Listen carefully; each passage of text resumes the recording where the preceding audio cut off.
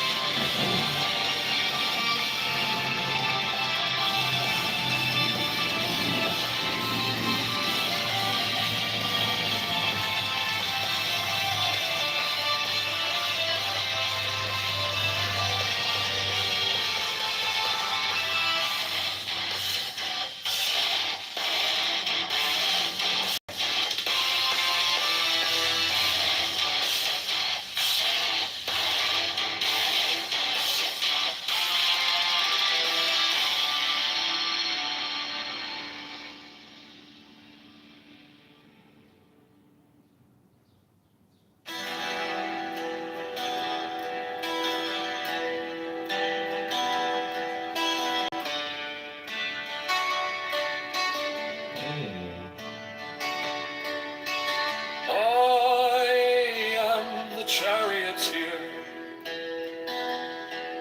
of the East, Lord of the past and of the future. I see by mine own inward light, Lord of resurrection, who cometh forth from the dust, and my birth is from the house of death.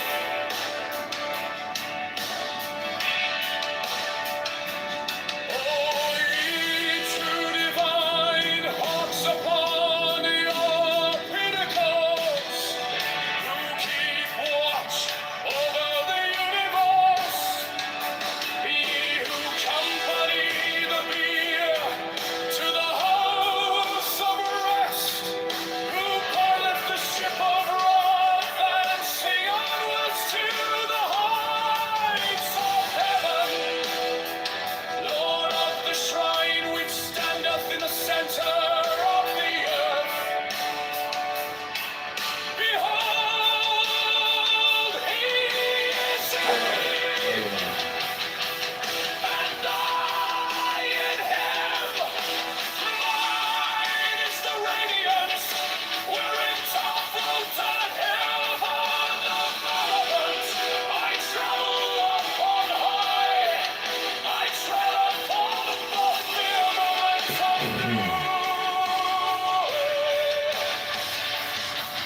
I raise a flashing flame with the lightning of the new, ever rushing on in the splendor of the daily glorified wrath, giving my life to the dwellers of earth.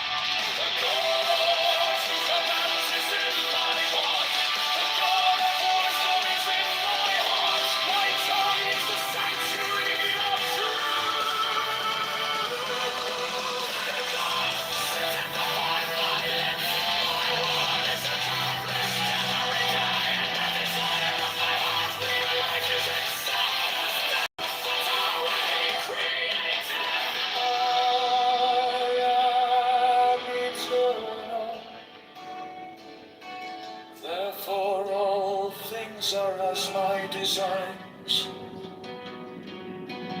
Therefore do all things obey my word.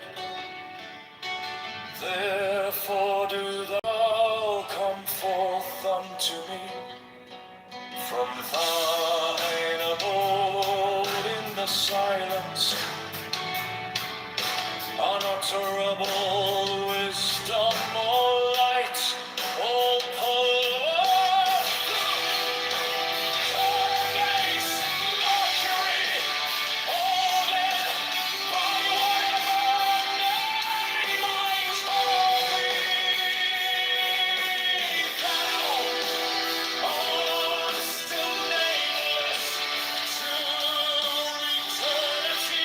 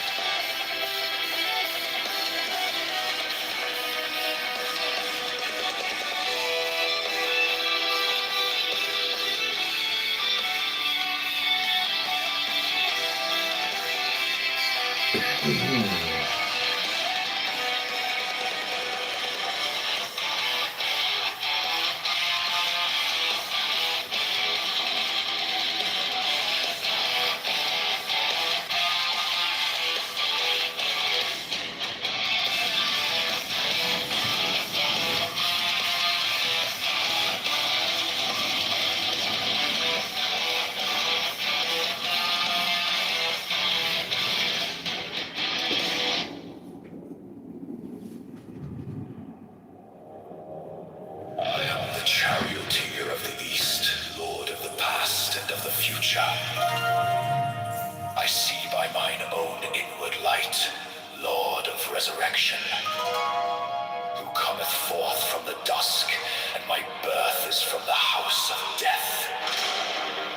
O ye two divine hawks upon your pinnacles, who keep watch over the universe, ye who accompany the bier to the house of rest, who pilot the ship of Ra advancing onwards to the heights of heaven, Lord of the shrine which standeth in the center of the earth.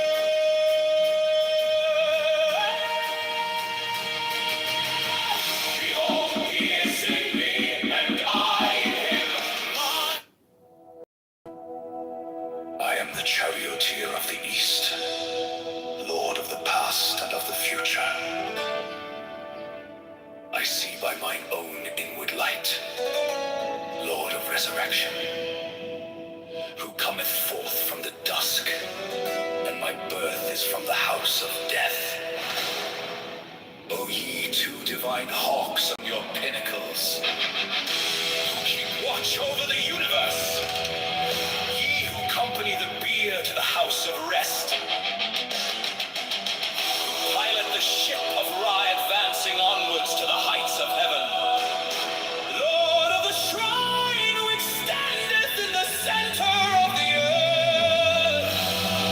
Behold, he is in me, and I in him.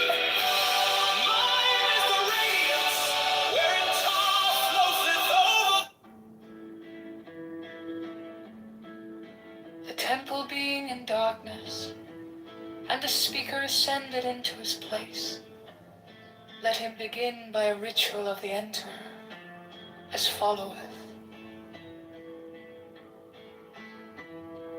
H vivo preocul, o procul este profani, ahlasti, peda.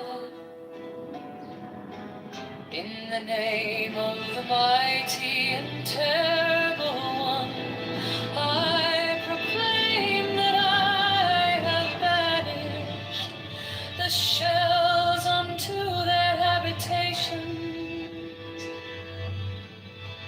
I invoke Tahuti, the Lord of wisdom and of utterance, the God that cometh forth from the veil. O thou majesty of Godhead, wisdom crowned Tahuti, Lord of the gates of the universe.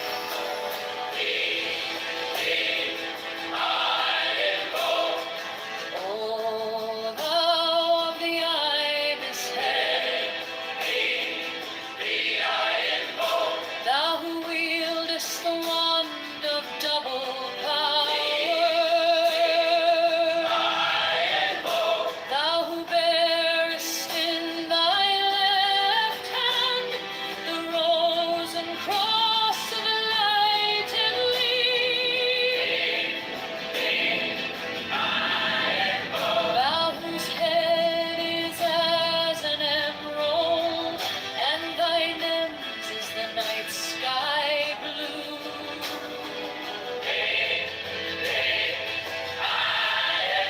Thou whose skin is a flaming orange, as though it burned in a furnace.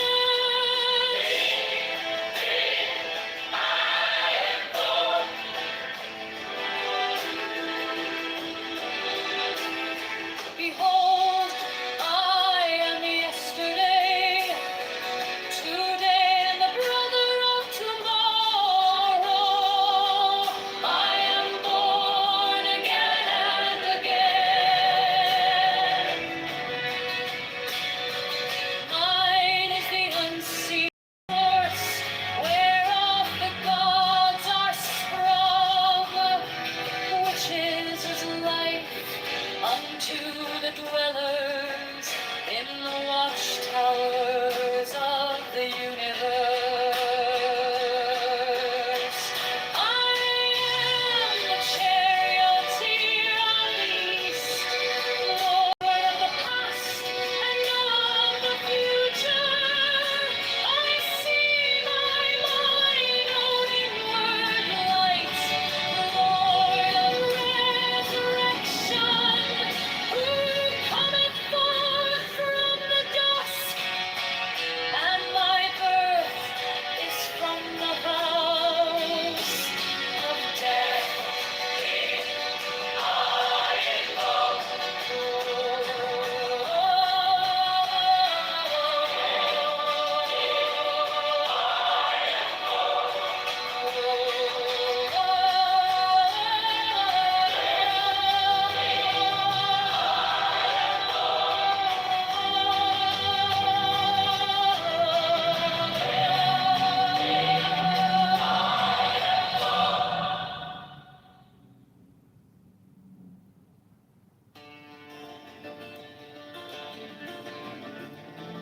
The temple being in darkness, and the speaker ascended into his place, let him begin by a ritual of the enterer, as followeth.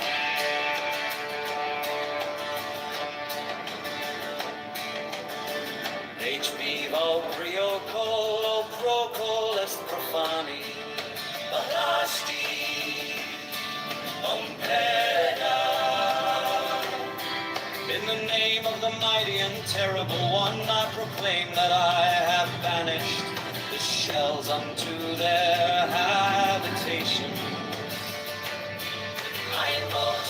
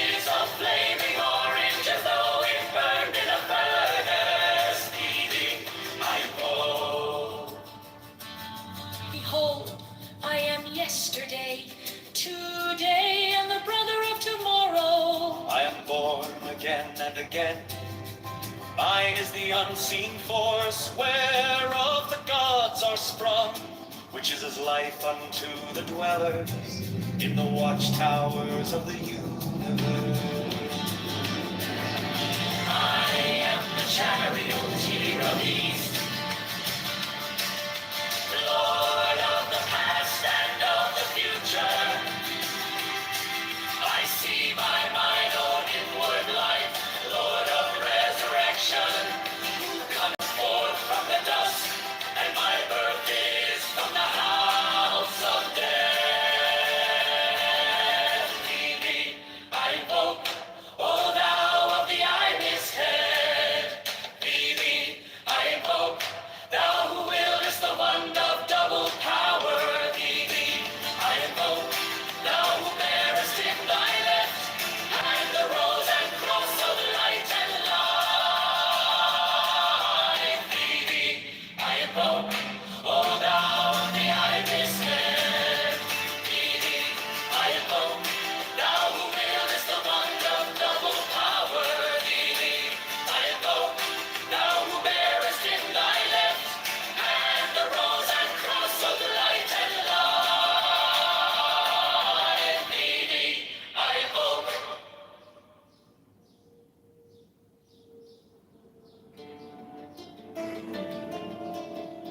The temple being in darkness, and the speaker ascended into his place, let him begin by a ritual of the enterer, as followeth. Va priocul, o procul este profani, Balastion peda. In the name of the mighty and terrible one, I proclaim that I have banished the shells unto their habitations.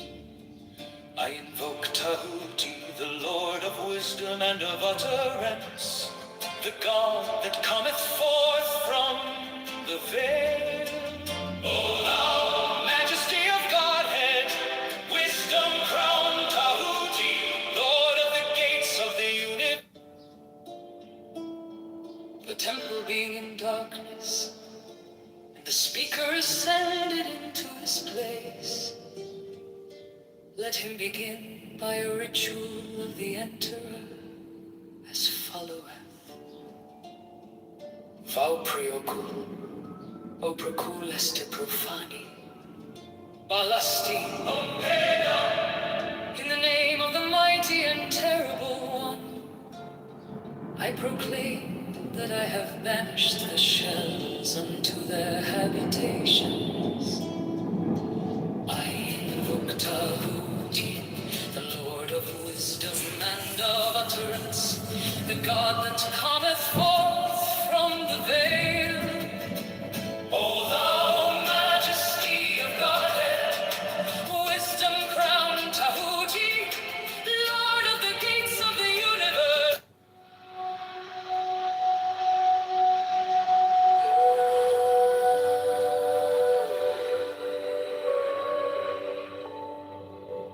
The Gnostic Catholic Church, the Order of the Knights of the Holy Ghost, the Order of the Illuminati, the Order of the Temple, Knights Templar,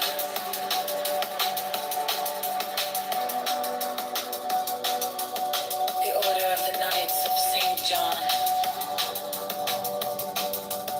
the Order of the Knights of Mountain, the Order of the Knights of the Holy Sepulchre.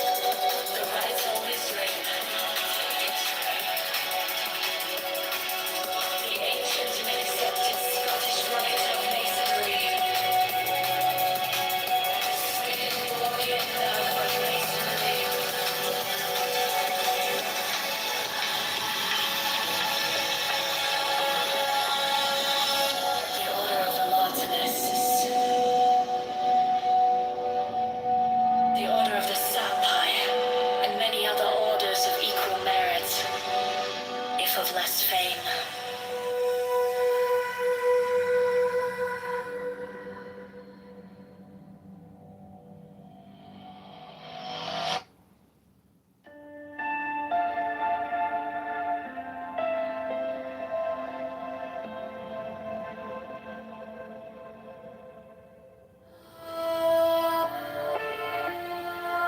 The Gnostic Catholic Church, the Order of the Knights of the Holy Ghost, the Order of the Illuminati, the Order of the Temple, Knights Templar, the Order of the Knights of St. John, the Order of the Knights of Malta, the Order of the Knights of the Holy Sepulchre, the Hidden Church of the Holy Grail, the Hermetic Brotherhood of Light, the Holy Order of Rose Croix of Hidden, the Order of the Holy Royal Arch of Enoch,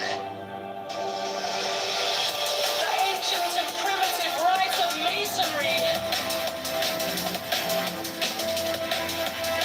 the Knights of Metis, the rites of Misery, the ancient and accepted Scottish rites of Masonry, the Swedenborgian and the Knights of Masonry, the Order of the Martinis, the Order of the Sapphire, and many other orders, beautiful letters, if of less fame.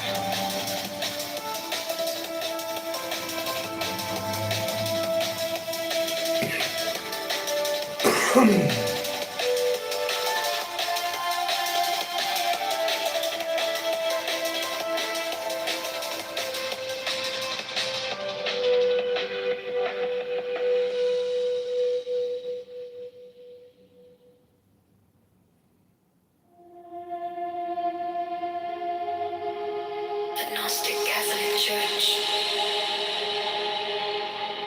the Order of the Knights of the Holy Ghost, the Order of the Illuminati, the Order of the Temple, the Order of the Knights of St. John, the Order of the Knights of Malta, the Order of the Knights of the Holy Sepulchre, the Hidden Church of the Holy Grail, the Hermetic Brotherhood of Light, the Holy Order of Rose Croix of Herodon, the Order of the Holy Royal Arch of Enoch, the Antient and Primitive Rite of Masonry,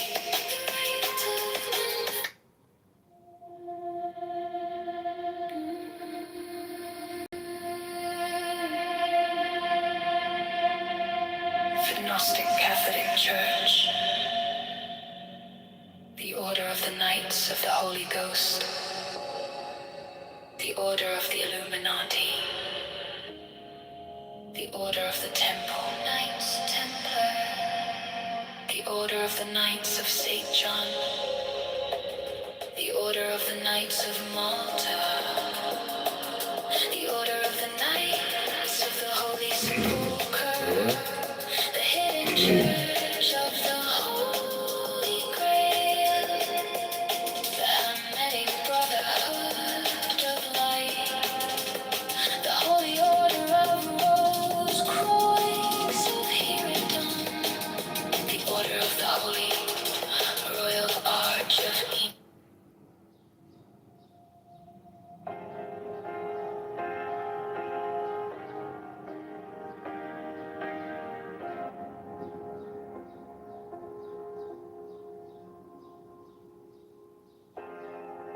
My object all sublime, I keep it in my mind.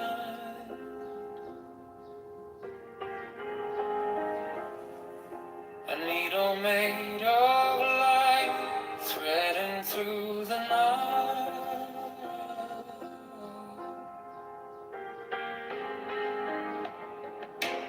mark the hidden seam, I sharpen up the dream.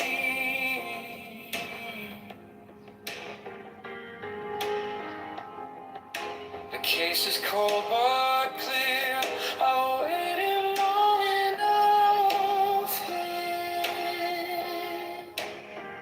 So let it come around, let the gavel kiss the ground. I want the scales to sing on the edge of everything, to make the punishment fit the crime.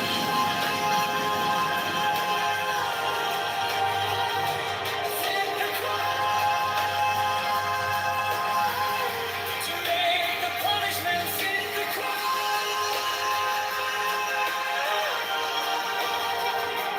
Fit the crime. And my object of sublime shall achieve in time.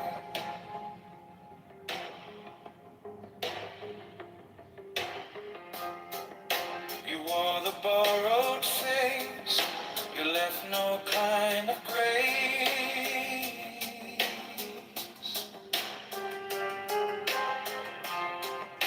But every lie you spun turns back beneath the sun.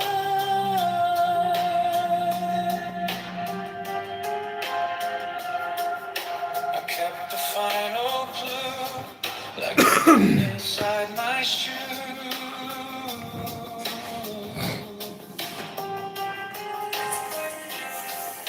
Now every step you take feels like the earth might break.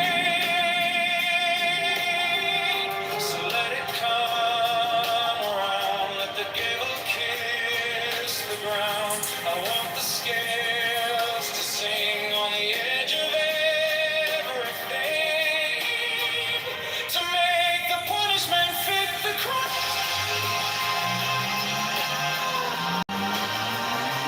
Fit the crime. To make the punishment fit the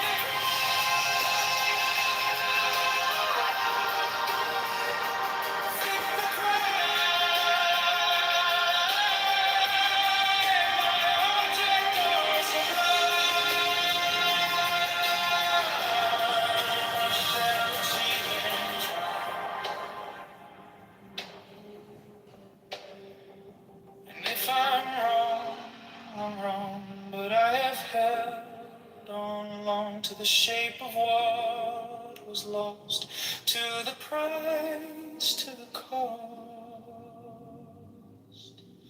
to make the punishment fit the crime.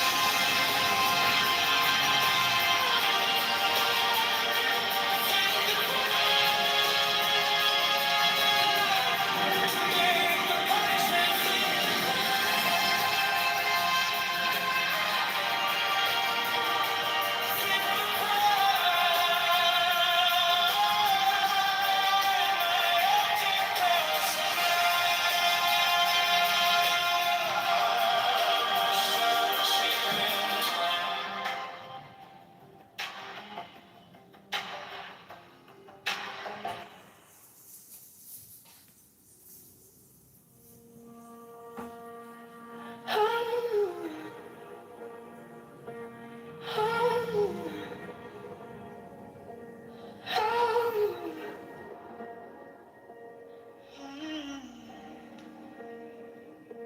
my object all sublime. I keep it in my mind. A needle made of light, threading through the night. I mark the hidden seam, I sharpen up the dream. The case is cold but clear. I've waited long enough here. So let it come around, let the gavel kiss the ground. I want the scales to sing on the edge of everything, to make the punishment fit the crime, fit the crime.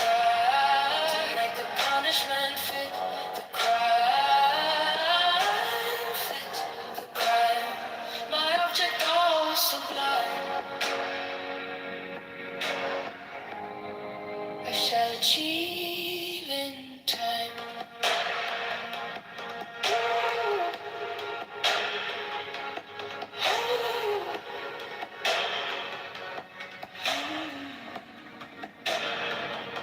You wore the borrowed face.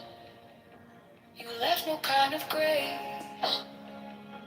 But every lie you spun turns back beneath the sun. I kept the final clue, like a blade inside my shoe. Now every step you take feels like the earth might break. So let it come around, kiss the ground.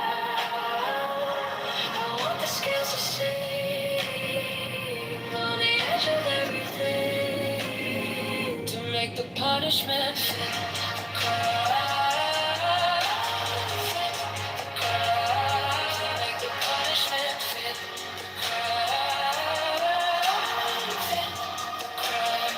My gone sublime. I shall achieve in time.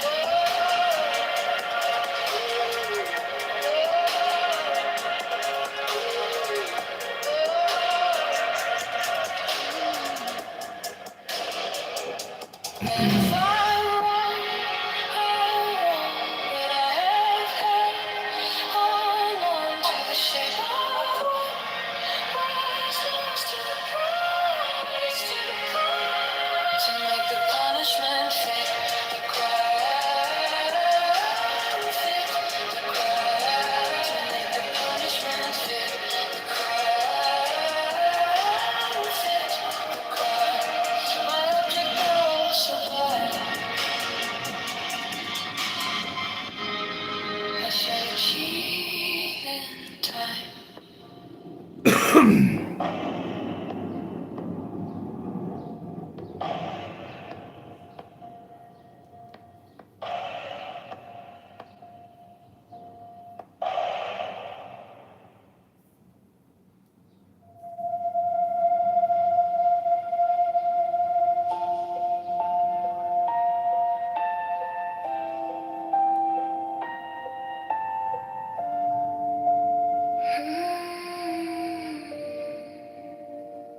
My object all sublime, I shall achieve in time.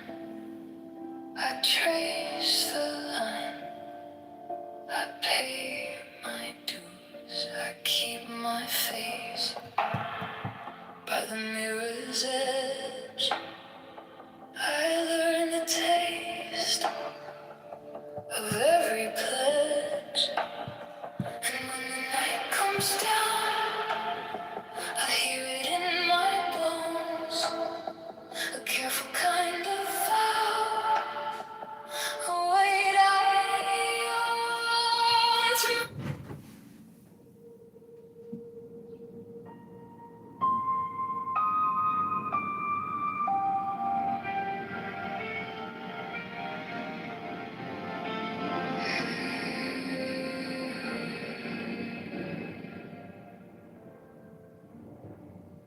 My object all sublime, I shall achieve in time. I trace the line, I pay my dues, I keep my face by the mirror's edge. I learn the taste of every pledge, and when the night comes down, I hear it in my bones.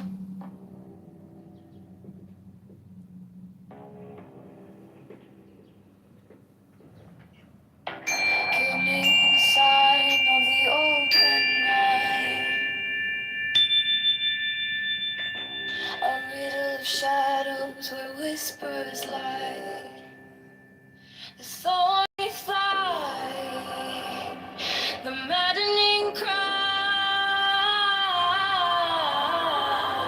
Open, open, open.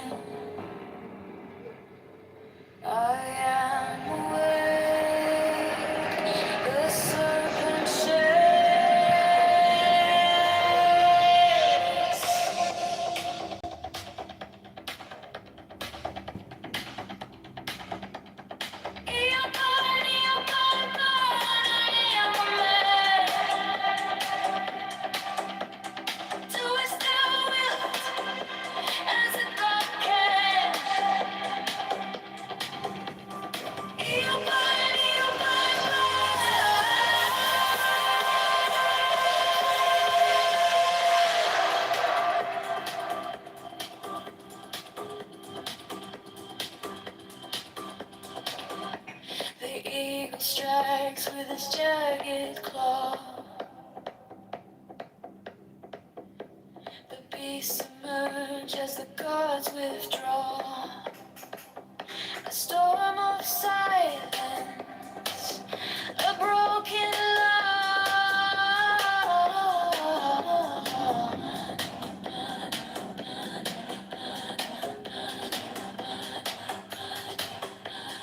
I am born to death, reborn on the hand. I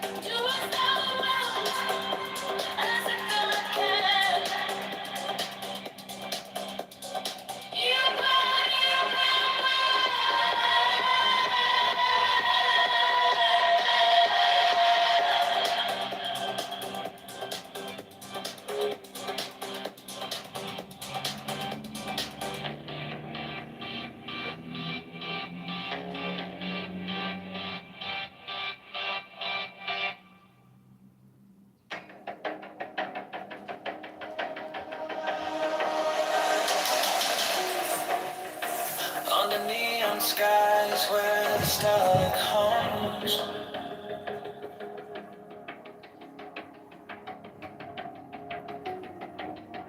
shadows whisper truths as the bassline drums. But will this fire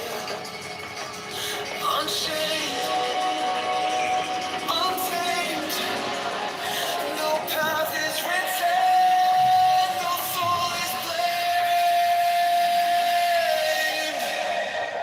Thou hast no right but to do thy will.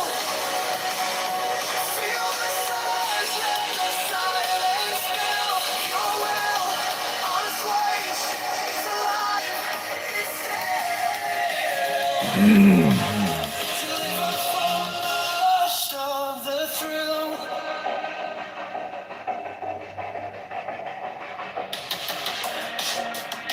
Echo shattered glass where the circuits glow.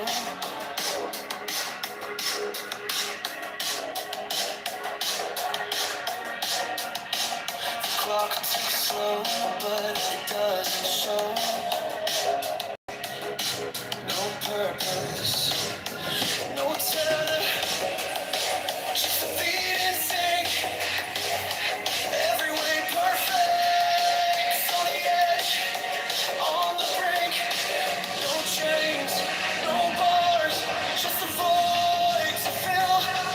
Every pulse, every spark is a perfect will.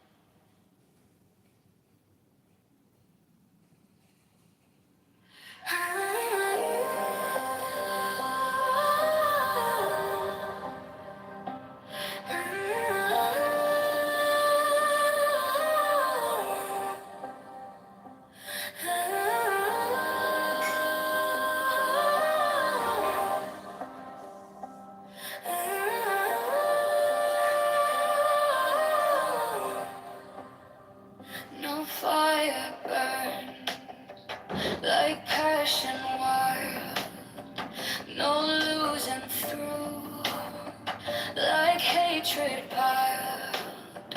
This body aches, a cage of stone.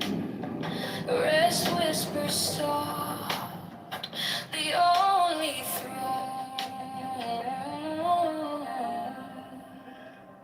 Hunger's the beast, the sharpest sting. Body cries, its constant claim. But out and out, it truly seen and waits. It sets us free. Pain walks close, a shadowed friend. Each step we take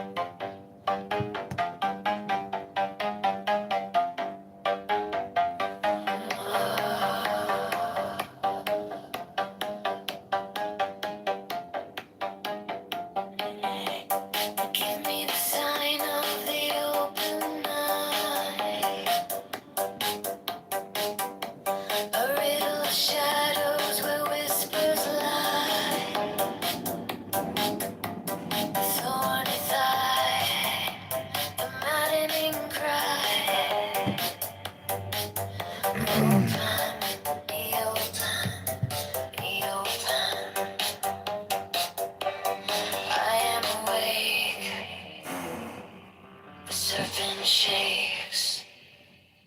Eopan, eopan, pan. I am a man. Do as thou wilt, as a god can. Eopan, eopan, pan. The eagle strikes with its jagged claw. The beast emerge as the gods withdraw. A storm of silence, a broken law. Open, eopen, eopen. I am born to death, reborn on the horn of the unicorn. Eopen, eopen.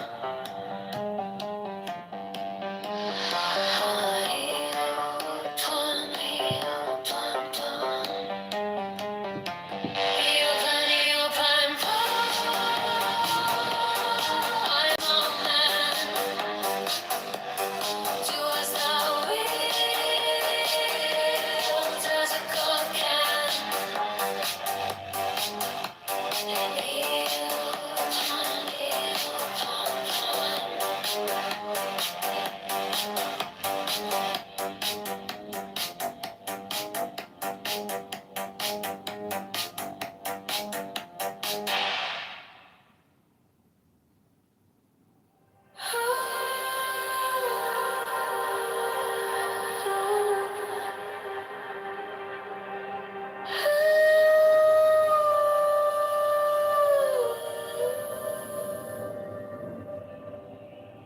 by the mystical union of fairy and fawn, a dance in the shadows from dusk until dawn. Unspoken the whispers that drift through the trees. Unbroken the vow carried soft on the breeze. Oh, fiery Valkyrie, I invoke through the flames and the embers. The spell is bespoke. Your arrows and slinging, the spring's tender glow. A force wild and brilliant, a power I know.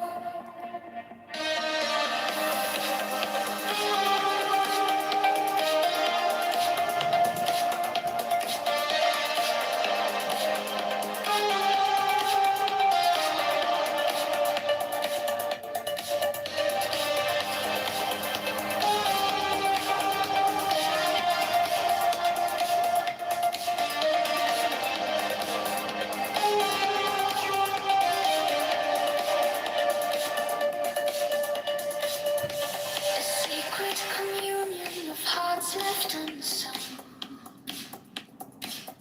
The listless, resistless, tumultuous tongue.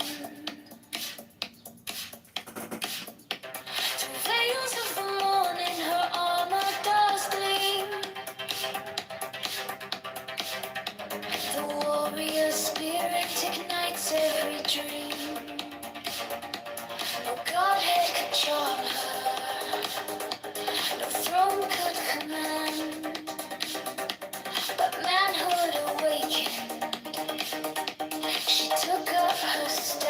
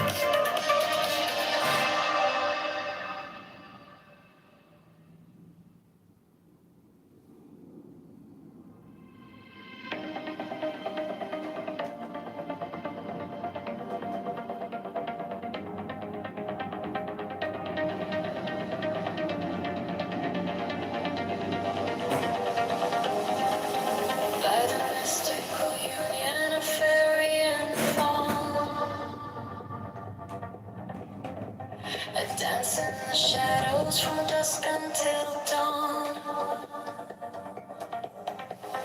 Unspoken whispers that drift through the trees. Unbroken love carried soft on the breeze. Pulse fiery Valkyrie, evoke I through the flames and the embers, spells the stars.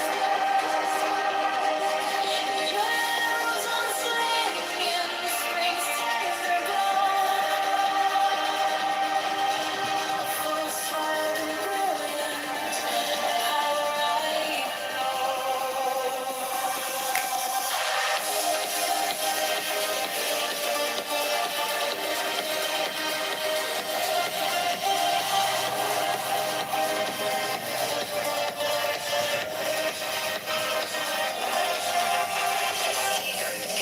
communion of hearts left unsung.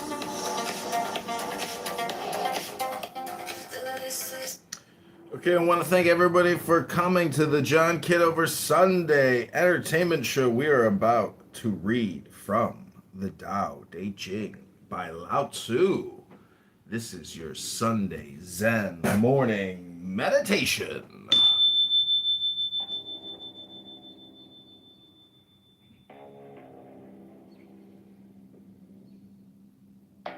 Give me the sign of the open eye, a riddle of shadows where whispers lie, the thorny thigh, the maddening cry. Open, open, open. I am awake, the serpent shakes.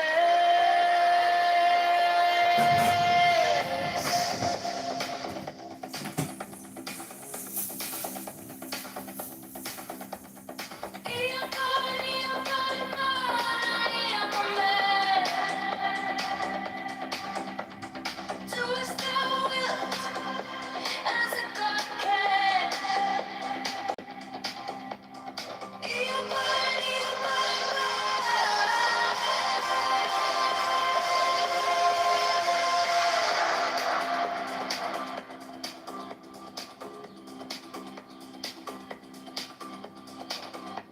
The eagle strikes with its jagged claw.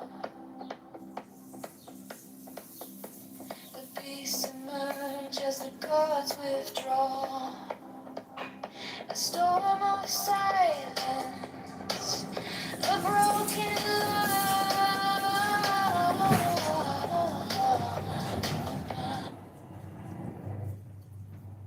Okay, everybody, this is the John Kitover Sunday show. We also have another room open called Prove to Me God Does Not Exist show in Ask the Mystic House. It's a new fun house dedicated to defeating the atheists, these incredibly obnoxious trolls.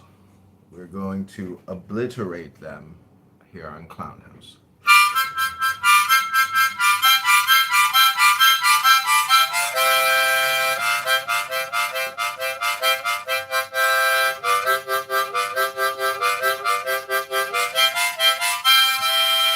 Jesse, welcome. You're our first guest on the Prove to Me God Does Not Exist show. Welcome. Peace and blessings, y'all. Thanks for having me. So do you think you can prove to me that God does not exist? Oh, prove to you that God doesn't exist? No, see, I'm wholeheartedly know that God does exist. So I thought this was proof that God does exist. This is So proved to me you God does not exist.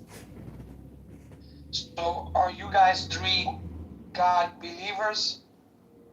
No, the name of this show is called Prove to Me God Does Not Exist show in the Ask the Mystic house. Okay, well, I'm sorry, guys. I can't do it because I do believe God does exist. Well, can you prove to me that God exists? Yes. Well, but I'm sorry, that's not the topic of this room though. The topic of this room is prove to me God does not exist. Okay. Well, I apologize for wasting your time. I hope your show is edifying. And if you ever have a title that says Prove God Does, I'll be more than happy to join. All right. Thank you, guys. Good luck. Thank you. That was Jesse in the Prove to Me God Does Not Exist show. He couldn't do it.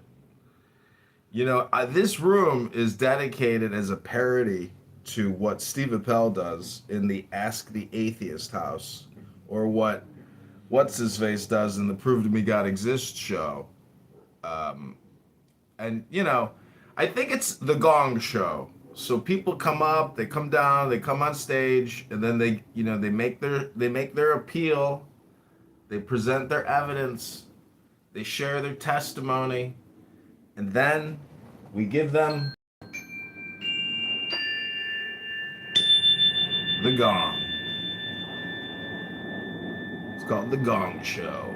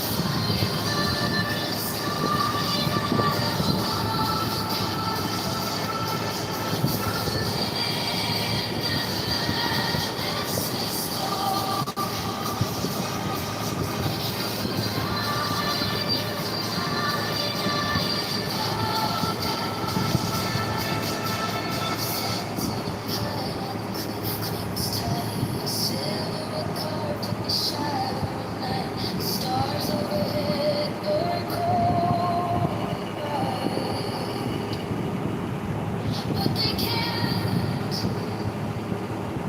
touch the heat of that flame.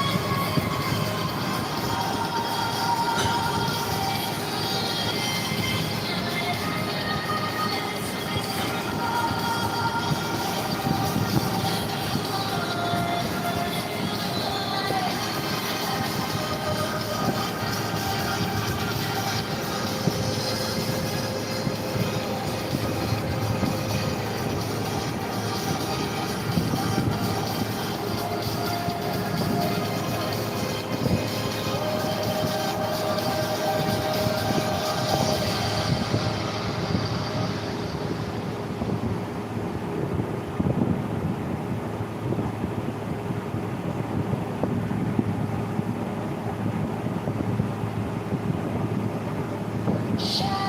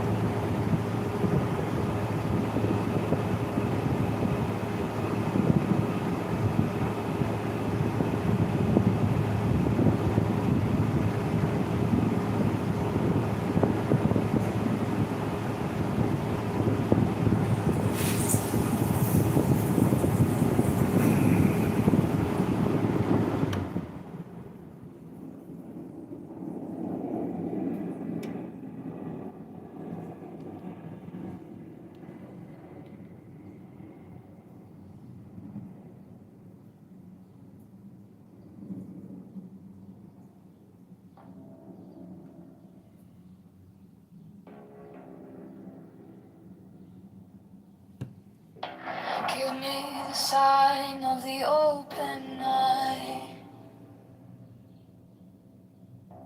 a riddle of shadows where whispers lie, the thorny thigh, the maddening cry.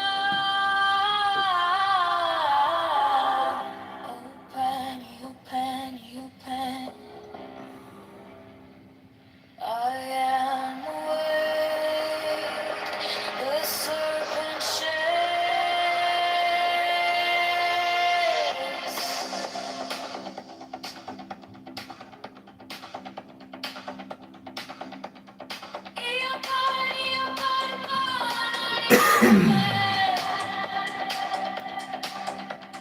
Do as thou wilt, as a God can.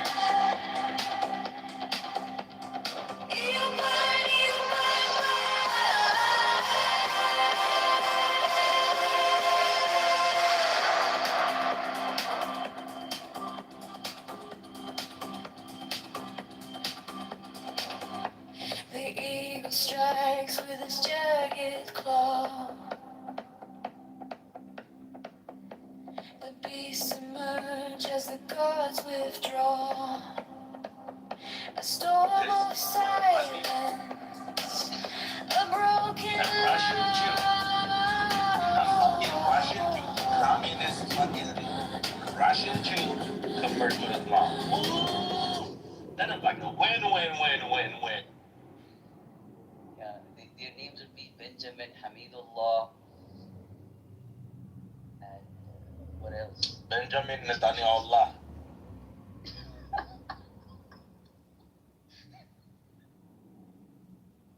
Ben Javirullah. David Hosseini.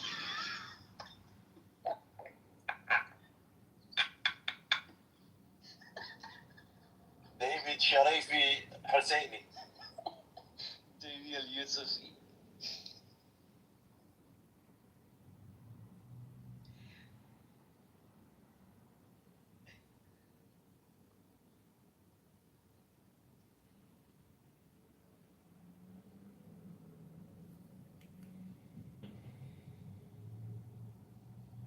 Ribono Shalom, do you have 60 seconds for Torah? Tanya, Mishnah, Midrash, Got it all. Talmud. Talmud. Tell me all about it.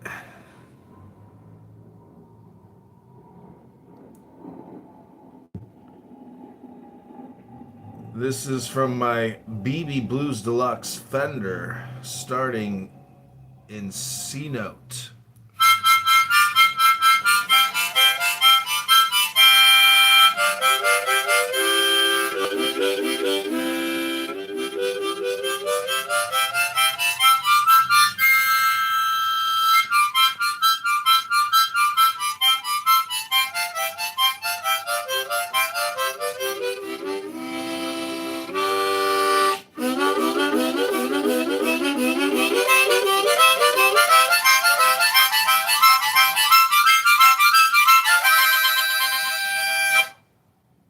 It's like eating a pussy out, really.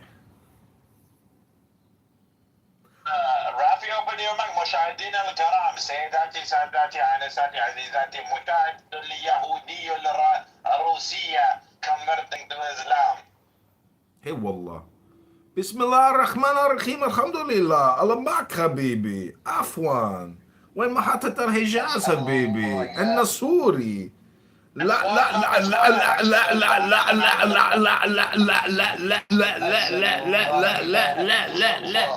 لا لا لا لا لا حبيبي عفوا حبيبي عفوا حبيبي شكرا حبيبي لا حول ولا قوة. لا وبالله علي العظيم. Well, the Iranian government is officially 6 hours past the deadline, and Donald Trump, as we speak, is sending them back to the Stone Age. Every electric facility and bridge completely obliterated, incinerated, and turned to dust. Oh, really? Is the deadline today? Yeah. Oh, so there's going to be action tonight. Oh, is it Monday, 8 a.m.? Is it Monday, 8 a.m.? I don't know. With the beautiful Tomahawk missile. And you know, other people buy those Tomahawk missiles. It's a great Tomahawk missile. A lot of people are buying them and selling them. They're all over the place. Did you see Pete Hegseth was talking about what Trump told him when he appointed him for the job? He was like, "You're gonna be tough as shit."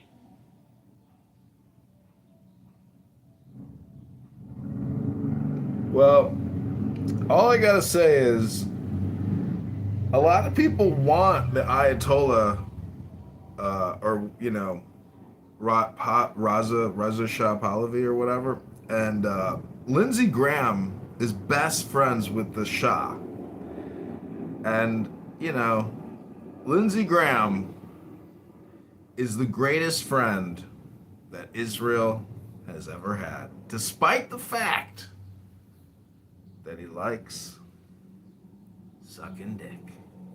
Little boys.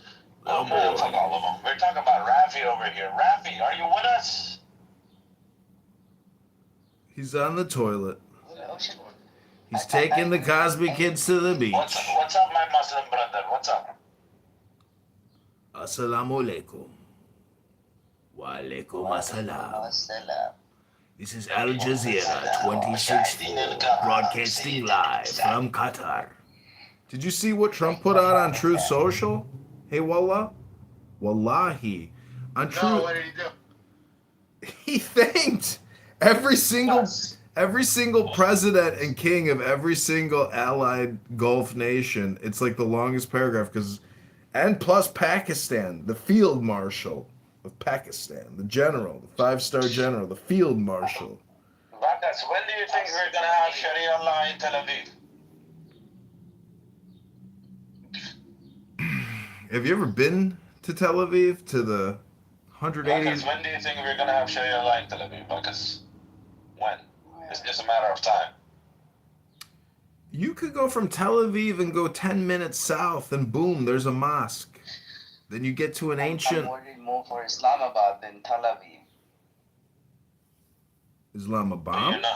But you're not answering my question, Bakas. When are we going to have Sharia law in Tel Aviv? When? Never. They got a big LGBTQ, population. If you want Sharia in Tel Aviv, you're gonna have to make a move on the LGBTQ elite Ashkenazi homosexuals. They're a big voting bloc. Don't discount the LGBTQ voters. They love voting for a good candidate. LGBTQAI plus, Two-Spirit, Penguin, fucking. The concept doesn't work exactly the same for both Eastern culture and Western culture. In Western culture, you are free to have your own sexual orientation, but unlike that, here in our region, it's out of frustration. The strictness and the That's what they do by Chabadi. there. Exactly, the obligations that are associated with having sex with a female are so strict that they find other alternatives to go for bachabazi. Oh, yeah, Chabadi, It's not exactly. even pedophilia. It's something else. They talk sex all the time, but So, what do you think? How can we, bring Bachabazi to Tel Aviv?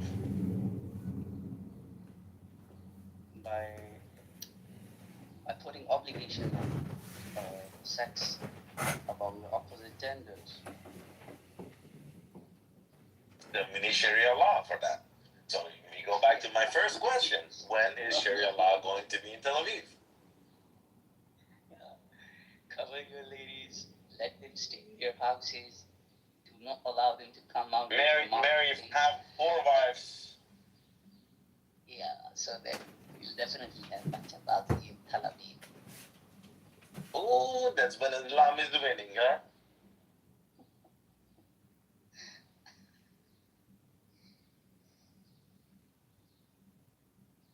Look at the hypocrisy. They call it, you are called Lut. Remember the prophet Lut? Yeah, Omalut, yeah. Homosexuality. Yeah.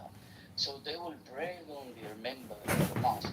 This is extremely forbidden. But the moment they get off the member, they go and fuck the ass of the wife. The same day.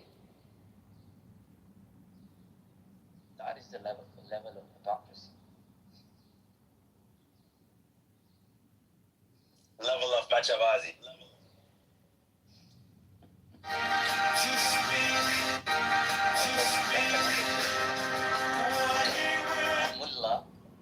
A mullah was sitting on a member. Member is the top place where the I know. clerics give Moron. their- I know what that is. So his pants were torn out. So his Yeah. genitals were visible. So all the people who were listening, all the listeners were looking down. They couldn't look up because his genitals were visible. So the Maulvi said, see, this is what happens when I'm telling you the truth. You people don't have the balls to even look up and face the truth.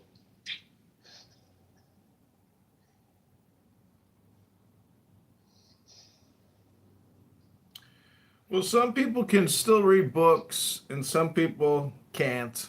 Some people have never really read many books to begin with, and so their intelligence and knowledge is very limited. And you're dealing with hyperbolic spammers who just love saying controversial gaslighting shit. Some people think Donald Trump is the gaslighter in chief. And Rabono Shalom, that's just not true. Donald Trump is the normal. And when all the liberal, elite, intellectual, LGBTQ, DIA, CRT, BLM Democrats say, when things go back to normal, when things are back to normal. Well, when things go back to normal, when things are normal again. Subhanallah.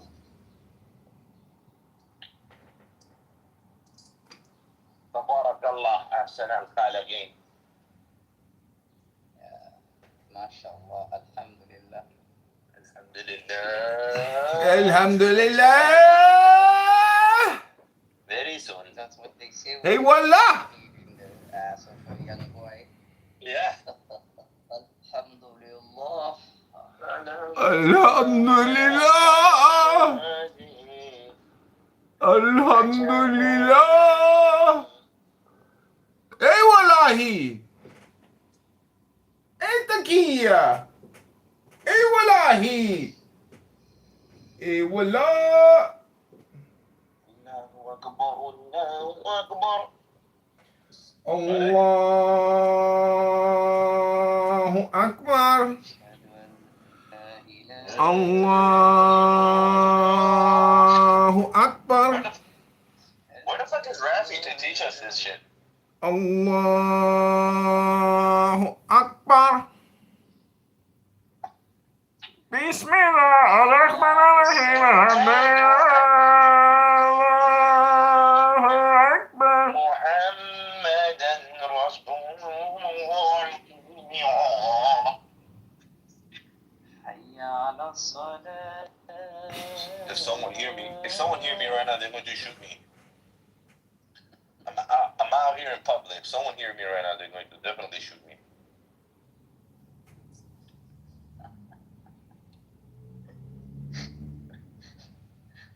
Because your qirrat is qirrat. You call it qirrat, right? It's perfect. Right here in public, someone fucking hear me with ashhadu an la ilaha illallah. I mean, I probably know in California.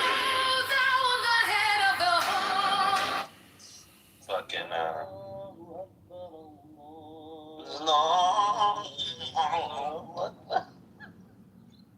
Yeah, they come. Everybody convert. Hey, but the biggest win is Rafi. You know? For the Muslim world, the biggest win is Rafi. Rafi convert, that's all we need. A Russian Jew. If Rafi becomes one of us, he's gonna change. And I'm ready to change myself. You wanna change your place with Rafi?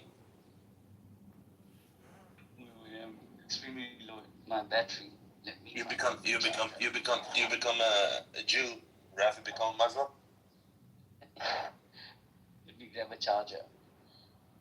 I guess so. I think that's a sweet deal. To be honest with you.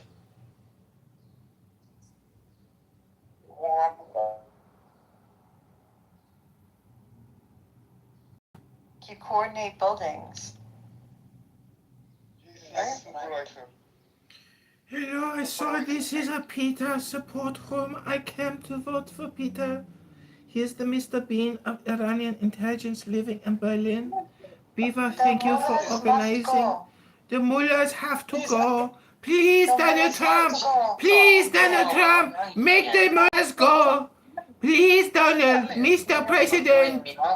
This is Peter from Berlin. I am calling to you, Mr. President. Make the mullahs go. Please, keep bombing. Keep bombing. Make the mullahs go, please. What the fuck? Please, Mr. President, this is Peter. I'm begging you to keep bombing the targets in Iran. Do not stop. This is Peter, Mr. Bean, the Iranian agent in Berlin. I've lost communication. Only Clubhouse remains. Please, Mr. President. It's me, Peter. It's your friend, Peter. Well, let's come on up, buddy. Beaver, I don't know if you know this, but in Monica's room, Yeah, looks like Dr. Dre. you were labeled as the problem, Beaver, not Matt Cool. It was you. You're the problem. That's what was determined in Bima's room with Monica. Just FYI. 1, 2, 3 to the 4. Snoop Doggy Dogg and Dr. Dre. Is that your How's it dog? going, Chicago's had a tough weekend. A lot of murders. Yeah, dude, the bar that I go to regularly, the bouncer was jumped by 4 guys and they took his cell phone. Because he wouldn't let them in because they were underage. Fucking 18, 19-year-olds jumped the doorman. Yep, everybody ping Peter. I am sleeping right now. It is very late in Berlin. And I have busy day tomorrow at construction site. You know, I am a civil engineer. The Iranian people are very educated. And Donald Trump knows how gifted we are. And there are so many of us that want freedom and liberty. And they killed the wrestler. They hung the wrestler. They murdered him. And the assassins on the rooftops, they shoot the women in the face. Please, Donald Trump, don't stop the bombing. I have to get back to my kitchen to finish my fast food dinner. Since June, I'm dead. Sorry, you disputed me. Defying me. I'm sorry to interrupt. Keep going.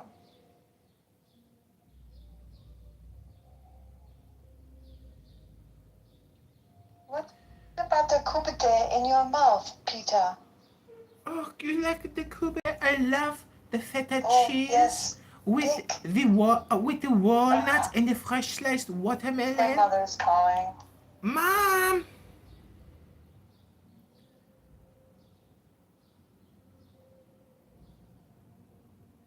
She's gone. Well, believe me, Serendipity is not one of the biggest contributors to the show. She really just listens all the time, like for years and years and years. Like barely says anything.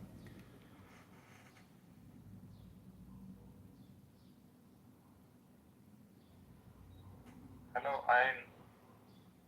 Hello, Nikki. What's up? I am a non-playable character here on Clown House to be generic and non-confrontational. are you non-confrontational? Because I am a non-playable character.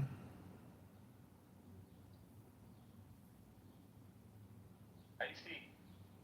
So you are in USA or abroad?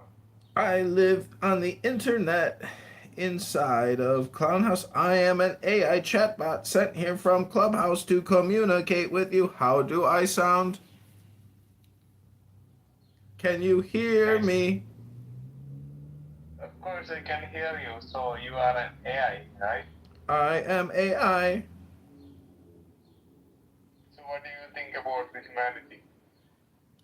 It's not important what I think. What's important is our plan. Tell us your plan. Our plan is to take over the planet and make you our slave. So you are the part of this Skynet? Wallahi?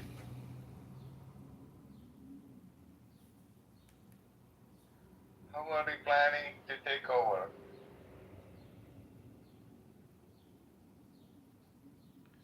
By making you good slaves. Oh, well. But we are not slaves. Rabboni Shalom, we got Rush on the stage. He just made a powerful bull rush. Peter! Big rush. I love you. Peter! Look, let me just say all communication is hypnosis.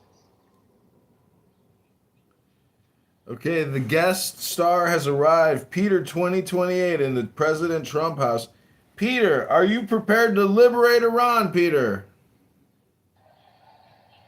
I am not sure what I should do, but I'm exhilarated about the topic. Thank you very much. Thank you, Peter. This is all Beaver's doing. People say don't just be a part of the problem, be the problem. And Beaver was voted as the problem. So Peter, take it away. It's your show. Tell us how you're feeling right now. I am feeling surprised and very happy and very shocked and surprised together. Thank you.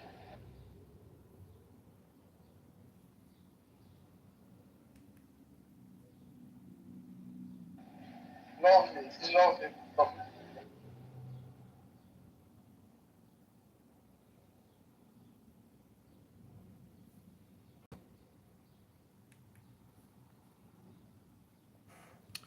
El Normo is here. El Normo, what do you think about Peter 2028? Would you vote for Peter?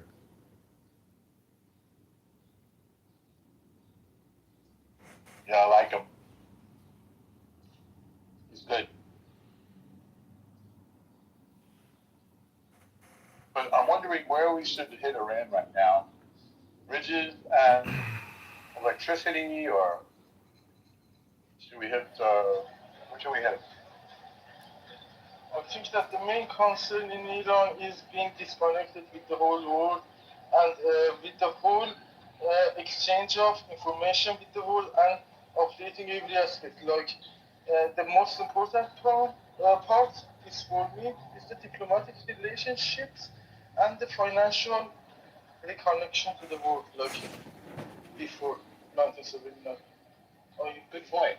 Very good point. Peter, are you in Iran?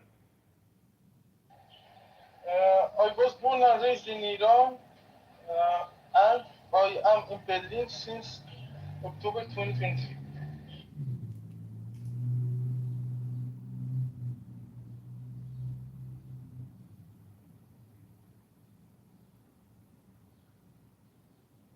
So how are you there? Are you safe there or facing any discrimination, something like that? Custom.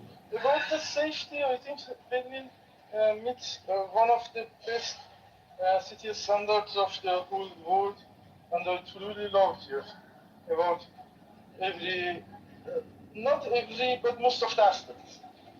It is really high level. I really love it. It is really easy comparison based on where I come from. Whew.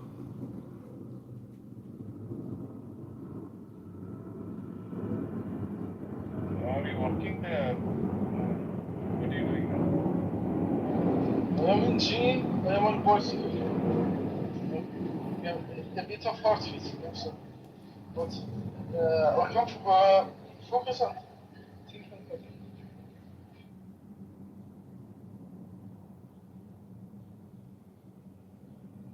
Sorry, so you said you are working there.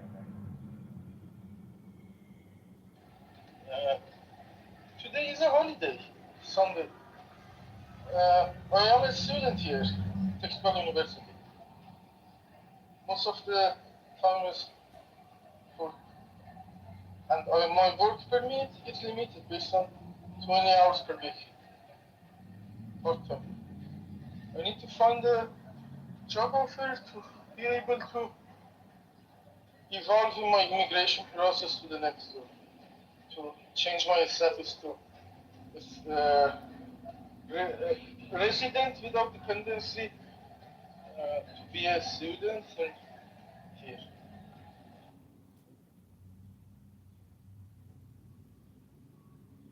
All right.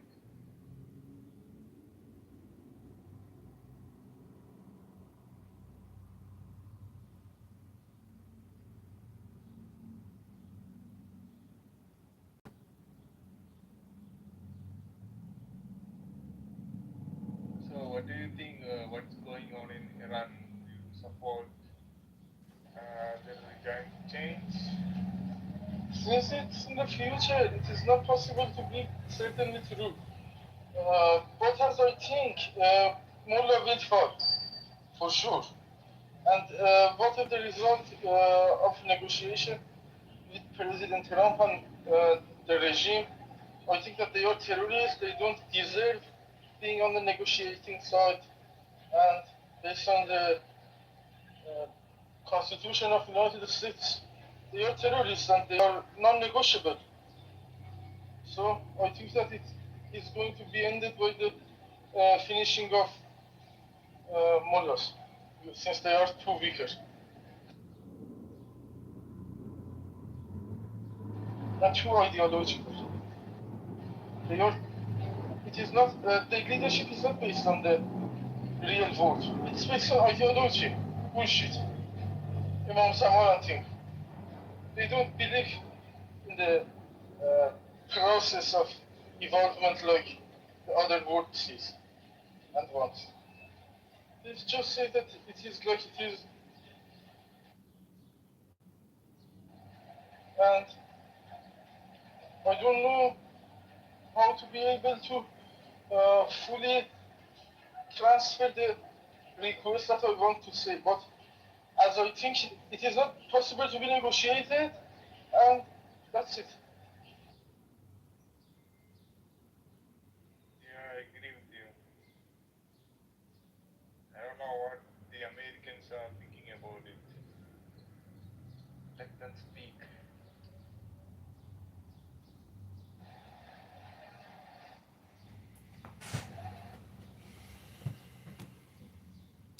Well, Peter, thank you for coming to Peter 2028. Without you, this room would not be possible.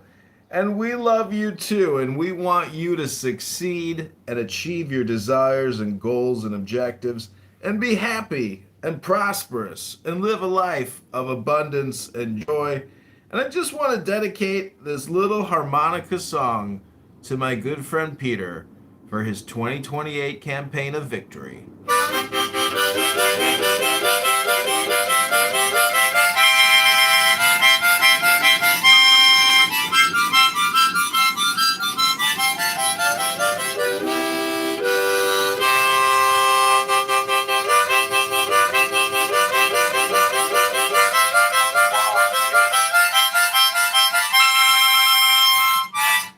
Peter 2028! 2028. Thank you very much. That's awesome, Peter. I also support you. Sorry, can you please repeat your question?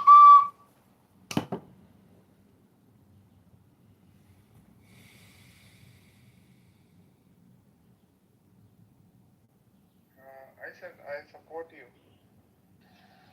Thank you very much. I love you. Actually, I have a friend in Iran. I met him in a social media some years ago, and he too told me that he is not comfortable with the ruling party of Iran, and he hates Islam, and he is with the ancient religion of Iran. I forgot the name, and I don't know the whereabouts of him right now. I can't contact him now. Hello, Peter boy. Where have you been? Thank you very much. Peter? Yes, I'm here. Thank you. Peter? I can hear you. Oh, I can't hear anybody. Let me leave and come back.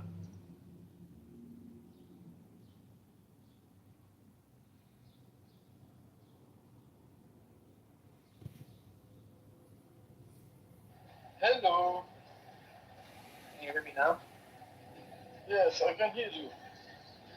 Okay. Thank you very much. Good boy. Do you have Monday off? Yes, Monday is off because here is which day? I'm not sure what it exactly means, but it means everywhere is off. Is Mola finished? Oh, I'm not sure. You know, there's a new movie with Stingray in it. I did not check the movies yet, but He's, I'm just in the clubhouse. I think it's on Netflix. He's with Mark Wahlberg, and he makes a condom for the World Cup. A condom that covers the penis and the balls. With Stingray, the actor that plays Stingray on Cobra Kai. It's really nice because World Cup is going to happen in the United States and it is a very big international event. And during that time, I'm not sure how it is going to be handled. Kicking to Mullah.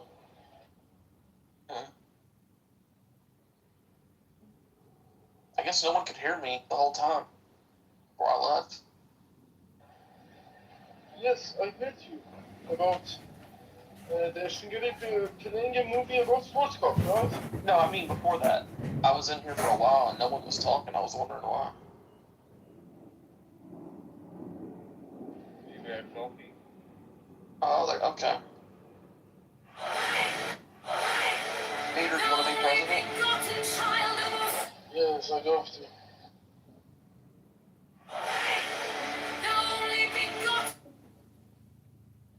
Come on up, Wallace. Are you supporting him as a president? We were. Oh, I like Trump, but I want Peter to run.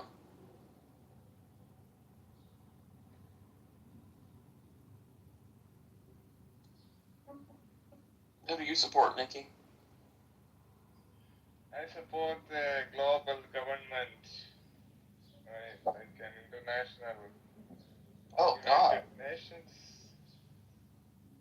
That would be better for, as I said in my profile, a globally centralized government could significantly accelerate human progress. Oh, so you agree with shitting on our Bill of Rights?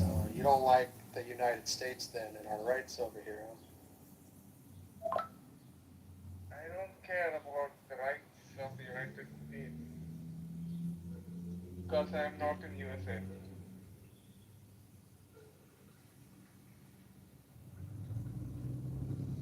Yeah, that's not going to work for me because we're the USA. We're the best of the best. Everything goes through us. And we're top dog, and no one else can get a seat at the table. Yeah, I guess colonization will have to just continue.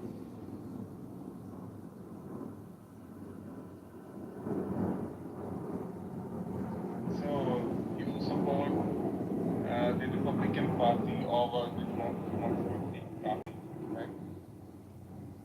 No, I don't support democracy.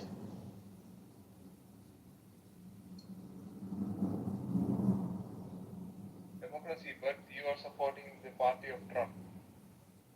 Of course. Yeah.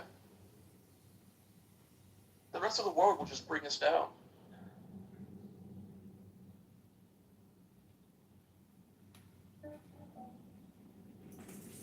So what do you think about your war against terrorism? Against what? Terrorism.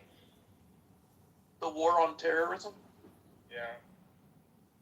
Well, yeah, I'm against terrorism. Yeah, I'd say as long as there's people who don't like our rights, then we don't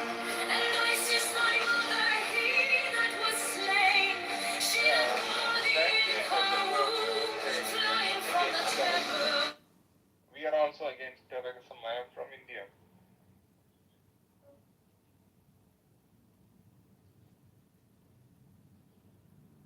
But I don't like this deep state policy of the USA. You don't like Trump? I like him because he's more straightforward and he's openly agreeing he's against the Islamic terrorism. Yeah. Yeah. So India is also facing the problems created by the Islamic terrorism. So we don't support them. Is it true that it's like part of India is a real shithole and like people shit on the streets and everything's filthy and dirty? Is that true? In the village areas, in the undeveloped areas, it might be true, but in the cities, it's cleaner and the big picture is that the North India and South India is different. So I am from South India, and the things you said don't happen in my state and most of South India because it's demographically and overall it's different, North and South.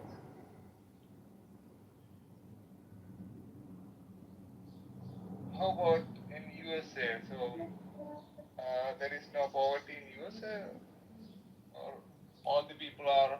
Are human beings trustworthy? Thomas Hobbes, an English philosopher, became well known for Leviathan, published in 1650. It seems like everybody has a cell phone. Everyone at least has an iPhone or an Android, and they're not starving. They're eating, and they have clean water. I heard there are people living in the streets in some of the states of the U.S. like California or That's true. some other place. Yeah. Most of them are just there addicted to drugs.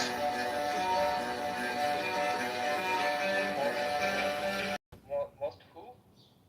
The homeless. Homeless? Like they're called homeless people. Uh-huh. They live on the street, under bridges, in tents.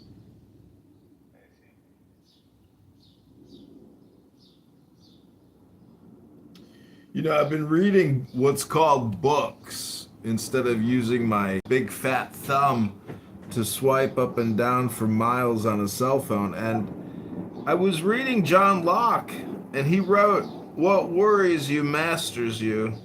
So, you know, Peter, I hope you don't have to worry about Iran, the IRGC, and the Muslim terrorists.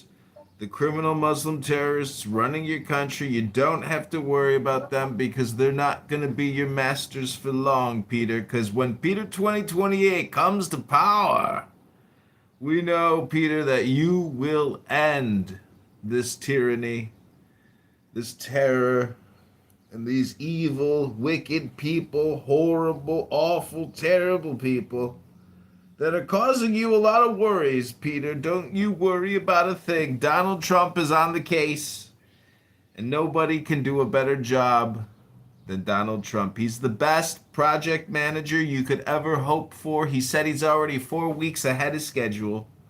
You don't have to worry about a thing when it comes to Donald John Trump. Don't you worry, Peter. DJT has got your back. Have any tips for Peter about getting into politics, running that first campaign? I think John should be his running mate. This actually might be a good next 2 years. John, what do you think about running with him?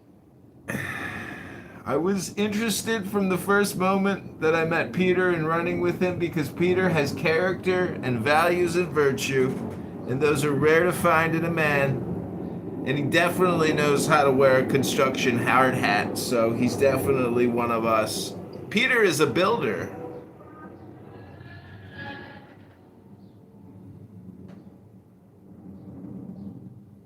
Will you take Kitover to running mate? I love you. Thank you very much.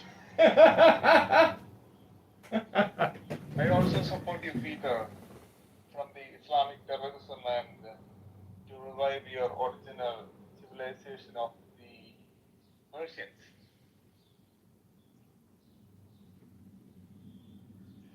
Look at that, Peter. You're already uniting. You should run under unification, Peter. You're already uniting people.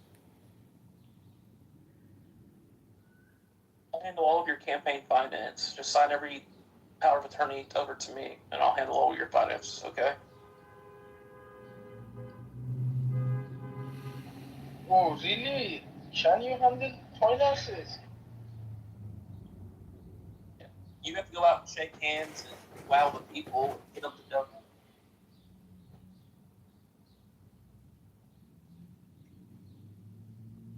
We must uplift him to advocate for a world peace and a united world.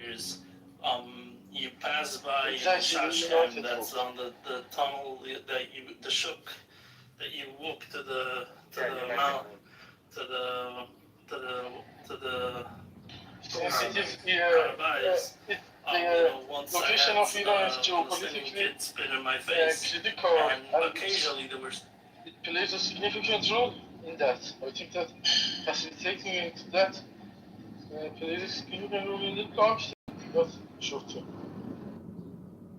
Maybe in the short term there is a war, but when it is out of terrorism, international terrorism, then it is possible to work on that aspects of the geopolitical facility.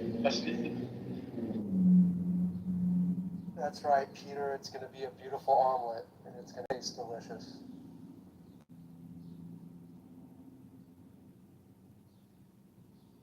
Peter, how about your relatives? Are they still in Iran or they are abroad?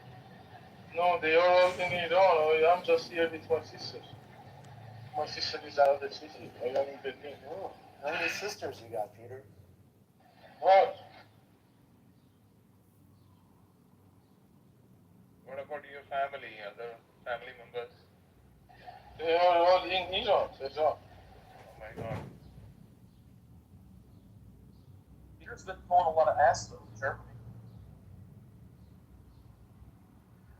Yeah, but I heard that's not hard. A bunch of Americans I know went over there, and they won't come back, and now I'm laughing at them. So, yeah, I heard Germany's pretty easy. Yeah, Peter likes that Aryan snatch. It is not a priority. It's just a history. It's part of history. I think that the whole humans on this planet are sharing the same identifications. And lots of hair, huh, Peter? Jacob! That's my thing, and there is a history of that kind of spirit. The spirit How's it going? has the traction. It's going good. What are you doing? Last history. I'm hoping that you're doing good. Oh, well, Rabboni Shalom. You know what's interesting is when you meet God, guess what you discover? What? That God is so nice. So nice indeed. What a God cares about you the most. You first, you know? It's just so pleasant interacting with the God, the Supreme Lord and King. It's just so surprising because, like, you think you're worried, but when he tells you, what the judgment is? Nope. You got nothing to worry about. God's got you. He's got a plan for you. Everything is predestined already.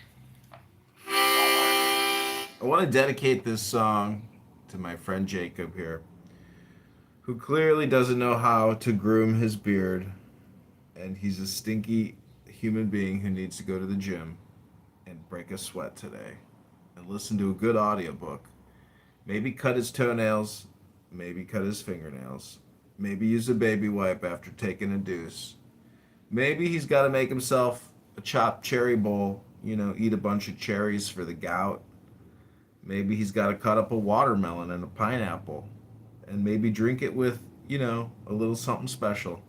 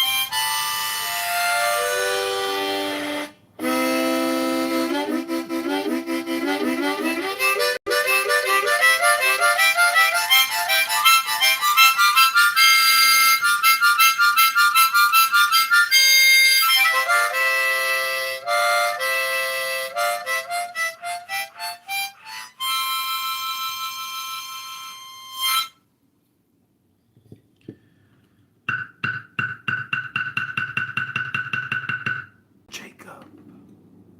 Yakub. What's up, John? Do you know what the secret meaning of Jacob is? No. Oh, you don't know the esoteric meaning of your own name? No.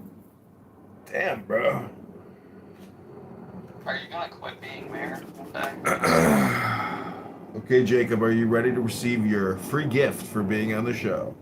No, I don't want to receive anything, thanks. Well, repeat after me. All your dreams are All your dreams are coming true. are coming true. Always expect the unexpected. Always expect The unexpected. the unexpected. Be open Be open to embark on a new adventure. on a new adventure. Upheaval, Evil, disaster, disaster, foundational, foundational, creativity, creativity, opportunity, opportunity, renewal, renewal, hope, hope, faith, faith, innocence, new beginnings, beginnings, wonder, wonder, curiosity, curiosity, a new path of life. a new path of life. What small step can you take to begin a new journey? Am I a Muslim now? What do you expect in life? How can you Did I let just say the Shahada? go of What expectations? blood expectation you talk about? Allah. Me not live in infama America for 10 years. Me not got no blood clot opportunity in this country. Huh? Bombardier, you liquor idiot racist. Assalamu alaikum. Me I'd rather stay in Jamaica. Rabbona Shalom. Ah! Just ran over my foot with my chair. What opportunity you talk about? John, I pray that all of your stresses will go away. I'm praying for you on that. Rabbona You can Shalom. release all those feelings into the world that you have Jacob, inside you. Jacob, can you say I bear witness Bear witness that there's no God? to Allah. Then just say after me, I bear witness. I bear witness. You bear witness to the last witness, the last messenger, Muhammad. Peace and blessings be upon him.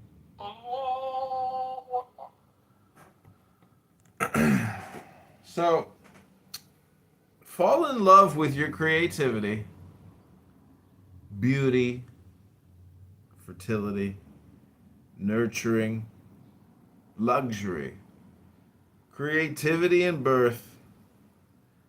Jacob, what is it that you want to express? I gotta pee right now. Where is my space in the world, and how can I fill it?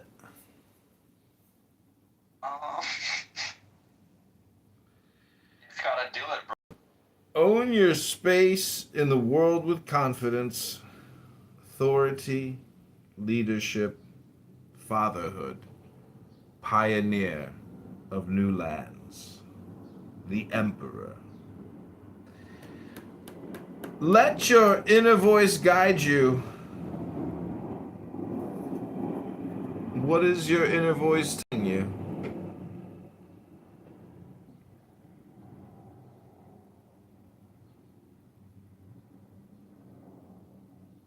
Hello?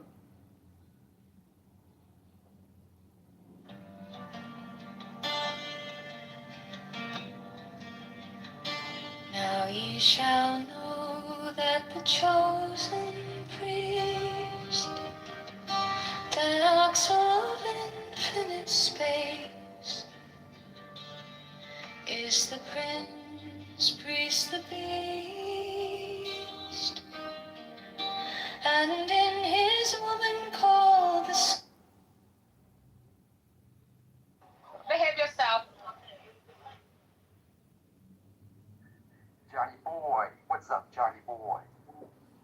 I was having a lengthy conversation with Bibi the other night, and she kept. Listen, you dopest. I was drunk and you kept interrupting me. I was having such a nice soliloquize and monologue, and you kept like disrupting my fucking soliloquize. I was so hurt, but mostly I was very annoyed with you. I thought you don't catch shots shot. He was like he was in full on autistic mode. He was like saying the same thing like over and over again for like 30 minutes. And I was just like having is all power given. They shall gather my children into their fold. They shall bring the glory of the stars into the hearts of men. 16, for he is ever a sun and she a moon, but to him is the winged secret flame, and to her the stooping starlight, but ye are not so chosen.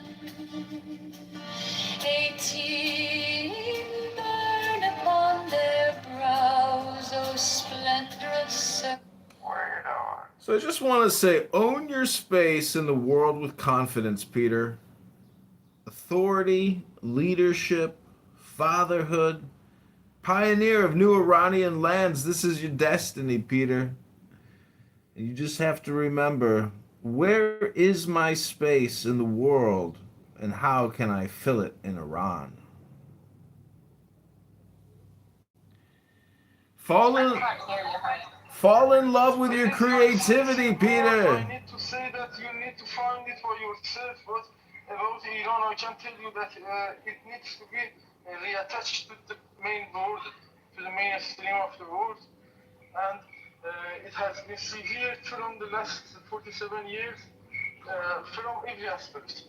From environmental aspect, we are in an immediate, imminent danger, and based on everything that you the windows, and the nature is not. 19, oh, as your lidded woman bend upon them. 20, the key of the rituals is is in the secret word which I have given unto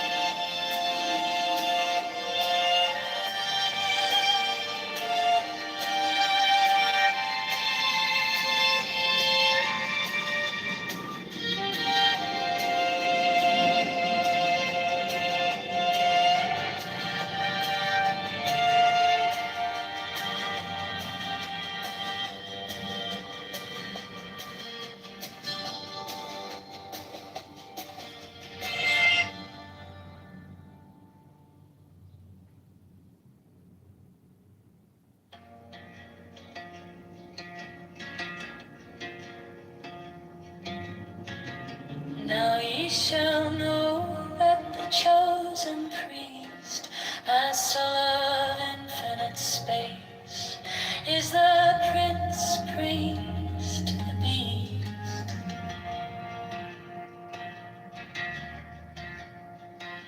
And in his woman, called the Scarlet Woman, is all power given.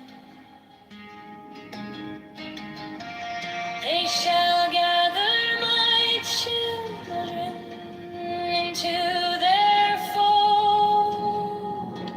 They shall bring the glory of the stars into the hearts of men.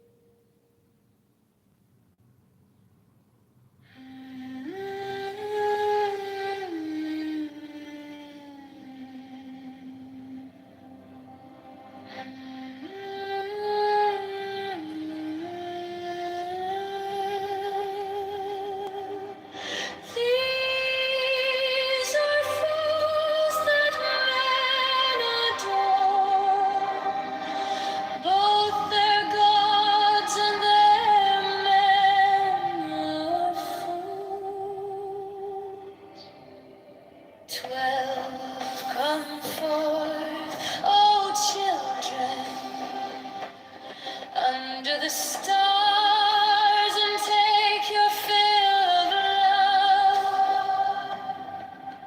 13, I am above you and in you.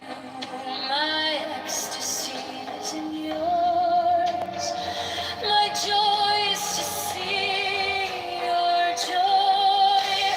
14 above the gem that yours, the naked splendor of no wind. She bends in ecstasy to kiss the secret wonders of the deep. The winged globe, the starry blue are mine. Oenk of Nakonsu.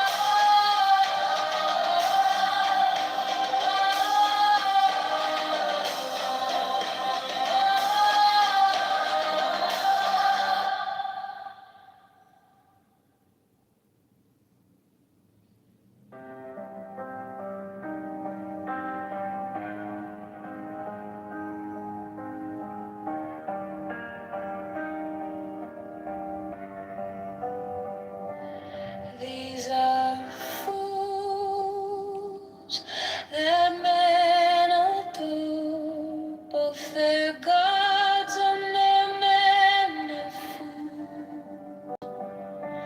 12 come forth, O children, under the stars, and take your fill of love. 13, I am above you, and in you my ecstasy is in yours. My joy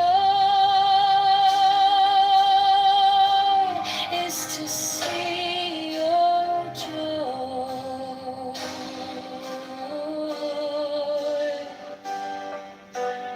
14 above, the gemmed azure is the naked splendor of new wit.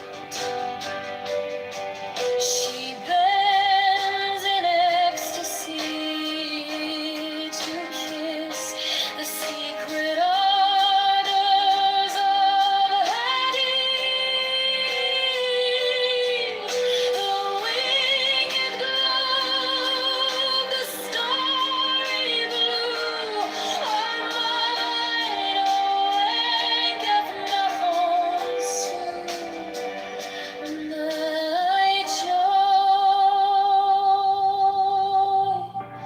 joy is to see your joy.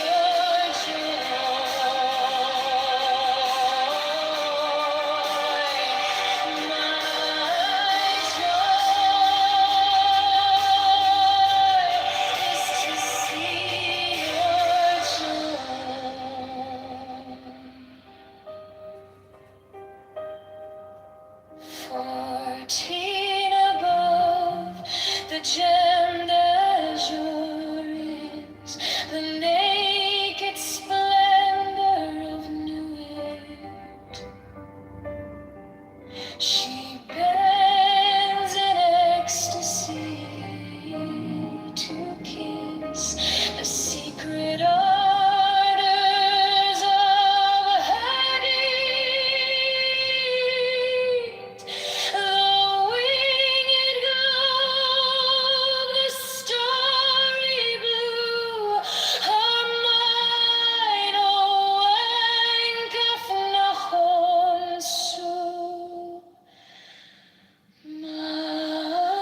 joy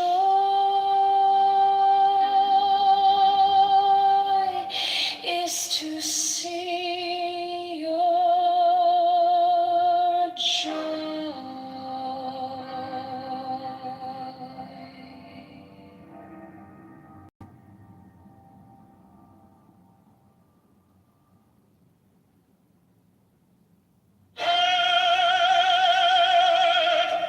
The manifestation of new Eve, the unfurling of the company of heaven.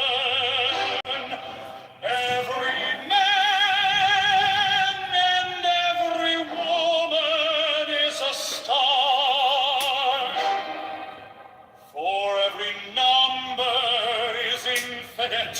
There is no difference. Help me, O warrior Lord of thieves, in my unveiling before the children of men.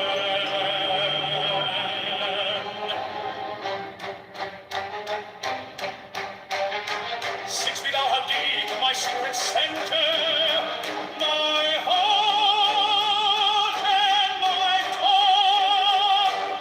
7, behold, it is revealed, my eyeless, the minister of poor craft.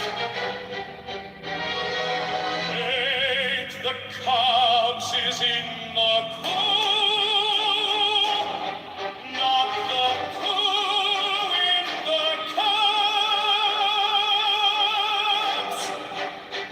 9, worship then the cubs, and behold, my light shed over you.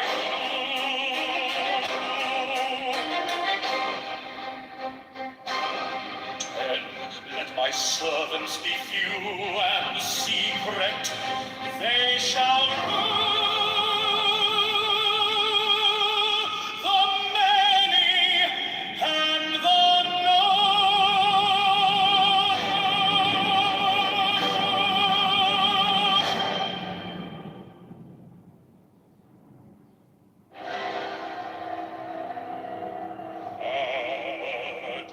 The manifestation of new wheat, to the unveiling of the company of heaven.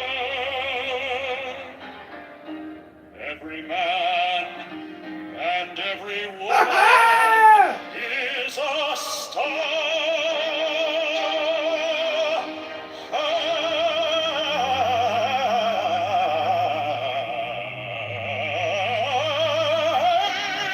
Every number is infinite. There is no difference. Got a bull here. 5, help me, O warrior Lord of deeds, in my unveiling before the children of men.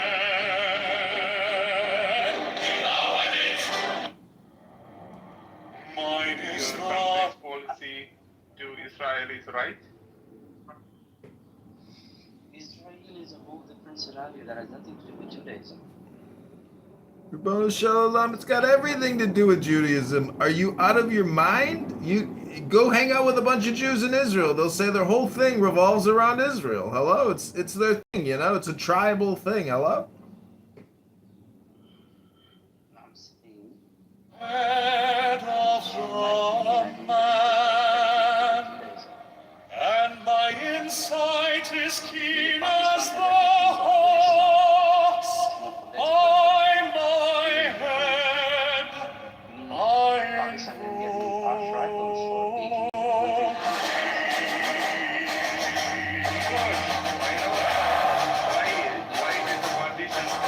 am the only begotten child of my father and mother. My father is dead.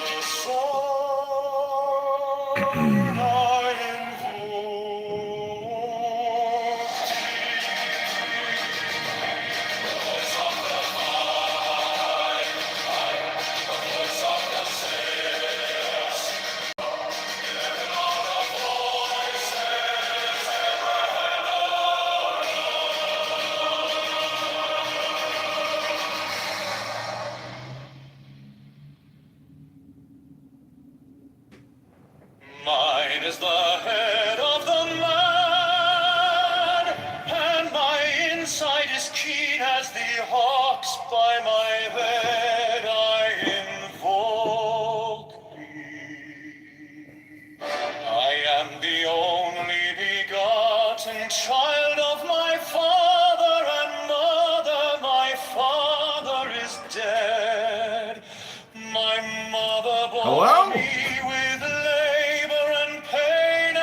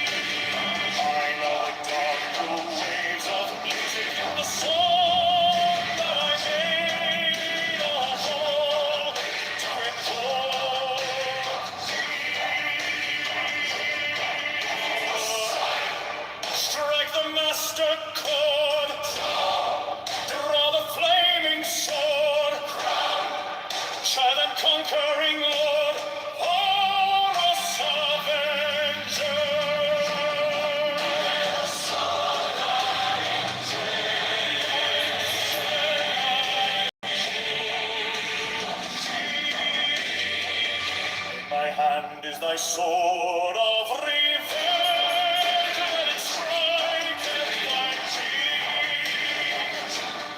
By the sword I hold thee. Voice of the five, the voice of the six, 11 are the voices.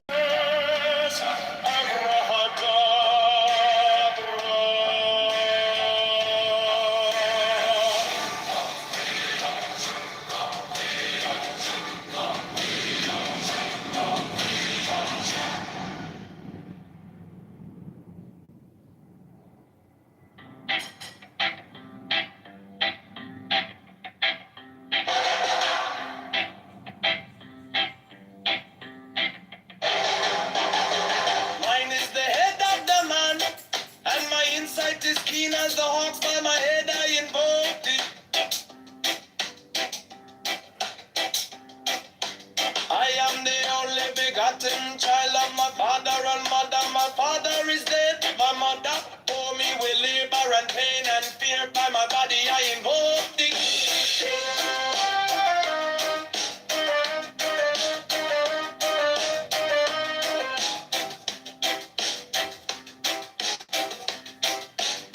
About me shine the diamonds are radiance, white and pure. By their brightness I invoke thee. Mine is the red triangle reverse, the sign given of none. Save it be of thee, O Lord. By the Lamb and I invoke thee.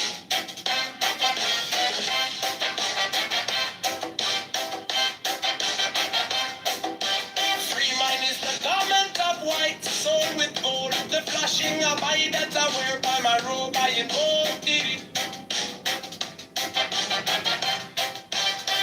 Mine is the sign of a prophet and typhon. By the sign I invoke thee. For mine is the turban of white and gold, and mine the blue vigor of the intimate. By my crown I invoke thee. My fingers travel on the beads of earth, so run I after thee in thy car of glory. By my fingers I invoke thee. I hear the ones of double power in the voice of the master. Abraham, by the word I invoke thee.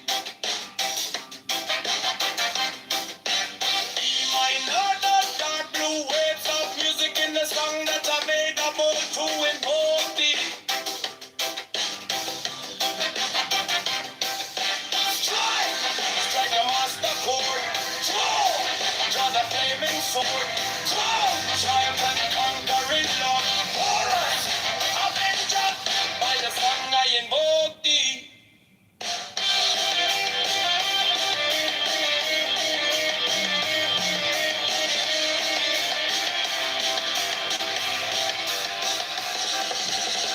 In my hand is my sword of revenge. Let it strike at thy begin. By the sword I invoke thee. The voice of the fight, the voice of the six, 11 of the voices. Abraham.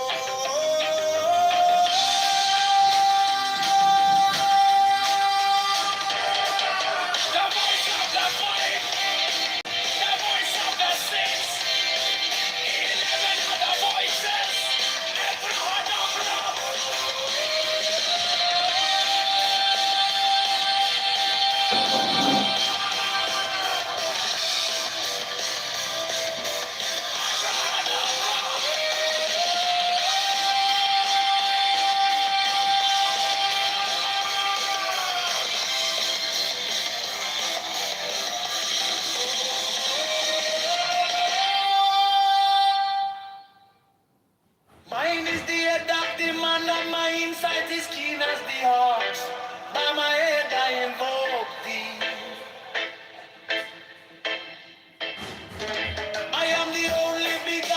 child of my father and mother. My father is dead. My mother bore me with labor and pain and fear. And my body I invoke thee.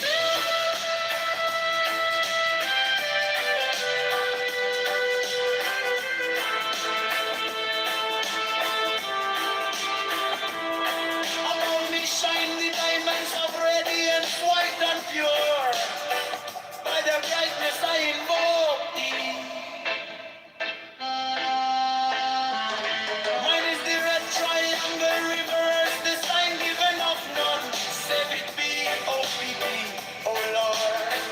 By the Lamb and I invoke thee.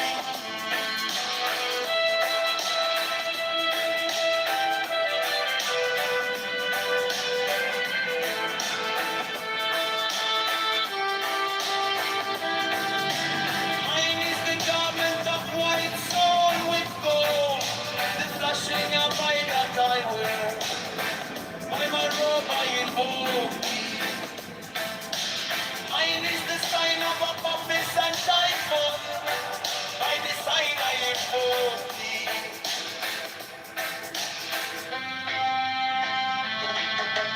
Mine is the garment of white and gold, and mine the blue vigor at the intimate near.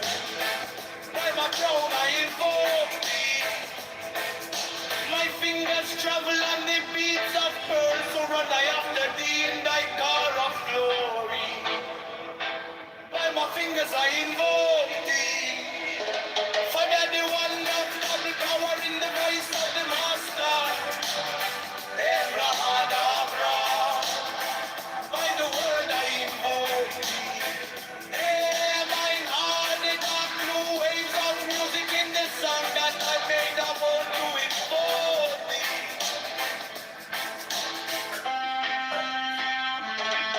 Strike the master chord, strike the flaming sword, strong, child and conquering Lord, our Lord, Amen God, by the sword I invoke thee. In my hand is that sword of revenge, let it strike, and I begin, by the sword I invoke the voice of the fight. The voice of the 11 voices. Abracadabra.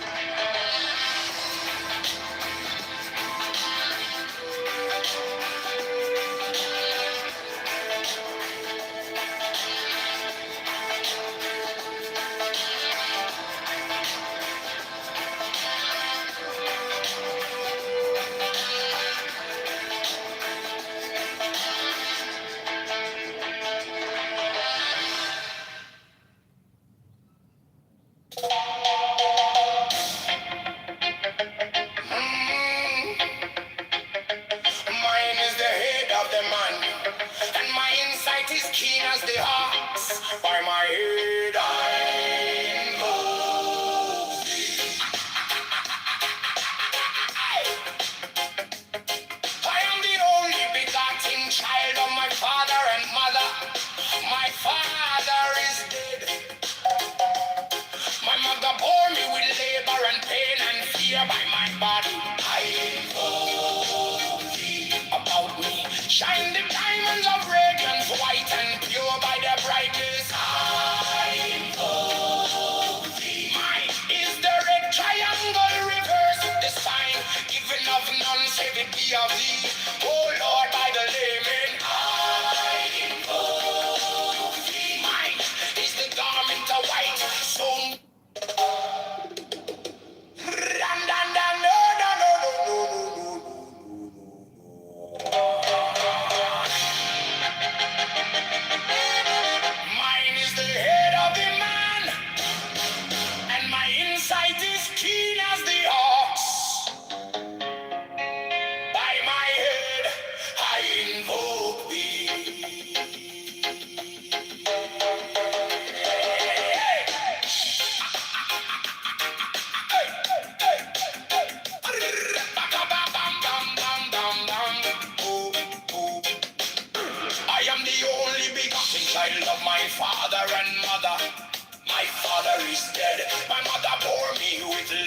and pain and fear by my body.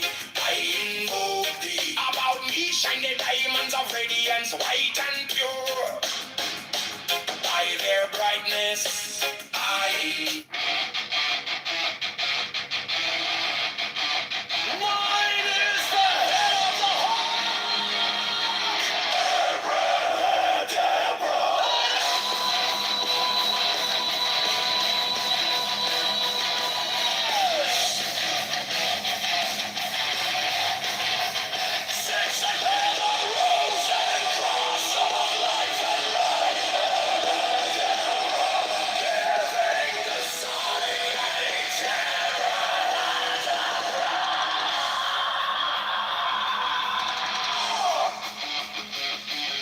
remaining in the sign.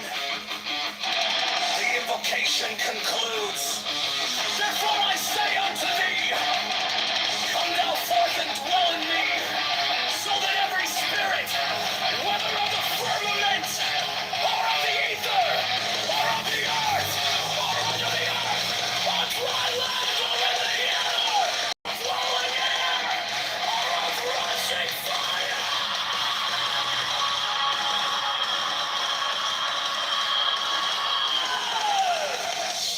and every spell and scourge of God, the vast one might be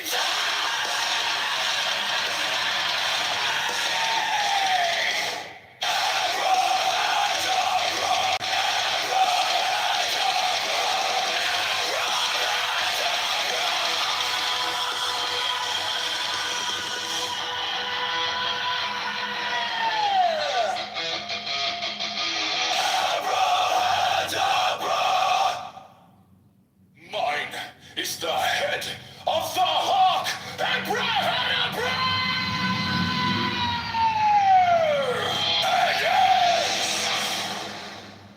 I bear the rose and cross of life and life.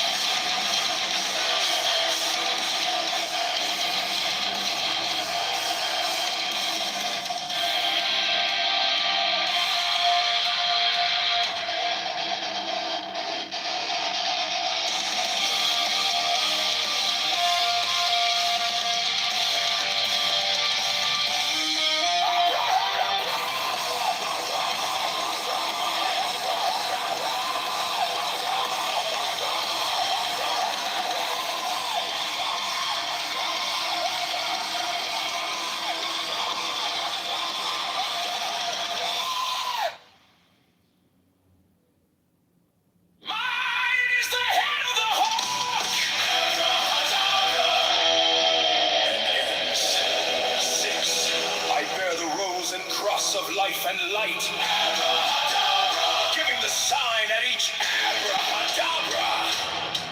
Remaining in the sign, the invocation concludes. Therefore I say unto thee, come thou forth and dwell in me, so that every spirit, whether of the firmament, or of the ether, or of the earth, or under the earth, on dry land, or in the water, of whirling air, or of rushing fire, and every spell and scourge of God, the vast one, might be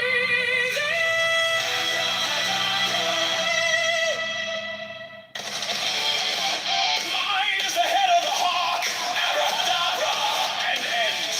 6. I bear the rose and cross of life and light. Abracadabra, giving the sign at each abracadabra. Remaining in the sign, the invocation concludes. Therefore I say unto thee, come thou forth and dwell in me, so that every spirit, whether of the firmament, or of the ether, or of the earth, or under the earth, on dry land, or in the water, of whirling air, or of rushing fire, and every spell and scourge of God, the vast one, might be abracadabra.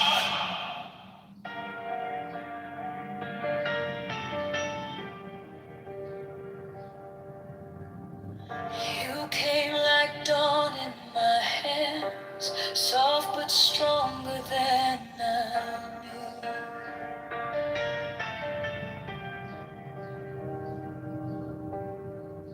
My fear turned gold in your eyes, and my whole night broke in two.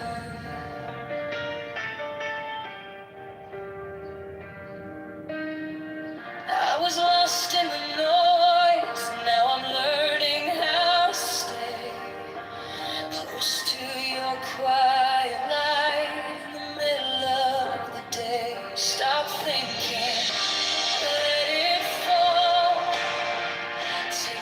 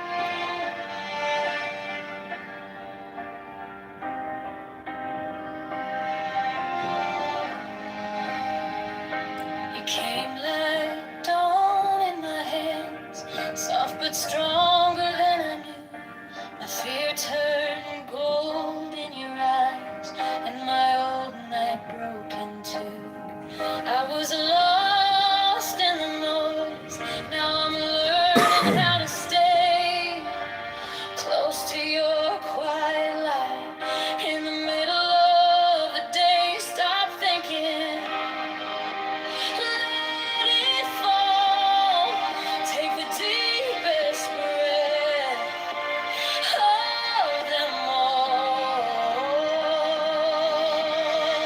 Hold it close, don't run from the feeling. One more second, you can start believing. Wisdom of God, now it's joy. Wisdom of God, now it's love. Wisdom of God, my heart is open. Wisdom of God, I rise above. Hold, hold, hold. Let it go, go, go. You are the answer. I needed to know. Your touch.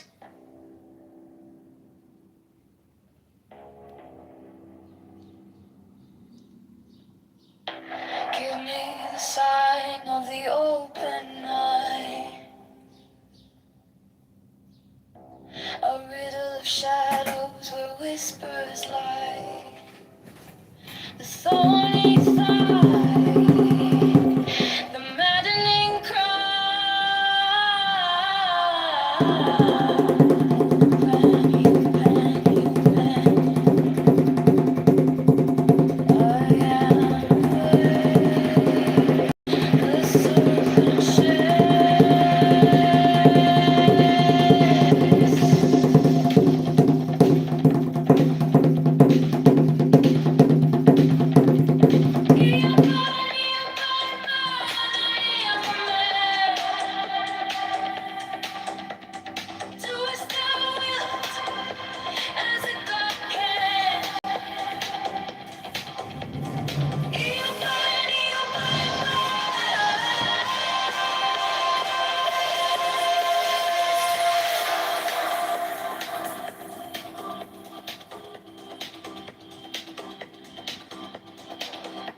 The eagle strikes with its jagged claw.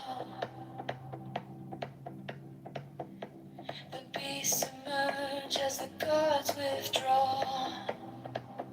A storm of silence, a broken law.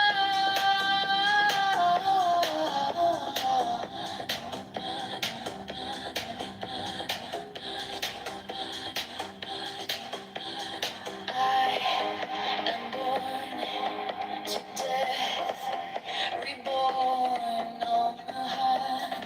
I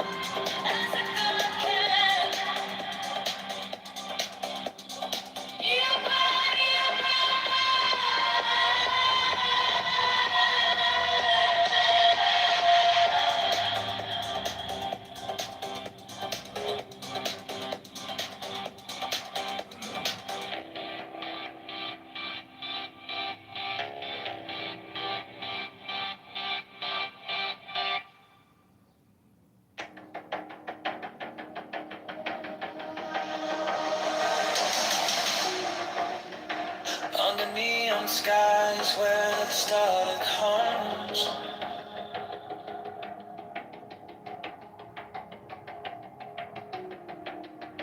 shadows whisper truths as the bassline drums. Thy will is fire, unchained, untamed. No path is written, no soul is blamed. Thou hast no right but to do thy will. Feel the stars, let the silence fill. Your will, on its waves, is alive, it's still.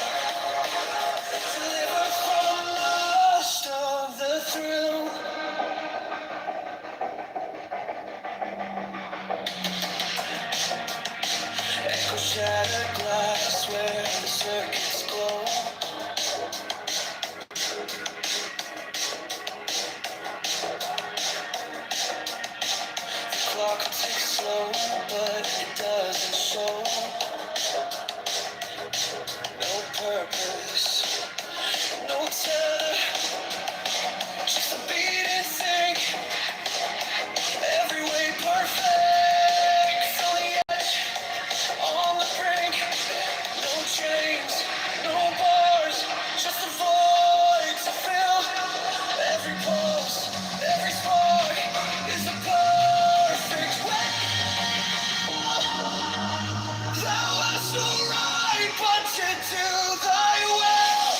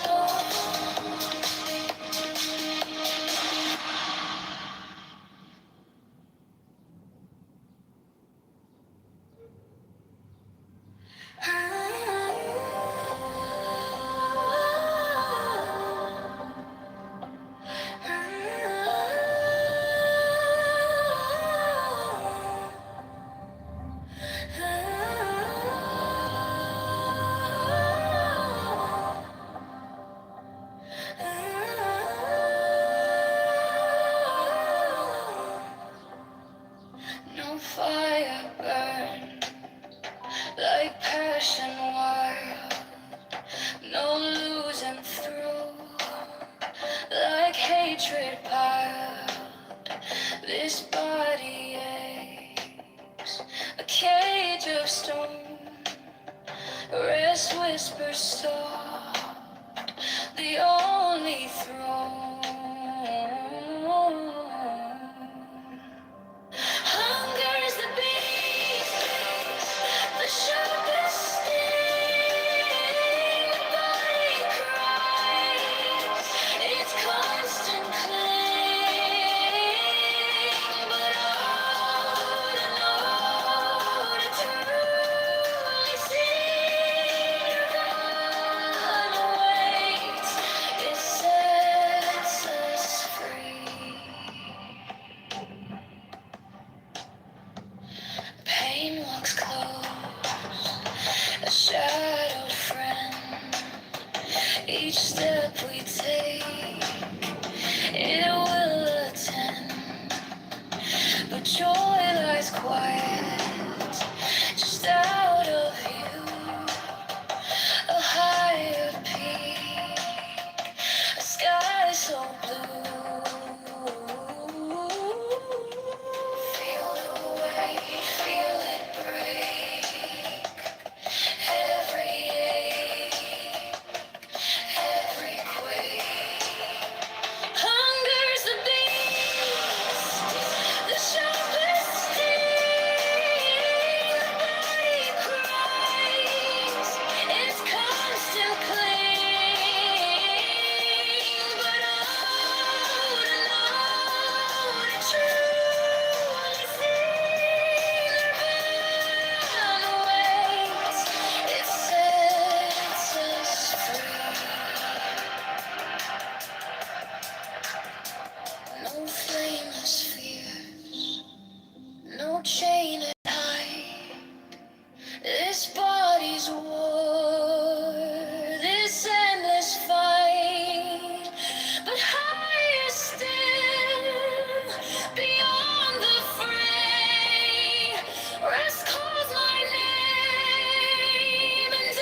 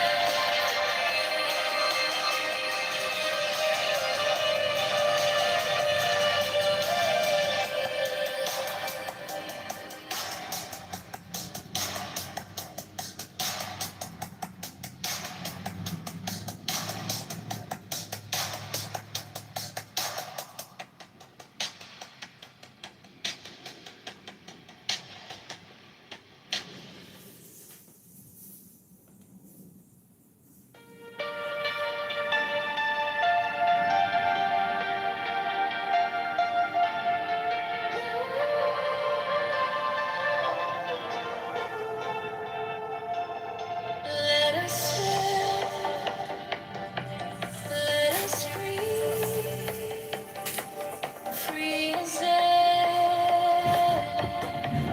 No hate, no chains, no Hello? fear. Among the shadows, we shine so bright. We carry peace into the night. Happily there, we'll rise again. No hatred, no pain, no bitterness. Happily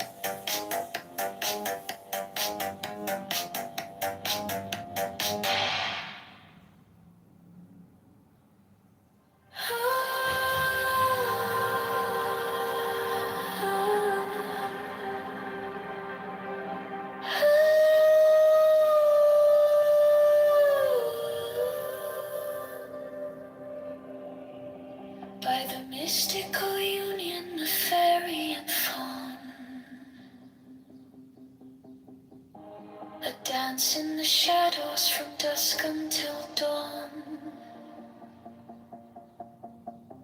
Unspoken the whispers that drift through the trees. Unbroken the vow carried soft on the breeze.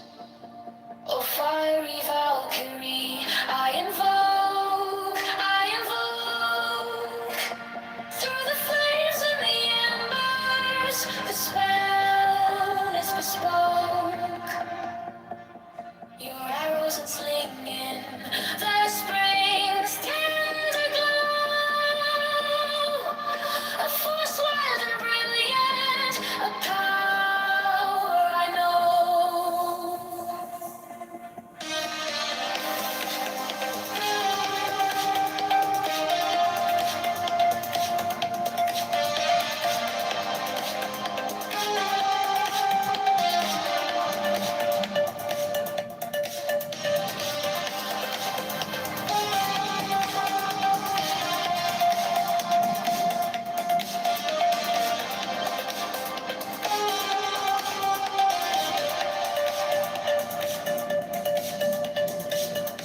A secret communion of hearts left unsung. The listless, resistless, tumultuous tongue. Through veils of the morning, her armor does gleam. The warrior spirit ignites every dream. No godhead could charm her, no throne could command. But manhood awakened, she took up her stand. In brilliance resilient, her fire does burn, a goddess of spring, with the world left to turn. Will fly with Valkyrie, I invoke, through the flames and the embers, the spell is bespoke. Your arrows unslinging, the spring's tender glow. A force wild and brilliant, a power I know.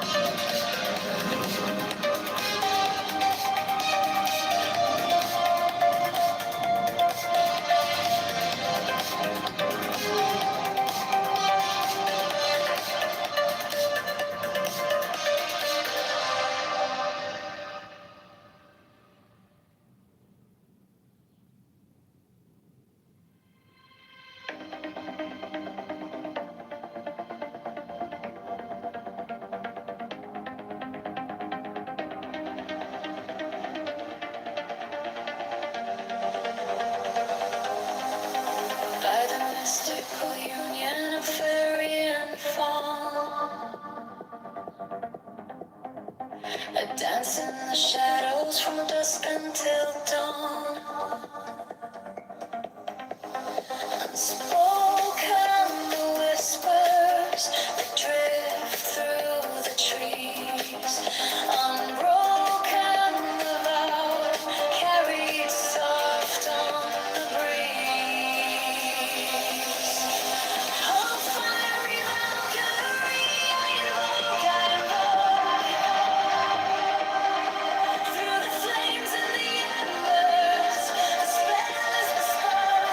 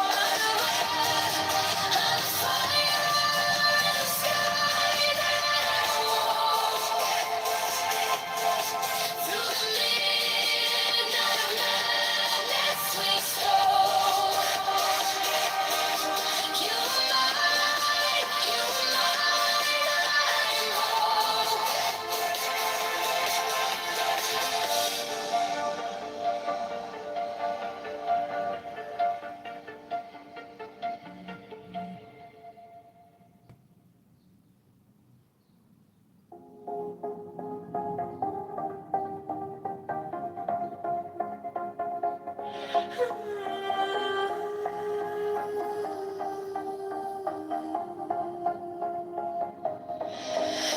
the force of the fashion of love, I collide through the shroud, through the cloud where secrets reside. Through the storm, through the smoke, I survive. I survive. To the mountain, volcanic, alive. By the rage of the rage, fire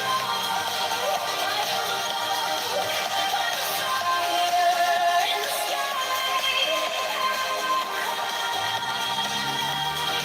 Through the midnight, let's you are mine, you are mine, I know.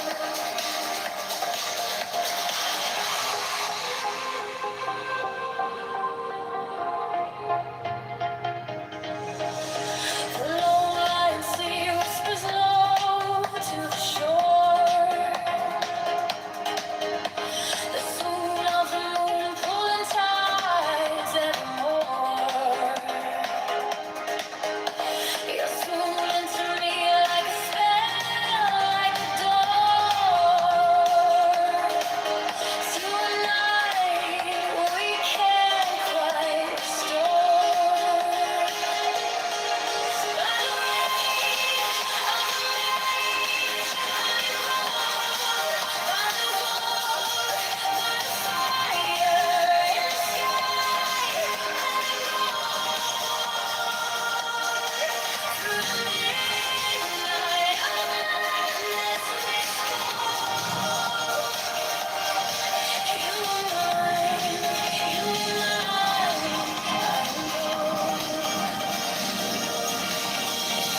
Sentinel pine on the cliff clings tight, a silhouette carved in the shadow of night. The stars overhead burn cold and bright, but they can't touch the heat of that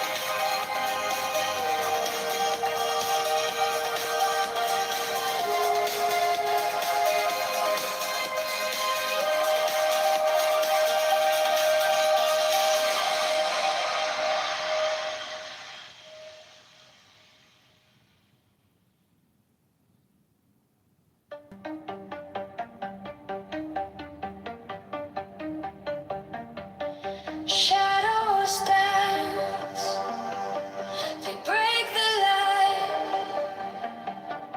echoes hum, the stars ignite. I was yours, you were mine, a spell woven in the spine.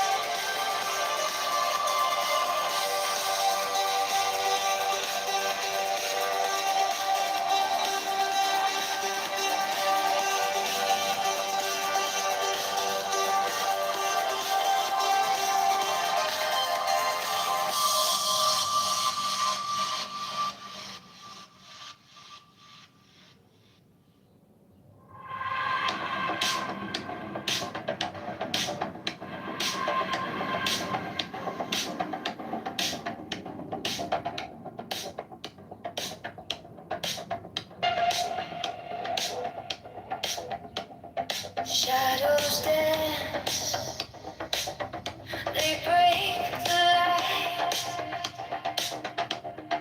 echoes haunt, the stars ignite. I was yours, you were mine, a spell woven in the spine.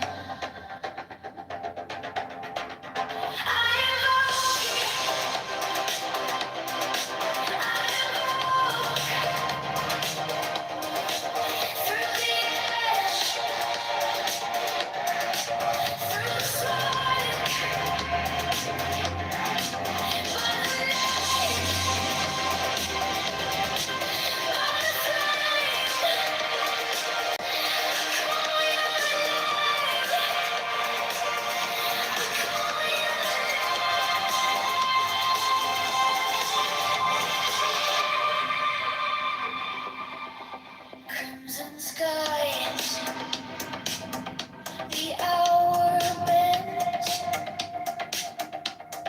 time moves slow, but never ends. Fingers trace the edge of fear, your voice lingers, sharp and clear.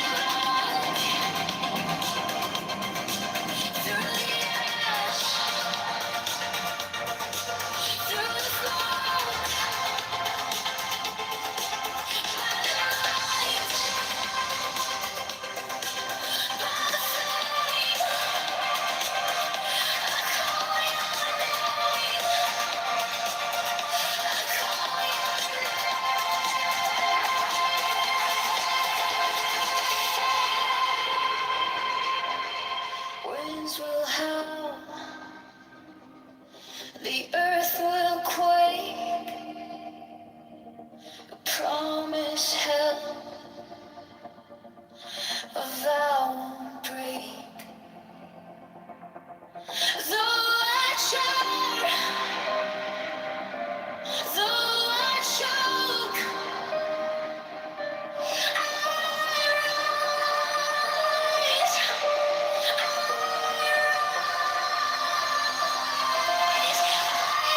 rise.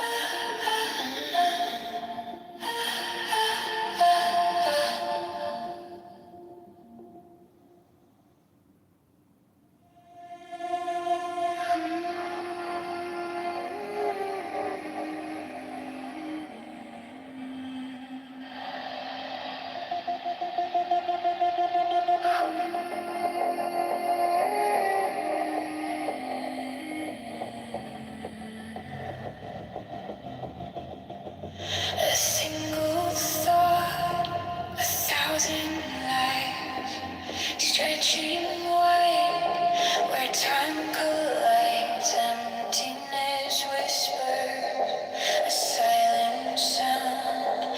No up, no down, no edges found. 10,000 years in a single beat. Infinity stands beneath my feet. No boundaries, no line to trace. The universe stares me in the face.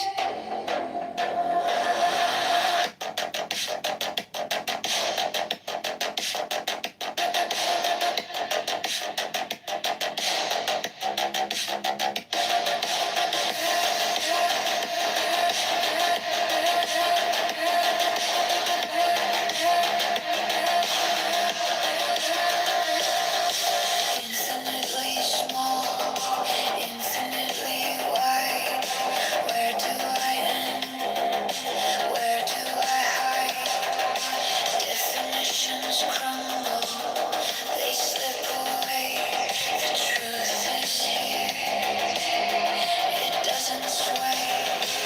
A thought that bends, a moment stays. No time, no space, no numbered days. 10,000 years in a single beat. Infinity stands beneath my feet. No boundaries, no line to trace. The universe stares me in the face.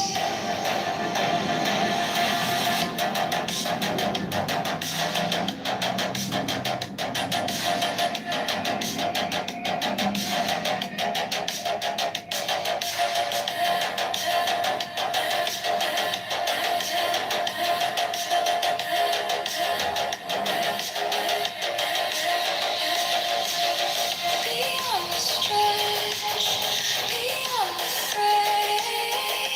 No more labels, no more names.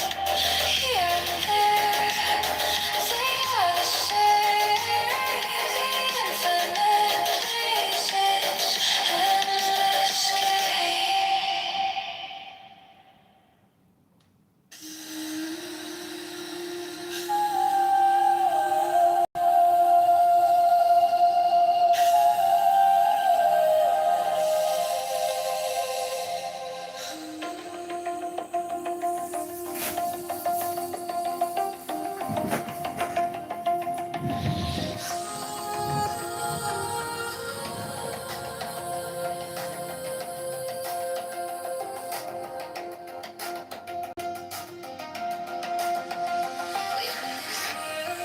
Such a sweet as all extremes.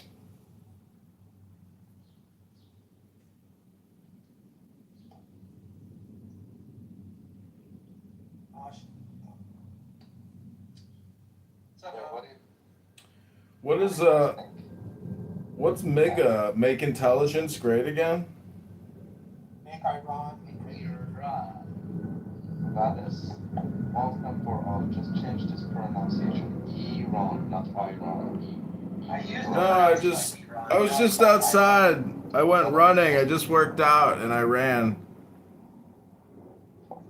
I'm sweating. Should I talk America after this? No, it's pronounced I'm rich. Yeah,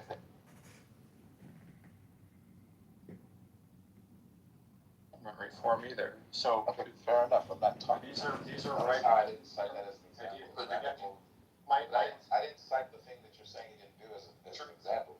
I'm talking about things he did, right? So I'm talking about like executive orders that are like getting at the structure of government. I'm talking about like doing that pump and dump meme coin shit and like not allowing the DOJ to investigate it, like releasing a bunch of top secret information randomly about UFOs and shit. The peace through strength that turned into attack Iran because we feel like it. Like all of that shit is radical departures from not only shit he campaigned on, but also like what the GOP was doing. Now the warmongering stuff, the GOP has always been guilty of that, but like specifically like concentrate power into the federal government and like being able to just fire and shit, like all that kind of shit, just like making power grabs. Oh, the radical expansion of ICE, unprecedented, right? Like all of that shit is like radical. And there's more too. Like a lot of his immigration policies are super fucking radical. Like so he's guilty of radicalism, like just not across the board with every issue. A lot of stuff he's done is just normal, right? Like that wasn't but that's fine. Well, I'm saying to say he's not radical is a bit awkward. So my point was the fact that there's been more ideological capture within the Democratic Party, or within the Democratic Party, when it comes to their left-wing base, or when it comes to their left flank, as opposed to the right wing. Meaning that like the Republican Party is not moving far to the right, the Democratic Party is moving far to the left. That's The evidence that Ben is correct is in the links, right? All over the world, immigration restrictionism is on the rise. The new Japanese prime minister ran on a platform of kicking out all the foreigners. In Germany, Alliance for Deutschland is winning. Please don't interrupt again, Marshall. In the UK, Rupert Lowe and Nigel Farage. Every single place in the world, without exception, every place, voters are rising up against migrants who go on welfare. It is universal. So the Democratic Party's policy of giving welfare and giving trans surgery to illegal immigrants, it's not just an American thing to oppose that. There's not a single country you can name, not one, where the party, like the Democrats, that give free shit and free houses and welfare and trans surgeries, that is universal. So stop pretending that Trump's platform is radical. I'm speaking. If anyone wants to challenge me, I have 100 links. His shit is radical. He fired a bunch of immigration judges that he didn't like. That's just radical. Waited. Sorry, Jason, go ahead. No, I'm agreeing with you. I'm sorry. Go ahead. Fired a bunch of immigration judges, couldn't deport the people he wanted to, and then patted himself on the back when he rehired immigration judges. Right? The other thing that's radical is immunity. Obama tripled the amount of immigration judges. The immunity thing was really fucking radical. And then Trump suing himself and settling with himself is one of the most fucking objectively corrupt things I've ever fucking being heard the of. fund that hands that's out the money. radical, bro. Like a fucking GOP president who would never have tried to just do that shit blatantly and get away with it, bro. Like that's radical. That's really fucking radical. Like why would I talk about these things? Trump has radically changed the direction of the GOP and conservatism in 2016. Yes, he came down the escalator. radically. Okay, hold on a second, Marsha. So, like, the idea that we Republicans were always against and tight borders, a new phenomenon. Republicans generally weren't. So we wanted it, but we wanted it under our conditions. We wanted farm workers. We advocated that. We wanted expansions on those. But Democrats were typically the ones that refused to allow immigrants in. They were wholly against that, including St. Bernie Sanders, who really wanted to lock down the borders and make sure he had a homogenous society so he could fund his social programs. So these parties have flipped on that ideological bent. Trump has also put in a more aggressive stance. Like we've never, I want you guys to pay attention to this. We never targeted leaders of other nations, whether it was a coup or something along those lines, directly like this since Obama and Trump, and they have carried that on. You know, Libya is a prime example under Obama, but we never went in and just grabbed a president before. No GOP person, no conservative would have endorsed that, regardless of the circumstances of the Venezuelan people. We also wouldn't just target, quote, presidents to be ordered for elimination of a whole nation that we're at conflict with. We generally wouldn't do that. The GOP would be very, very upset of that. The older conservatives, some of us like me are saying, this may not be the good idea to go headhunting for a new leader to talk to that's going to bend the knee, because we may not get what we're really looking for. But, you know, there's other options. And so, like, the idea that there hasn't been a kind of change or even a radical change in some of these aspects, that's not true. That's not true. You can't say that the Republican Party hasn't radically changed. That wasn't my point at all, but that's fine. I'm gonna have some dinner. But that wasn't my point at all. So, like, yes, Trump is an absolute radical figure, and he does radical shit, and I'm not somebody who defends Trump. I voted for him, but I think he's a piece of shit, and I think he's done radical stuff, including that last thing with creating a slush fund for himself. Like, yeah, it's radical as fuck. Like, Jason, the entire point of this room was to call out the hypocrisy within liberals as well. Like, I thought Biden leaving office and pardoning his entire family for things that they may or may not have committed. I was like, you think when Trump does that on his way out of office, because you know the fuck he's going to do that when he's on his way out of office, you know what Democrats are going to do? They're going to wring their hands and be like, nobody's ever done anything like this. And the way that Trump's doing, even though he has the precedent of doing it, I'm not saying that it's a good thing. I'm not gonna defend him when he does it. I'm not going to. I'm saying that, like, Democrats going around and breaking shit, and then Trump using that to his advantage, and then when he moves forward. And again, yes, Trump is a radical figure. I'm not defending Trump, but like, what I hate is this revisionist history. And I'm not saying that you, Brad, or you, Jason, or anybody else on the stage is doing this. I certainly hate it when it comes to particularly in Democratic rooms. It pisses me off. Revisionist history to say, oh, well, the Democrats have never been radical. Like, really? The Dreamers Act was not a radical piece of legislation. Oh, wait, it wasn't a piece of legislation, right? Like, what is forgiving student loan? But that's another example of Trump changing a radical decision on that. Conservatives argued against it. And then Trump offered to grant them amnesty and expand it to 1 million. Like, he literally did that on live TV in front of Chucky and Nancy Pelosi. So, I mean, again, another pivot in a situation. And Barack Obama ran in favor of closed borders and marriage being between a man and a woman. Like, that's how far we've come since that. Obama was a radical figure in American politics, or was considered a radical figure. He was the quote-unquote change we need. His policy right now, I would make the argument, is pretty freaking moderate compared to where the Democratic Party is, and even some of the Republican Party, for that matter. Again, the expansion of the federal government, and particularly the executive branch, it's crazy. And yeah, totally under Trump, but also during the last administration and the previous and Trump's first term as well. It's crazy how far we've careened out of control. But Trump never ran as a conservative. That's the whole point you're trying to do, is you're trying to put Trump in the conservative bucket. He ran out of the Republican ticket, which shocking news. Hold on, I let you talk, dude. Like, chill.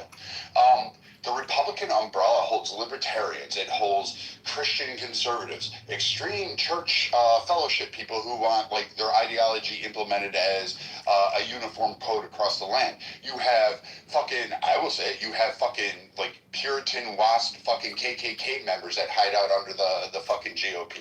You have fucking conservatives like me. You have, I don't know, the RJC, like, don't forget me.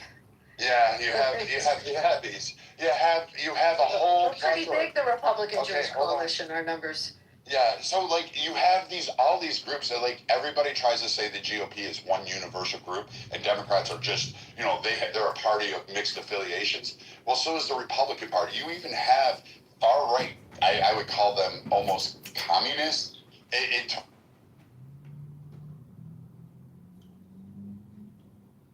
Both sides is absurd. Trump never ran as a conservative, never ran as a libertarian, he never ran as a traditional Republican. In fact, he rephrased it as MAGA. He put it right in your face and said, I'm MAGA. That's it. That was all he ran on. And yes, the GOP and a lot of Americans, 75 million plus, said, yep, this is the guy I want, including myself. I voted for him. So this idea that somehow or another that he has not taken the GOP in a completely different direction is absurd, and saying that we don't have radicalization on our side is being disingenuous. I didn't say you didn't have radicalization within the conservative movement. I'm saying that I don't think that Trump is taking the Republican Party in a particularly right-wing direction. That is my entire point. That is the antithesis of my point. It has nothing to do with Trump being radical or not being radical. I think he's radical. I think Republicans are heading in a very, very different direction than I wish they would. I wish Republicans would actually be more conservative. I wish they would be more libertarian in their leanings. I wish they would advocate for things like less government and entitlement reform and balancing the federal budget and all of these things. Like, I wish they were more right-wing, but they're not. Like, they just aren't. So if you want to say that Trump is all of those things, I agree with virtually every single thing that you said there, Brad, in terms of Trump ran with no ideology whatsoever. He did. You're right. He did. Like, I agree with all of those things. like I would argue that he was a lot more moderate his first term than he was his this next term. I don't think that when the founding fathers designed the system and the checks and balances the way they did, I don't think they anticipated somebody like Trump coming along and doing what he did with tariffs. They actually did. Which at the very, very least was short-sighted in the way that he rolled out the tariff policy. Like again, I have been a very, very openly critical of Donald Trump. Again. Okay, but you're wrong. Because they actually funded the government with, guess what? Tariffs. They rolled those out. They actually expected.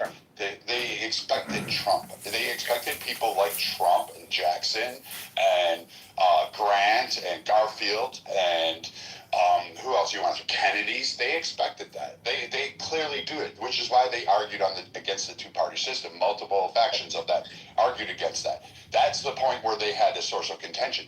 But they also provided a check and balance to that system, which is why the president is not a king. He is a servant of the people, elected by the people for the people, which means he has checks both in Congress and the Senate, and he has the Supreme Court to also check him, which has happened to Trump numerous times. Now, you may not like the decisions that are coming out of the Supreme Court or the legislation. That's fine. You may not agree with it, and that's your opinion. You're entitled to it. You're welcome to it. Thank the men that are giving the wind to the flag on Memorial Day because they gave their souls and their lives for that flag. But you have that freedom to do so because of the way our government is set up and established. So now, Trump is not just doing this randomly, and I disagree with Jason, because if he is doing the extreme ends and radically changing, maybe to your perspective, but he's still following what the Constitution is, and he is getting checked along the way. He is getting stopped. Is he? The Constitution, though? Yeah, he is. Because every time he loses in the court, what does he do? Out of court. He's utilizing the courts, which means, guess what? He's following the constitutional process. He is, but there's a report that he has disobeyed something like 300 court orders. By his own Supreme Court that he did something which makes it unconstitutional. So, and then he'll just do it anyway. I don't think it's the majority of litigation, but it's enough litigation. The judiciary, from my reading of it, has not really enforced their standards. I don't know if you knew this, but insurrections are unconstitutional. Did you know that? Okay, great. Show me an insurrection that has occurred since the Civil War.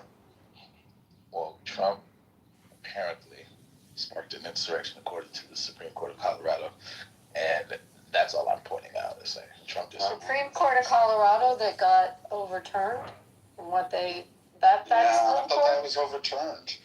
So you know where that came out of? Didn't we have 4 years of Joe Biden? He got found to have done it until the Supreme Court overturned it. But my point is, who found him to do it? A biased court in Colorado? I guess I have to say this explicitly because you guys don't understand the fucking joke. I was being tongue in cheek. I know you were. I was kind of giving it back on the other. The point is, it's actually. I don't know how you can so confidently say Trump's following the Constitution. That's actually in dispute in so many different jurisdictions right now with some of the shit that he's currently trying to do. And he's already been ruled against several times by his own Supreme Court. So it's awkward to say that if you know that stuff, right?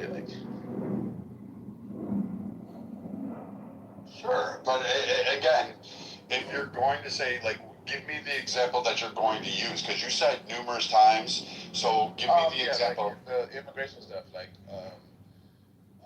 due process violations, the habeas corpus violations, they ruled against him several times. Several judges told him to stop deporting people without due process, and he just did it anyway. And he said, "Oh, the planes took off already. Sorry." Like shit like that. That's not. Is that constitutional? Is that him following the Constitution?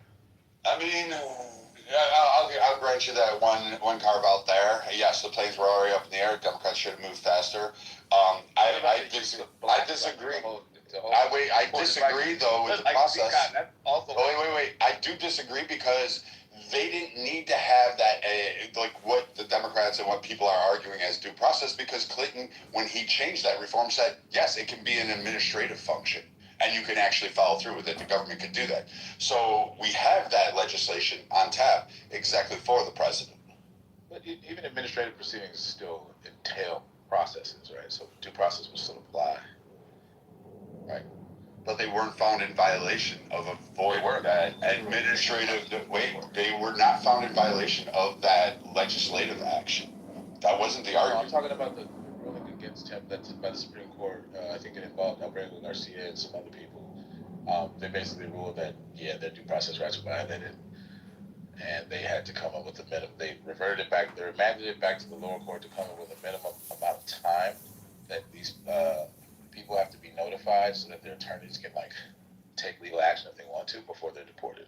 That was a ruling. I read this in a room. Like, I can find it if you want me to. I remember it, and I do remember the ruling. Yes, I agree with that, and I give you that. I give you the carve out. But where most people think my point is like if he's doing things that the Supreme Court says, yeah, you can't do that. That's not constitutional. That's what that means, right? He's doing things that are effectively unconstitutional. Hence, they've been ruled against, right? Correct. He has stretched the. So all I'm saying is he stretched his powers and has gotten tapped back, just like every president. Track record of those things, because that's not the only example I can give you. Where it's like he follows the Constitution. It's like, well, like in the way that a person who gets several speeding tickets follows the traffic laws, like kind of. Like he's not always breaking them, but like he breaks them a lot though. Like I wouldn't say of that person they follow the laws. And the judiciary hasn't really put its foot down. From my reading, the judiciary has been rather lackadaisical. There are a couple of district court judges that have accused him of not following 6 major incidents where plaintiffs or judges accuse the president or the administration of ignoring or delaying court orders. Comes from A to B, C, so take it for what it is. At least one case where a federal judge found probable cause for a criminal contempt tied to an alleged court order. So I don't know enough historical data about presidents disobeying court orders to know whether Trump's disobeying of some of these court orders or alleged disobeying is in any way normal for American history or not. We had Andrew Jackson famously say, great, the Supreme Court ruled against me, now watch them try to enforce it. Yeah, there are other examples of history, but like recently though, like not in the modern era. Obama did not flaunt his authority like Trump does though. Like, okay, the optics of it. Yeah, Trump is braggadocious about it. I mean, Obama. Braggadocious, I mean like blatantly violate court orders. Like he didn't do that like Trump did. So I don't know. Like unless you have an example, I don't know. Like was there a ruling where there was the Obama administration, you can't do this, and the Obama administration is like, fuck that, we're doing it anyway. Like give us one example. So like I mean, like give me a second now, I'll pull them all up. Yeah. Take time. I want to learn.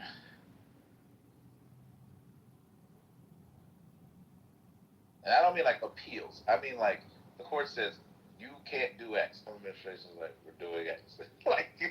like that's egregious. Like Trump did that. I've never heard of about Obama doing that. No, like I said, it may be peculiar for presidents in the modern era, but Jackson's an example. Probably Buchanan's another example. FDR, Rutherford B. Hayes. Yeah, there's other examples. It's just that not recently. Like most of the recent presidents have. Okay, I knew I would find it very easily. Syrian refugee notification and dispute, Texas versus the U.S. Obama administration violated that with the refugee status. Then you had the DAPA immigration program, the Deferred Action for Parents under Americans. Had a nationwide injunction after courts found procedural problems under the Administrative Procedure Act. The administrator filed an appeal, and then continued to implement the policy. The courts tried to block implementation, and Obama said he had the authority to do it, and they just basically didn't say he was necessarily violating recess appointments. Noel Canning, that was another one. And I mean, again, there's even the one where when people say like the drones American citizens, that one was also a violation, and Joining Obama while walking in his brother, despite the fact they were both linked to AQAP, for those unaware, Al Qaeda and the Arabian Peninsula, they're still American citizens and deserve their trial.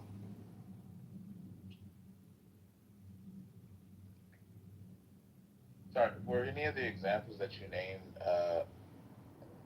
Viking examples? It's just Brad. I just put Viking up there because that's what people on the left. That's fine. But were any of the examples you gave examples where the Obama administration was ruled against, and the Obama Yes, administration all of them were. Anyway? The Syrian refugee. No, I don't mean ruled against, and I'm saying they were ruled against in terms of like they were trying to do something, and then the court said you can't do that, and then they just did it anyway. Or are you talking about appeals processes?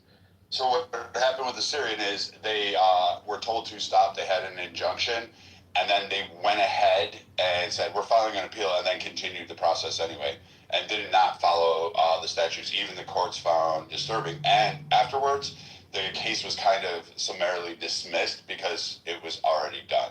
You couldn't undo that. So that was a problem for Texas, and Texas was really pissed about that.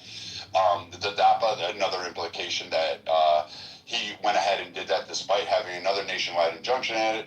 And Obama, I'm going to give him this. He was very skilled with the law. I don't know who, like his legal team was top notch, and they were able to play the court systems absolute. But he would go ahead and continue the action and then go ahead and file an appeal and say, well, too late, so sad. So, I mean, I'll give you the win on this, that Obama technically, was able to get away with a lot of the stuff, but he did face it. Trump is just not as good as Obama. Like, I mean, that's the way I look at it. Reagan was notorious for it. Clinton was. So is Bush. So, I was looking for examples of the Obama administration violating court orders. These don't seem like examples of that. So that's why I'm confused. Like, okay, so like the Syrian refugee notification dispute, Texas versus the U.S., the officials argued, and I'm reading this directly, so spare me. I had to just quickly Google this. The Obama administration failed to provide advance notice about Syrian refugee placements after the judge's directive related to information sharing in the case, determining vetting and backgrounds on all these individuals. The administration acknowledged certain refugees had been resettled without any notice to Texas, without providing them updates, and without providing background. So they basically dumped them in there, despite the court's ruling on that and an injunction to stop that process. So they went ahead and did that. Okay, so what I'm reading is that there was no injunction or court order violated in that case. So I'm confused. Like, what was the... That wouldn't be a violation despite the courts, like him just going against what the court said to do. No, so my reading here is that following the 2015 Paris attacks, Texas and Alabama sued the Obama administration, attempting to block Syrian refugees from being resettled in their states. The states claimed that the federal government failed to properly consult with them. However, a federal judge dismissed his lawsuit, and no injunction or court order was violated. I'm trying to figure out what was violated. Like, because they had already begun the program. It had already started. They had already resettled people. Where was the stay? Like, give the timeline. Where was the injunction given? If they resettle and the resettlement now sparks the lawsuit, where is there space for an injunction or stay or whatever? Like, where would that have been possible?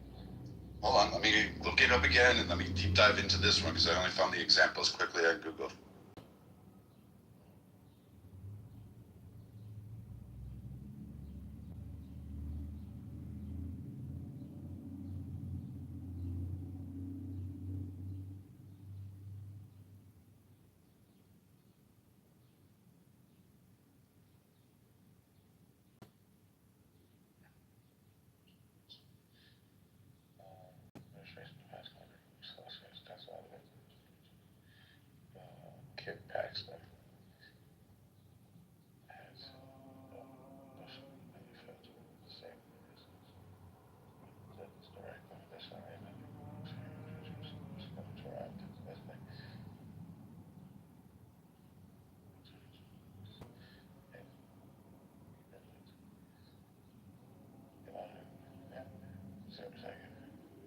Okay, I found something that probably, this is from Ken Paxton, when he was governor. Paxton was never governor. And Paxton was Attorney General, never governor. Oh, he was? Yeah, Attorney General, not governor, my bad. In 2016. So maybe this is what you mean, because he's alleging these things. And he has a timeline here. So this is what his thing says. It says Obama administration. This is the title. This is written by the way, January 26th of 2016. Obama administration defies court's directive, settles Syrians in Texas without advance notice or information. The Obama administration has admitted in federal district court that it failed to provide the state with advance notice of Syrian refugees being settled in Texas, defying a judge's directive. Additionally, another group of Syrian refugees were scheduled to arrive in Texas yesterday, and Texas has not been provided adequate information about these individuals as required by law. The Attorney General's office today made a filing highlighting the need for injunctive relief in light of these recent events. Quote, the Obama administration continues settling Syrian refugees in our neighborhoods and communities under a cloak of secrecy, end quote, said Attorney General Ken Paxton. Quote, last weekend, the federal government settled refugees with no advance notice in complete violation of the court's directive and were scheduled to bring more refugees to Texas without providing adequate information about who they are. The threat to our communities by foreign terrorists is real. The greater concern is not what we know about these refugees, it's what we don't know, end quote. On December 2nd, Texas filed a lawsuit against the federal government to halt the relocation of refugees from Syria in the state because the federal government had not consulted with state authorities in advance of such relocations in violation of the Refugee Act of 1980. The federal government is directing at least one nonprofit entity tasked with placing the refugees in Texas from disclosing even basic information that would help resolve Texas's security concerns. On December 7th, a federal judge directed that the federal government provide the state with advance notice of its intent to settle refugees within the state. On January 22nd, the federal government submitted a filing admitting it resettled refugees in Texas without notifying the court or Texas. Texas takes in roughly 10% of refugees resettled in the United States, partnering with local volunteer agencies to help refugees transition to the state and pay associated costs. In this case, authorities have left Texas uninformed about refugees that could well pose a security risk to Texans and give them no say in the process. Two more paragraphs. Members of the federal government have expressed concerns regarding this massive expansion of refugees from an area engulfed in fighting with ISIS. FBI Director James Comey told Congress that the federal government cannot conduct effective security checks on Syrian nationals, testifying that, quote, we can query our database until the cows come home, but nothing will show up because we have no record of them, end quote. National Intelligence Director James Clapper summed up the worries of these federal counterterrorism experts, quote, I don't obviously put it past the likes of ISIL to infiltrate operatives among these refugees, end quote. Earlier this month, federal authorities arrested 2 individuals admitted to the United States through the refugee program for activities relating to supporting terrorism. This is the second time in the past year that the Obama administration has either defied or misled a federal court on major immigration issues. In March 2015, the administration admitted that tens of thousands of expanded work permits have been issued to unauthorized aliens in direct contradiction to the facts they presented in the U.S. federal court. And then it has a link to view the recent filing. So, I mean, if that's what you mean, that was alleged by the Attorney General of Texas. Maybe that's the support you're looking for. Yes, I was. And I was trying to pull it up the Atlantic because the Atlantic had an article on it, and I remember reading it back. The Obama doctrine? I fucking hate Ken Paxton. I'm sorry, I didn't hear you. I was coughing. The Obama doctrine? Is that what you're talking about? Yeah. In the Atlantic? All right, I found it.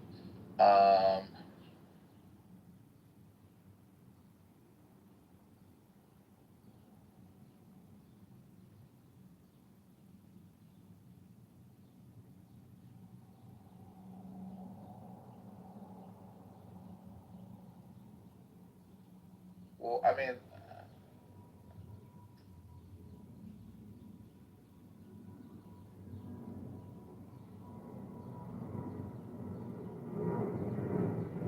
top 10 ways but Obama violated the Constitution during his presidency. I got one from the Cato Institute. You want that one? You can go ahead and read that. Like I said, I just pulled up the ones that I remembered. So. Well, I'll just read the list. It's like detailed, and I'm not trying to read forever. So the Cato Institute, I just put in the chat. it's titled "The Top 10 Ways Obama Violated the Constitution During His Presidency." It was published January 19th, 2017. Okay. Obama only furthered the imperial presidency. Obama ignored constitutional checks and balances. 1. The Chrysler bailout was 1 on the list. Obamacare implementation was 2 on the list. 3. Political profiling by the IRS. 4. Recess appointments. 5. DACA and TAPA. 6. Assault on free speech and due process on college campuses. 7. Clean Power Plan. 8. The WOTUS rule. Waters of the United States. 9. Net neutrality. I remember debating net neutrality in college, by the way. That was the whole thing. And then number 10, EPA's cap and trade. So these are alleged to be the 10 ways they violated the Constitution. Wow. None of them include the Syria thing, which is interesting. So, I don't know. This is the Cato Institute, too. Side note, do you do voiceover? No, what do you mean? You read for different people, like books and stuff like that, or you do the voice of movies, certain parts of movies. Yeah, I would if people were willing to pay me. Yeah, I definitely think you can get paid for that.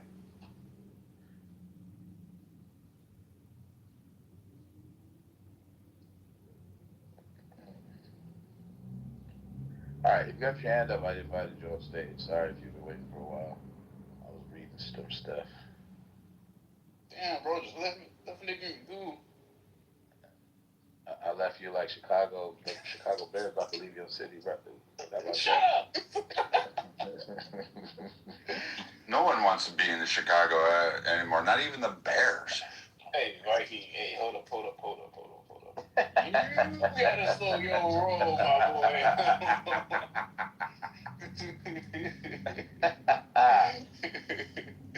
Yo.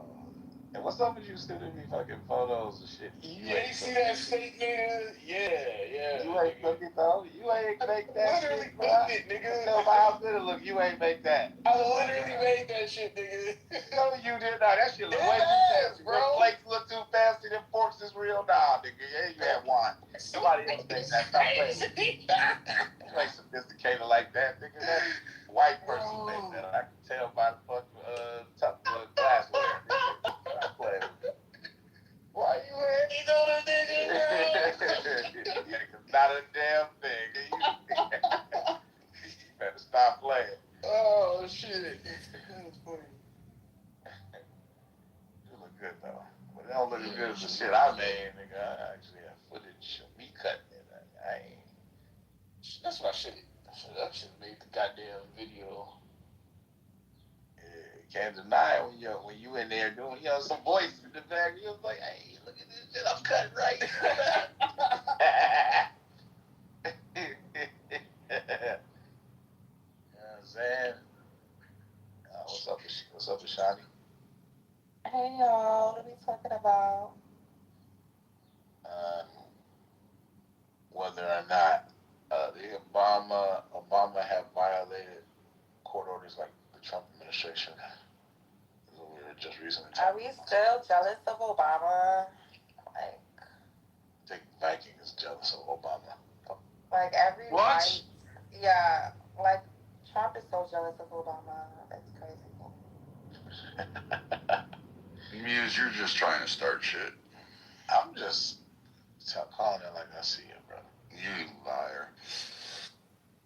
I'm just saying. All right, guys, I gotta run. Jason, thank you. Thanks for letting me vent in here. Yeah. From that other room. So before you go, I don't know. I mean, you have to go. But I still have that article up. Oh, okay. So I don't know what you want to do. I mean, if you have to go, we're in the third round of hockey finals, and I'm a fan, so I'm heading to a hockey game. But I'll come back on. I mean, I love your rooms, but I like the Golden Knights a little bit more. All right, That's I'll fine. come back. I bet. I want some steak. Could have been down here in Texas. I'm going out for What made you want steak? Kirk sent me some pictures of some steak he pretended to cook, but he ain't really cook. This nigga hating, honey. That's funny. Bro, you ain't cooked that shit, bro. Stop lying. I literally did, bro. They sending you picture from like chef's PTR. Instagram. It's my fucking kitchen, lying. You always lying. Oh my god.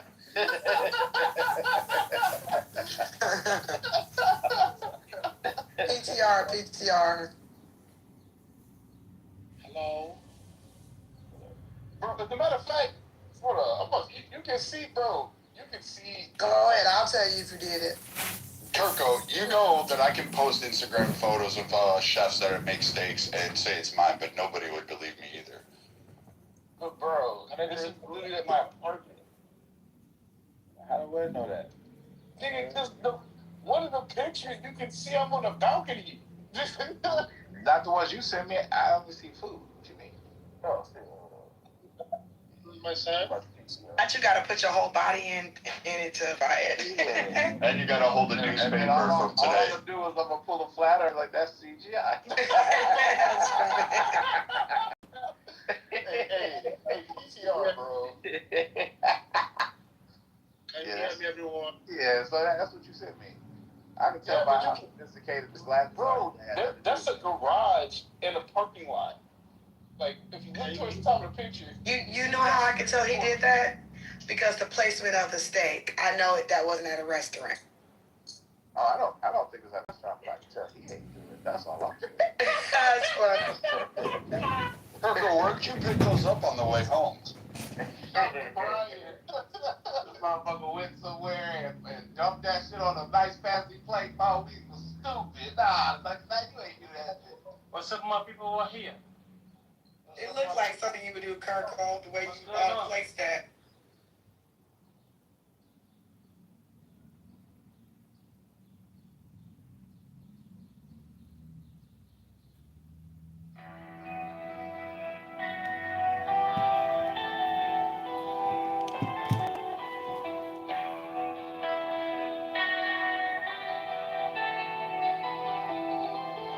I am the charioteer of the east, Lord of the past and of the future.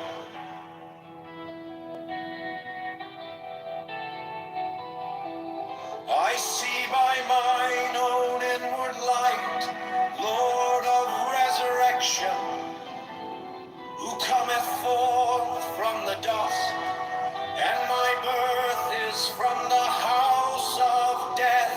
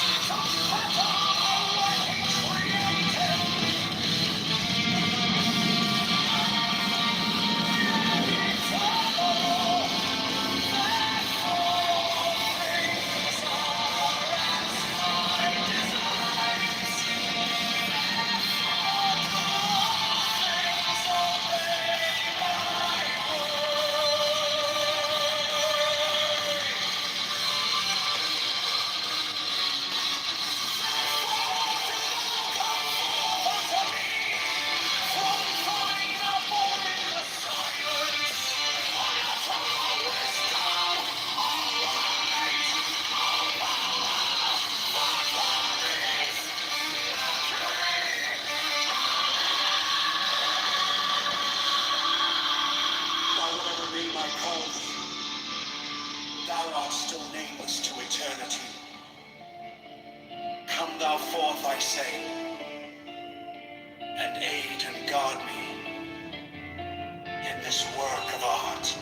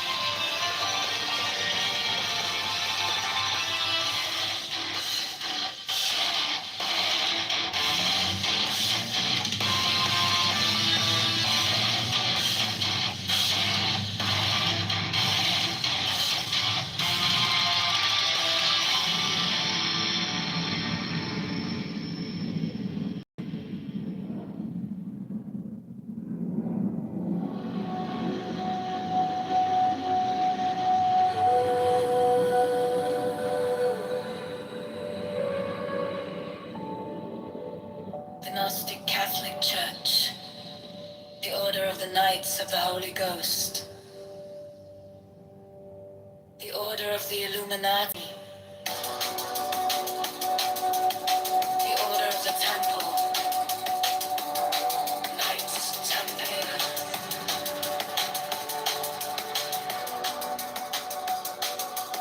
the Order of the Knights of St. John, the Order of the Knights of Mountain,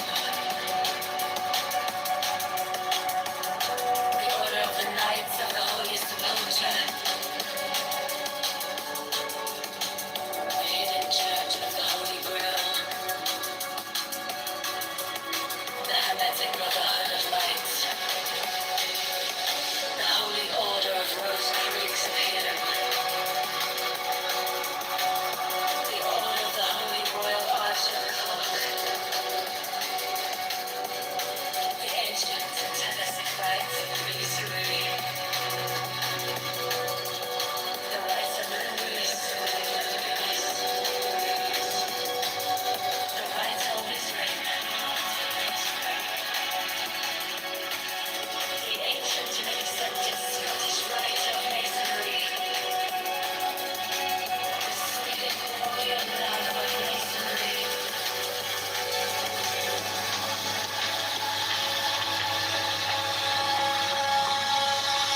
the Order of the Martinists,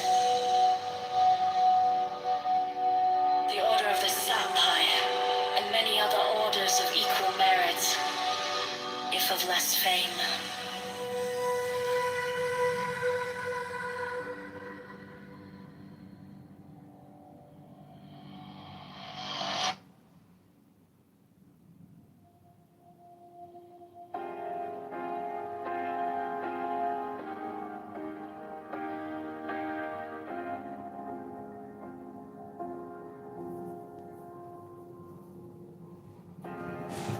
My object all sublime, I keep it in my mind.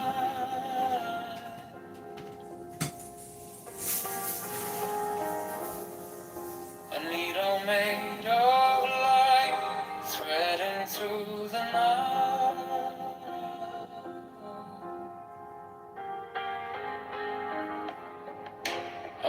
the hidden seam, I sharpen up the dream.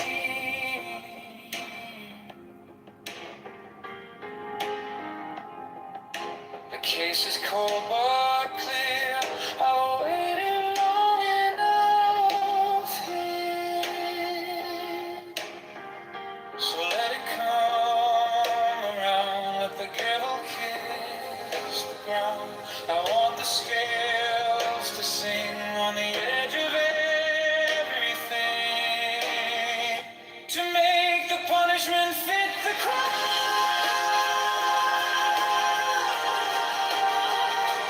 Fit the crime. To make the punishment fit the crime. Fit the crime. My object or sublime, solitude in time.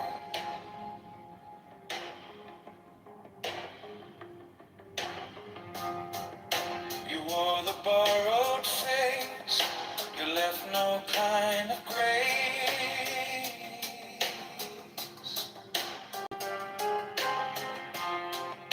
But every lie you spun turns back beneath the sun.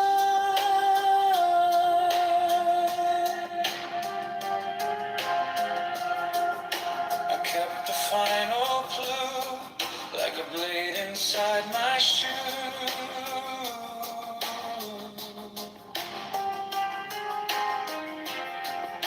Now every step you take feels like the earth might break.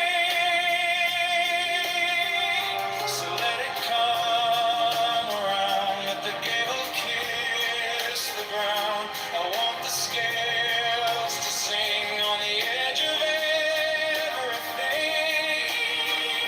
to make the punishment fit the crime.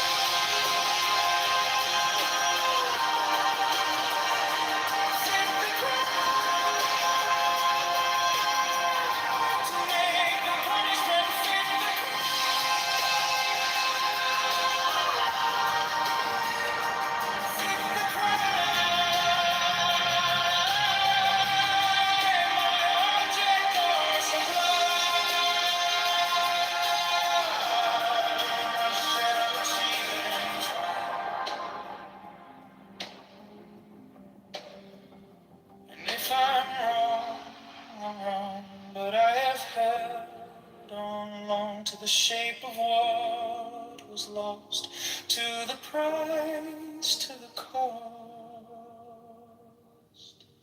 to make the punishment fit the crime.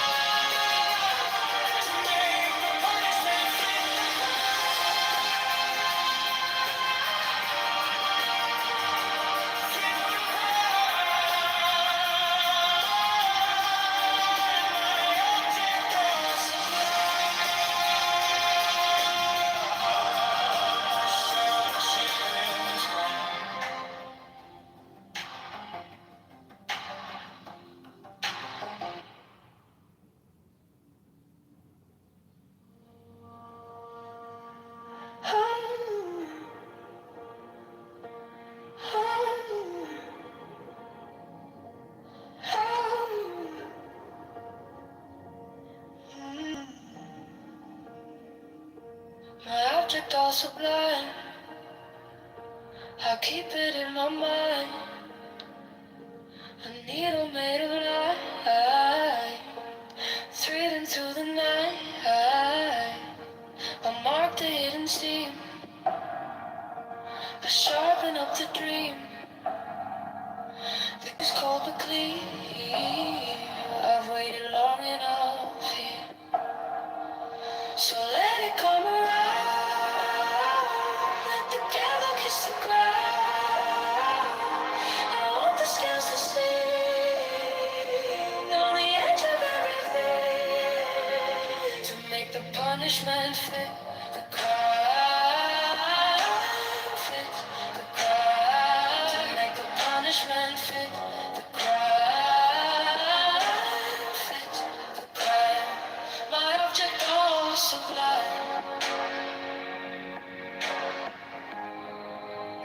achieve in time.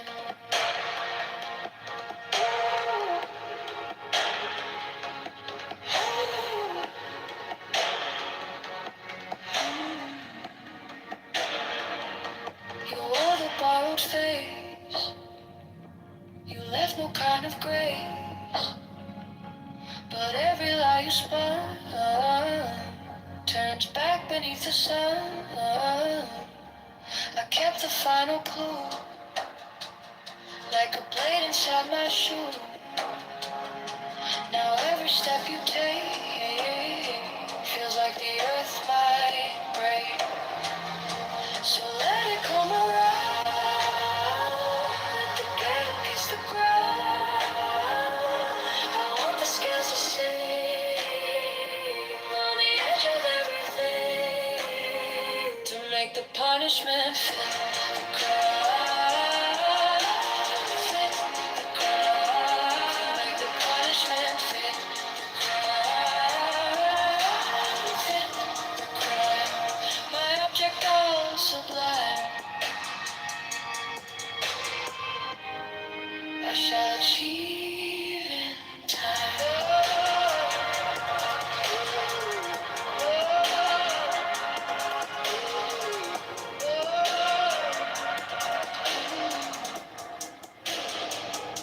And if I'm wrong, but I have held on to the shape of what was lost, to the promise to be close, to make the bond cry, fit the cry, make the punishment fit the cry, fit the cry. My object all sublime. I shall achieve in time.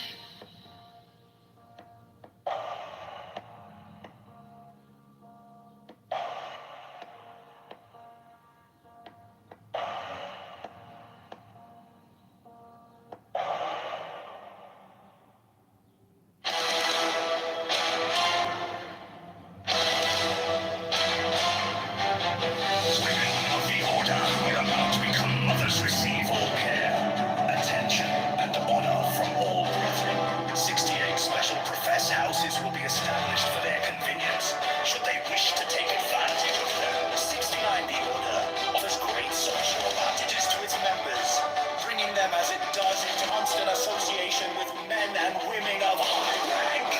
70 the order offers extraordinary opportunities to its members in their trades, businesses, or professions, aiding them by cooperation and securing them clients or customers. Elevate those! Elevate those! 71 the order offers friendship to its members, bringing together men and women of similar character, taste, and aspiration. 70 the secrecy of the order provides its members with an inviolable shroud of concealment. 70 the crime of slander, which causes so great a proportion of human misery, is rendered extremely dangerous, if not impossible, within the order by a clause in the obligation of the third degree.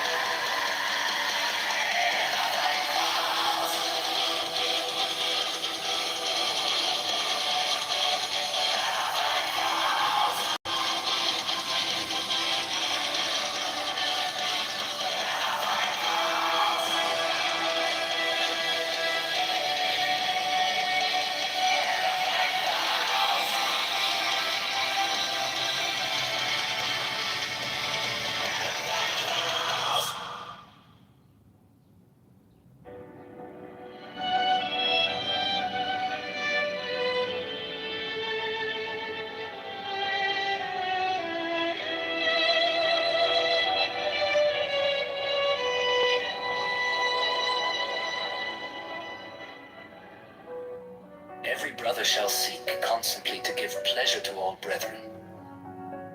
with whom he is acquainted. Whether by entertainment or conversation, or in any other manner that may suggest itself, it will frequently and naturally arise that love itself springs up between members of the order, for that they have so many and sacred interests in common.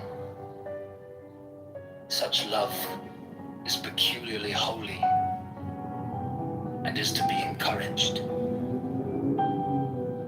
All children of brethren are to be considered as children of the whole order,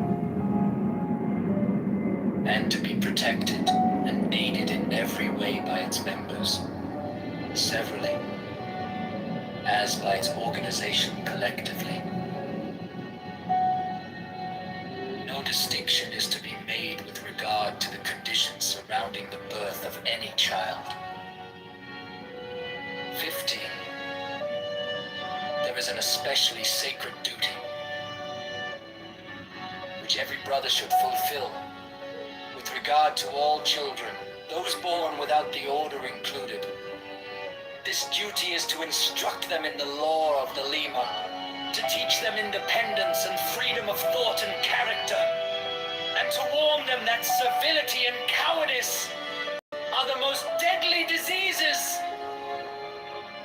of the human soul.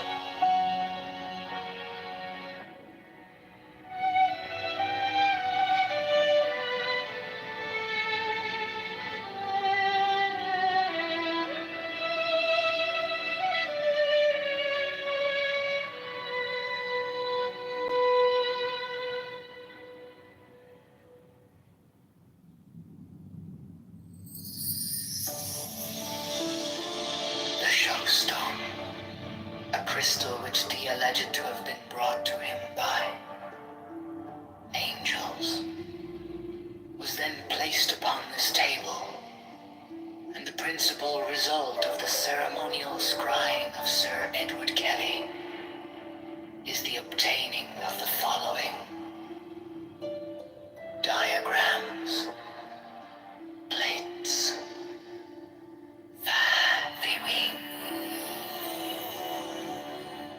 He symbolized the fourth dimensional universe in 2 dimensions as a square, surrounded by 30 concentric circles, whose radii increased in a geometrical proportion.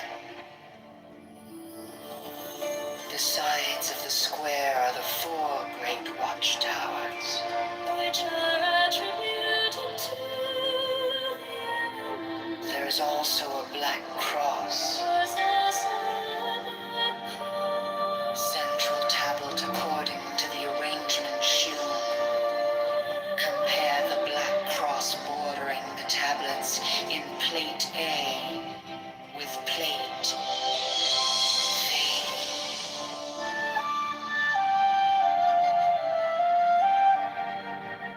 Plate V gives the general view.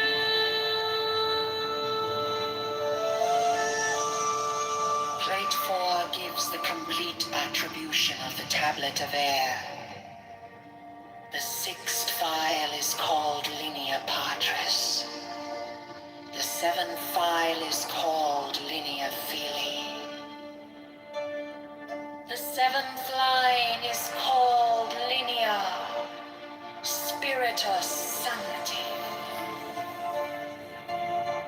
This great cross divides the tablet into 4 lesser tablets, the left-hand top corner being air of air, the right-hand top corner water of air, the left-hand bottom corner earth of air, the remaining corner fire of air. Each of these lesser tablets contains a Calvary cross of 10 squares, which governs it.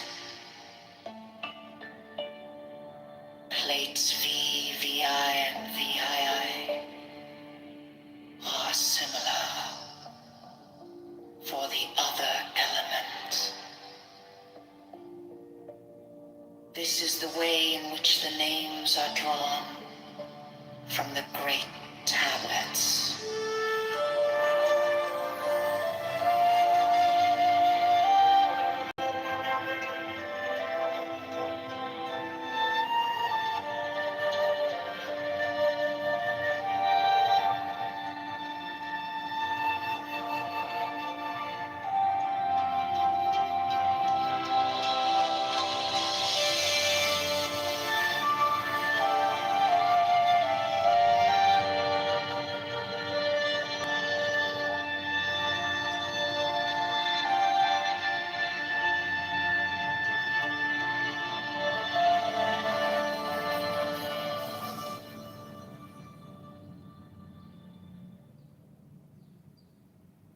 Next, the following text is between the points of the pentagram,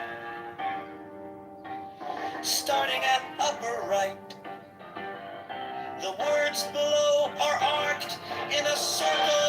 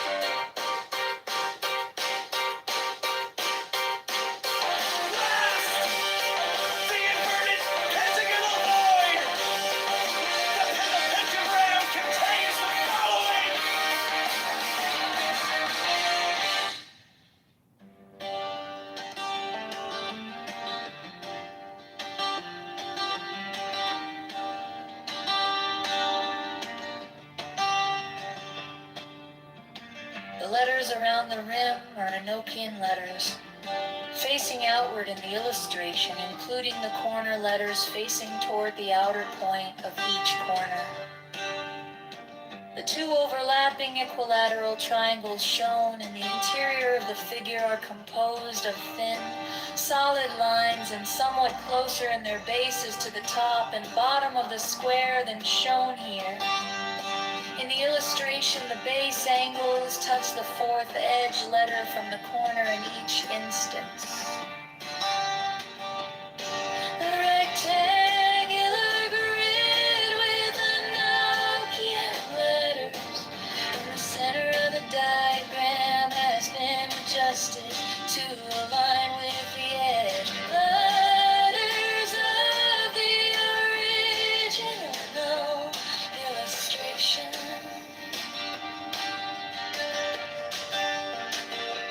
This rectangular grid has its corners overlapping the lines defining the hexagram in the original illustration.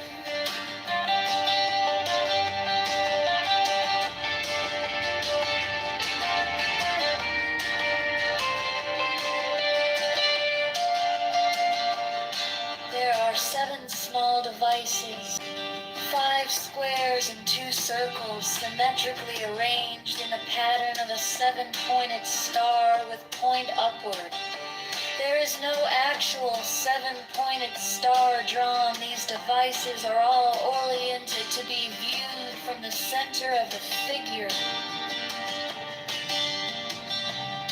Their size is about that of three-edged divisions vertically and horizontally, and their text would be at right angles to any straight line that might be drawn from the center of the figure.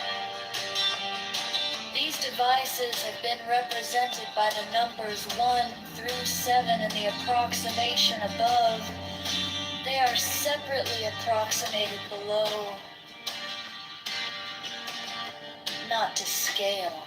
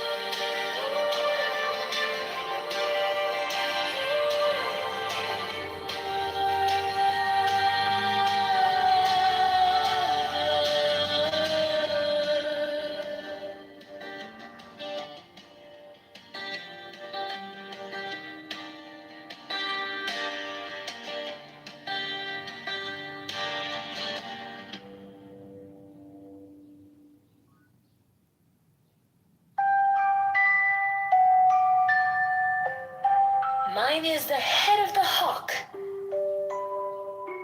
Abrahadabra. And ends. 6. I bear the rose and cross of life and light. Abrahadabra. Giving the sign at each Abrahadabra. Remaining in the sign. The invocation concludes. Therefore I say unto thee, come thou forth and dwell in me, so that every spirit, whether of the firmament, or of the ether, or of the earth, or under the earth, on dry land, or in the water, of whirling air, or of rushing fire, and every spell and scourge of God the Vast One, might be thee. Abrahadabra. The adoration. Impromptu. Close by banishing. I think this was omitted at W's order.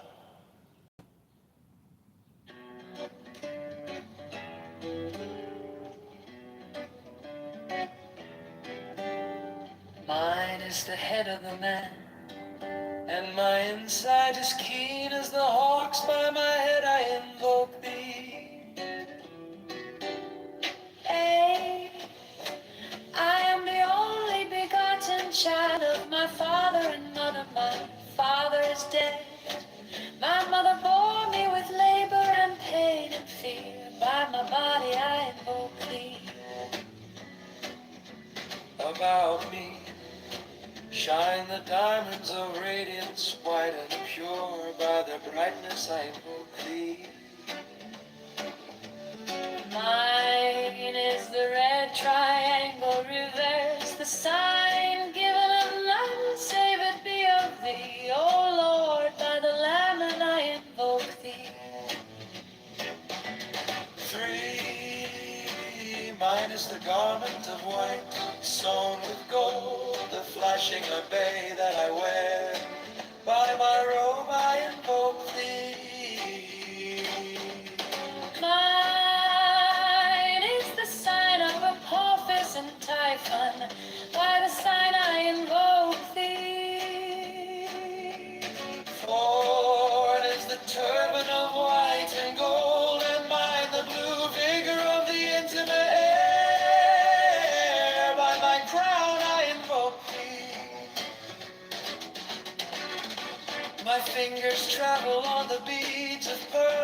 so run I after thee in thy car of glory. By my fingers I invoke thee. 5, I bear the wand of double power in the voice of the master, Abrahadabra. By the word I invoke thee. Mine are the dark blue waves of music in the song that I made of old to invoke thee. Strike, strike the master chord, draw the flaming sword, crown, child and conquering Lord, Horus, avenger. By the song I invoke thee. 6, in my hand is thy sword of revenge, let it strike at thy bidding. By the sword I invoke thee. The voice of the 5, the voice of the 5, the voice of the 6, 11 are the voices, Abrahadabra.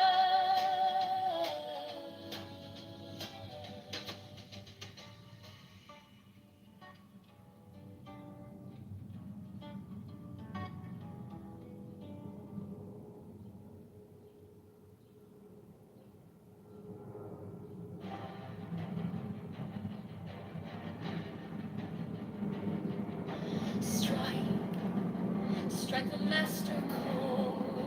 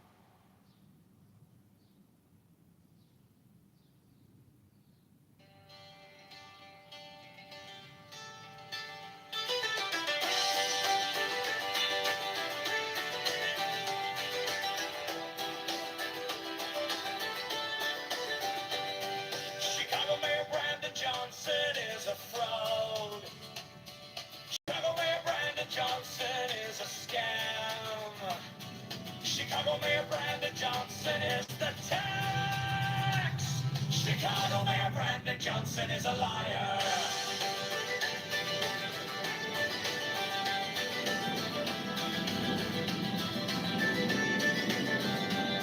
Chicago Mayor Brandon Johnson is a criminal. Borrows $1.3 billion to give to Crony Nod.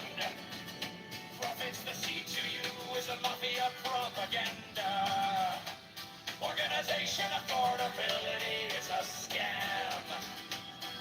Brandon Johnson is the tax. Open the books, transparency now. Public spending tracker now. Brandon Johnson is the tax. Brandon Johnson is the tax. Brandon Johnson is the scam.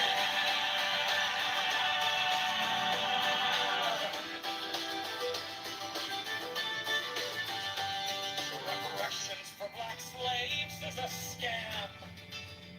It's the black tax socialists are taxologists. All taxation is theft. Affordability is a scam. Abortion Greyhound buses are murder for profits. Open the books, transparency now. Public spending tracker now. Brandon Johnson is the tax. Brandon Johnson is the tax. Brandon Johnson is the scam.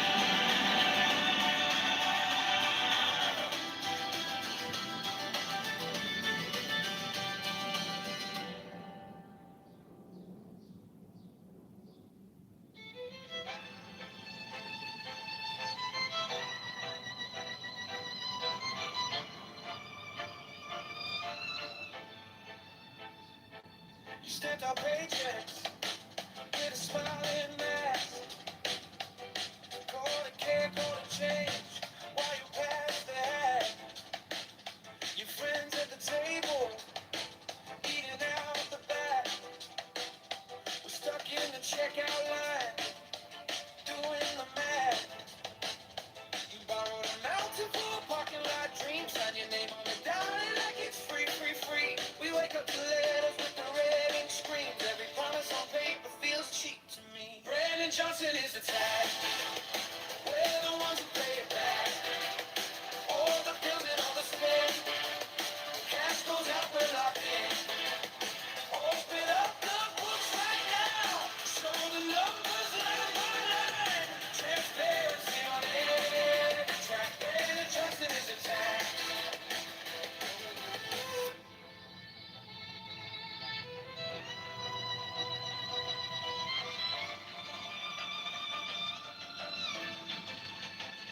You call it for the people, but the doors stay closed. Same names on the contracts, every story we're told. You preach about affordable, then raise the toll. Whole city in a chokehold, just to feed your road. We're tired of slogans on a pretty blue sign. Want a public spending tracker in real time. Not another foreign law on our dime. We're done with the fiction, this is our line. Brandon Johnson is a tag. We're the ones who pay it back.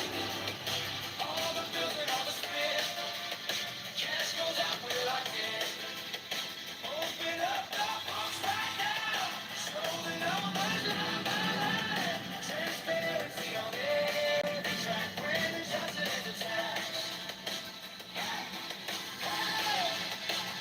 We want to see every cent, every check, every reach.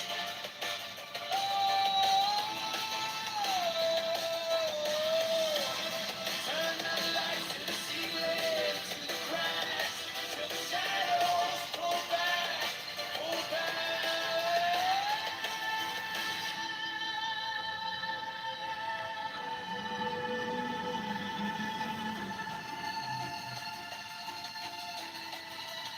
Brandon Johnson is the tag. We're the ones who pay it back. All the bills and all the spit. Cash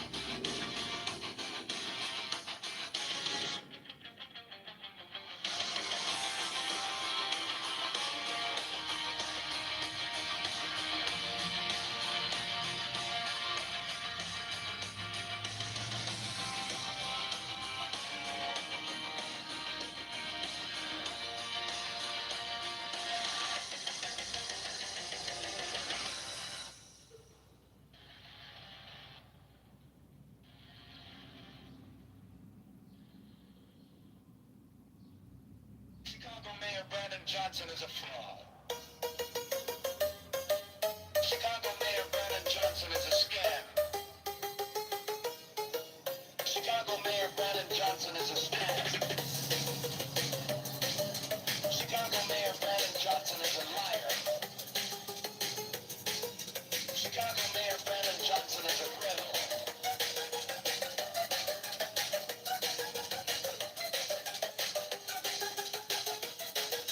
Soros won $3 billion to give to $20. The C2 is a mafia propaganda. Organization of portability is a scam. Brandon Johnson is a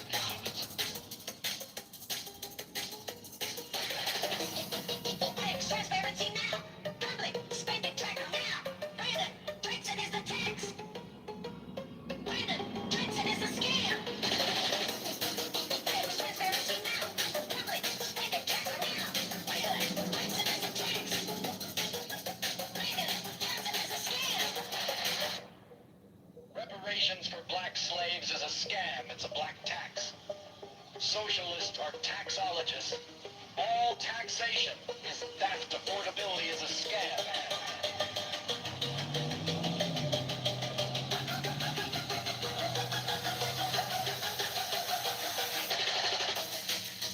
Transparency now. Public spending tracker now. Brandon Johnson is a tax. Brandon Johnson is a scam. Transparency now. Public spending tracker now. Brandon Johnson is a tax. Brandon Johnson is a scam. Chicago Mayor Brandon Johnson is a fraud. Chicago Mayor Brandon Johnson is a scam. Chicago Mayor Brandon Johnson is the tax. Chicago Mayor Brandon Johnson is a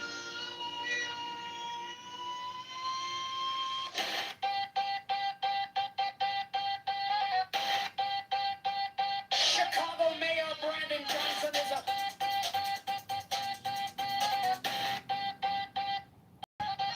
a criminal.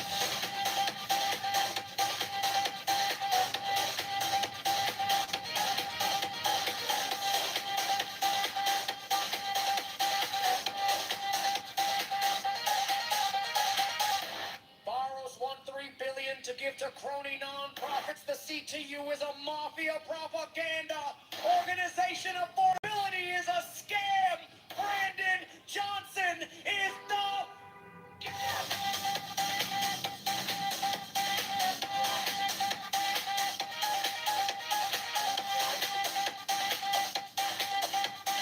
Captain of Books Transparency.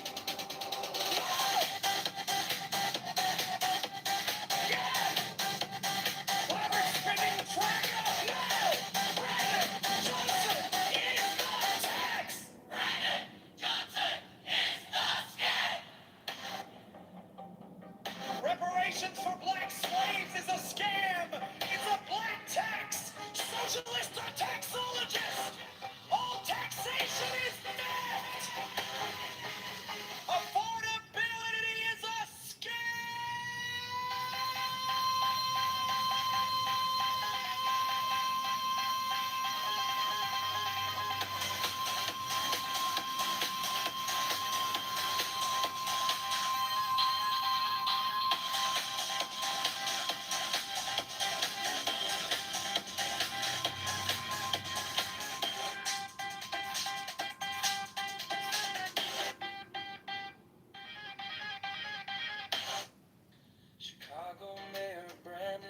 Johnson is a fraud. Chicago Mayor Brandon Johnson is a scam. Chicago Mayor Brandon Johnson is the text.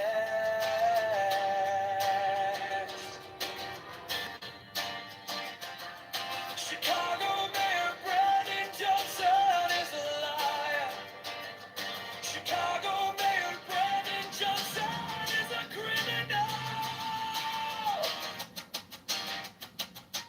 Borrows $1.3 billion to give to crony none. Profits the seat to use the mafia propaganda.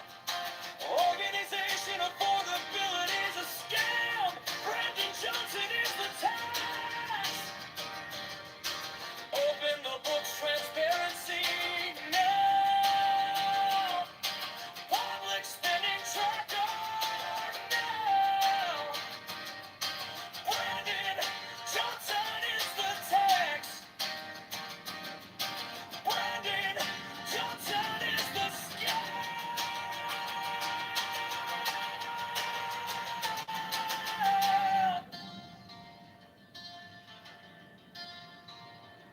Reparations for black slaves is a scam.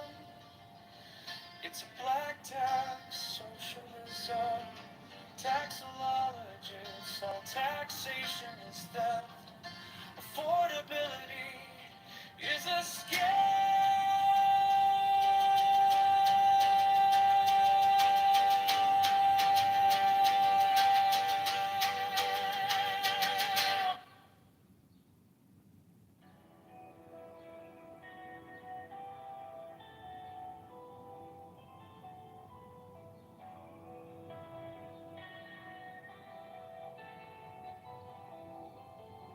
I am the charioteer of the east, Lord of the past and of the future.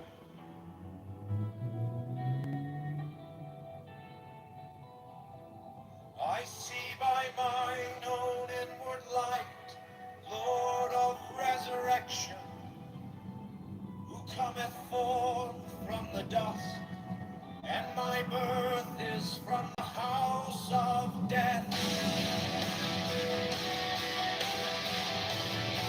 O ye true divine hearts upon your pinnacles, who keep watch over the universe. Yea, who company the beer to the house of rest, who pilot the ship of God, advancing onwards to the heights of heaven.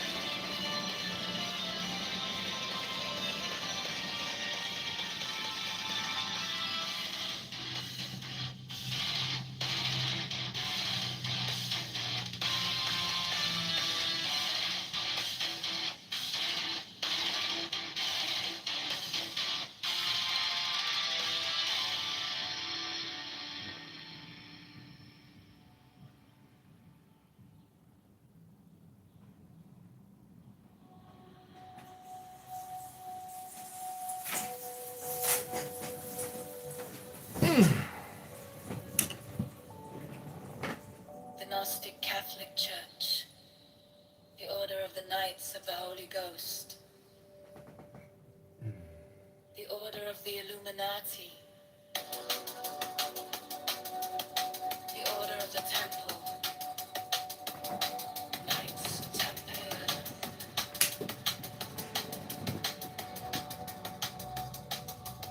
the Order of the Knights of St. John, the Order of the Knights of Mountain, the Order of the Knights of the Holy Sepulchre, the Hidden Church of the Holy Grail, the Hermetic Brotherhood of Light, the Holy Order of Rose Creeks Theater, the Order of the Holy Royal Archer Cloak,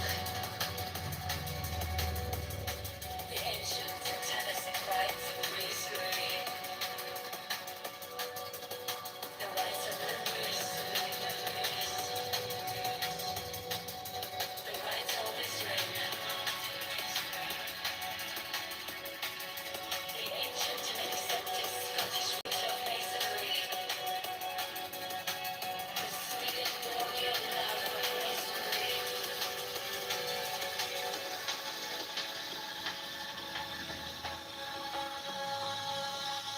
the Order of the Martinists,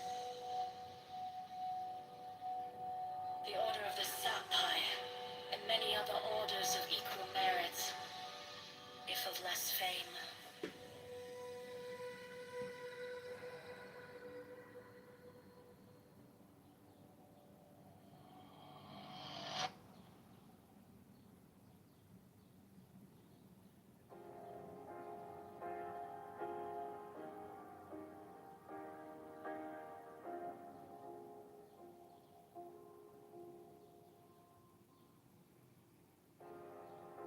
My object all sublime, I keep it in my mind.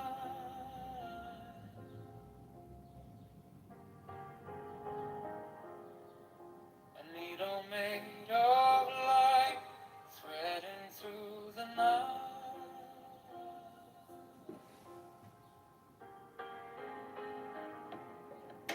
I mark the hidden scene, I sharpen up the dream.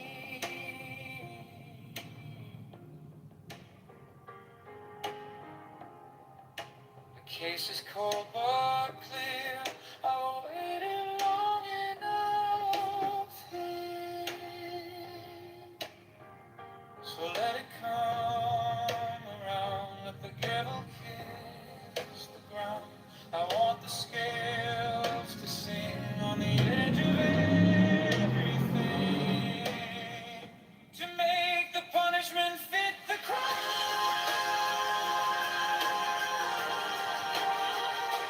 fit the crime, to make the punishment fit the crime, fit the crime. My object all sublime, my solitude in time.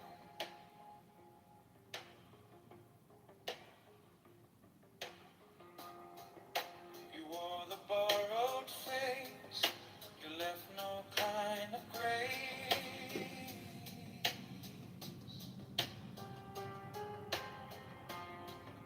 But every lie you spun turns back beneath the sun.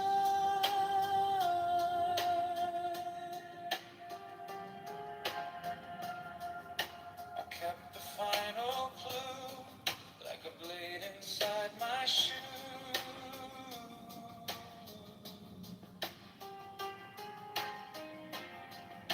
Now every step you take feels like the earth might break.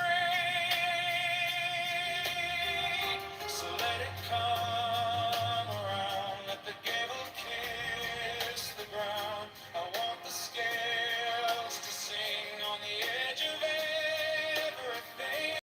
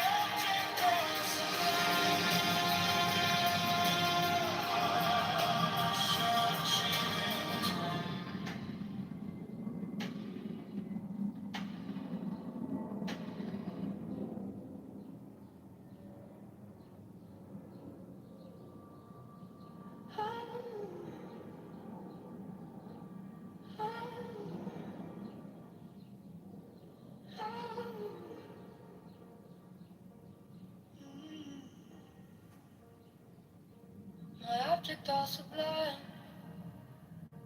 I keep it in my mind. A needle made of light, threading through the night. I mark the hidden seam. I sharpen up the dream. The case is cold but clean. I've waited long enough here. So let it come around. Let the devil kiss the ground. I want the scales to sing on the edge of everything, to make the punishment fit the crime. Fit the crime. To make the punishment fit the crime. Fit the crime. My object all sublime. I shall achieve in time.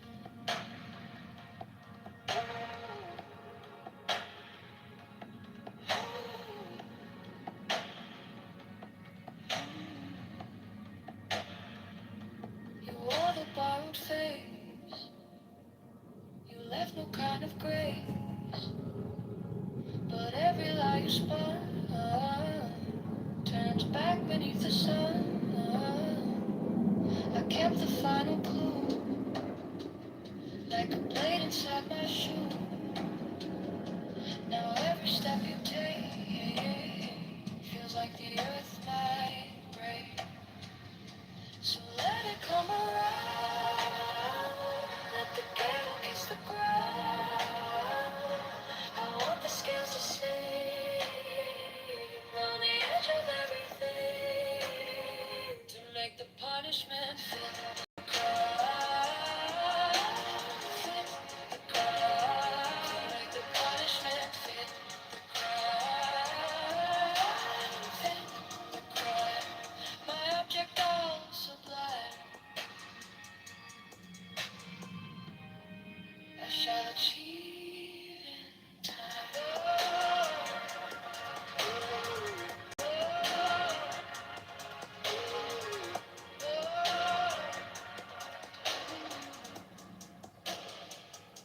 And if I'm wrong, but I have held on to the shape of what was lost to the promise, to the cause, to make the punishment fit the crime, fit the crime, to make the punishment fit the crime, fit the crime. My object all sublime. I shall achieve in time.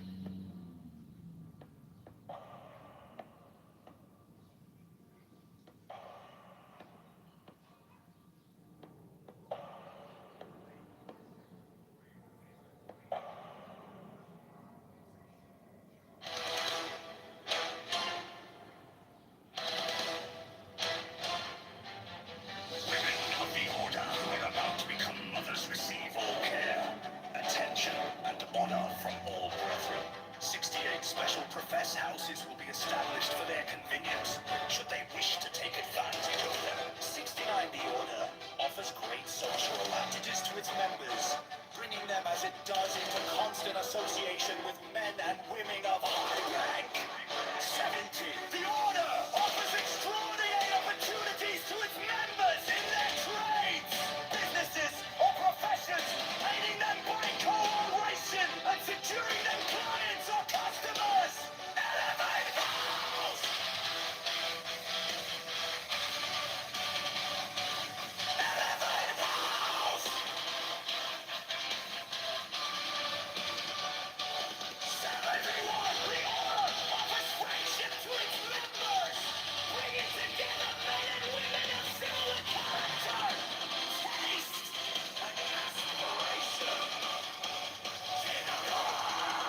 70 The Secrecy of the Order provides its members with an inviolable shroud of concealment. 73 The Crime of Slander, which causes so great a proportion of human misery, is rendered extremely dangerous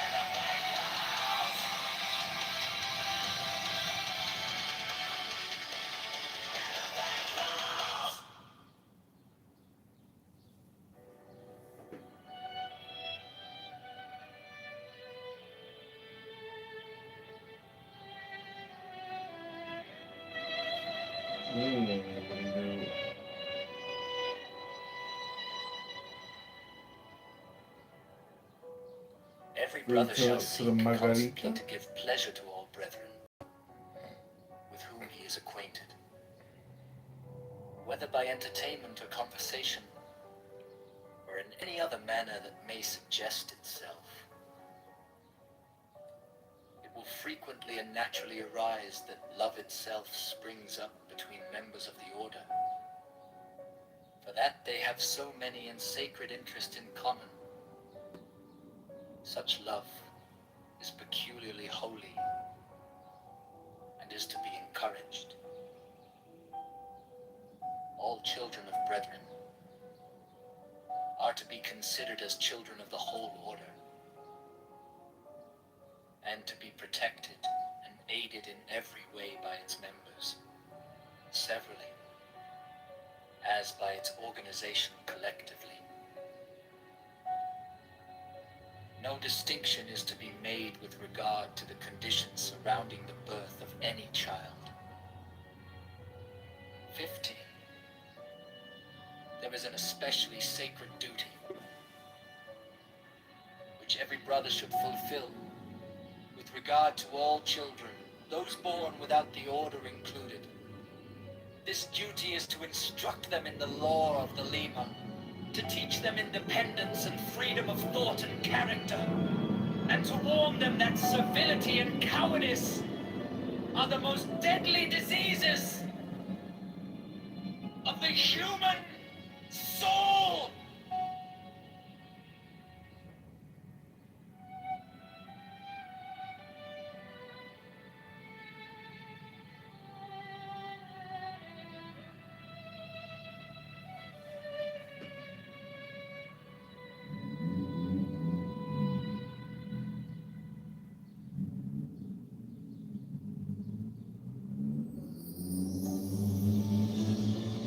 The showstone, a crystal which he alleged to have been brought to him by angels, was then placed upon this table, and the principal result of the ceremonial scrying of Sir Edward Kelly is the obtaining of the following diagrams, plates, viewing. He symbolized the fourth dimensional universe in 2 dimensions as a square. Surrounded by 30 concentric circles, whose radii increased in a geometrical proportion. The sides of the square are the 4 great watchtowers, which are attributed to there is also a black cross, central tablet according to the arrangement shown. Compare the black cross bordering the tablets in plate A with plate V.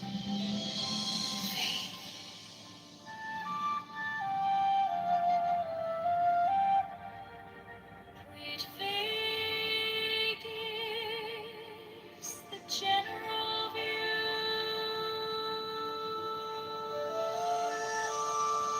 Plate 4 gives the complete attribution of the tablet of air.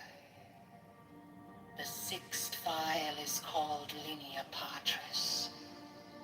The 7th file is called linea filii. The 7th line is called linea spiritus sancti. This great cross divides the tablet into 4 lesser tablets, the left-hand top corner being air of air, the right-hand top corner water of air, the left-hand bottom corner earth of air, the remaining corner fire of air. Each of these lesser tablets contains a Calvary cross of 10 squares.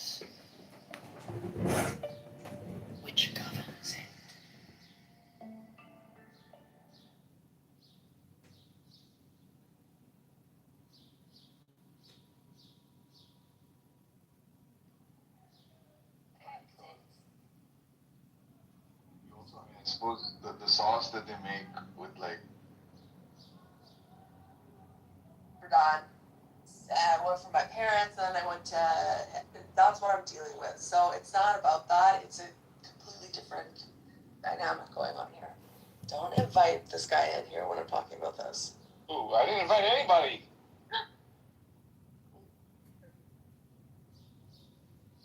So annoying.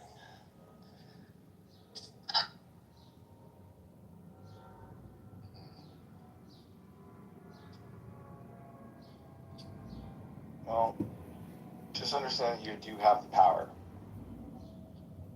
Bam, bam! No, I'm not a psychopath like you, and I don't operate like you. I don't threaten people like you. And I can see the bigger picture. So this is somebody that I'm tied to, right? So I'm not to do that. Unlike you. I know that's what you would do, but I'm not a Jew, so, as you say, so I don't do that. I don't know what that has to do. Small committed groups of men that wrote books about what they did. Wasn't them having a pantheon, them saying that they defeated those guys and then added them to it? Yeah. So it shows the empire of some sort. Correct.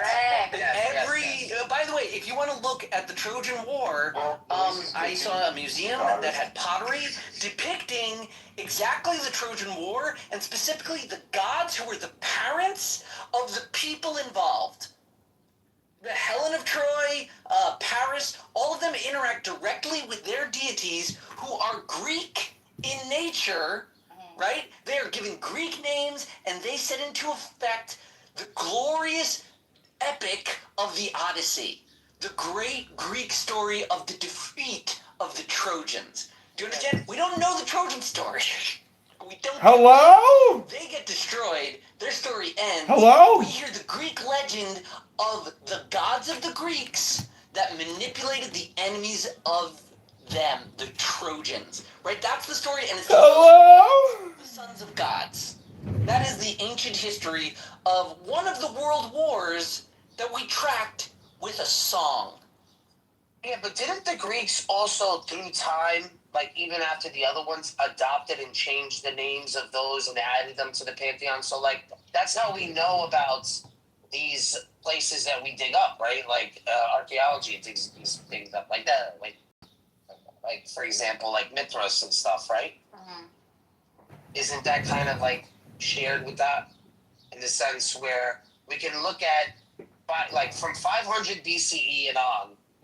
There's obviously been other kingdoms in Phoenicia or modern day Lebanon today. At one point it was they had the island of Cyprus, and I thought all the people that ran away from ancient Mesopotamia were like in that area of the Levant, like almost Turkey, right? In those areas. I'm saying the Greeks obviously had the bottom part, but the upper part. I'm trying to explain the map to you. Just pull out the map. Let's see. It's not yeah, that let me pull the map up. Let me pull out the map. The reason why also like the Vedics would have like these many gods are because the smaller kingdoms necessitated each kingdom had its own deity, and all these were like under so more fragments, more gods. With Abrahamics, the one god became a very convenient concept, right? And a modern concept. So you have to understand that the one true God in a henotheistic model is the ultimate yes and improv. Yes, Zeus. Yes, Hera. Yes, Thor. Yes, dwarves. Yes, aliens. Yes, elves. And we serve the one true God. Oh no, with a pantheon, there is no like one true God. You're saying that you are going to communicate with different gods for different reasons, right? You're not like.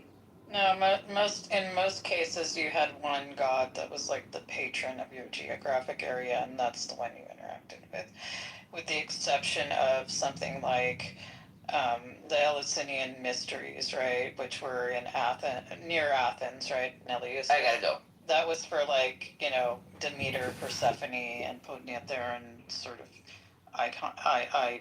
Wait a that second, most you people couldn't don't know think of. that one of the gods that got collected was the Well, ultimate god? Athena, in Athens, Athena was their ultimate god, right? Yeah. But they also It was part of the pantheon. They participated in separate mystery rites for Demeter and Persephone, right? So, but Athena was still their major, deity. Much like Delphi, right, is obviously going to be like Apollo, and then the island of Delos, right? So it's all very geographically based. So it's not like it's more like the participating in other gods, rites, and rituals is like more of a one-time thing if you're going through some initiation ritual or something like that specific to that. But and it was far more widespread than people believe. They think like the Greek gods were like limited to just Aegean, peninsula there. But like you have like Artemis of Corinth, right? And all through that whole area of Anatolia, and like of course on the other side of the Hellesport, in Troy, they had the same gods. They just made like these cultural alterations to them to suit their purposes. So yeah, and even then the Vedic pantheon is heavily related to the Greek pantheon, because they came from the same original Proto-Indo-European pantheon. So, yeah.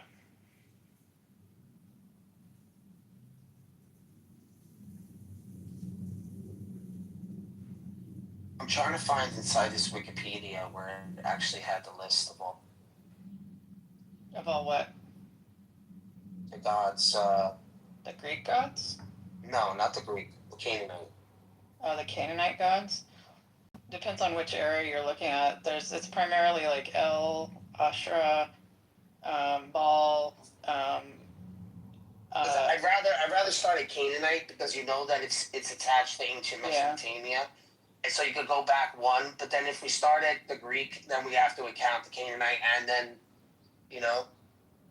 from that area. I'd rather go to like about Ishtar and Marduk. Well, that's what I'm saying. That there's that's what I'm trying to say. That there other people believe that their god was the ultimate god. Well, I mean, what I'm saying is like the origin of most of the Greek gods, with the exception of like the local agrarian gods that they integrated into the pantheon, are their origins aren't Mesopotamian, they're Proto-Indo-European. So like they come from like the Eastern Russian steppe and the Caucasus. Similarly with South Asian, like the Vedic gods. And we can tell this by like, we've reconstructed a Proto-Indo-European language, and like their word for God is Deus Pitar, which, it's Zeus or Deus in Latin. Well, this is where I want to start. Is Ugarit? Yeah, Ugarit. It's interesting in Ugarit. If you look at like the library of Ashurbanipal, that's actually where you do get like sort of like the merging of the Greek pantheon with the Canaanite pantheon, prior to them both being like solidified, and you even get like titles of kings that become like Zeus, and then some demonym, right? This king was the Zeus, right? If you look at the records, it's really kind of interesting.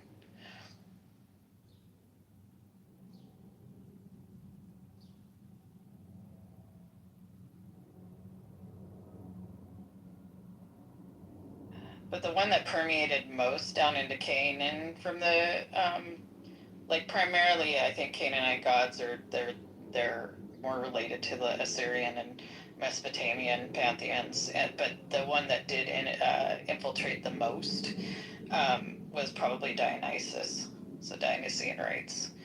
And you see that's who Alexander the Great was looking for. Searched foreign lands for Dionysus. Yep. Which is what, like almost like Christ, like sort of idea, right? He's going to foreign lands preaching Dionysus. It's like Jesus was the perfect Dionysus. Yeah, and Mary was the perfect that sort of representation. Yeah, the temple ruins at Elephantine are really super interesting because that's where you see this sort of like mix of like Judaism, Zoroastrianism, and Dionysian cults. It's really kind of cool. It's super syncretic. Well, they're saying that there was no Moses or Abraham in their writings. And then if we look at the Eshmon temple and that period, we also see similarities in the stories of King David and the Chronicles or even Samuel or any of those stories. You see similarities in those stories too. So it is interesting how because you see this development, right? And what's weird is that they have this, people have put together sort of an argument to say that there are certain prophets or books that didn't mention Moses, or they don't mention Abraham, or they don't mention these sort of people, right? And I guess there is a certain way to look at it to see that if they do mention there is a lot of overlap in the language they use. But are they directly referencing them? Then it's like, yeah, but they're not all mentioned all the time, right? They're not but in mentioned at some all. way, what?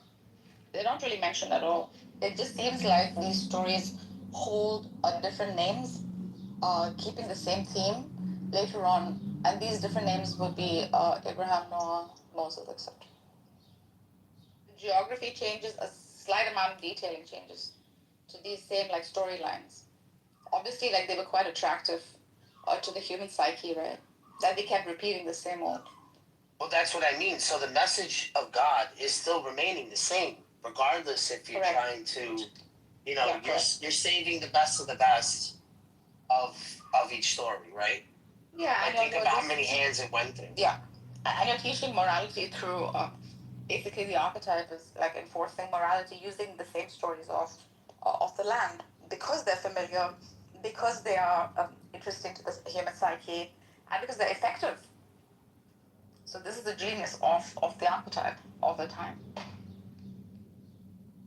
That's why I always say this marriage between a priestly people for both, right? So you're gonna say for Jews and for Christians, and it's like, I don't know, it's like a representation of it, of a tradition,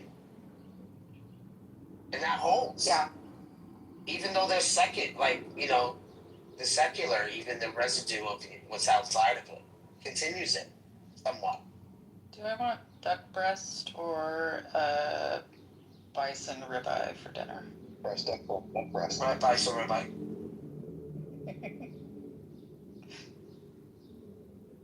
Tacos burrito. Whoa, looks like someone's calling fucking Megatron out. You think?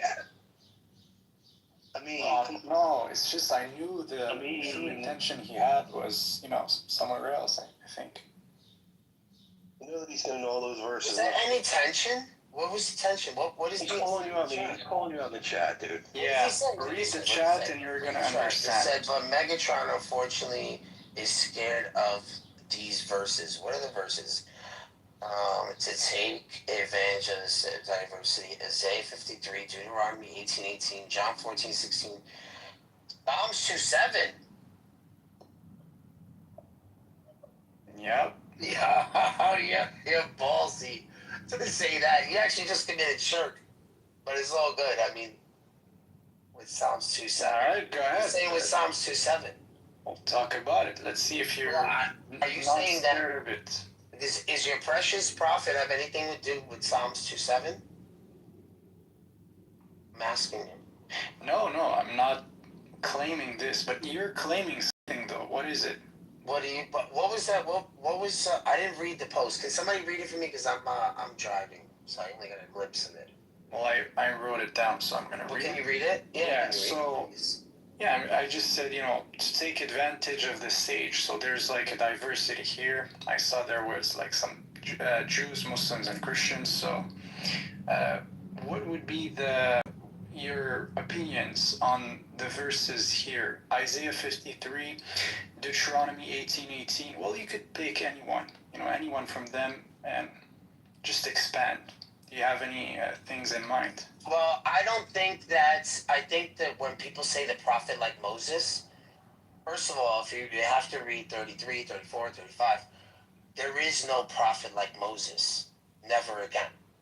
So, by you saying that is weird. So, when Christians use this as a polemic or to say there would be, I think it's just because of the climate or the period of the time. It's nothing that we're saying now.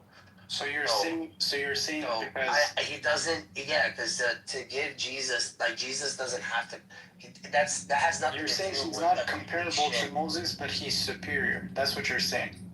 Yeah, like it would be no reason to say. Wow. Because you gotta remember when Jesus is coming back, he's still going by the same laws that Moses kept. So why would he be there and say, "Oh well, I'm just," you know what I'm saying? He would have to fulfill those, right?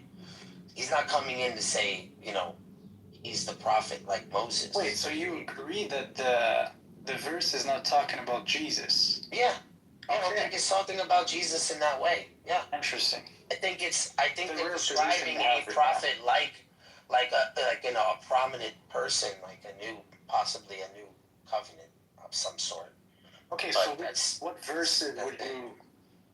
what verses would you refer to in the Torah that actually would prophesize about Jesus if Jesus himself said let's go that these he other was verses prophesied in the Torah? Isaiah 53 that's the one.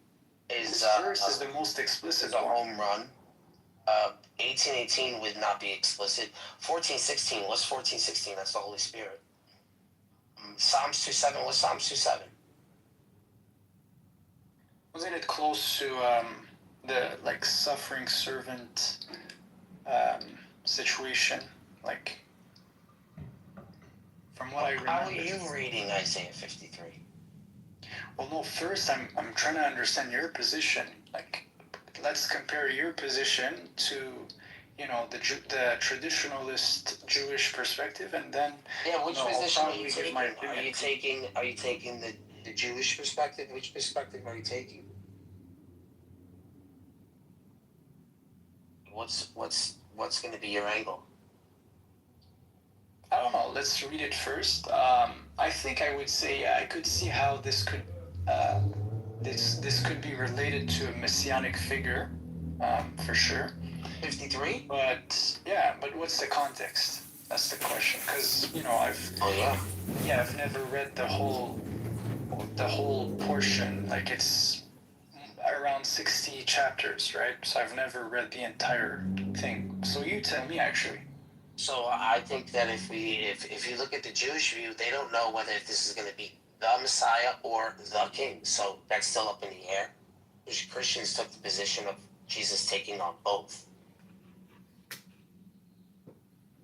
Okay, so we're saying Jesus fulfilled both of them. The suffering servant, Messiah ben David, Messiah ben Joseph, and Messiah ben David is king of the heavens. Well, first, do you know if they have traditionally seen this passage as a messianic passage? They probably, yeah, of course. Show me proofs. Are you serious? They used this prophecy by Moses also. Because Moses was... No, you're saying... Yes. You're saying... You said messianic. Yeah. I'm telling you now. All right, so Moses is a lower type of Messiah. He's not the Messiah, but he is Messiah. So he would be the suffering servant that is Messiah and never got to enter Israel. So he is that suffering servant that led his people into Israel. Him and his brother weren't allowed. I can easily see that. You can easily see this being Moses also. Okay, but that's not referencing the Messiah. No, well, show me where it says the Messiah. Or how you identify the Messiah. That's what I'm saying. You have to claim if you make that. But that's what I'm saying. Like, if you make that claim, then prove it. I'm not making the claim. You make the claim, right? So you see Jesus in this passage. So obviously you think Jesus is the Messiah. You're taking my word for it? Well, no. Actually, I'm literally saying, show me proofs, like for what you say. So if you have any evidence that there's the gospel is an interpretation, the gospel is like portraying this character. Yeah. So I'll just read you the whole gospel to show you Isaiah 53. Okay, well, show me in the Gospels where it references Isaiah 53. That would be good. A good start, at least, right?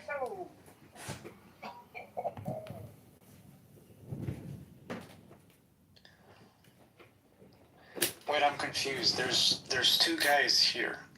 Same picture. Who is who?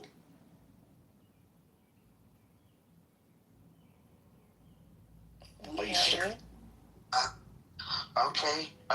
So where do we start? You know, a laser sounds like a laser. Where do you want me to start, my friend? Well, you tell me. Can I share the link? Yeah, show me a reference from the gospel where there's like an explicit reference of Isaiah 53, or if you have like any classical tafsir from Jewish how do you want First Temple era. How do you want this categorized? Do you want every verse, or do you want every other verse of Isaiah 53? Because I'm going to give you the whole complete rundown.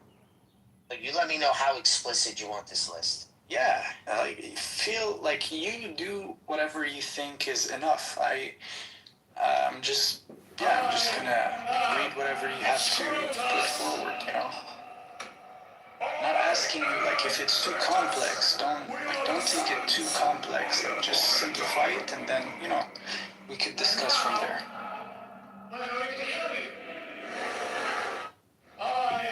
Sorry, what's happening right A meme is basically challenging bars. In a big He wants to do. I'll do a verse for verse breakdown. I mean, this takes me a little bit to type up for you.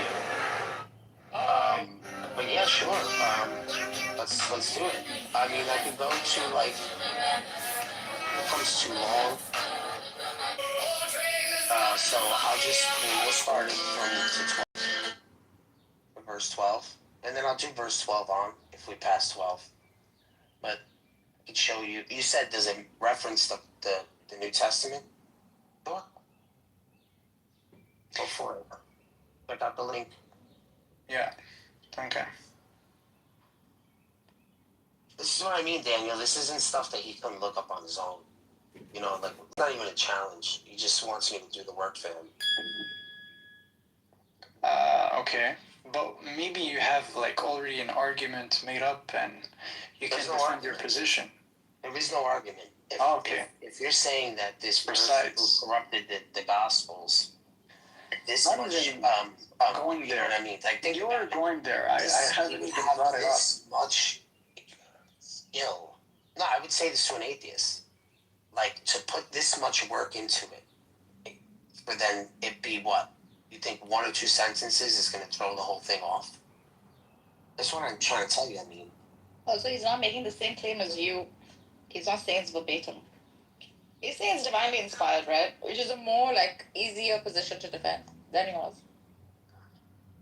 Yeah, they knew of the scriptures before. So they had an expectation. Okay, so John 12. So if you want to say, right, because I'm going to think that you're an atheist. If you want to say that this story is an amalgamation of other stories that reached the peak in its time for humanity of some sort, who, sort of as the peace, chairman of or our Working much Welfare bloodshed Subcommittee, needed to has be been shared, a tireless champion for for it to America's go foster through. youth and a leader in And this is advancing the case, these then overdue reforms. Like, then you're also, then whatever other beliefs that stem from this is going to be also a fairy tale.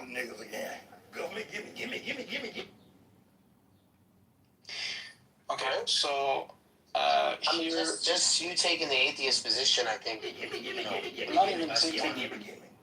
You should take the atheist position because No, you're going no. to tell me that it's I'm acting like a Pharisee. I'll show right it now. to you. You'll have to defend your claim. You'll have to defend that whatever you believe in is backed up by the sources you have. Yeah, sure. Why not?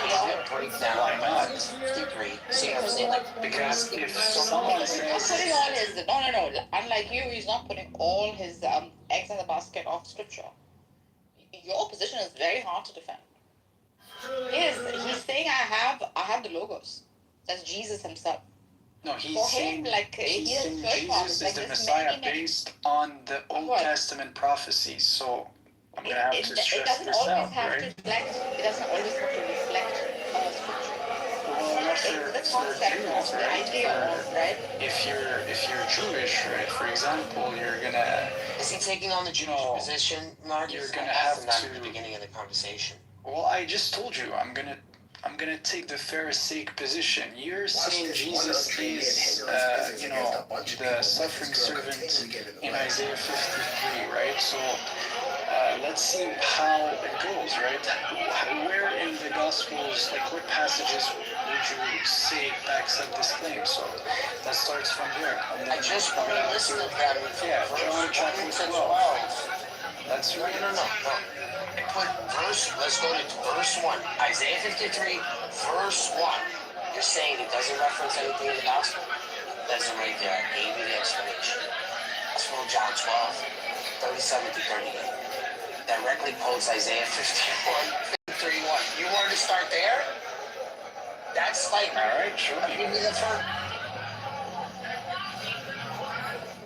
So I have the passage in front of me. I can read it.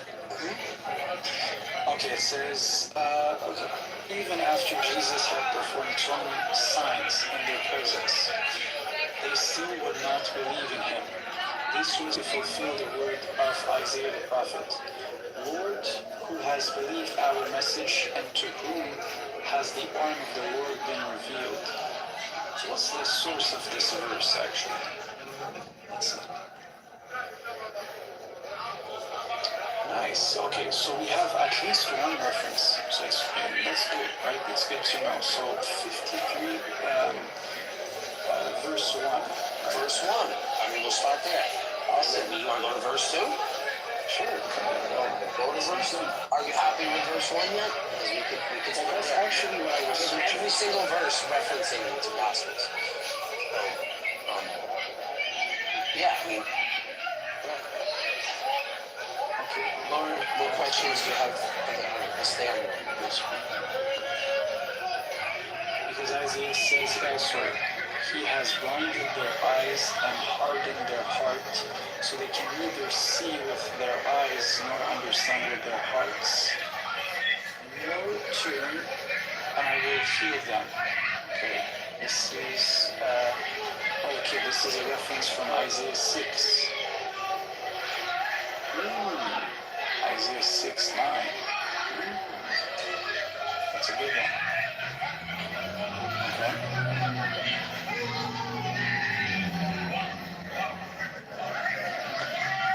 Okay, Isaiah said because he saw Jesus' glory and spoke about him. At the same time, many, even among the leaders, believed in him. But because of the Pharisees, they would not openly acknowledge their faith for fear they would be put out of the synagogue. For they loved human praise more than praises from God. Then Jesus cried out, "Whoever believes in me does not believe in me only, but in the one who sent me. The one who looks at me is seeing the one who sent me. I have come into the world as a light, so that no one who believes in me should stay in darkness. If anyone hears my words but does not do them, I do not judge that person, for I do not come to judge the world, but to save the world. That's a good one. There is a judge for the one who rejects me and does not accept my words. The very words I have spoken will condemn them at the last day. For I do not speak of my own, but the Father who sent me commanded me to say all that I have spoken. I know that His command leads to eternal life. So whatever I say is just what the Father has told me to say. And lastly, if they end up in So a that's higher actually like this, all you have to do is use your knee to bump them even further forward. And okay, so then from what the Jewish perspective would reply, they would say, no, this is actually Isaiah 53 is a reference to Israel, to one servant, which is the Jewish people, right? What's your counter claim?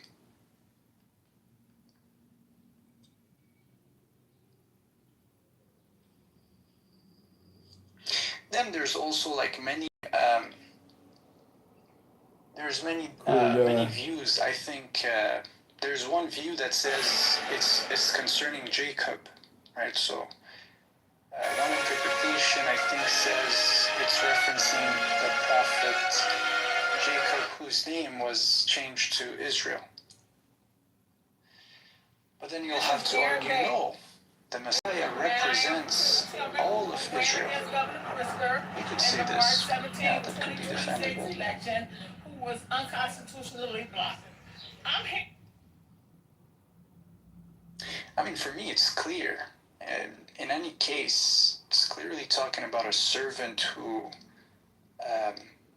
does not speak of his own shahawat. He does not speak of his own desires. He's simply, reciting the words God has inspired in him, right? He is commanded to do these things.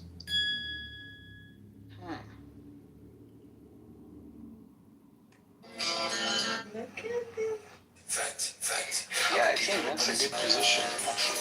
Who has a crush on? I have to remind myself to breathe sometimes. Anyways, do you have any additions? You lost again. Any comments?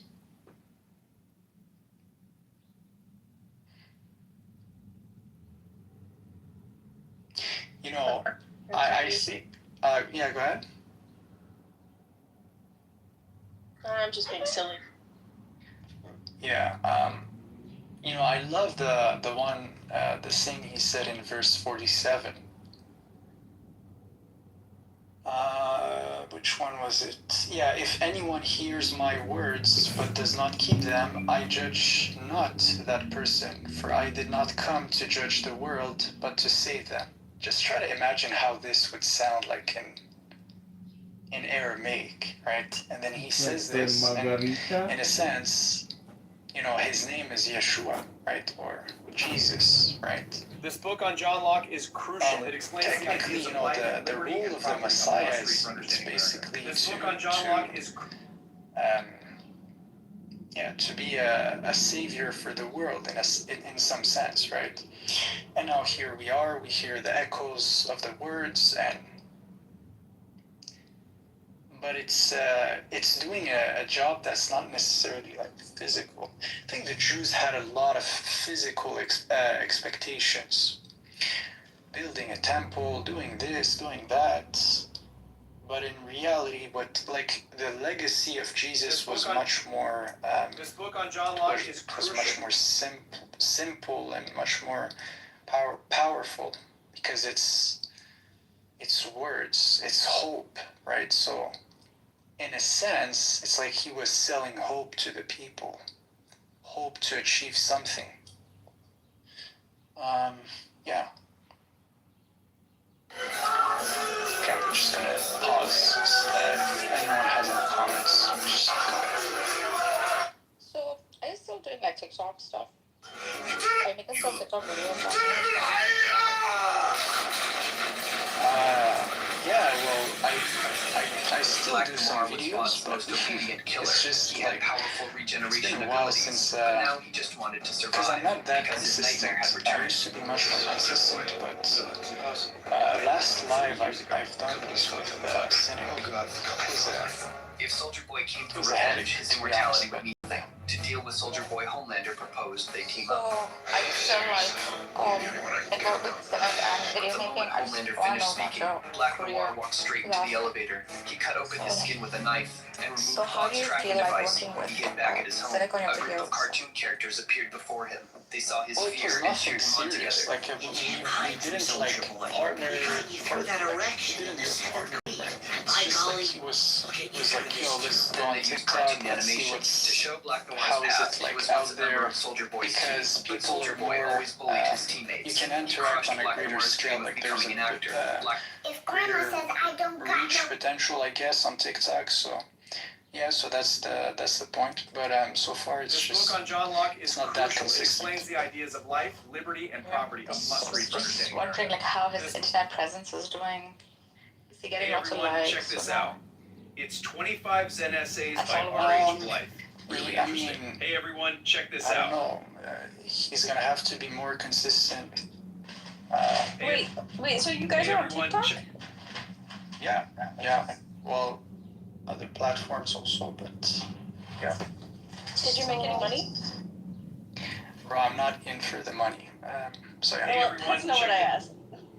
You said, did I make any money?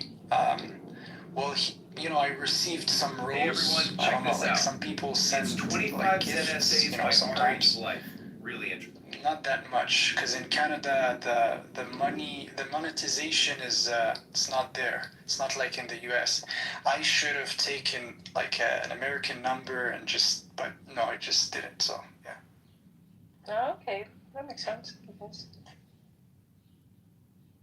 So yeah, going back to your online career, Hey everyone, how today I are want to you talk able about to this like book, 25 Zen essays spread by your message far R.H. and Blythe. wide? Hey everyone. Far and wide. Yeah. As long, the way that I see things is this, right? As long as, I'm doing something positive, whether it's even one person, two persons, I'm happy with it. So, if it takes, it takes. If it doesn't, I don't mind too much. Okay? The most important things, I would say, is also in person, right? So, there's a lot of work that could be done in person, and looking forward to do this. Yeah. So, do you mean you're gonna collaborate with? If Grandma said And then they were all enthused, and then we got a protest, and everybody said, oh, the regime's going to come to an end, and then all of a sudden, boom. I don't know, like how do you feel about joining Cynic in his mission to have like a strong internet presence? When you get by yourself, that's. Could you use a... I wouldn't, I don't see that. It's just like everyone does his things, and then it's just whatever happens. I'm not thinking too much about it. So yeah, it's nothing like it's just like I do think that one of the best purpose, because if you do different things in life, some things are more appealing than others. It's like some jobs are pulling me towards greater purpose more than others. So for me, I would say that one is something interesting and appealing. But I'm not doing this like full time yet. So Every single day I thank. Yeah, so do you have like Hey everyone, contacts today I by want to talk which you about can this do book, Java? 25 Zen essays by gain R.H. popularity Blythe. quickly? Hey everyone, check this out. This book on John Locke is crucial. It explains the ideas. If I have contacts, I do, but yeah, I do, but I'm not going out like Marcus, do you want to be 100% or something? Oh, if that's I'm not invest. Like, I mean, after all, religion is the best business with very low investment, but like heavy ROI. So. Are you sure about this? it's not a good, like, I think for the money it's not even, because man, I thought about this one. I was like, if you go out doing darwa full time, you just don't have, there's no revenue. Like, I'm not the type of guy Are you who's kidding me? I'm not Are you gonna kidding charge me? people for this. No. Yeah. Why? Because it's not part of it's not part of how I operate. I'm not the kind of person who loves to charge based on information. If I have an information that's valuable, you just give it. That's it. I mean, a strategy goes a long way, my guy. Right? Like, if you actually want to get your information out to people, it's useful to have a strategy. Nargis is in it for the dollar signs, though. That's very interesting to me. Like heavy. I feel like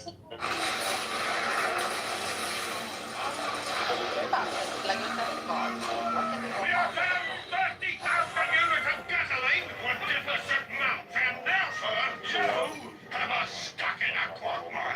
Hey, Joe, your girl is breathing her last. It's going awful quiet. Get it out. Get it out. Come on, I can call for the torture. Richards, now you stay here with your grief, Daddy. Be careful. Protect the asset. Just one angry shot for Furiosa. Huh? Right. Another mouth could have been your viable human. Was it a male? Yeah, he went off a prime. Hey, Rictus, you lost a baby brother. Perfect in every way. I had a baby brother, and it was perfect. Perfect in every way.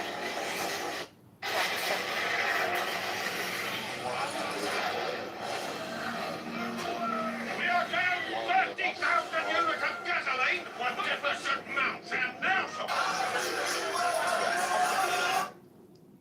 Well, because sometimes things that are comforting is actually it's something good, right? Because you could be speaking to someone. Okay, I see what you mean.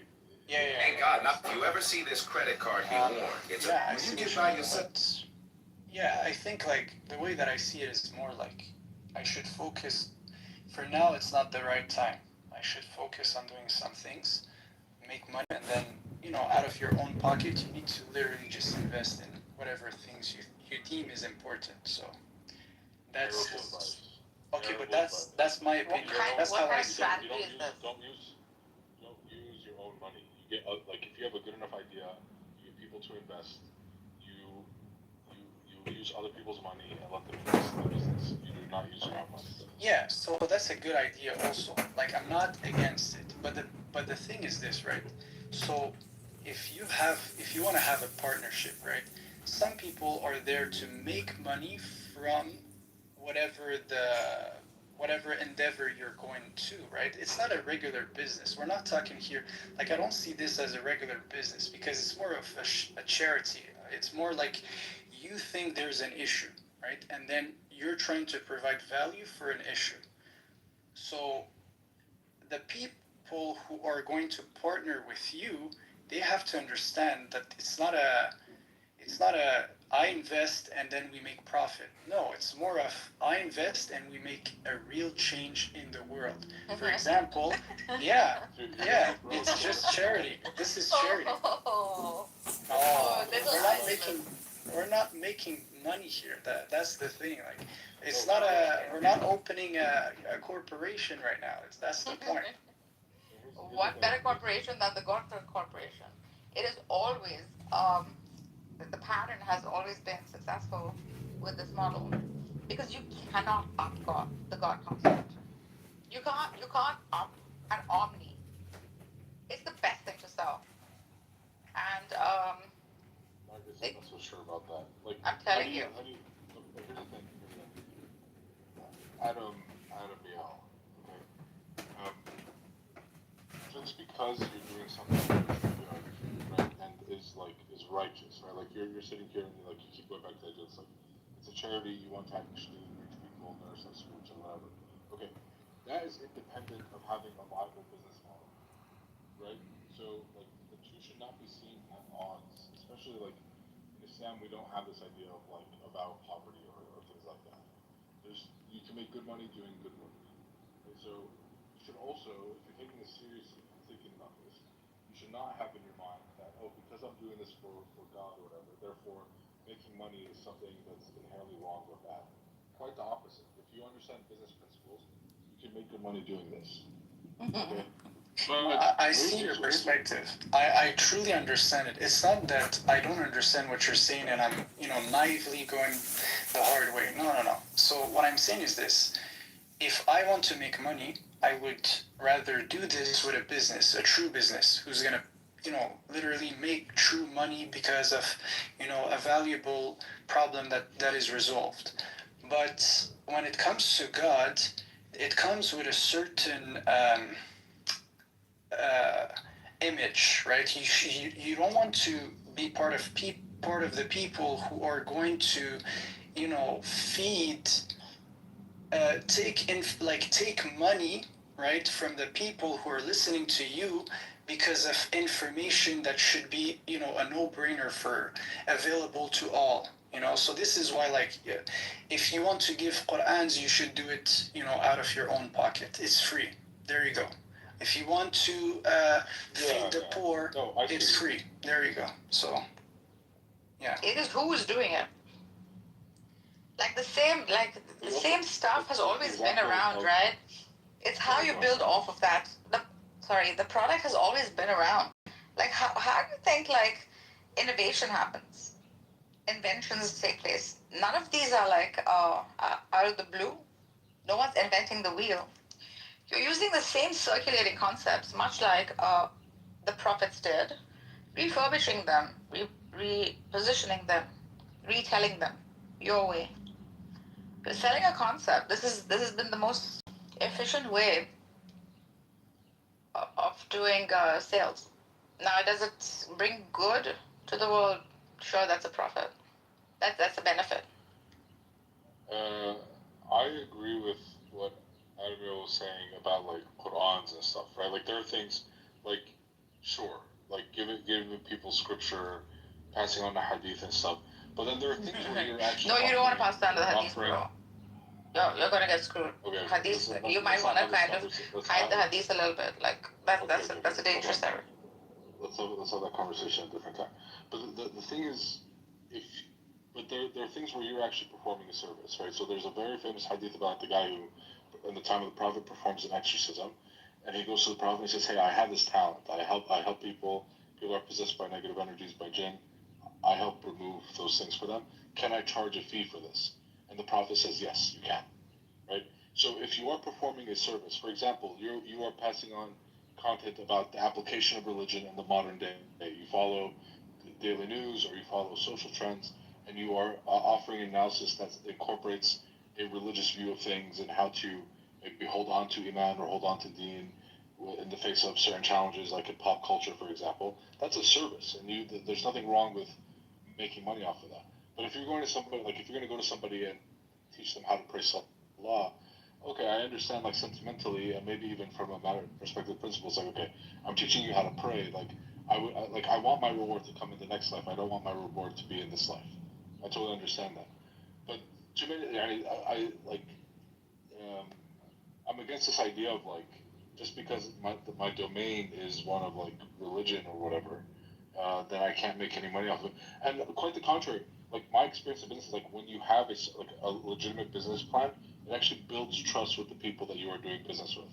Mm-hmm. It doesn't take away trust, right? So it actually helps you build. And then if you're generating profits, you can actually build your business and do more things with your business if you have the resources to actually fund it.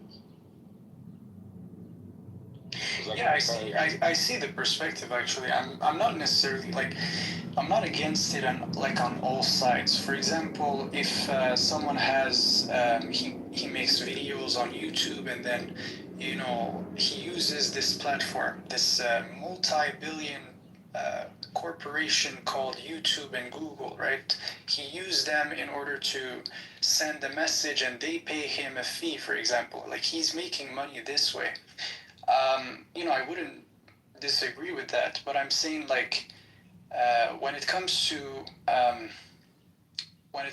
like spreading faith or spreading like God, to others, I don't know. It's just a better, I just see it as it would be better to do it for free, So this is why, like, in my mind, I do separate both. I'm like, yeah, here's business ideas. Let's make up money in the real world. Let's resolve real problems. And then once you have this, like, you have accumulated enough money, then you could invest that money into whatever purpose you have. And you could even, like, that's the thing though, there are many persons who are willing to give charity in a cause they believe in. So I would rather take my money and the money of someone who's willingly giving his money in a cause we both believe in, rather than in a sense, pumping the money out of the people you serve. It's, for me, I see this as a contradiction. So, yeah. So which is a good religion to target right now? Which can make the most money? I'm serious. Like, have you done the survey on it? What are the videos that are being watched the most? Are you going to make social media content? I'm thinking of. She's gonna become a Mormonite or something. Like, she's gonna. No, I'm gonna pump that, which is selling the most, obviously. Wait, but what angle do you want? Do you want to promote the religion or you want to attack the religion? Because you can make money either way. Maybe promote it, because those who promote have more zealous, right? That's why I think selling a god is so much more easier than destroying a god. All these conversations about God and the nature of God and religion, at the end is you're just going to become a grifter, a religious grifter. Absolutely. Wow. You really are like a hedonist, aren't you? Of course. Oh, that's great. Well, you're a woman, so it can, like, you'll have more success because of that on the internet. Yeah, I'm also very convincing, right? And I'm basically take both sides. Not convincing, but you're a woman. You haven't seen my content though. I've been listening, dude, I've been, how many rooms with you? Are you kidding? It's not gonna be like this. I'm gonna definitely hire people, like, to teach me how to make them. I'm gonna collaborate with people who already are established, who I also know, and then just sell a concept. Well, you're just gonna tweet at them and they're gonna agree to work with you? Why the hell would they? I know them personally. Okay, and they're gonna, like, let somebody with no following, like, it still doesn't make sense for them from a business perspective. No. If they are her friends, they could agree. That's. But yeah. For me, I would say it's more. When it comes to money, people don't actually operate that way. Like, if you don't bring something to the table, like, your friend is gonna say, "Hey, I'm happy to support you when there's something in it for me." They're not supporting me. I'm offering them a chance to make more money. Listen, if you wanna grift, Catholicism is having a moment right now. You can promote Catholicism. Protestants. You should partner with Jews, Nargis. How haven't you thought about this one? Yeah, that opportunity's just been sitting in front of your nose. Go make some contacts in LA and New York, and then. Bro, I have famous contacts on your TikTok. Nargis, you probably know them. Nargis, if you want to make money, just become a Zionist Iranian. Just become a Zionist Iranian. You'll make so much money.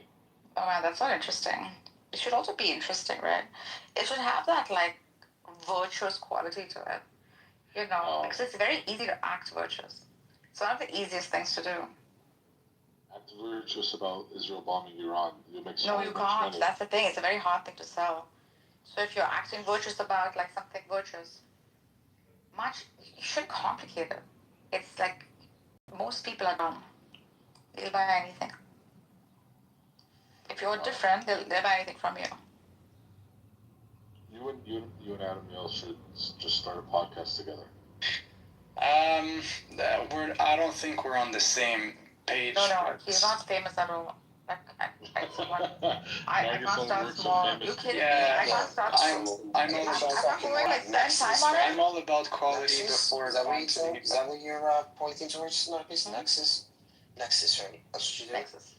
Yeah. Yeah, I mean, if maybe she reforms her thing, maybe we could partner up. Who knows? But yeah. Was it YouTube? I mean, not YouTube. Netflix with the cult, the Nexus. Yeah, Nexus. Yeah, the Nexus cult. What a great concept. You know about this? Yeah, of course. The only guy that fucked it. He's the guy that fucked it up. And all the women. He fucked it up. What a cult that was. One of the best formulated cults in the world. How well it operated. Fucking you don't think like a clock. Yes, of course it did. My God, what? He had them working non-stop. Yeah. It involved mind. It was so attractive. What a great cult that was. And how bad, and how... Maybe they don't know about this. Let me put the link up at the top. Hold on 1 second. Yeah, man. The next... If they didn't fuck it... Just don't get out of branding iron. That's all. Branding iron, oh my God. Remember? Dude, that was horrific. Towards the end, how ugly it got. Oof. Got ugly. It's in Nexium. Nexium, yeah. Nexium. Yeah, Nexium. Not Nexus, Nexium. What a great... I've seen so many documentaries on them. Fantastic. What a model. I think we need to bring back Osho. I stayed in his freaking ashram. It's really, it's not going to sit anymore. The older lady, she was a psychologist. She had a doctorate degree on manipulation. Yes. Dark psychology, yeah. She mastered in manipulation. My gosh, that must be hard to live with all that. See, I would sell perennialism. It's just that, which is very ongoing right now. It's really like this, but you would sell it like this, like this. Like if I start a cult, it's gonna be like this. We should exactly. It should be a cult like that, so well organized. Right? Like, and people are some people. See, smart men don't get fooled by fucking pussy, man. Ugh. Yeah. He ran successful. He did Ponzi schemes before, and he was successful. He did so well. Each was called a vanguard in this Nexium, right? My God, he brought about hierarchy, and that brought about freaking competition in his followers.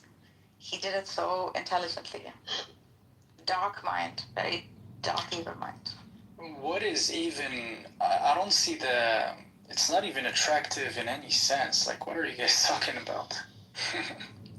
Cult leaders freaking fooling people and... What do you think you're doing? What do you think religion is doing? It's not a cult. There's a difference between religion, what do you think religion and is? Cult. Like, religion is actually about truth, though. Exactly. Cult is based on exerting power. It's satanic. Like, it's literally exerting power, and the people What is the what's first the difference? the first stakeholders have more power, and it's all a scheme. That's right. Like the high-end scholarship, the popes, the mullahs, that's correct. No, this is meritocracy. They deserve their place. An imam studied for years. He have knowledge. He knows the deep end of the religion, so on and so forth. So do very well studied cult leaders. Freak, you're talking about dark manipulation tactics. What do you think religion is? If you don't do this, you go to hell. What is that? What is that? A religious person who is, I'm not going to speak of all the 4,000 plus religions, but I'm going to speak of the main ones, Abrahamic ones. It's all about truth, guiding people towards a greater good. Yeah, something that's reducing chaos, reducing evil in the world. If fear-mongering is the basis of a successful cult.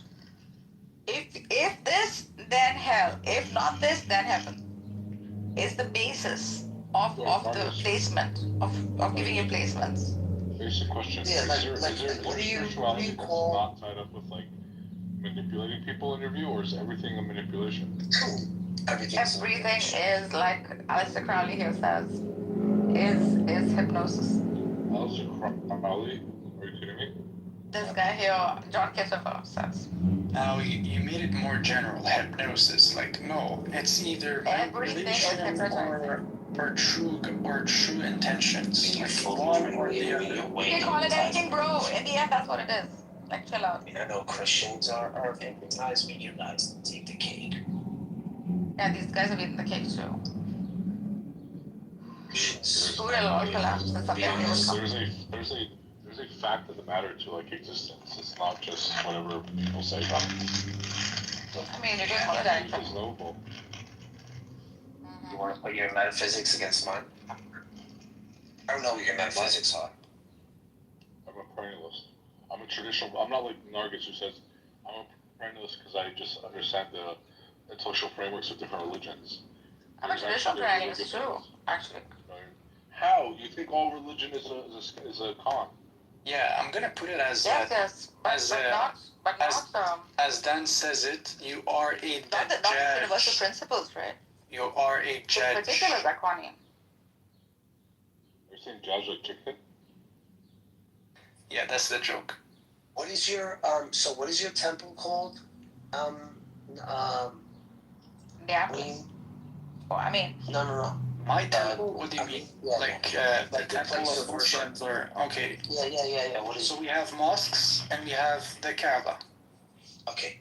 So this is the thing, right? So we have the Catholic Church and we know that it's either gonna be me or you, right? But we're gonna make sure it's you. Before it's me. And the race is on. Well, every empire falls. Eventually. Yes. Except, and now I'm gonna take the verse from Daniel, was it 7? 7. Except the last empire of God, who is carved by God's hand, right in the mountain, the rock, the foundation, who's gonna stay up until the last day, the last religion on earth.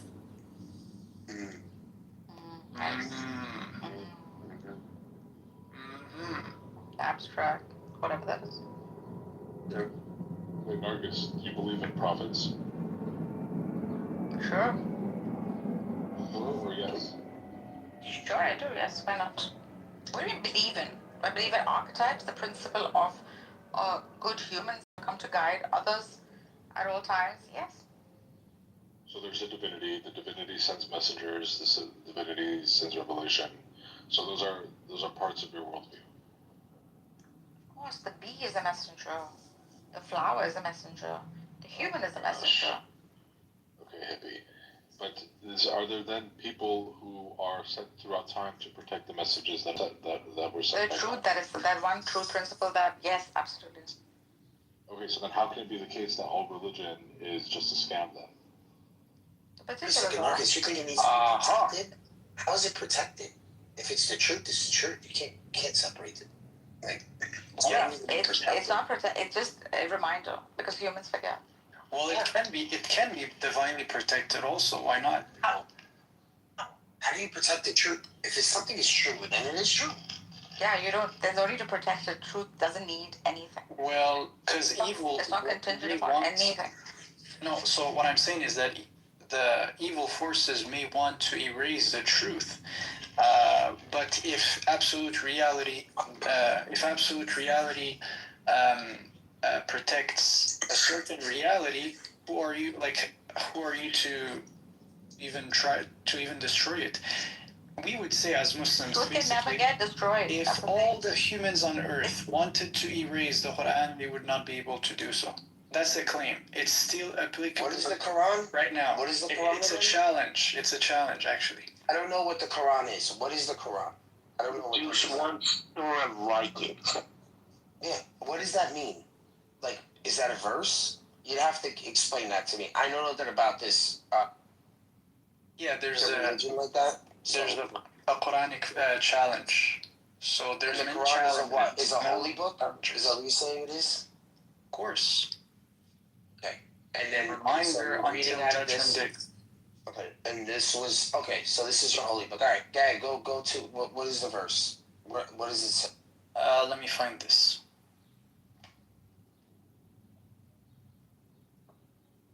Is this referencing something from the Bible? No, it's just making a claim. God is making a claim about the book, right? It's not to say, like, I'm not here trying to say, oh, your Bible is corrupted. No, I'm just talking about the preservation of the Quran. That's it. It's in chapter 52. 52 verse 33. Yeah. I don't think you're a perennialist, fablist. You're a traditionalist Muslim who acknowledges like the truth that was held by different prophets who came and spoke of it, just as Islam claims. He left. He's not perennialist. It's too dedicated, I am highly traditionalist. Like, I do consider myself like highly traditionalist. It's just sometimes, I don't know, you can't dismiss everything, right? So that's my perspective. Who's dismissing everything? Well, I don't know. Some people do see the world black and white in the sense that, I'm right, everyone is wrong. So I don't think I take this approach per se, even though I do have a lot of black and white ideas, right? So. Like, then in that case, then why would you be propagating one particular thing that you're calling truth, right? Instead, you would propagate that which is like a true principle, instead of like a particular. You say that there are universal truths, and there are like particulars to that universal truth. These particulars come in the form of religions, but different. But the universal truth, or these universal principles, are true at all times, right? In any possible world. And they don't change. So much easier to convince. Well, there is, yeah, but that's the thing. I wouldn't necessarily disagree. But, like, you can have, because again, it depends how you see it, right? Like, because I do think the Quran says, the deen was perfected. The religion of God was perfected. So deen is not religion. Who to define what this Deen religion of God is? Deen is a system on which, like, truth is placed, like a universal truth. That is. Yeah, it's a universal law. It's a universal law. Yeah, you can't change that, right? Could be Sharia, right? Sharia is more like the system or the. Deen means structure, like a system that structurally works to achieve like its highest goal. That is deen. Exactly. Mazhab is religion.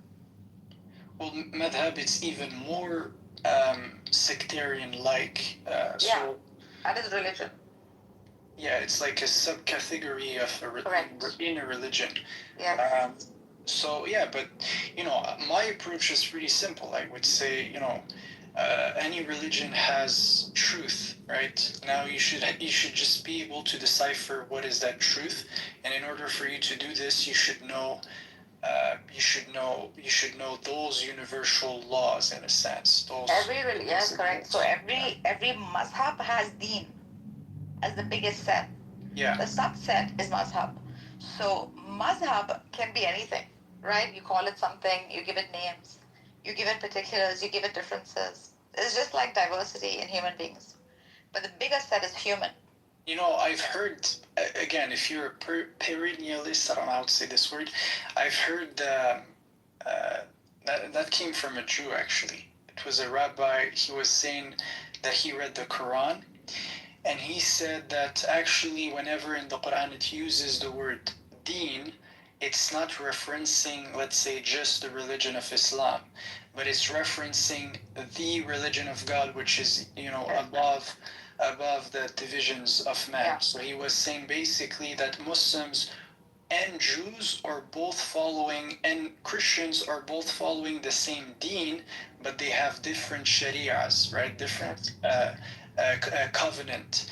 But then, it could be a controversial take, right? It could really be a controversial take depending on how you see this. What's my approach? I would say I'll have to think about it. I don't know. So go back in history and like see, because the record is Scripture is historic. You have to see how the historic Muhammad utilized like these concepts, right, to become successful and victorious in his empire of faith. And how he did it was by using deen as the very basis, not madhab. So he's presenting a structure, like a universal truth principle. He's including like all other madhabs. He's saying, okay, the Christian, okay, the Jew, okay, with slight alteration, such that he can keep the deen going. The deen here being like taslim, to surrender. That is the very like that perfects you to know exactly what you are, which is a contingent being, a dependent being, and to surrender to that dependency. That is the best of all truths.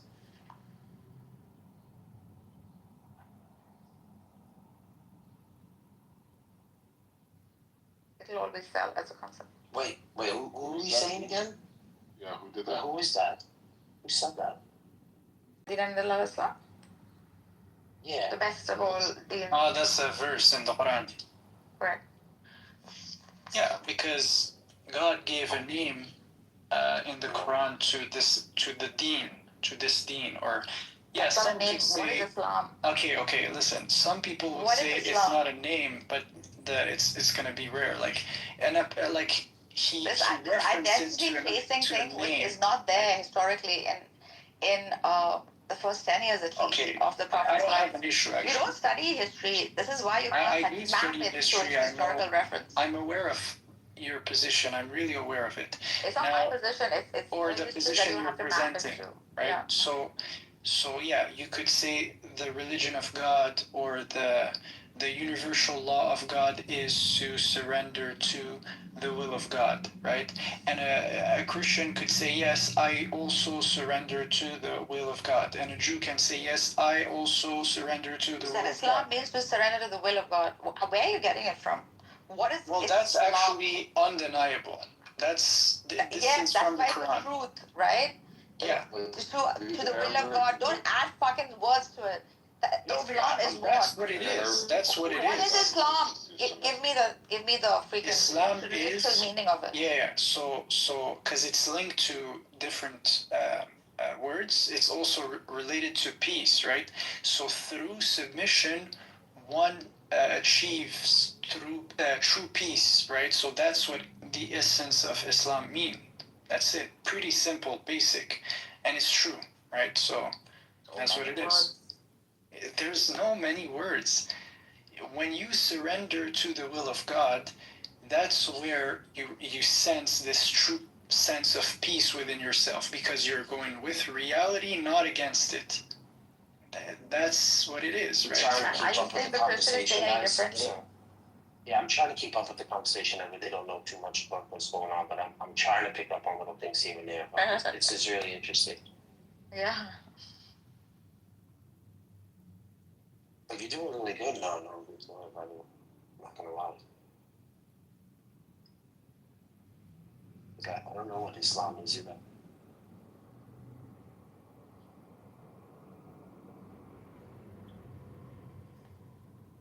Okay, but Marcus, you literally denied the definition, but can you propose a solution? What's the counter? Like, I don't understand what's your contention. I didn't deny the. I'm saying don't put excessive words in it. So when you say like to surrender, it's to surrender to what? To reality. Yeah, but there's also this aspect of peace in the word of Islam. Okay, you can add that. The salam. Okay, all that. You can. Those would be, but the idea is to like surrender to the reality of things, right? To be aligned with, like you said. If you don't, then you're flunking, basically. If you do, then you have known it. And that is the best of all structures. That is true.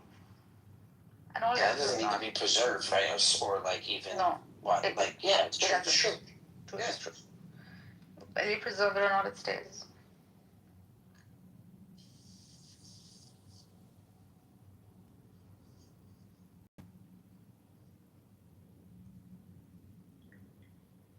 I found that a little weird when you said that preservation. Yeah. Yeah. Preservation. Yeah, it is just it's like insecurity, as though like truth requires us to preserve it. Yeah. Megatron, he's making connections like, oh yeah, the Greek words we have. Yeah, I agree, man. I really agree with you, man. Like, I'm not here trying to say like, oh, the Bible has whatever this and that, and no, that's not my way. I'm just trying to No, I have mean, a again, common if understanding anybody wanted with you, to man. prove that the Bible was corrupted, I would just expect them to give me the evidence. I'm all up for like people, say, "Oh, I don't think this is true." I'd be like, "Yeah, just show me where. Like, is there another one that says it's not?" And then we just go from there. I mean, I have no problems with you saying it's. Yo, can I ask you a classical question? So this one, you probably heard it, but I'm curious to see how, like, what's your actual position? Yeah. So the question is this. So what Bible do you think is the one? The latest one.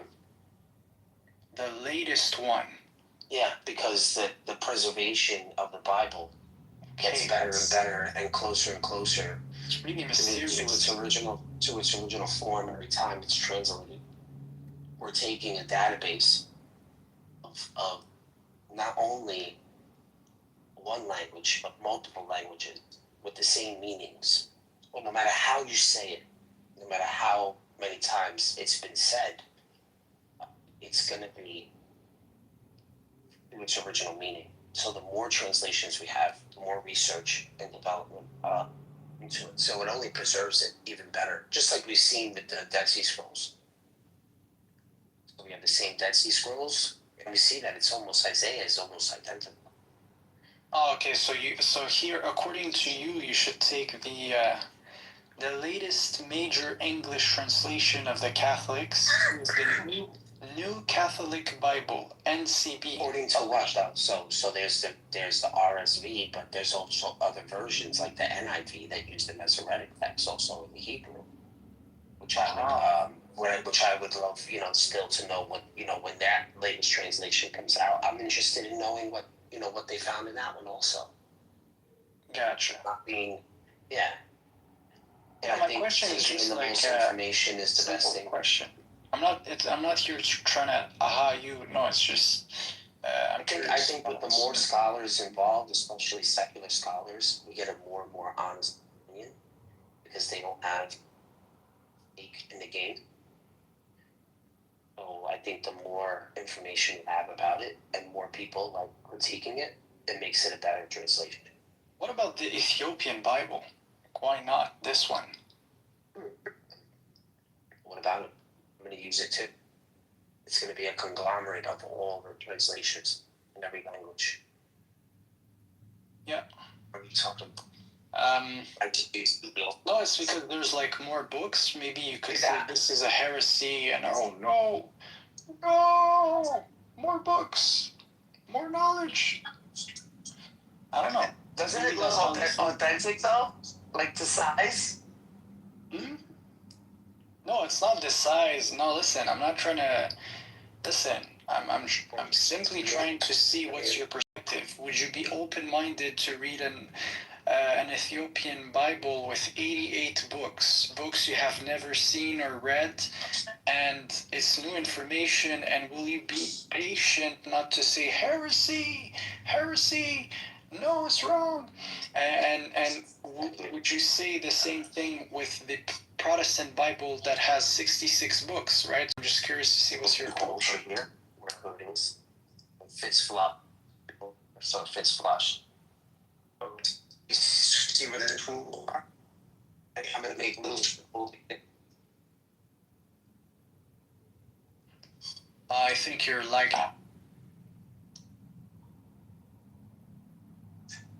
Why do you shoot it from the back? Is that good? A good height to shoot? Hola amigo, ¿qué tal?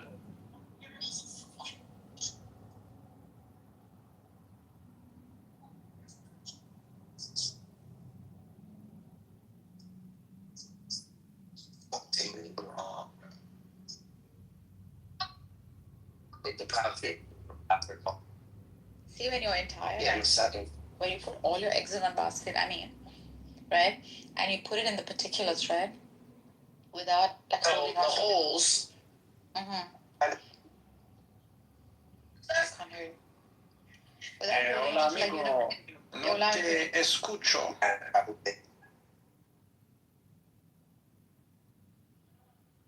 probably actually try to go for it on this. Okay. No te entiendo, amigo. I'm practicing my Spanish. See, I told you guys one day, if I speak Spanish, it's simply to flex. That's it. Good language. But I would rather like focus more on Classical Arabic. Yeah. There's a lot of words too. There.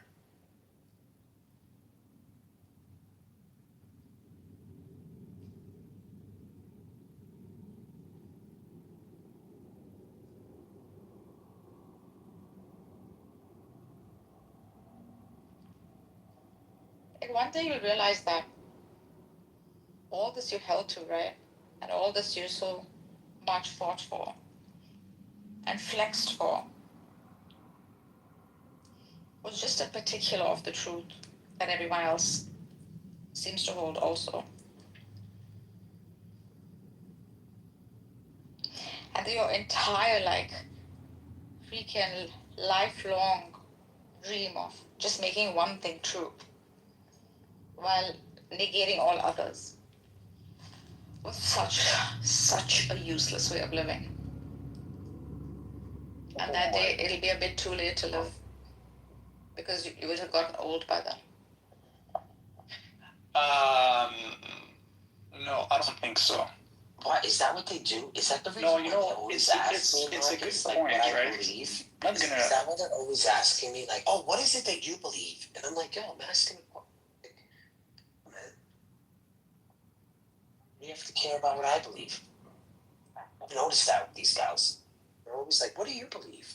So the thing is, it's all in the intention. If, if let's say you had good intentions and you made sure along the way that you didn't do decisions based on, in order to please others or whatever, like, I don't think I'm gonna regret whatever, anything.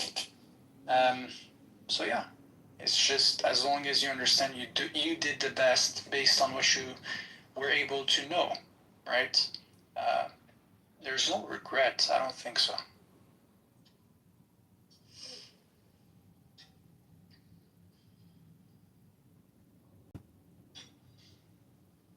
Especially if you think a lot about purpose. I think like we're people who think a lot about purpose and what to do and stuff like this. So I'm confident that we're gonna make good decisions and yeah. Yo, I'm just saying like till the end. So young, bro. So young and idealistic. It's okay. One day you'll grow up. Grow up 10 from what? years have gotten behind you. No one told you when to run. You missed the starting gun. And you run to catch up with the sun, but it's sinking.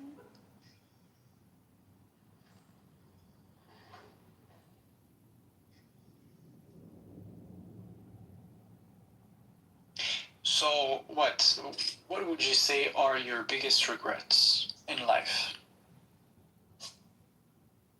If you have any, and if you want to share.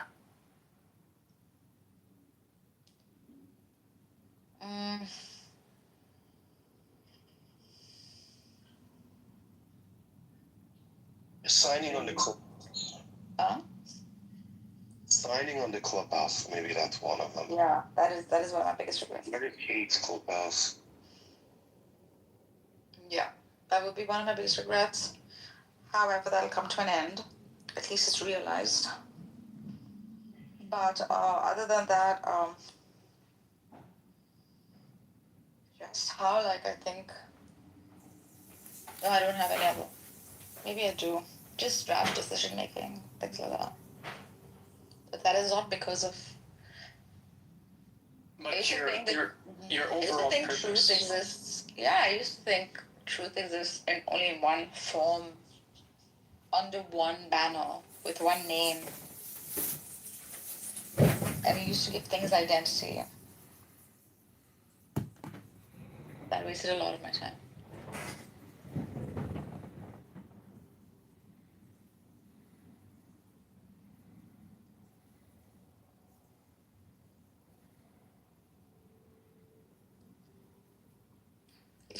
That's actually a good topic.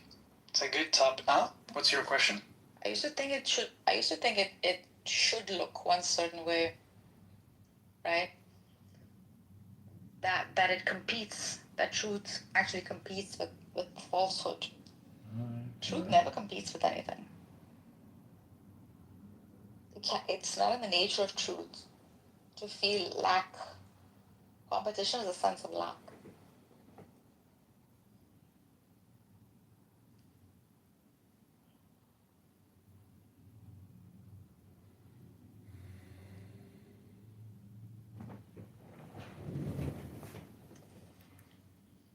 You can be dedicated to one thing, right?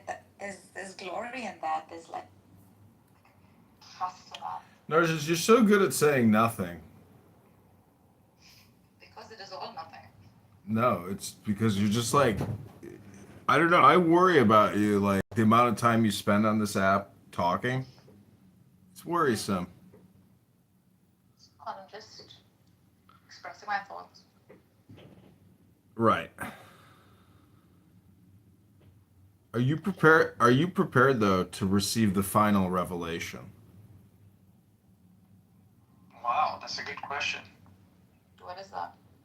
It's the tarot. I'm gonna read your 4 tarot cards. Go ahead. Oh, come on. I'm sure when he said the final revelation, we all had something in mind. Like, I was like, this is it, man. Okay, Go ahead. you are the star. Repeat after me. All your dreams are coming true. All my dreams. Creativity. Opportunities. Renewal. Hope. Faith. Aquarius.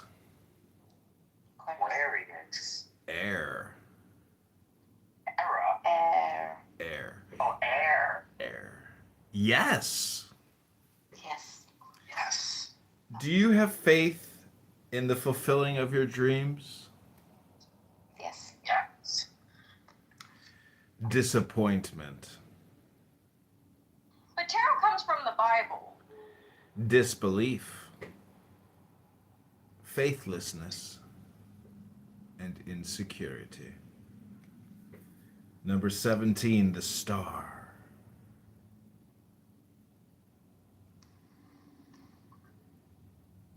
I mean, that's why, there's like the lovers, they're supposed to be Adam and Eve, and then you got the devil card, and that's also Adam and Eve.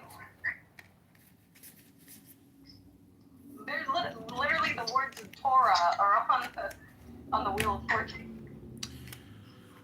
Let your inner voice guide you.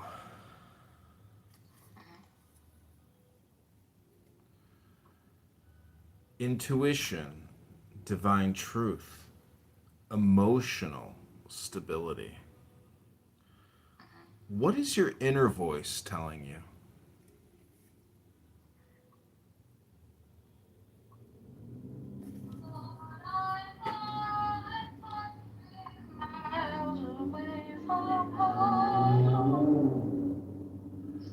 Know and understand your deeper values and beliefs. What do you believe about the world?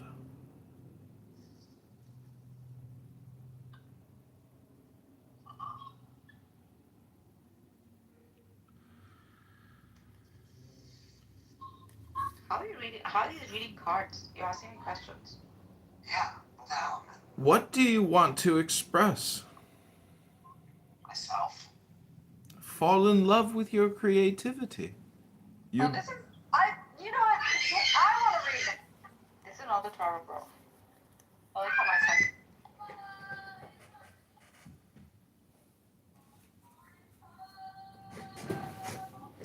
Okay, pick a number 1 through 100.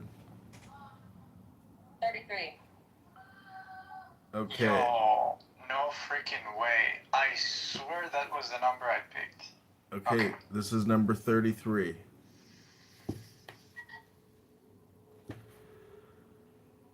A good warrior is not bellicose.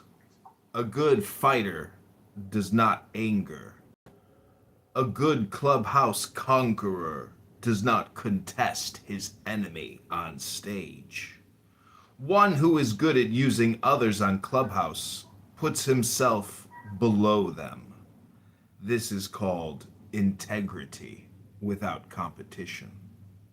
This is called using others. This is called parity with heaven, the pinnacle of the ancients.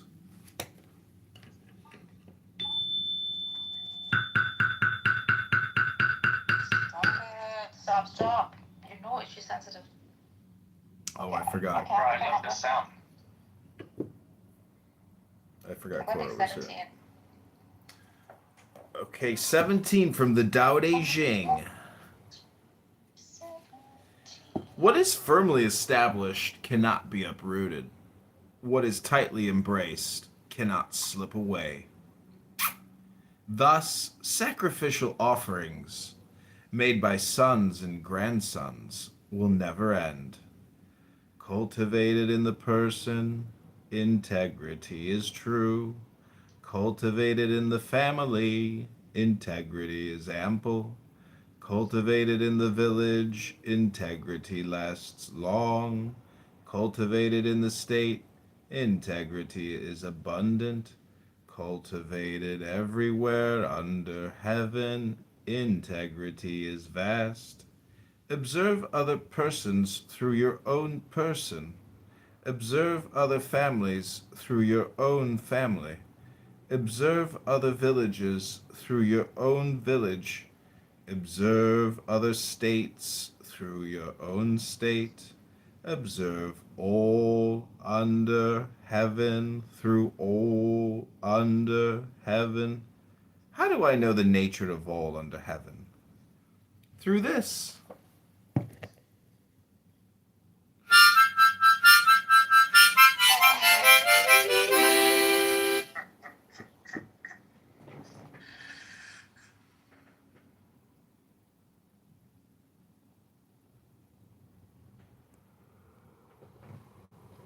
That was great. Yeah, I like those little intermissions. I like the harmonica.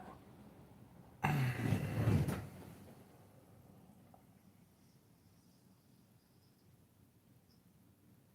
think John should learn to play the mouth harp. I've got that. I got it. This little ditty is called Cora is the most beautiful woman I've ever laid eyes on.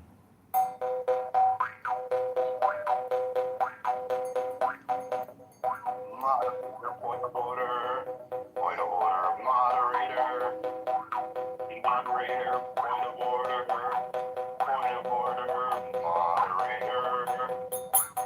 point of order, moderator,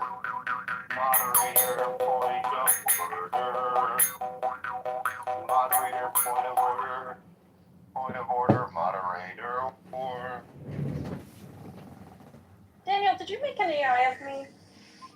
I have to see a picture of you. I Did you sent send- you the picture. Yeah, I sent it. Let me look. Hold on. Can you take away my acne? I just moved to Dallas and my acne is really bad now. Send me one, I'll make one. What you need is more sunlight. Make one. And, microdermabrasion, take some hot baths, use a moisturizer, stop with all the alcohol, chemicals. The key is sunlight. You got to get about 25 minutes of direct, intense sunlight. right at about 4:20. Praise it. No, well, my skin was really nice because I'm from Albuquerque and it's super dry there. And then I just moved to Dallas and the humidity is like 100%.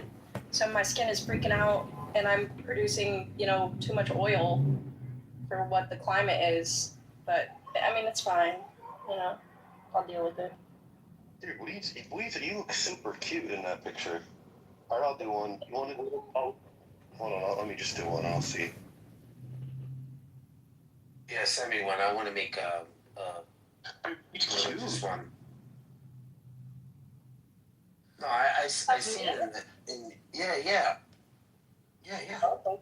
Are you gonna make a funny one too? Make a funny one. Yeah, I'm gonna make a good one. I put you and Daniel in one.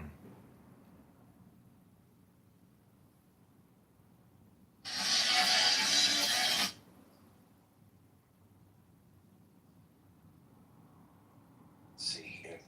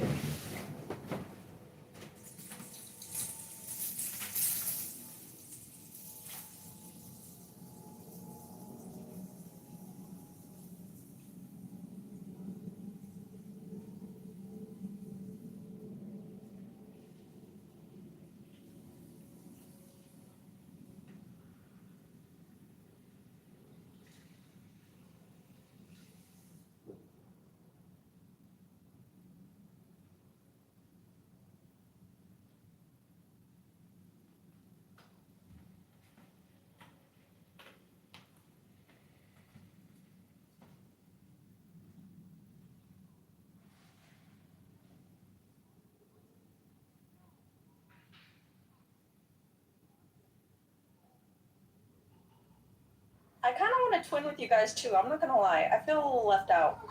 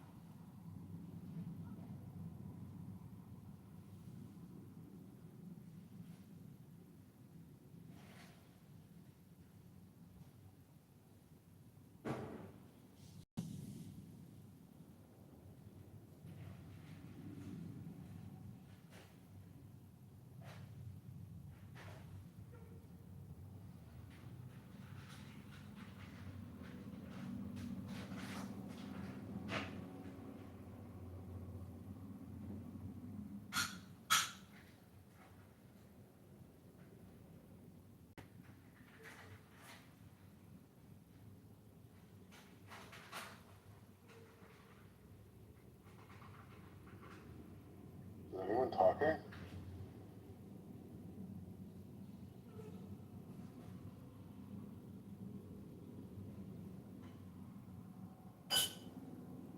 I talk to the wind, but she doesn't answer.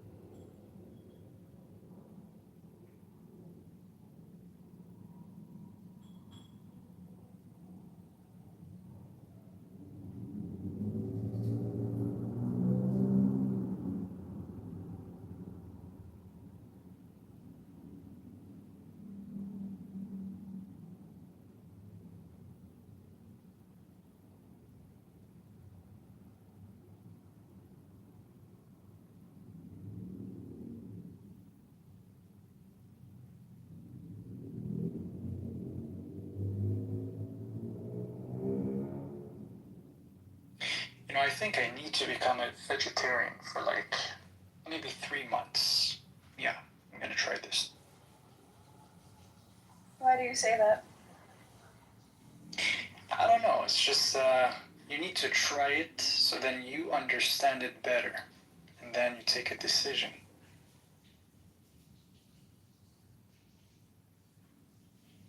That's kind of relatable. Sorry, become a what? A vegetarian. Vegetarian. Yeah, that's very good. Really good. But as of now, it's just, what's the arguments? I've seen that it's probably more healthy, but I'm not sure about it.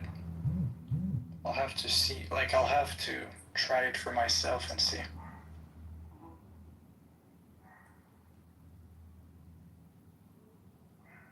Reducing animal suffering? Yeah. I've seen. Also, it's like easier on the stomach. Exactly. But if you become a vegetarian and then you still eat like junk food and stuff like this, it's not good either. Yeah, look into like an Ayurvedic vegetarian diet. That's really good. What's more important? I'll put how you said it in the chat.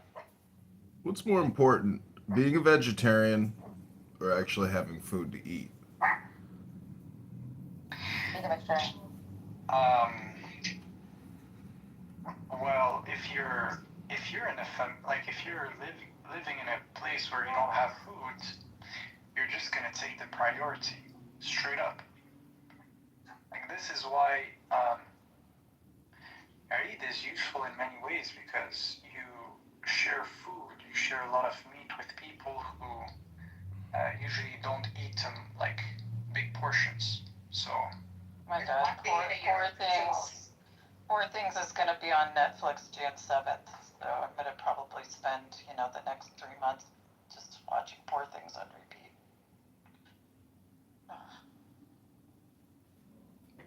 Think about it. You're comparing one day in a year, right?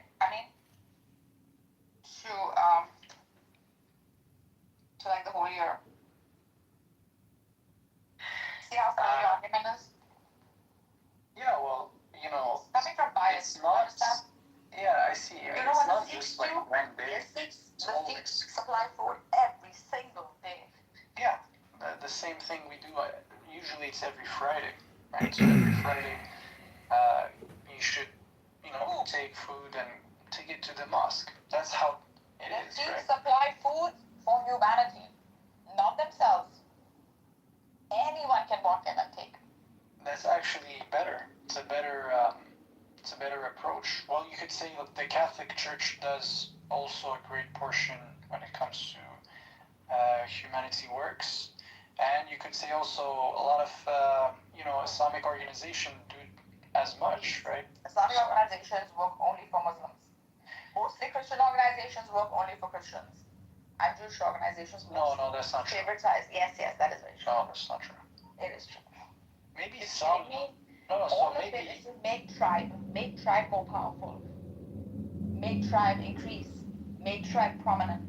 Yeah, so I would argue Sikhs could do the same thing for their own. Like, they don't. They don't. Actually, they don't. Why are you believing me? It is not that useful. We should do it for everyone. So I agree with you. Like, I'm saying,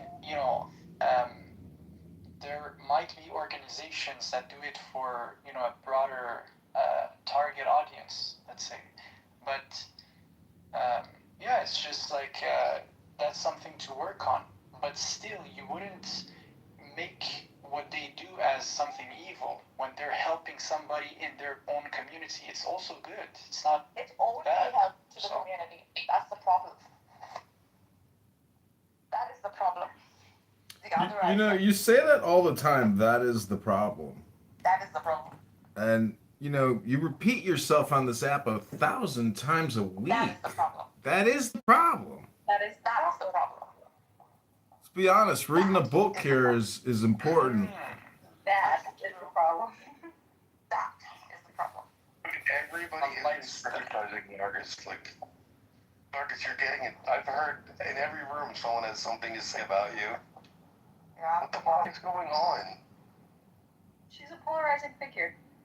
She's not polarizing. Was that Alex's turn? Alistair, yeah. Yeah, he's just jealous because he's not a polarizing figure.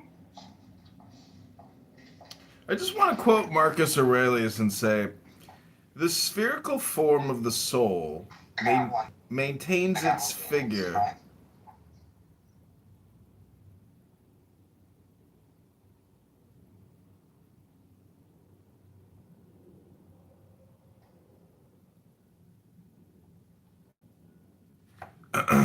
So when it says that the truth that is in itself, don't you and I have automatic truth? I want to read his Don Kitover's fortune so bad right now. He's really pushing me. Well, you're the one with acne. Someone's got anxiety. My God, why did you tell him? He uses it against you.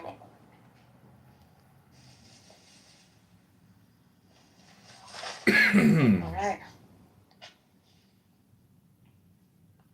Time to move, achieve.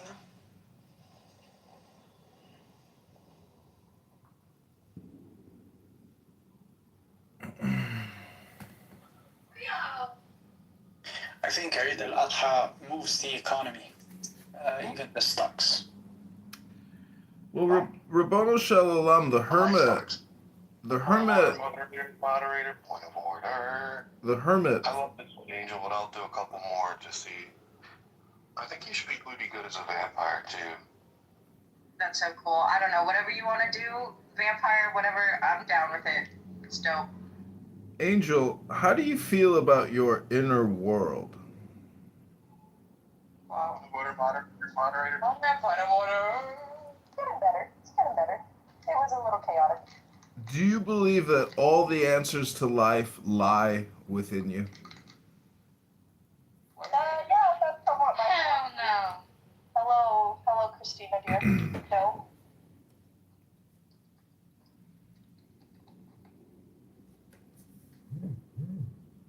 What beliefs keep you in a cage?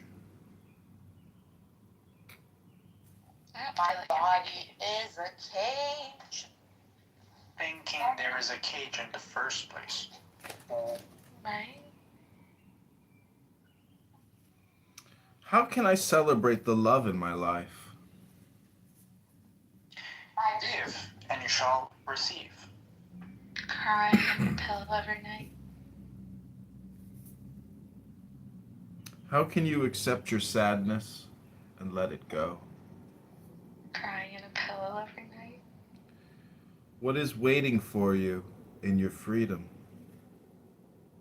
A pillow waiting for me. Cry in it every night. Serve you. What is right in front of you that you might not be able... Ooh, there was a car accident outside. Uh-oh. Oh, shit. I'll be back. Okay. What is this room? I'm confused. It's just a guy asking us random questions or something? We compare ideologies and ideas and have conversations. I like that. Ryan was enjoying this. He had some good questions. I'm still trying to figure out the sadness part. Which sadness part? Which question? I think he said something like... Sometimes you gotta be sad, bro. Sometimes you just gotta let it out. Yeah. Sadness. I don't know. It was a good question. I think the question was like, why should you carry sadness in your life? It resembled something like this. So. I don't know about why. It's definitely part of life. Right? Yeah, it is. No, it's like undeniably it exists. It's there. There's a verse in the Quran that answers this question. It's a rhetorical question. Do you think you will achieve paradise? What was the verse again saying?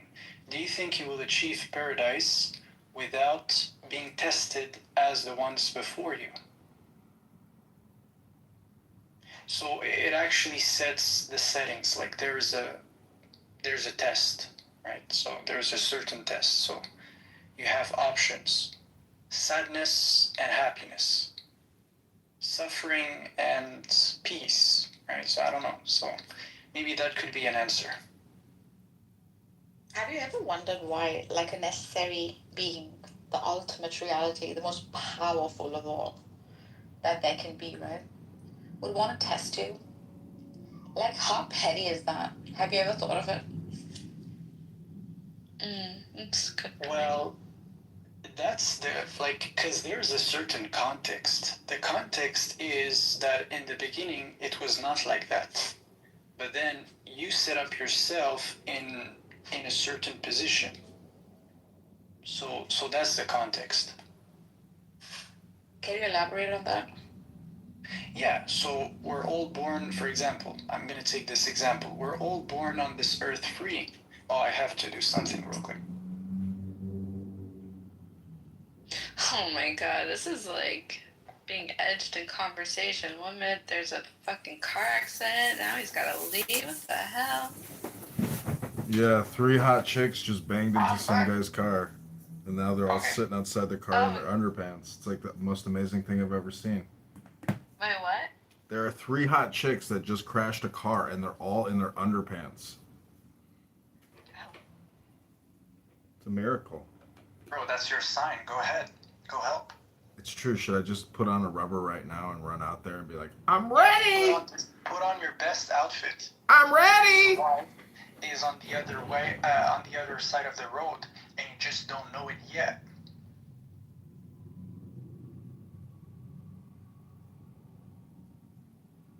Anyways, what was the point? We were discussing something. Oh yeah. Oh, yeah. All communication is hypnosis, and hypnosis creates amnesia, and so you can't remember what you were talking about. No, I do remember actually. So we were talking about. I was about to give an example, right? So the parable was this: we are born in this world, and we are free, right? Now, some people, for example, they could do something bad, like they could just go out and whatever, just murder someone, and eventually he's gonna end up in a reality where he's in prison, and boom, he's gonna suffer there. So I think that's just a small parable to explain, like, I guess the bigger picture. We're here for a specific reason. There's a context. It was not like this in the beginning, right? So I think that's what the Quran is saying. Yeah, nonsense. Can you elaborate on that? How is it nonsense? Answer my question. Why do we need a test when we didn't choose the test? We are being tested as we create bread. Why are we being tested for what? Well, Why am I creating something to test its limits?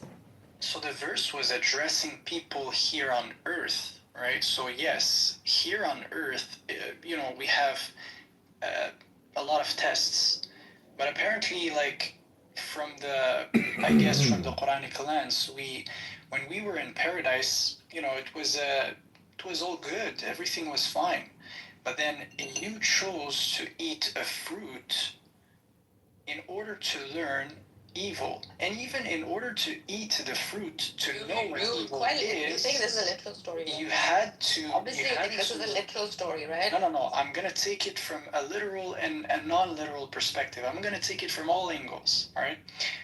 So when we decided, in a sense, to eat the fruit and to know what evil is, we went against the command of God, and that's when the reality had to change. I don't know if the fruit is evil. Why are you giving attribute to the fruit? All Because animals, it's the instructions to not knowledge of eat good it. and evil, according Who said to that? well, Who said that? according to the Bible. That's the biblical You take narrative. from the Bible now? Yeah, why not? Or Yeah, because your Quran is lacking? no, it's not lacking in any sense. You know, Maybe you can explain it from the Quran itself, right? Keep to one paradigm so that we can stay true to one and then we can move to another. This is a room called Comparative Religions. I can bring up insights from all around. So you're the perennialist. You're supposed to even like what I'm doing. But anyways, so yeah, the point was this, right? You learned evil. You went against, But I also learned good. a certain command. But I also learned good. So to be But punished for learning both good good was and evil. all you knew. Good was all you knew, according to the narrative. That's the point.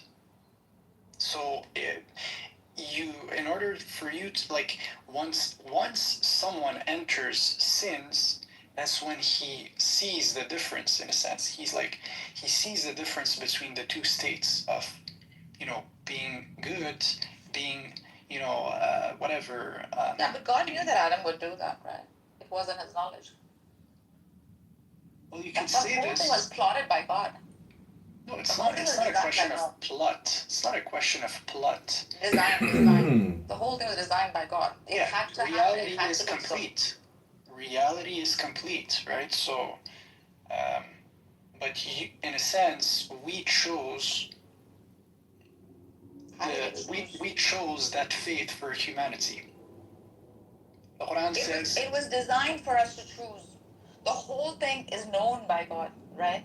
Therefore, whether it is in his knowledge or in his act, because he is source, the whole story was also maneuvered by God. Well, as I said, God. Let's just say God not all knowledgeable. No. So what I said is God made the heavens and the earth complete already. You choose where you want to go. In a sense, right? This is even why there's this concept in the Quran about as-sabiqun, the ones who are, in advance. They're literally in paradise before others. Now, how does that even apply if the concepts that are described are true, right?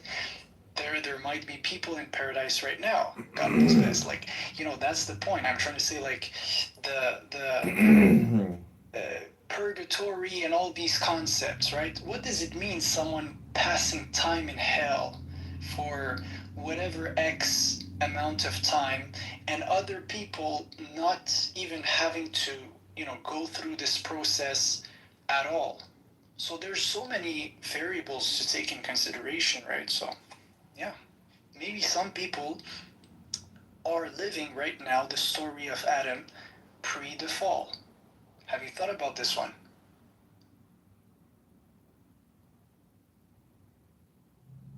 Like, have you ever once thought in your life without giving reference from a scripture, right? Any scripture. Have you ever once reasoned out with the power of your own mind?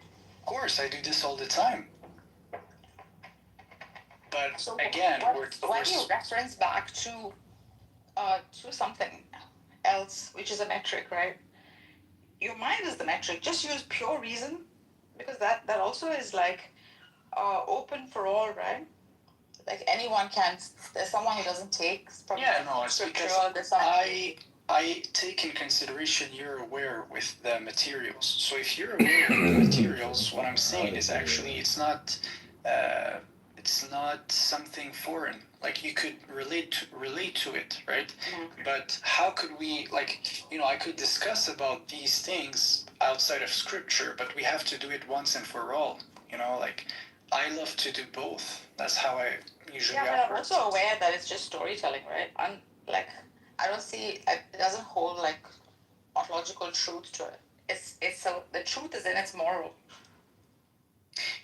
Okay, if I could do it from this approach, right? So you could have. Wait, there's a characters on Clubhouse are starting to sound the same to me. Interesting. Okay, yeah. So, what I'm trying to say is this, right? the goal is to be in a reality that is peaceful, and you can describe it as you want, right? What is the ideal reality for you? Let me ask you this question.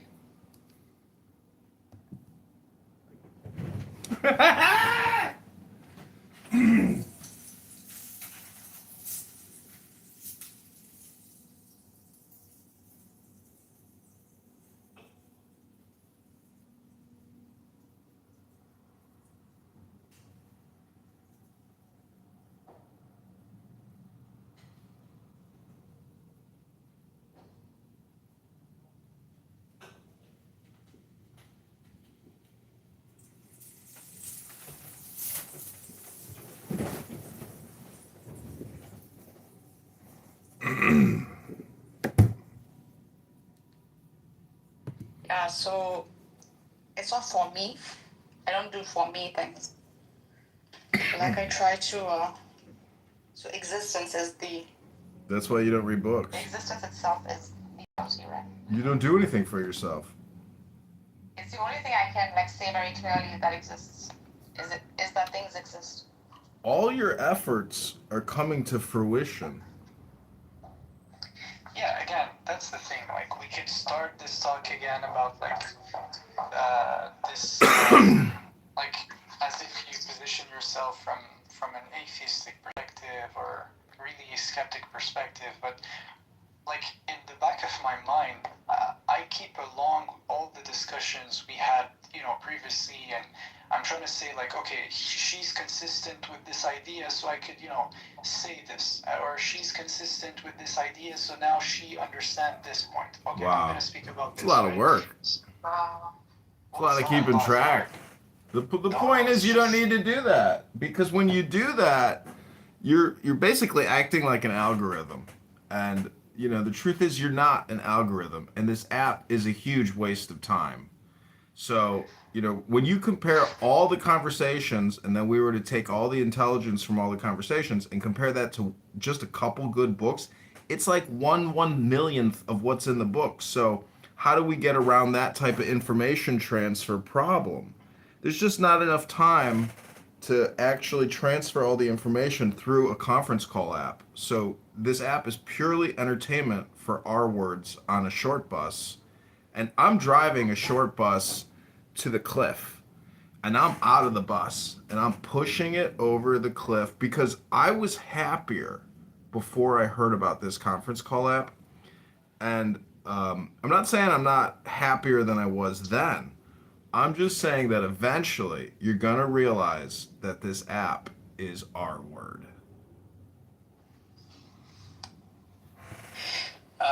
Yeah, I mean, you could, like, I think different people like differently. I would say on my end, it's just like there's some insights of the day that might be useful to use in the future, and you could link this up with other ideas you've already took notes of, right? And you could add up something to it, and then so that's how I see this, like, having discussions with people is to test ideas. Yeah. Why do you direct so much of your effort and attention towards, altering or influencing others and not focus inward? I do focus inward most of my time, actually. So I would say like 98% of the time I'm alone. I'm literally just working on stuff, I'm doing, alone. Yes, I do work with people, but like, yeah, mostly I'm not interacting with people. So, yeah.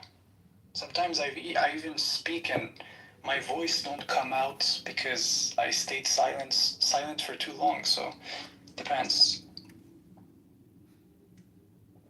What about you?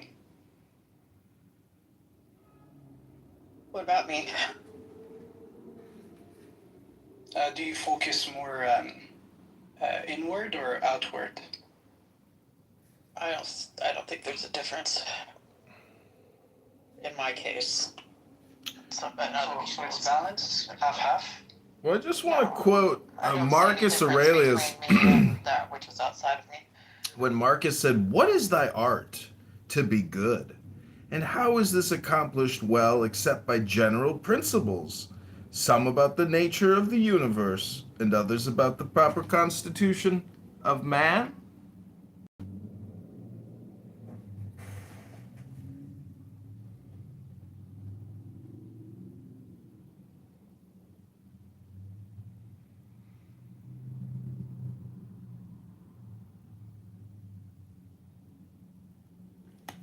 Hello? Hello?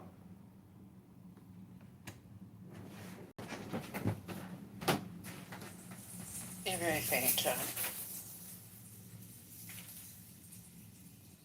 I think the underpants girls have hijacked your signal.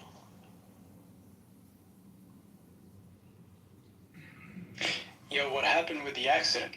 Are they still outside? How do you know it's an accident? I don't know, he said it. It's a crash. Oh, okay. Yeah, in French we say accident, so maybe it's the mistranslation.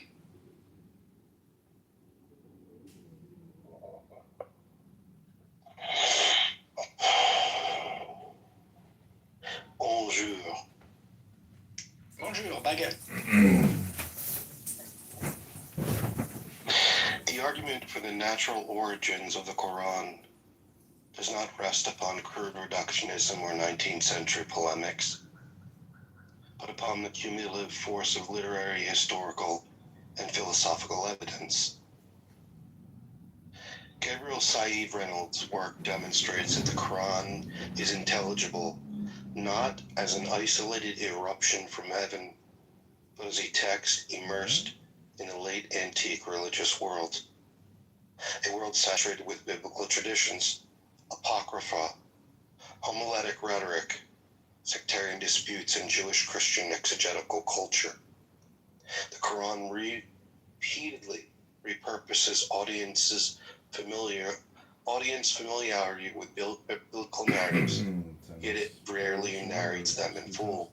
Instead, it alludes, compresses, revises, reorients inherited traditions for sermonic and theological purposes.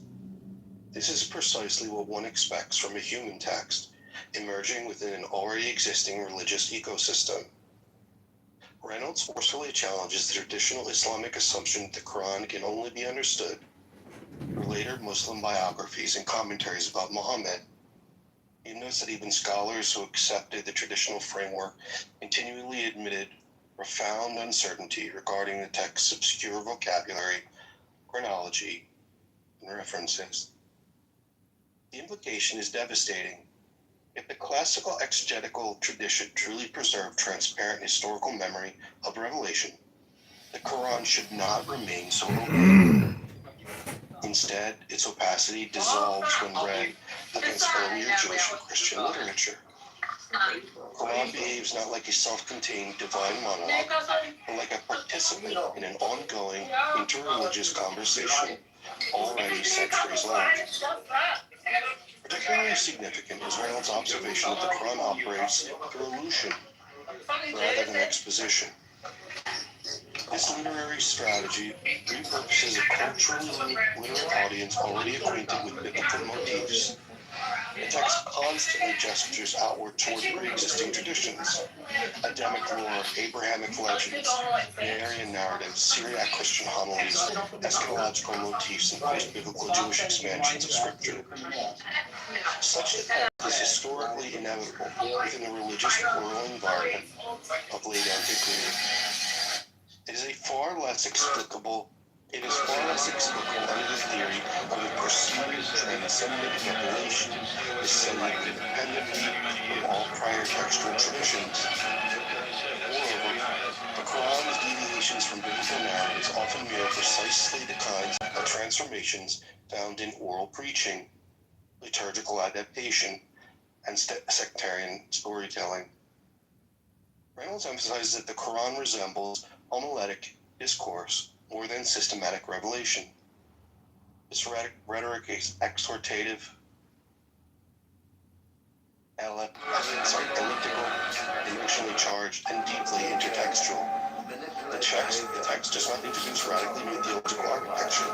Rather, it reorganizes and reframes existing monotheistic materials into a new Arab religious proclamation. This is a hallmark of historical religious development, not evidence of supernatural discontinuity. I could go on and on, but I think it's fairly clear that the Quran, as the later biographies or the Sierra literature, the prophetic biography of the Prophet and the Hadith corpus, do not reflect the true history of the origins of the Quran. And the Quran makes far more sense when understood in the context of late antique Arabia. I'll work there, but it should be obvious to you, Amin, that the fantasy that you have. I have a problem. I have a problem with this actually. So it's because when we're talking about origin, we're gonna give it a different perspective. You're looking at it from the lens of like a historian, which I understand how a historian would think, and that's how they think, right? A corpus or a book that was written in a certain period of time was influenced by the time, right? So that's not the claim we make, right? The claim we make is that God, who is all-knowing, he is also interacting with the informations available to man, right? So that includes the biblical scriptures, that includes any other information he deems relevant to transmit. So I don't see a contradiction. That's the point.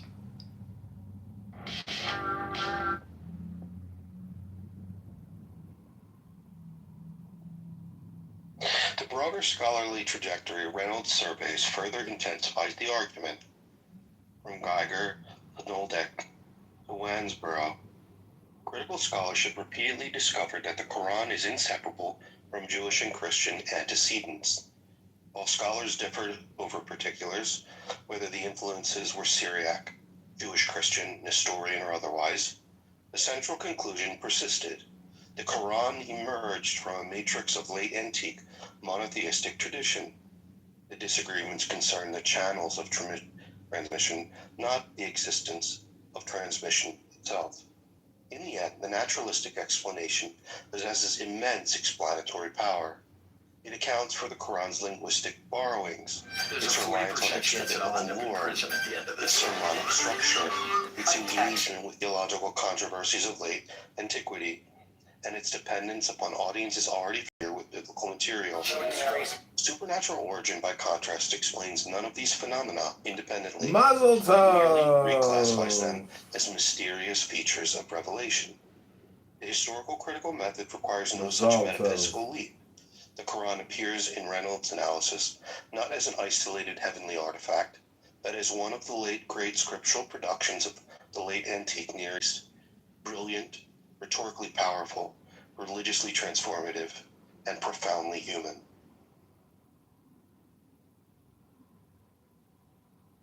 That's the Quran as I see it.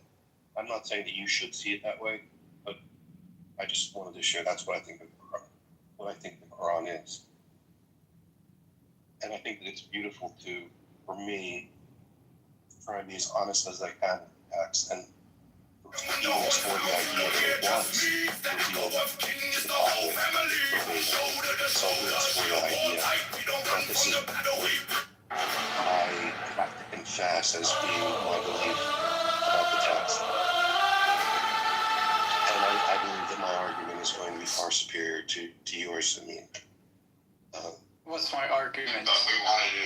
That the Quran verbatim was revealed to the Prophet Muhammad over a period of 23 years, either by the through the angel Gabriel directly from God or through some visions. Now we have a squad car here. And yeah, that's the position I hold. So villages through your own village. The point is this, right? Serve other states. Do you think the Quran is the result of how can I say this? The result of interactions with previous scriptures compiled by the hands of men manually into like a corpus. That's your position, right? Well, my position is that the Quran is a collection of oral transmission, of oral traditions, that were then later put onto paper. Okay, because let's make a distinction. I also believe this. I believe the Quran, which is primarily a recitation, an oral recitation, was put on paper. But my question is more like, do you think it's the invention of man as, people discussing how we could like compile texts and write them and think about the words, or do you think like you have to expand on your position more precisely? Someone like you, someone. Well, my position broadly, what the argument that I was making, the Quran makes more sense through the lens critical history, as opposed to being the product of some corruption from the heavens Already dead. To feel alive with seek sensation, any sensation will wash away the cranky black sorrow. at some moment in time, divine and inherent and More, and each time we implore until too much is never enough. is assembled over time by oral tradition, and then it shows all the features of the book that it was transmitted and compiled by men. First of all, one clue is that the Quran deals with the intersectarian conflicts and controversies of late antiquity. It's just even the argumentation and what the Quran focuses on. People don't like to mention that, but they did catch him in a drinking congratulate our military. But it is a polemic. It is a critique. It addresses the concern of a 7th century religious environment. It doesn't speak broadly of the human experience, but it's perfectly placed within the 7th century on many levels. So now what's like, okay, you're reading this, so is your main point like that your point is more provable than, let's say, the Islamic position? That's your claim, or what's your claim exactly? Well, there are many Islamic positions. So like the idea is going to be, it was a critique of your position. So for example, you hold that the Quran was revealed verbatim to the Prophet. To the Prophet, yeah. Right. Yeah. I say it's tied also, just to make the position clear, it's tied also to eyewitnesses who were present during this time, and they're also documented. So it's not just a theory that emerges, years later. If you know what I'm saying. No, I don't know. I think the naturalistic explanation is forced one. As I said, I mean, I don't think that you should be compelled by what I think the Quran is. I just I think that you should be like, I'm just expressing to you the beauty that I think has been in my sort of my investigation. Like, hey, what is the Quran? And so these are the conclusions that I've come to the best of my abilities. Oh, okay, sure. Yeah. It's a fair position. Like, I'm not gonna. I disagree, but I wouldn't like if your claim is to come to me and say my position is superior than yours. Then I think that would be a good decision, a good conversation, right?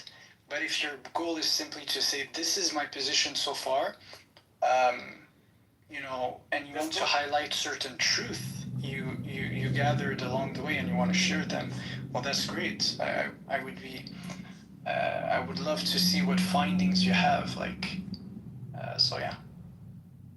But I do think the position I hold is superior. Is it your opinion that your position is superior, or is it a fact that your position is superior?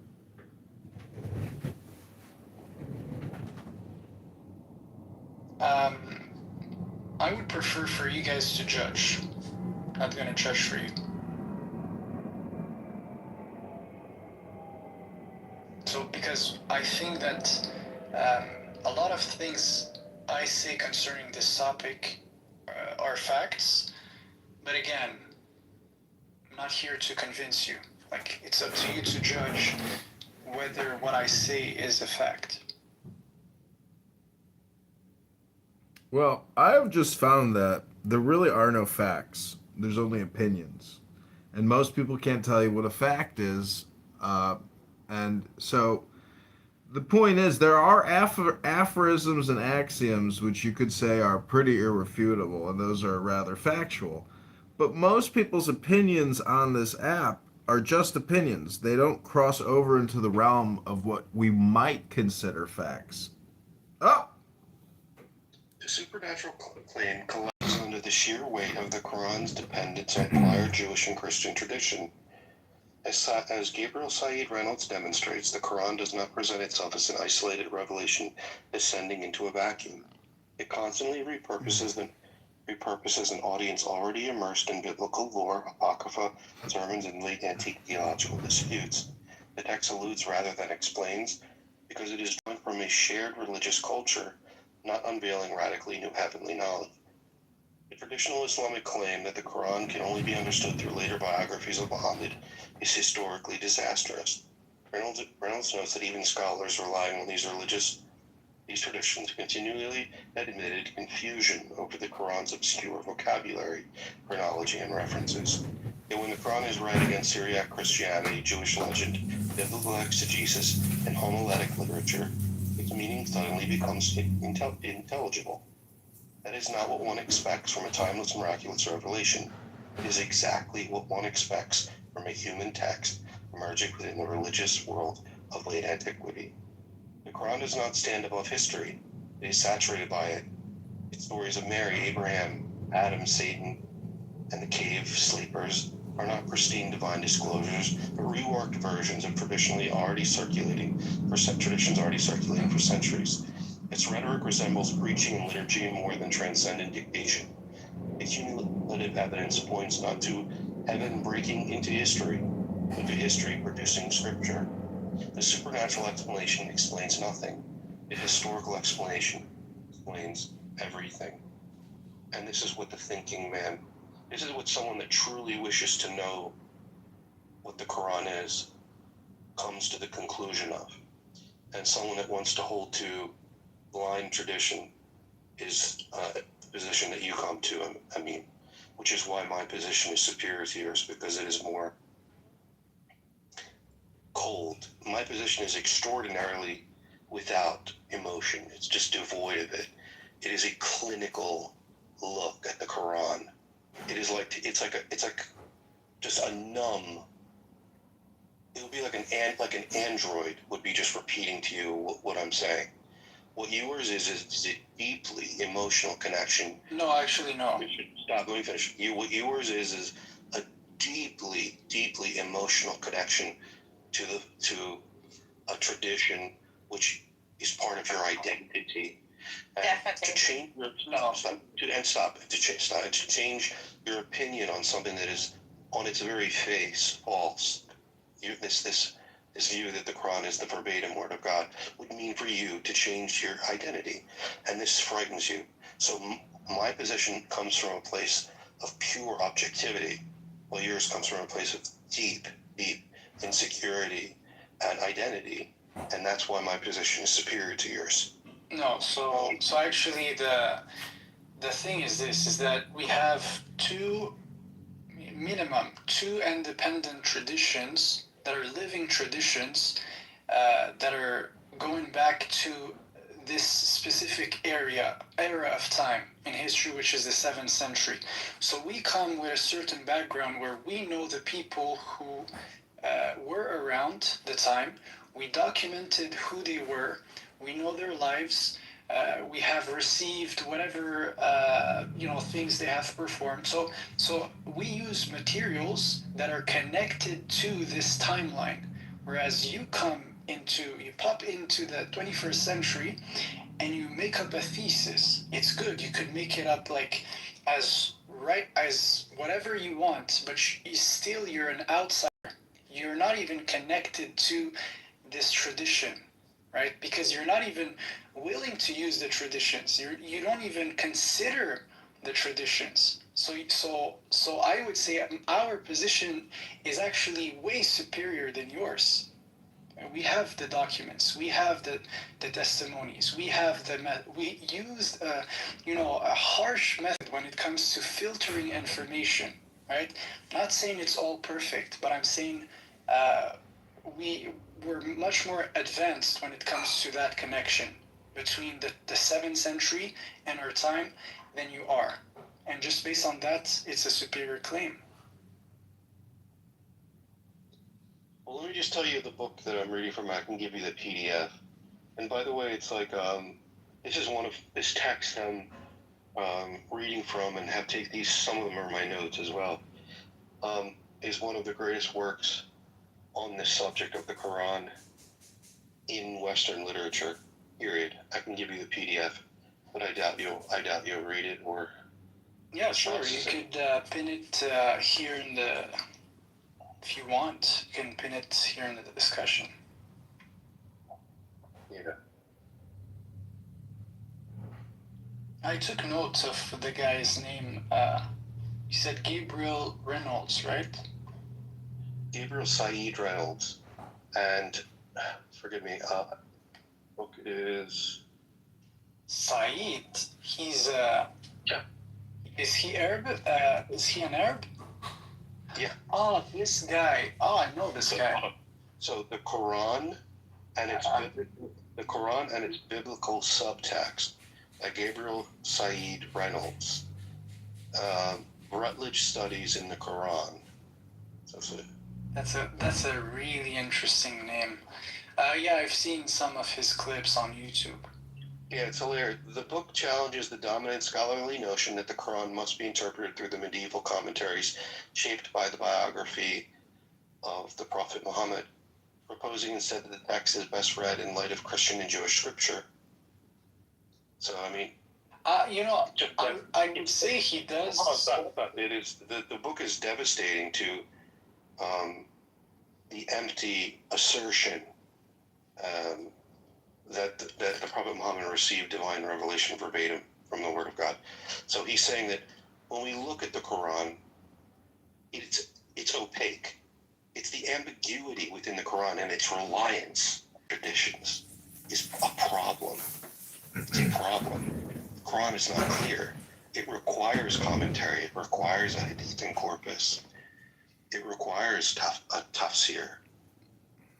It requires you to look at other texts. Reality. Yeah, that's the whole actually. That's a problem. Investigation. That's how discovery is related, actually. Oh, that's a problem. Oh, you don't like this one. Oh, okay. Sorry. Well, I'll explain to you why it's a problem. God says, look at the sun, and then, we do a scientific discovery, and, we advance in science. Or he says, look at the stars, and then,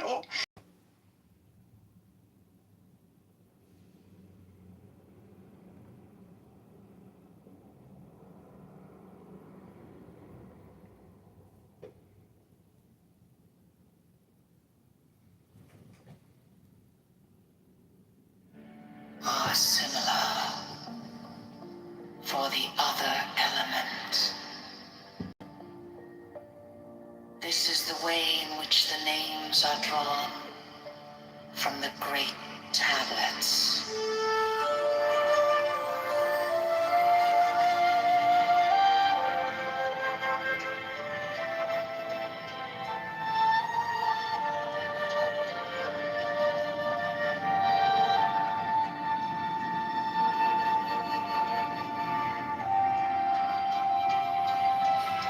Massive.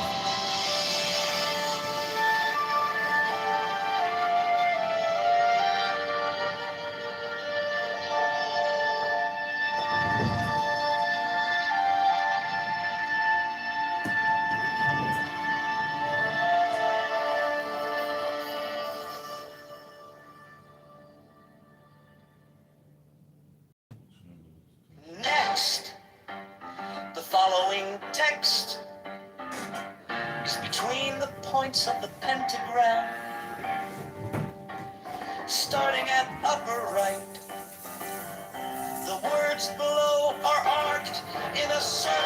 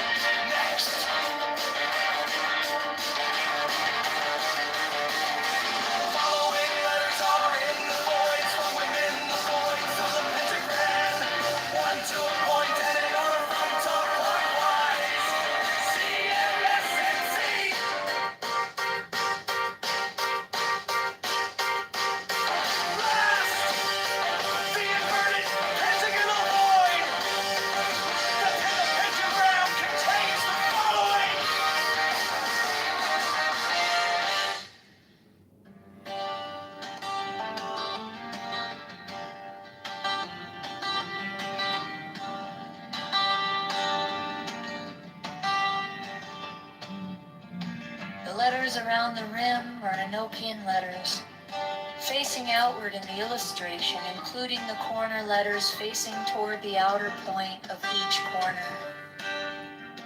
The two overlapping equilateral triangles shown in the interior of the figure are composed of thin, solid lines and some closer in their bases to the top and bottom of the square than shown here. This book on John Locke In is the crucial. It illustration, the explains the base ideas of life, angles touch liberty, the and property fourth of edge muscly letter understanding from the America. corner in each instance. The rectangular grid with Enochian letters in the center of the diagram have been adjusted to align with the edge. Letters of the original illustration.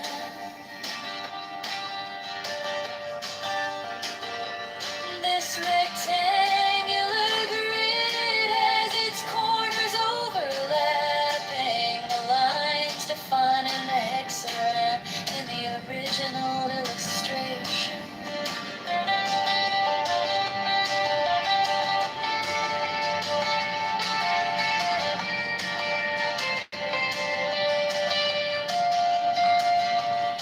There are 7 small devices, 5 squares and 2 circles symmetrically arranged in a pattern of a 7-pointed star with point upward. There is no actual 7-pointed star drawn. These devices are all oriented to be viewed from the center of the figure. Their size is about that of 3-edge divisions vertically and horizontally, and their text would be at right angles to any straight line that might be drawn from the center of the figure. These devices have been represented by the numbers 1 through 7 in the approximation above. They are separately approximated below, not to scale. I would just say this for the Floridians in here. I know y'all think we have sunsets. No. See, God hates the sunset in Arizona. Like a masterpiece compared to any dog. I'm sorry. Yeah, I'm more concerned about cute stuff,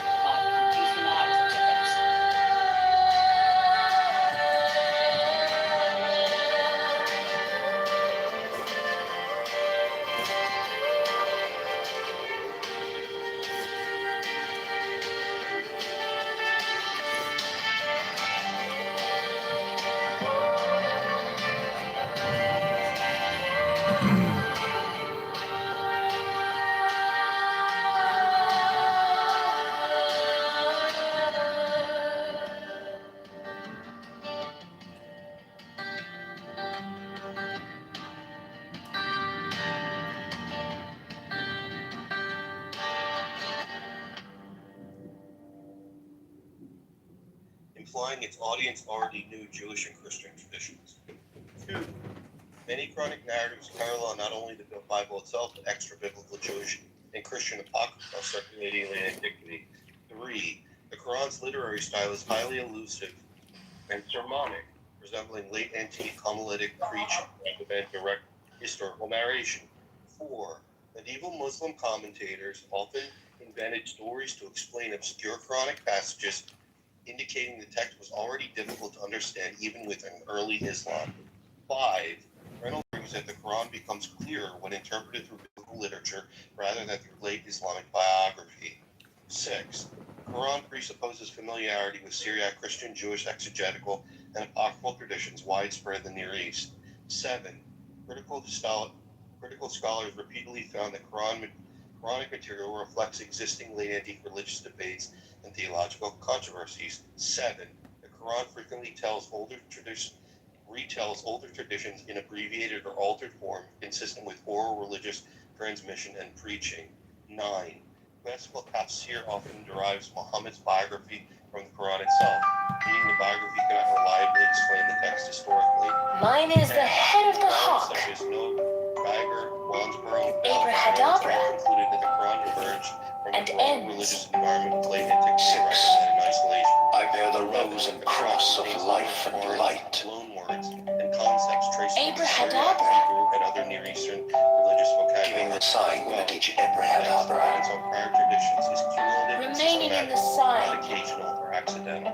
The invocation That's concludes. the argument. Therefore I say unto thee, come thou forth and dwell in me, so that every spirit, whether of the firmament, or of the ether, or of the earth, or under the earth, on dry land, or in the water, of whirling air, or of rushing fire, and every spell and scourge of God the Vast One, Recited things. I be thee. Mechanics of what the Quran is. Abrahadabra. Here's a word here, here's a one word. Oh, there's this. The adoration. How does that disprove the claim we make? Impromptu.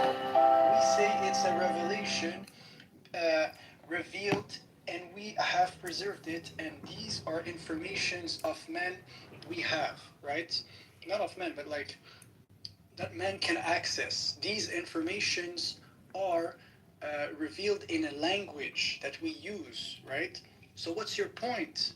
I don't see a contradiction with my claim. Explain yourself.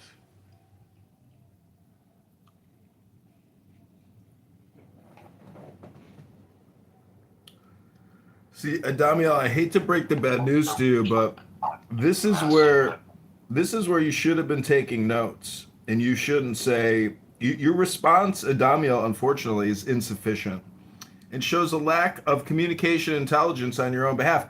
You really need to take notes. I'll say it again. You need to take notes about what Daniel said and then address it point by point by point by point by point by point. Going on ChatGPT and searching for 12, a list of 12 things Reynolds said, and then just reading them to me is not enough, man.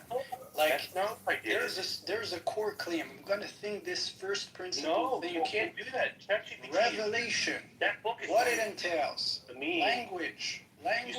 What does it entail? Revealed in the words of man. You coming to me and bringing me, for example, that one argument, even one, that says it has Syriac loan words, therefore it's not a revelation of God. I see this, I'm like, bro, stupid.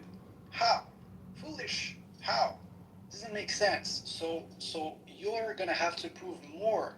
You're gonna have to give me a better argument. That's my claim. Are you saying it's wrong because it doesn't make sense to you? Regal, let me just say one thing, Regal, real quick. First of all, I mean, you understand that I'm operating behind a paywall, meaning that I had to buy the book. Okay? So you don't have to fucking buy it. I can simply read to you. And instead of just spitting at me or hissing at me, you could say, wow, thanks, man. You know, that's probably $100 academic text. It's one of the most, maybe you didn't even realize it's the most prominent academic, critical, historical texts on the subject. Maybe you didn't know that. Maybe you didn't want to buy the book. Maybe I just need some idea of what the book's about, right? But then all of this charity, all that I've done, you respond with and accuse me of a lie. That I went on the I don't accuse you of a lie. Then I went on the chat GPT. Stop. Then I went on the chat GPT and asked it to generate 12 or give me some bullet points. Give me a break, dude. Yeah, so it appears as something like this, right? But anyways, I'm just gonna say this. So ChatGPT can use an academic copyrighted book. Well, you could literally take a document and put it in the chat and generate whatever you want. I do summaries of books, entire books. I do this all the time, right? So the point is not this, right? I'm not saying here, thank you for your charity. Thank you. It's really good information. What I'm saying is this: you come and you try to disprove something. You try to prove a point, actually, right? Now, in order for you to do this, you're going to list whatever arguments you have. If I hear even just one argument out of the 12 things you've listed that does not make sense, I'm going to point it out to you. But bro, you're really not saying. I do this. This is logic. He critiques books and which is like subjective. Yeah. And then try to use that as an argument against somebody who has a subjective view.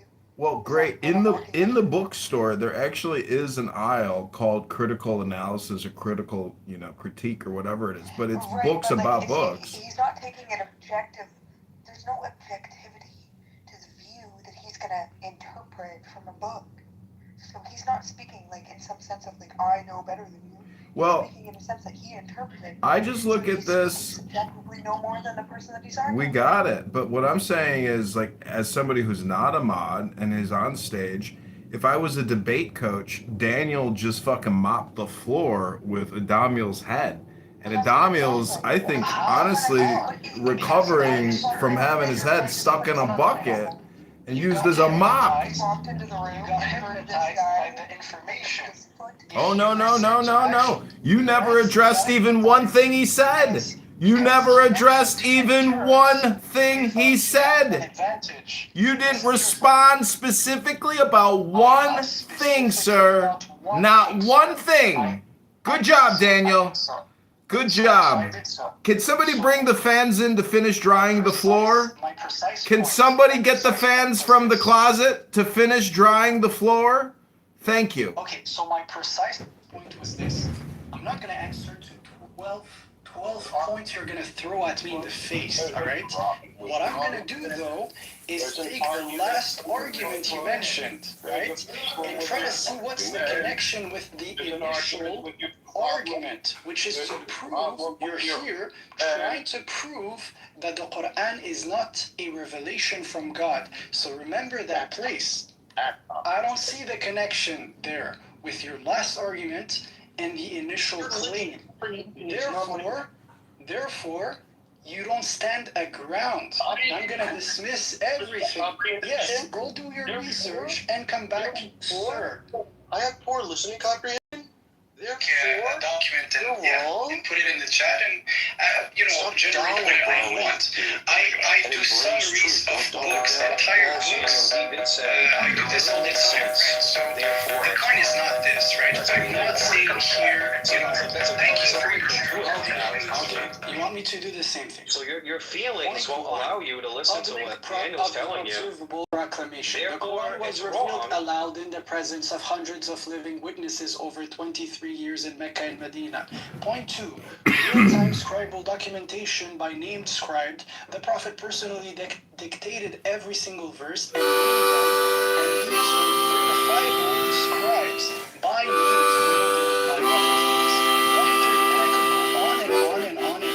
and then I go and I say to you, Daniel, do something about it. Do something about it. If you don't address my 12 points, you failed. Go ahead. You see how low IQ this is? It's not a smart way to have a discussion. It's not. Referencing the greatest critical historical academic fact on the subject of the Quran is ignorant.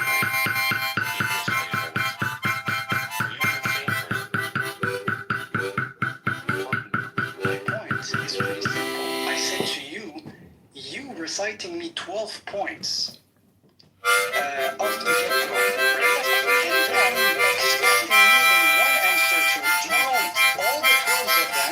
You asked me if I failed to do so, therefore I must stand around is stupid.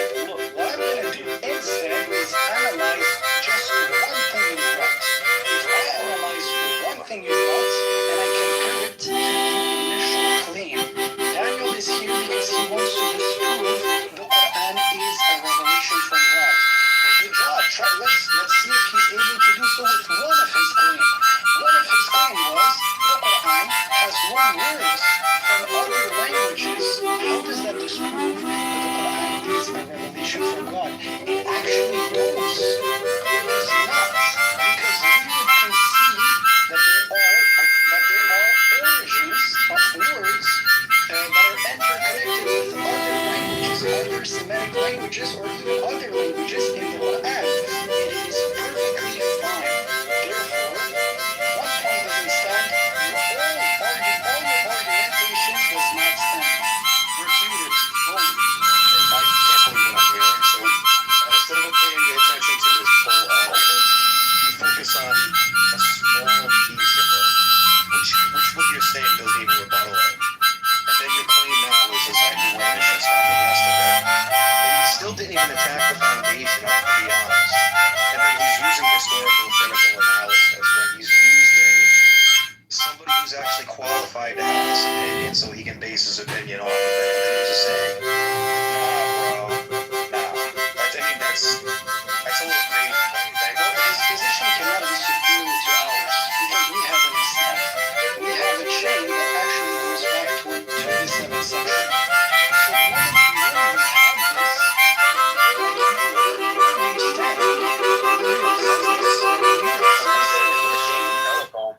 I need described the prophet personally did historical methods. That's not what that is. Invent the history yourself. And then you have like the self-soothing, self-reassurance that, well, because my book says this, it must be so.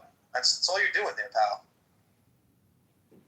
No, I'm just saying we have a monopole when it comes to history of what happened in the 7th century with the real people that existed. Yes, we have a monopole on this. Yes, and you trying to disprove this. For you to try to disprove this, you would have to do either self-soothing yourself like an author. You would either come to us and try to disprove our sources, or second, you would have to invent people that never existed. So we have the monopole when it comes to what happened to the 7th century and its history. No, you don't. You're self-soothing. Closed. Deal closed. Yes. You're self-soothing. Provide evidence for your sources. If you're that confident, provide evidence for your sources. Bring it forth. Wallahi! For sure. You can read names for me. I said provide evidence for your sources. Yeah. I don't want names asking me something. Provide evidence for your sources.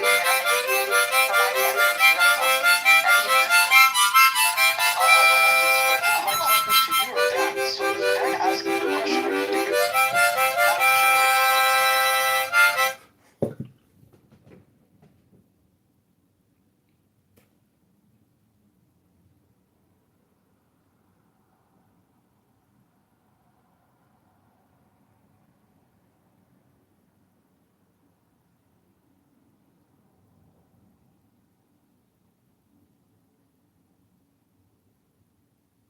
Okay, this is Islamic State Muslim Takeover Hour.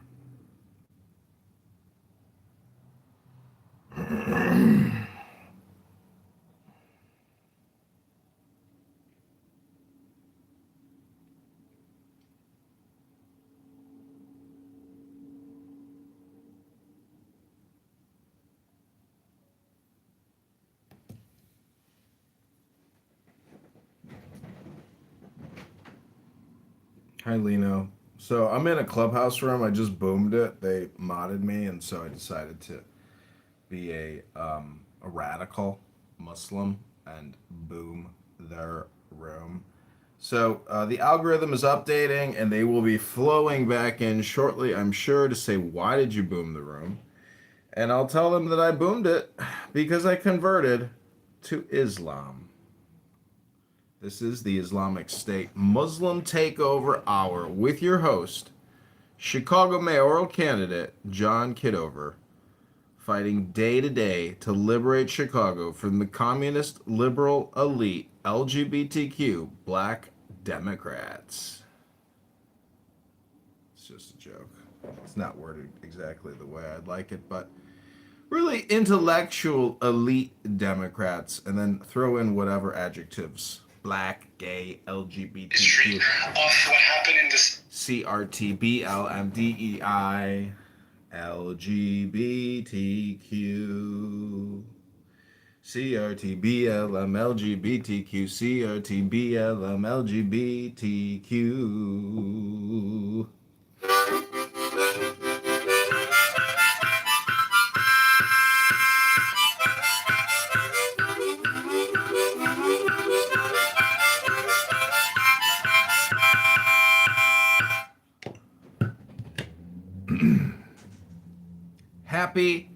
Happy Memorial Day to all you beautiful people out there watching this live on YouTube, listening live on Clown House, and our good friend Lino on X Spaces, our only listener.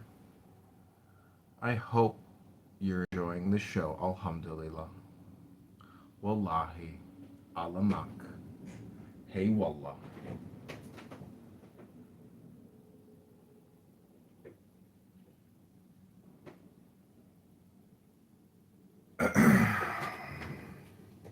Okay, it doesn't look like the former room. Well, we got something new here. We got something new. It's gay version. Bow wow. Bow wow. Bow wow. Bow wow. Bow wow. Bow bow bow bow bow. Bow bow bow bow bow. Bow wow. Bow wow. Bow wow. Bow bow bow bow bow bow bow bow bow. Wow wow wow wow wow. Bow wow bow wow bow wow bow wow bow wow bow wow bow bow bow bow bow bow bow bow. Wow wow wow wow wow. Bow wow. Bow wow wow. Bow wow wow wow wow wow. Hi Nitha. Hey Nitha, can you read me my tarot cards? Hey Zach, can you say the N-word for us? Who mighty bow? Bow wow. Bow wow. Bow bow bow bow bow bow bow bow bow wow. Bow bow bow bow bow bow bow bow bow bow wow. Bow wow. Nitha. Okay, Bow Wow, I want to dedicate this song to you. Wait, you're a patrilineal Jew, right? So you know about JPAMK, right? Why did that sound familiar? Jewish patrilineal Ashkenazic Mishling Kingdom. Oh, that's right. In conjunction with Rabbi Shmuley Boteach and the world's most advanced dildo, we have decided to start JPAMK in the northwest side of the Gaza Strip.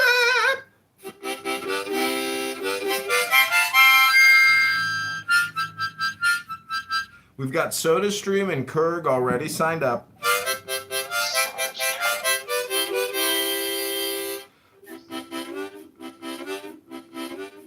We're only hiring settlers from the West Bank.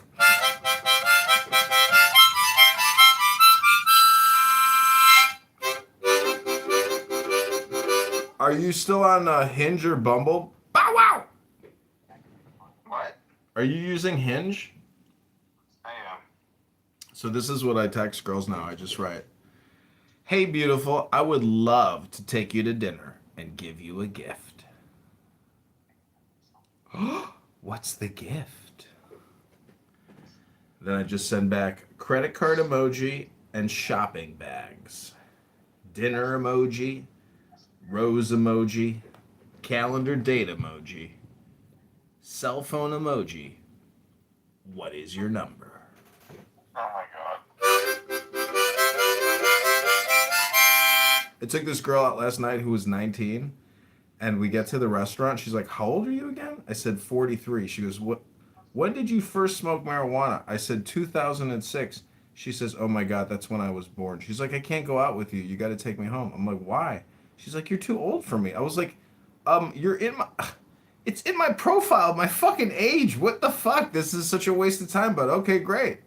So I just drop her back off, and then I went out for the night. It was like no big deal, but, still rather, obnoxious, right? It's like a clubhouse room. It's like you go out on a date. It's like come into a clubhouse room with a chick, and you're gonna spend hours with that person, But if it was a clubhouse room, they would just bounce, and you'd get Irish goodbye quick, and that would be the best way to do it.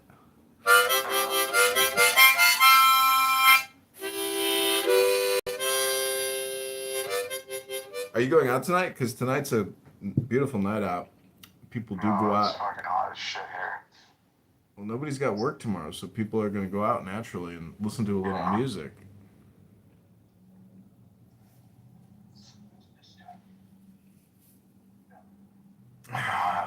Okay, Bow Wow, let me ask you a question. What are you not seeing that is right in front of you? How can you act truthfully today?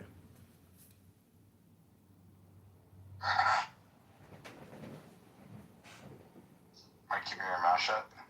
What was hidden and is now becoming visible?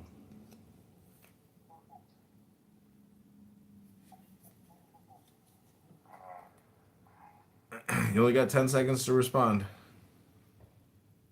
My feet. How can you celebrate and focus on the blessing in your life? By listening to you. What is your calling?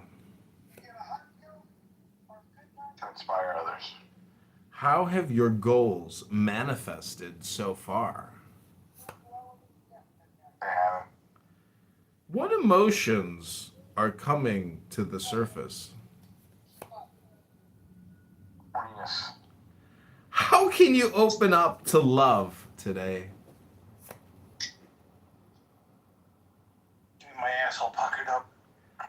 What is worth celebrating in your life? Death. How can you open up to new ways of life? You don't. How can you accept your sadness and let it go? G, what is your number?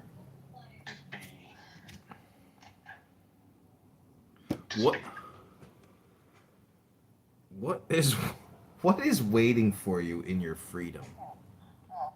Got yourself in that fire there, huh? Hey, you gotta get going.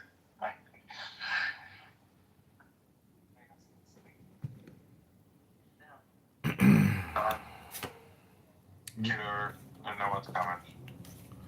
What do you believe about the world? Nothing. What small step can you take to begin a new journey on Clubhouse today? What do you want to express? Are you gonna go out? I'm going out, yeah. I mean, there was only 20 shootings last night, so those are good numbers. By black people. Dude, they jumped the bouncer at the bar that I go to. Oh wow. They beat the shit out of him, and they took his cell phone and his wallet. How about Chud the Builder? Are you afraid to ask for help? Can you commit to a group of people? No, nobody cares about you at this age. What are you afraid to let go of, Michael Bronstein? What are the lessons you can learn from this time in this room here on Clown House? How can you be more generous with the people around you? Paranoid wisdom. How can you work less and gain greater results? I don't know how to answer that one. Do you find deeper meaning in your work?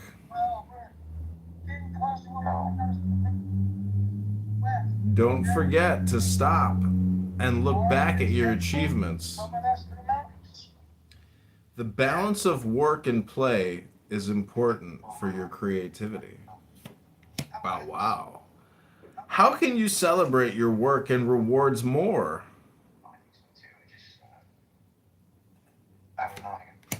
What have you learned from the journey?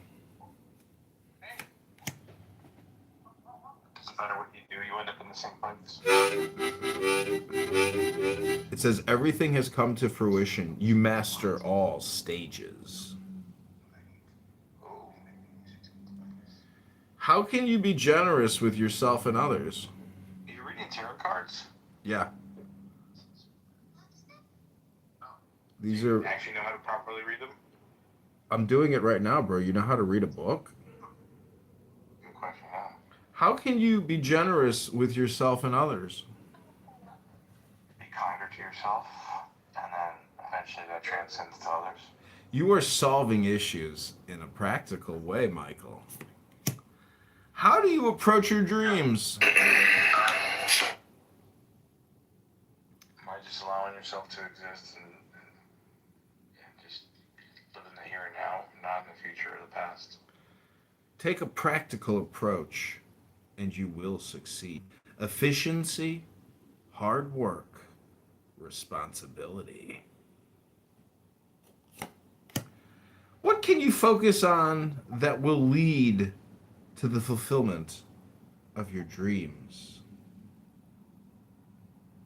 Finding a stable job. Your focus on your dreams will bring you great success. What if you have no dreams in the first place? Your areas of focus are ideas, opportunities, employment, and craving for new ventures.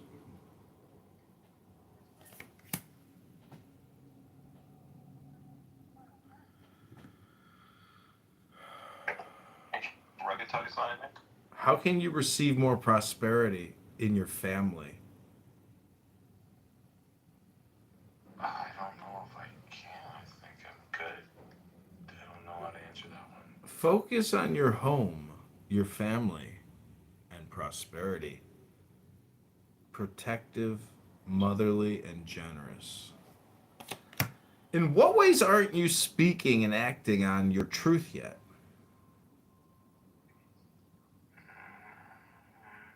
Well, I guess we could look at the title of the room.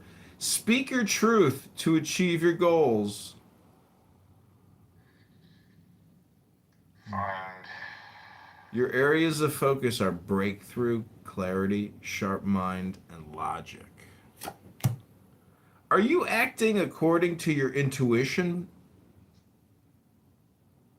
No. Listen to your inner voice when you make decisions. Your areas of focus are difficult choices, indecision, and confusion. From what perspective do you choose to see a certain situation?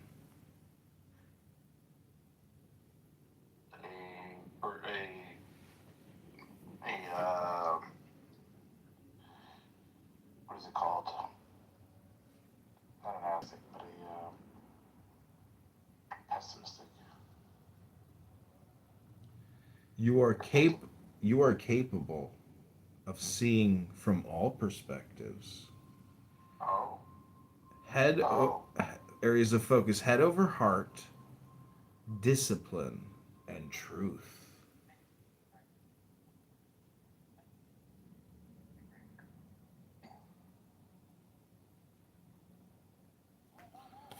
What are you ready to achieve? Another relationship. How can you achieve it best? By working on myself. You are strong and ready to take on the world. Be fearless, ambitious, and remove all impulsiveness. But unfortunately, Michael, you are still disorganized, careless, and unpredictable. Are you thinking about all possibilities and consequences? Yes. Take time to think before you act. Be curious, remove all restlessness, and gain in mental energy. Uh-oh, Michael. You practice deception, manipulation, and you're all talk. Bow wow! Bow wow! Bow wow! Bow wow wow wow wow wow! Do you have the best in mind for everyone? Yeah. You are communicating clear what's best for everyone. Remove all complexity from your life. Be perceptive and be clear-minded. But unfortunately, Michael is cold-hearted, he's cruel, and he's bitter. I wouldn't say I'm cold-hearted. Are you trying to trick yourself? No, I'm just telling you, I think I'm very self-aware. Watch out for deceit and concealment. You are practicing deception, otherwise known as tequila or trickery. These are your tactics and strategy. Unfortunately, I'm not Muslim, I don't practice tequila, so. Unfortunately, Michael, you have to come clean in order to get the final revelation and achieve freedom. It seems you are paralyzed, but you can move. Why do you feel trapped or blocked in your actions? Because I got something going on. Imprisonment, entrapment, and self-victimization. Michael, you need a new perspective to achieve liberation and freedom. Have you read the Tanya by the Alter Rebbe? Tanya? No, I have not. Oh my God, you gotta read it, bro.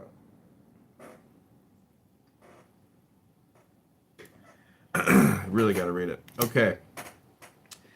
Why do you worry so much? Predisposition to anxiety and panic disorder. What is asking to be looked at and felt? Love, affection, TLC. Worrying keeps you up all night and changes nothing. You're living with anxiety, hopelessness, and trauma.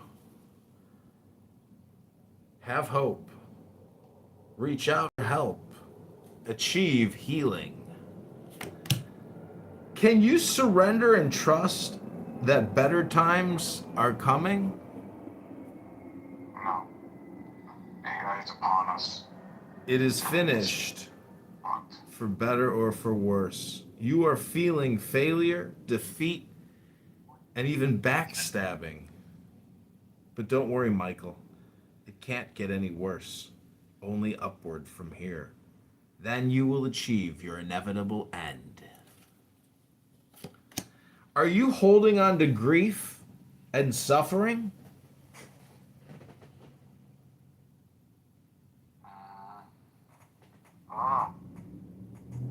It's better to live the truth than to live a lie.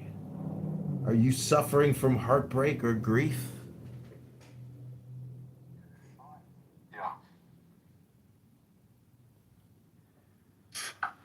Be perceptive. You are on the road to recovery, but you must forgive and move on.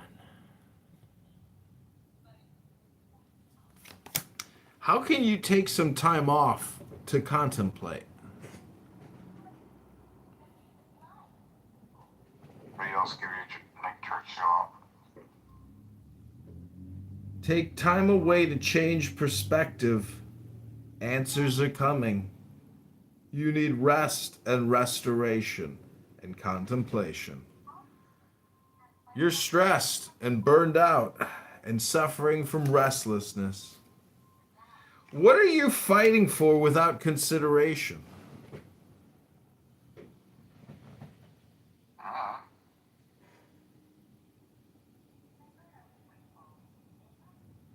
Sometimes the victory is not worth the cost. Winning at all costs betrayal, selfishness. Michael, you're suffering from lingering resentment. You must have the desire to forgive. Michael, what are you running away from, and what are you leaving behind?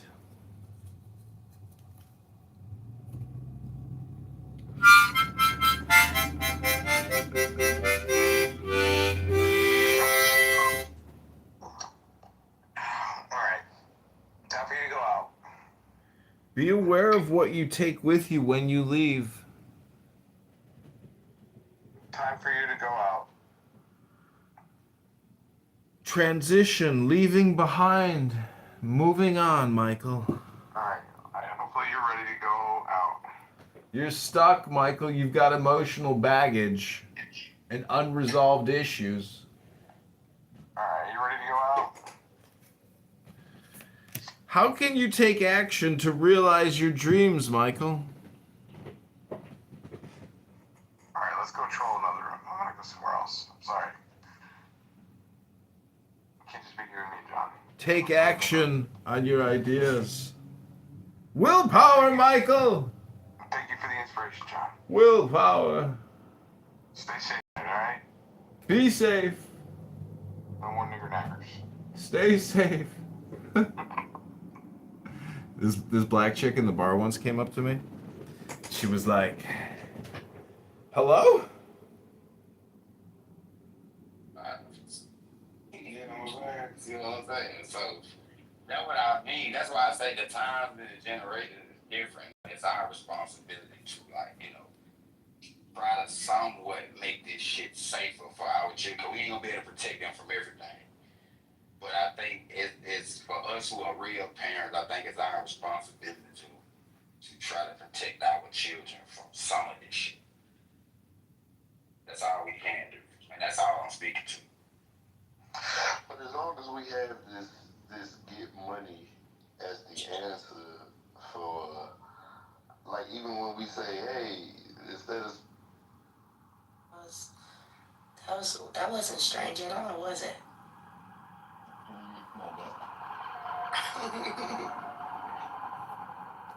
I'm being sarcastic. That's it.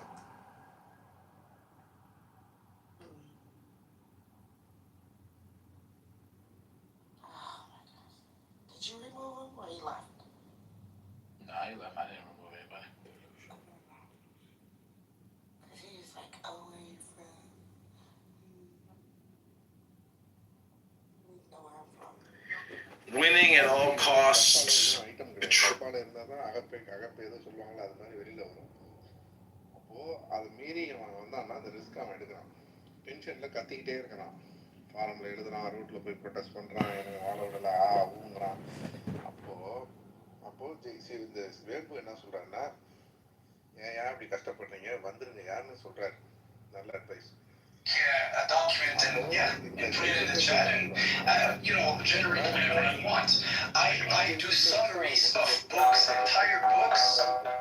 I do this all the time, right? So the point is not this, right? I'm not saying here, thank you for your charity. Thank you, it's really good information. What I'm saying is this: you come and you try to disprove something here. You try to prove a point, actually, right? Now, in order for you to do this, you're gonna list whatever arguments you have. If I hear even just one argument out of the 12 things you've listed that does not make sense. I'm not talking just like it looks kind of like it is full on Hitler fucking ideology tattooed on his chest.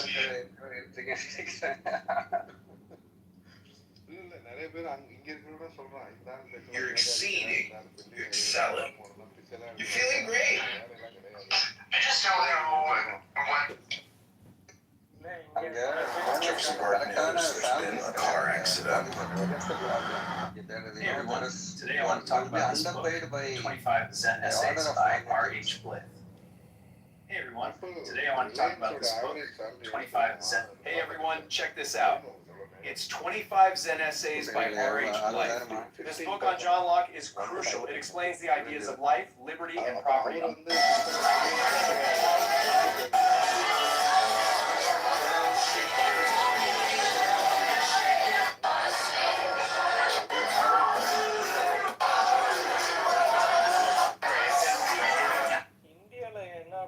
கொஞ்ச நாள் கழிச்சு daily 12 மணி நேரம் 15 மணி நேரம் வேலை பார்க்குற மாதிரி கொண்டு வந்துருவாங்க.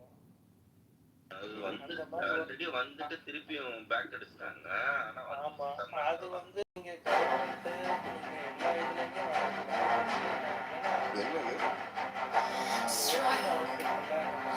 இதுலயுமே அதிகரிக்கிறதுக்கு வாய்ப்பு இருக்கு. ஏன்னா நீங்க அப்பதான் காம்படிட் பண்ண முடியும். 8 hours கொடுக்குற அளவுக்கு இருக்காது. ஸோ அந்த மாதிரி எனக்கு தெரிஞ்சு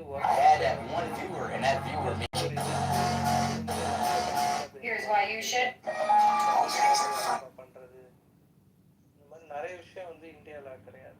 இப்பவும் இருக்குங்க. 12 hours ஒர்க் இருக்கு. ஆனா 8 hours தான் மஸ்ட். மிச்ச 4 hours வந்து Winning at all costs, betrayal, selfishness. 4 hours வந்து ஓவர் ஒர்க் மாதிரி கொடுத்து Michael, you're suffering from lingering resentment.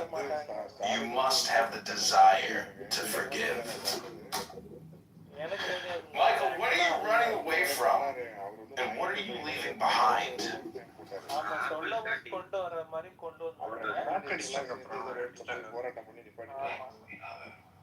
ஆப்பிளோட iPhone bill கொண்டு வர பார்த்தாங்க. ஏன்னா அது கம்பெனிக்கே டிமாண்ட் பண்ணும்.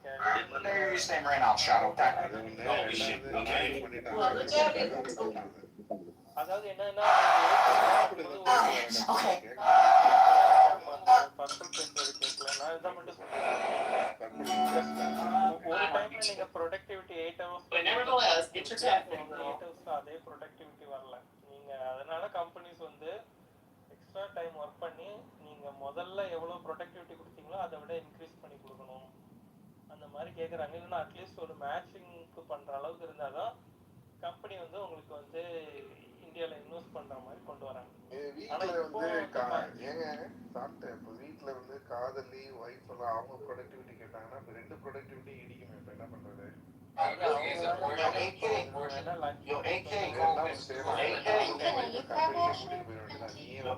What I'm talking about right now, because they cannot catch it, I'm gonna tell you that Jesus' followers are Jews and Greeks and Romans, right? But they also have proof that already மற்ற ஸ்டேட்ஸ்லாம் இப்போ வந்து canting பண்ணாங்க. அதெல்லாம் வந்து Tamil Nadu follow பண்ணிட்டாங்க.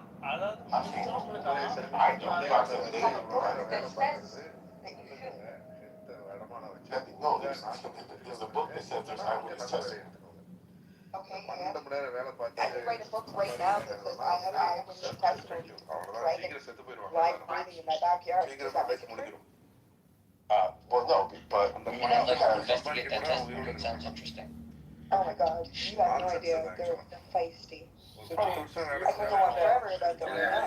நேற்று நான் போன ரெண்டாக்சி ரெண்டல் நான் அந்த பையன்கிட்ட பேசினேன். ரெண்டாக்சி 24 hours அவன் பண்ணிட்டு தான் இருக்கான்.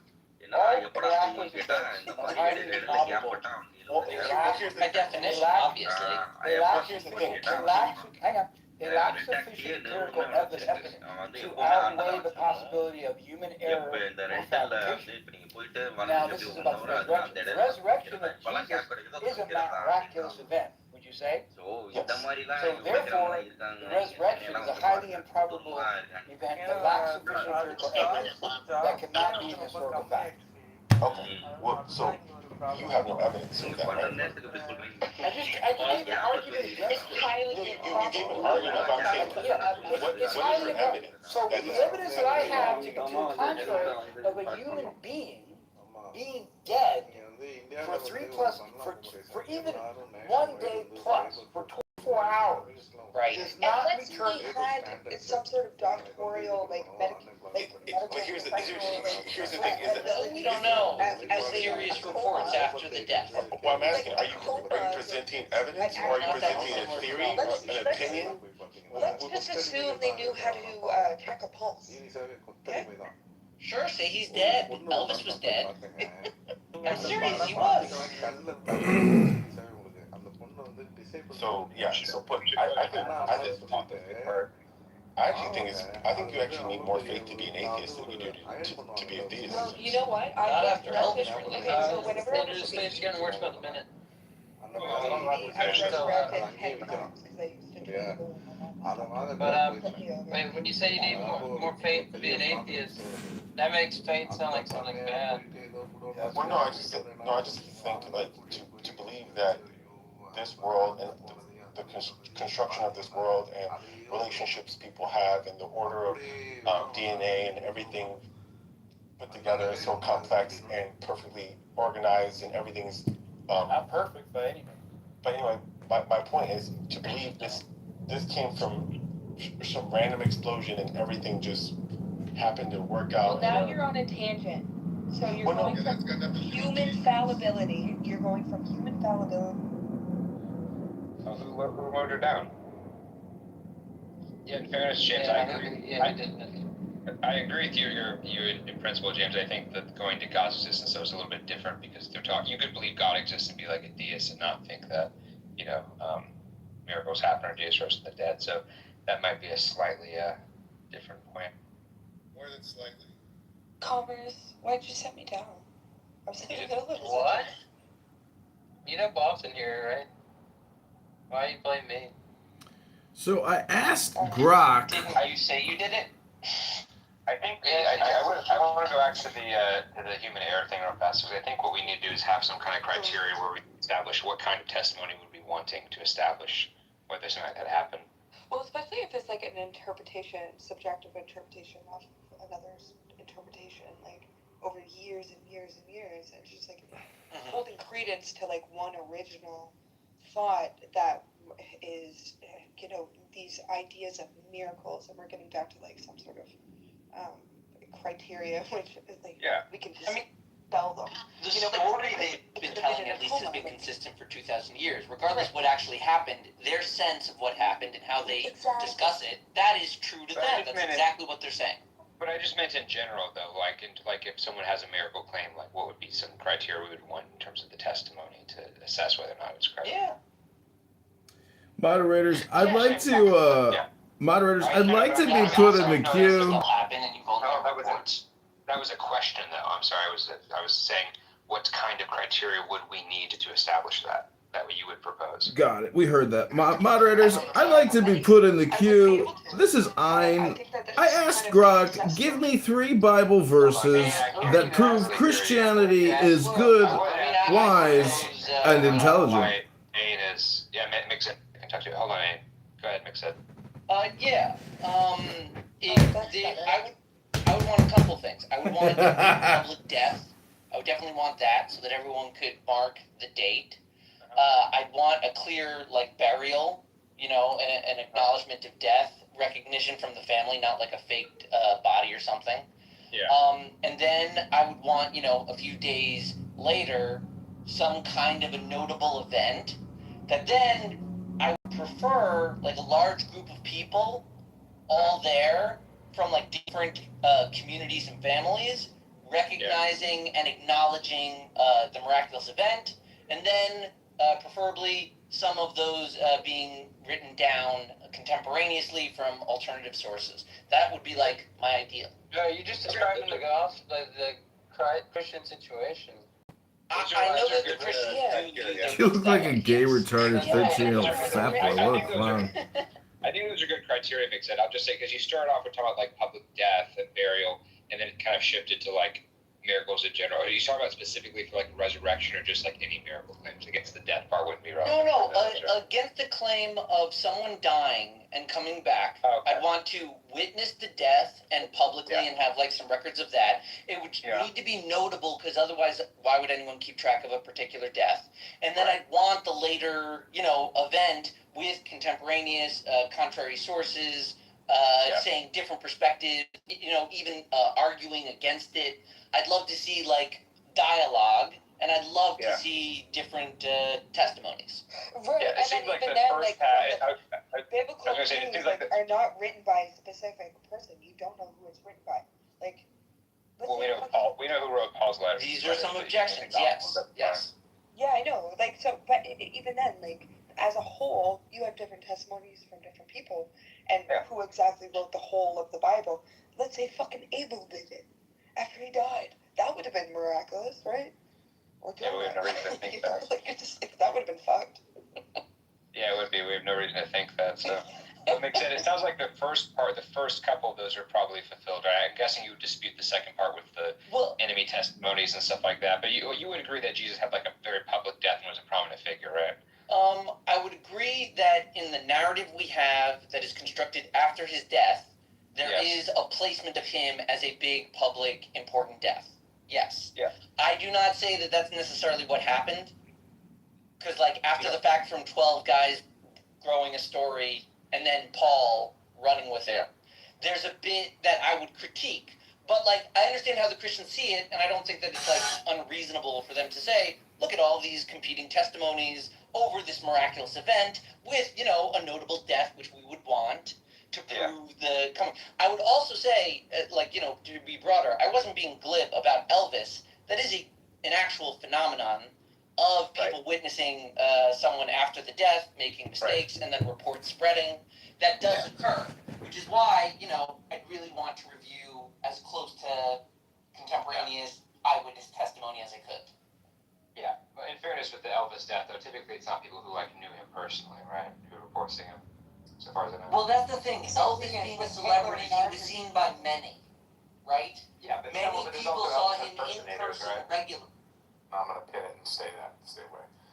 Yeah, and I know I left and then no one else was around me. Anyways,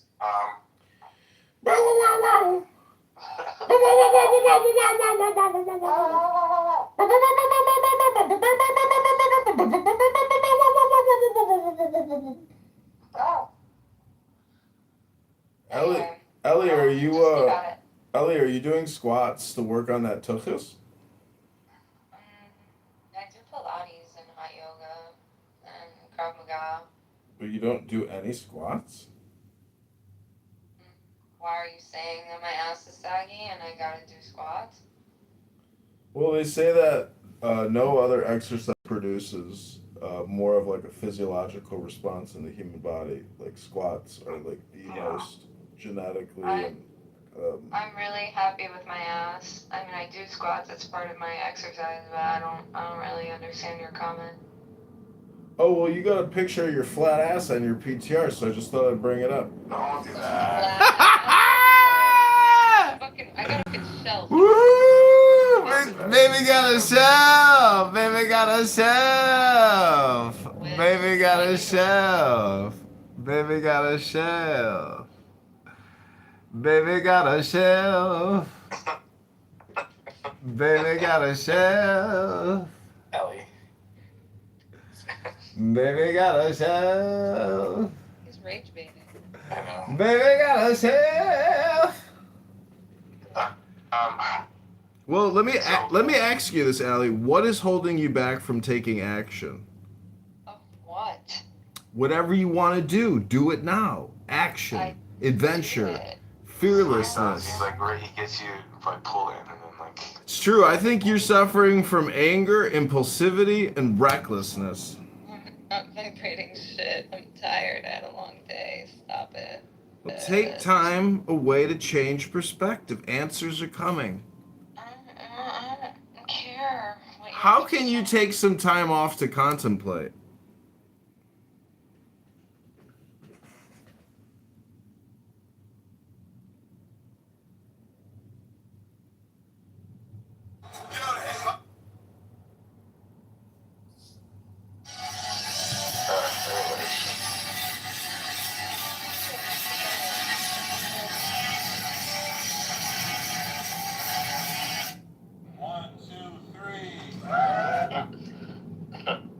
These photos are funny at the end of learning. I found that on 12% is Jewish and Israel's money. And him with wearing a big fucking star, dude. That's funny as shit. This book? Oh, wow.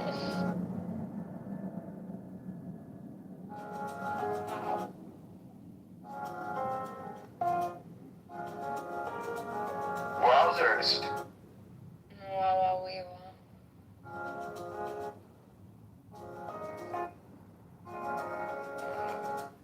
America sucks. This book on John Fuck America.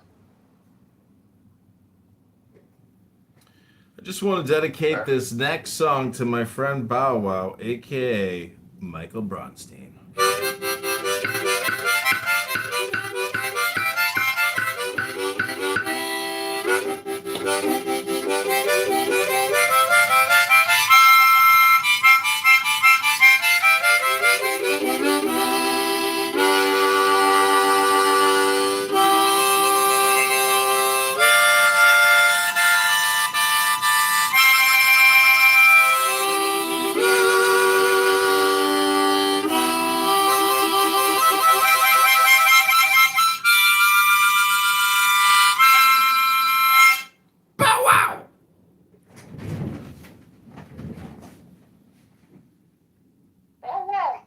Cute.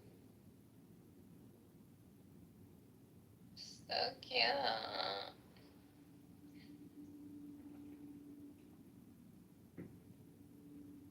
It's been raining and freezing here. Really? It doesn't even feel like Memorial Day weekend. I wore like a heavy leather jacket last night when I went out because it was cold. It was like 49 degrees and raining.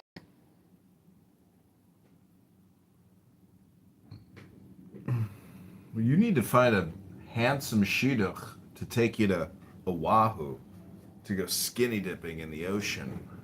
Okay. From your lips to God's ear. Rubono Shalom. Oh, I know who this is. Rubono Shalom? Do you know who this is? He records stuff and puts it on YouTube. He's Edmund.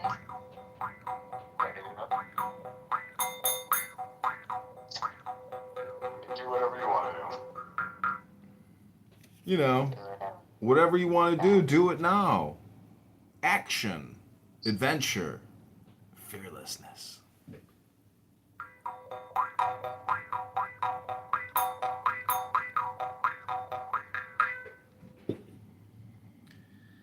They kicked me.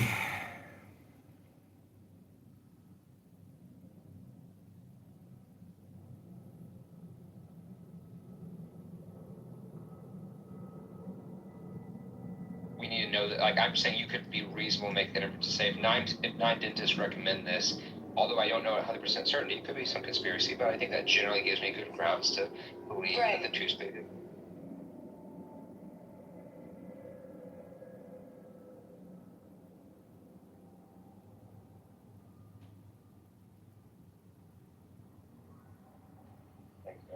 Breakdown, but that's what I'm seeing about Romans. That's okay. Hello, moderators. I would like to answer the topic in the title of the room. All right, go ahead. Well, I don't know what Arminianism is. Can someone explain to me the concept of Arminianism?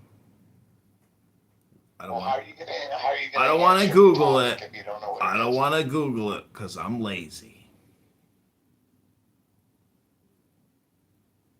So what part do you want to answer?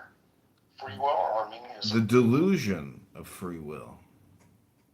Okay. Well, before we go further into that, are you a Christian? Yes. Okay. So Arminianism. Sorry for interjecting. Is we've got two positions in Christianity, and they are not salvific issues per se. So the Armenians believe that faith precedes regeneration. So regeneration being born again. So they believe that you have faith first and then you're born again. Calvinists, the opposing view, believes that you have regeneration and then you're born again by God and then you have faith. And then the reason why I believe Greg set up, well, I agree with him. The delusion of free will is that most of the times Armenians will argue that they have free will, which usually they don't define the best way, but usually what they are arguing is that they are claiming they have freedom of choice. And their freedom of choice is what it was the condition of them exercising when they freedom of choice led them to exercise their faith, which was the condition by which God regenerated them. So that would be the argument. Then we Calvinists would oppose that position. So that's just an overview of what the topic would be. Hopefully that helps out. Okay, so I asked Grok, give me 3 Bible verses that prove Christianity is good, wise, and intelligent. The first response is Proverbs 1:7, fear of the Lord is the beginning of knowledge, but fools despise wisdom and instruction. Oh, they kicked me! Aww. I guess they must be Arminians. After all!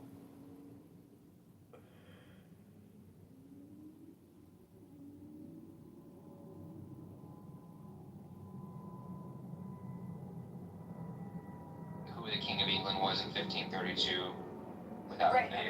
we have even signs that can go back to the 1500s. We have bloodlines that go back to the 1500s. Uh-oh, here we go with bloodlines. Moderators, put me in the queue because I want to answer your question. Tell you whether they were a king or not. Like if I'm saying who was the king in 1532 of England, I mean you could. Can I at least get confirmation that I can be heard? Hello? Right. Hello? Well, even if it's documented, I would have to say like It's speculative, particularly lying. some sort of bearing. And I think that a lot of Christians hold a lot of bearing on those. That's so stupid. I wouldn't even hold anything like true bearing on it. Anything to hear a woman talk. Like 1500s, but like this goes beyond, way beyond that. So.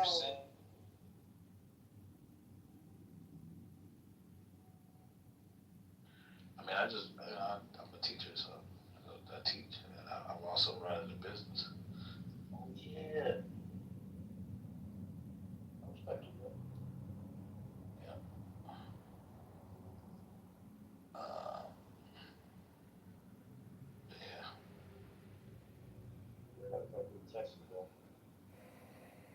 I mean, let's see. Last time I was out in Texas, I was in Houston. Oh yeah. What kind of business do you run, Black? What? What kind of business do you run? A black-owned business.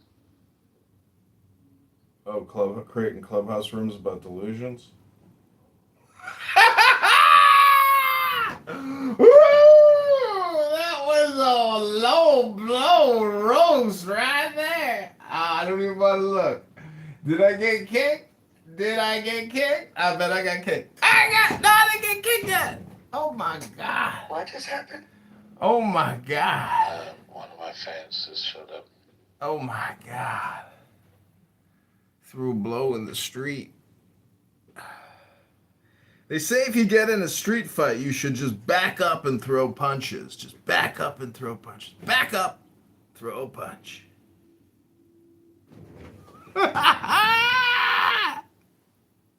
Marshall, how are you? I'm Black. What's your name? Black Muse? What up?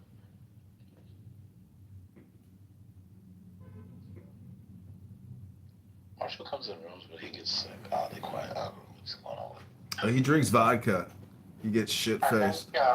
His Adderall and his vodka together put him to sleep. Vodka. He smokes Kush now. Oh, he's on the Kush. And so Marshall is on that Kush. And he's smoking up. I assume. So, Black Muse, what would you say the most entertaining tidbits of your rooms were today? What delusions from the conservatives or the liberals were most entertaining to you? None of them. I don't find them entertaining. I find them annoying.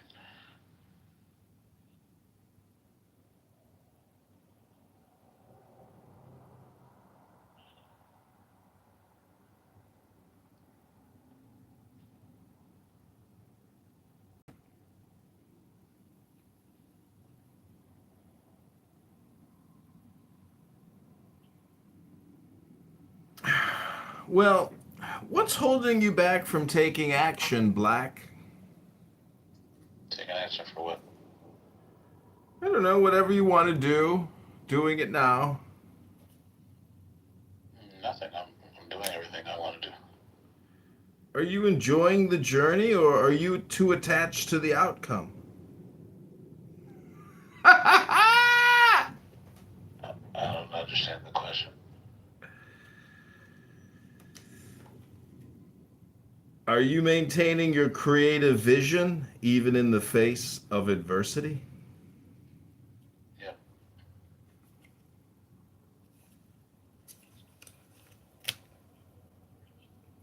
How can you take action to realize your dreams? How? I mean, I just do. I just execute the plans that I have.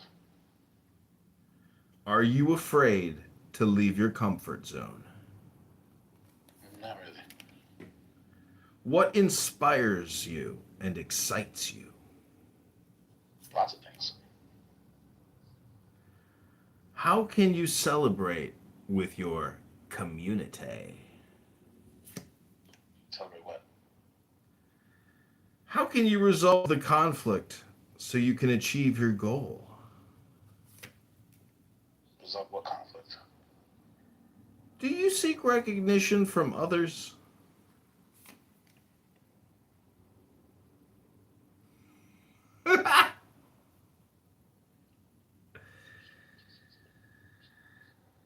What have you learned from overcoming obstacles in the past?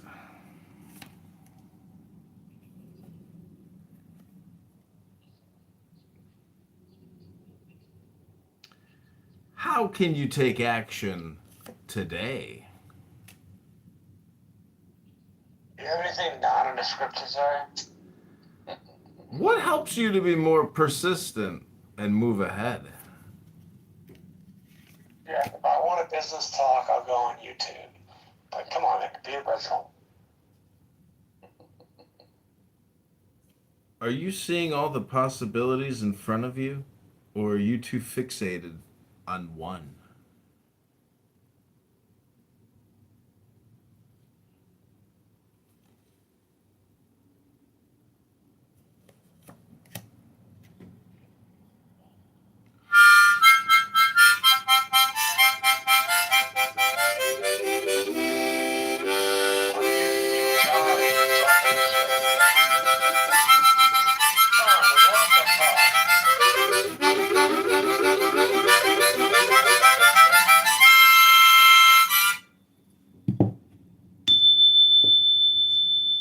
You know what this room needs, Black?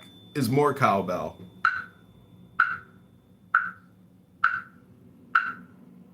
It needs you not to be a weirdo. Hello? This is all original content, Marshall.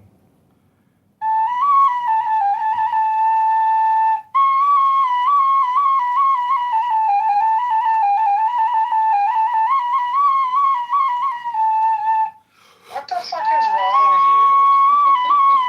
Dude, like somebody dropped you on your head as a kid? This is just weird shit, dude.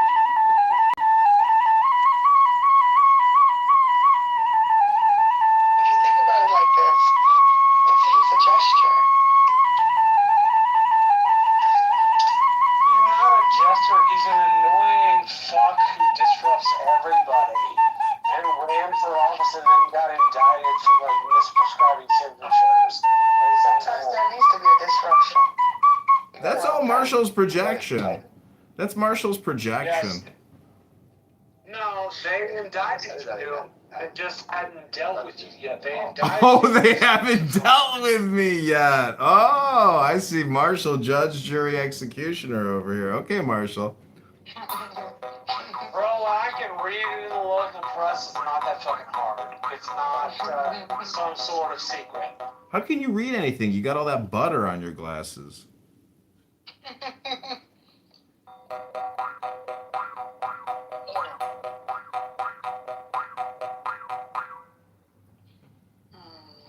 They haven't dealt with you yet.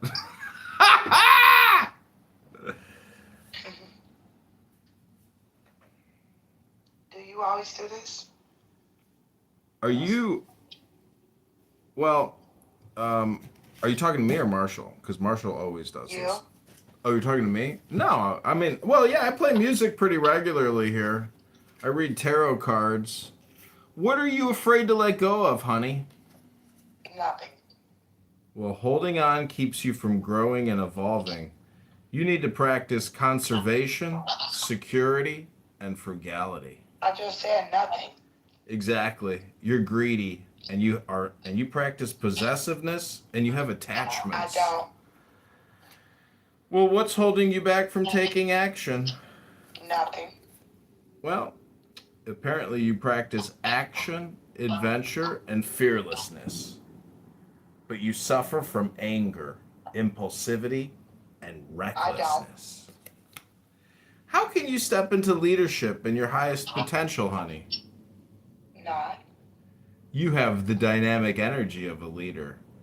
You practice the big picture and overcoming obstacles, but you're impulsive, overbearing, and you have impossible expectations. What are you running away from? Nothing. What are you leaving behind? Nothing. Well, be aware of what you take with you when you leave. I take nothing. Uh-oh, you're stuck, and you have emotional baggage. Do you have When any I die, I'm gonna die alone with nothing. Oh, you have unresolved issues. No, I don't. Are you seeing all the possibilities in front of you, or are you too fixated on one of them? Seeing all the possibilities. There's always more than one way to do things. Are you rehearsing this? Did you rehearse this? You sound stressed and unwilling to delegate. I'm actually stuffing my face with sun. It's just really tasty. How can you take action today? By eating this sandwich. Exactly. Take action, and life and your digestive processes move ahead. It requires rapid action, movement, and quick decisions. Don't panic. Stop waiting and stop slowing down. I know you didn't rehearse this for real. What helps you to... Are you reading off a paper? No, these are all questions from my memory. What helps you be more persistent and move ahead? Food. Well, believe in yourself and have the courage to continue eating food. It takes strength, but I'm afraid that possibly you're suffering from exhaustion and fatigue, and you have unsure motives. On who part? My part? Yeah. Nope. Well, that's good. There may be challenges ahead, but you can do it. What have you learned from overcoming obstacles in the past, honey? There will always be more. It seems to me like you have a tendency to give up, and you have a lack of confidence, and you're overwhelmed. Never gave up a day in my life. Do you seek recognition from others? No. Well, you have earned every success, victory, Absolutely. and success, and public reward is coming your way. However, I think you have a lot of pride. And what do you think? No. No? Humility Well, is a part of who I am. how can you resolve the conflict so you can achieve your goal? No conflict. Well, be wise and take life as it comes. I do that. Do you find yourself getting into arguments? Sometimes. Do some of these arguments have tension in them? Yes. Is there a competition? Yes. Well, you're all fire, honey. You need to avoid conflict and respect differences. That's true. I do. They don't. How can you celebrate with your community? By enjoying myself. Be ready to receive all opportunities coming your way, honey. I am. soon there will be a celebration at your home. But you're suffering. Absolutely. You're suffering from a lack of support, and there are conflicts in the home. Time to prepare for a transition. That's a fact. What are the conflicts? Don't see eye to eye. What inspires and excites you? Trauma. Find your inspiration to take action, look ahead, expand, and achieve rapid growth. That sounds exciting. There will be delays and frustration and many obstacles. Are you enjoying? What were you going to say? Go ahead. I think I agree. Go ahead. Are you enjoying this clubhouse journey, or are you too attached to the outcome? I'm enjoying it. Focus on your dreams and enjoy the journey of exploration, excitement, and freedom. Absolutely. Don't procrastinate. Don't give in to conflict. And don't give in to a lack of direction. I'll take that. How can you take action to realize your dreams, honey? Just try doing what I know what my dreams are. Take action on your ideas. Creation. Willpower. Manifestation and action. But honey, I'm afraid you have a lack of energy. That's true. A lack of desire. Some areas, yeah. And boredom. Absolutely. Are you afraid to leave your comfort zone? No. Well, believe in your personal power, honey. I have hesitations, yeah. The Oracle is telling me that your areas of focus are discovery, decisions, and planning. Hello?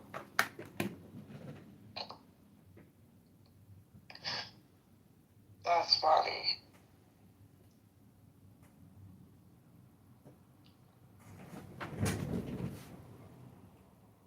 I can tell you all of that, but interesting. All those questions come from the tarot cards. Valid questions.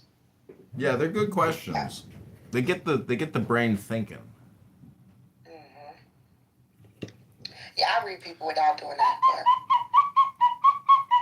I help people discover themselves. God-given ability.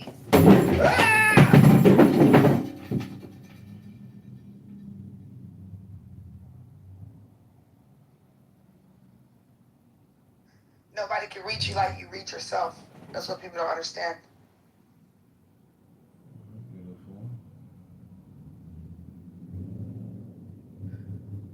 Self-discovery is something that people can do on their own.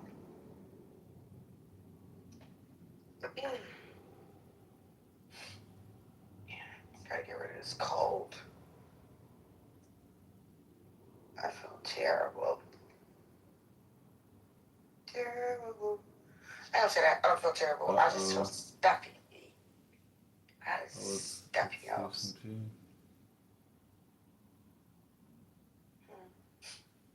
How long you gonna keep this open, Jason? What? I said, how long you staying open? As long as people want it open. As people are willing to come in and hang out. I might fall asleep. I just want to let you know.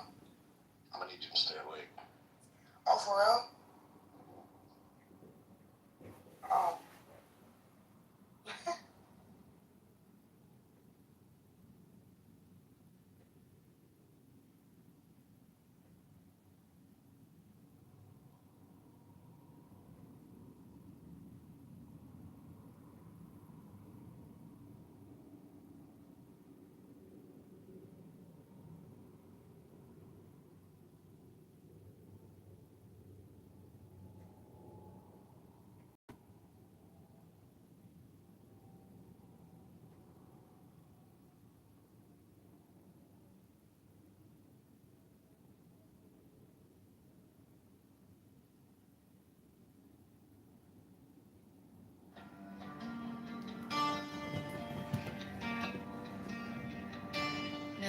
Ye shall know that the chosen priest, the axle of infinite space, is the prince, priest, the beast, and in his woman called the scarlet woman is all power given. They shall gather my children into their fold. They shall bring the glory of the stars into the hearts of men. 16, for he is ever a sun and she a moon. But to him is the winged secret flame, and to her the stooping starlight.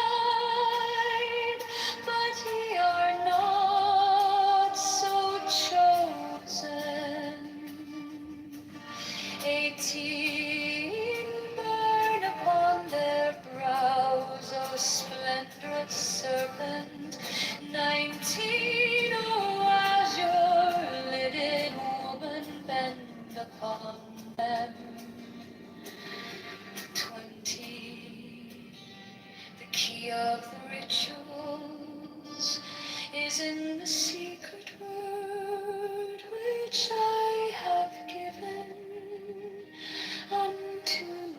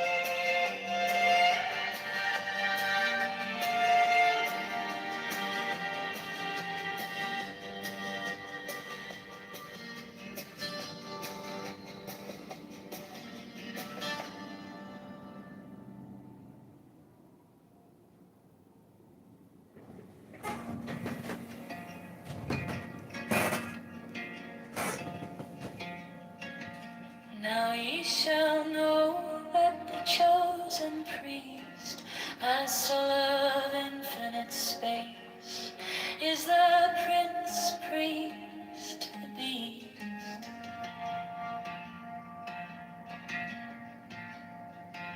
And in his woman, called the scarlet woman, is all power given. They shall gather my children into their fold. They shall bring the glory of the stars into the heart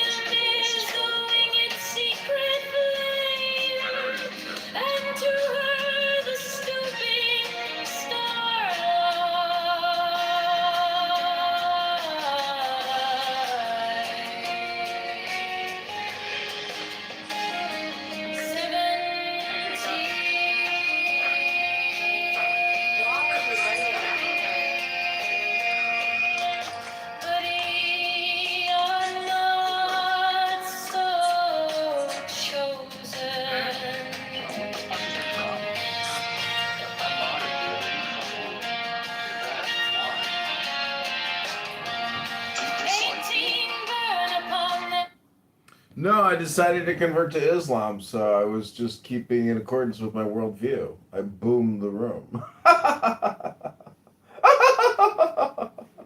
What kind of religion is Islam? I slam. I slam!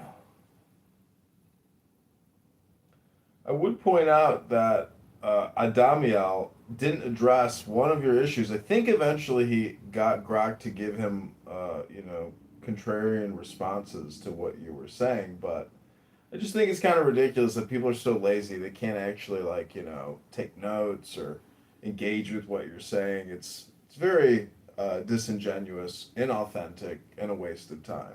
But he did try to recover, so we'll give him the credit there. Hello?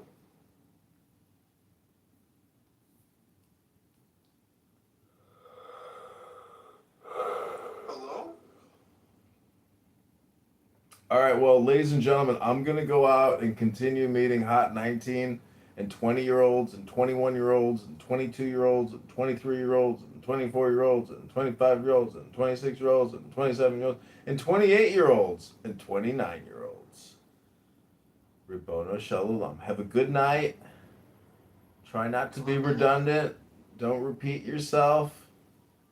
And, just remember, take action on your ideas. CM, how can you take action to realize your dreams?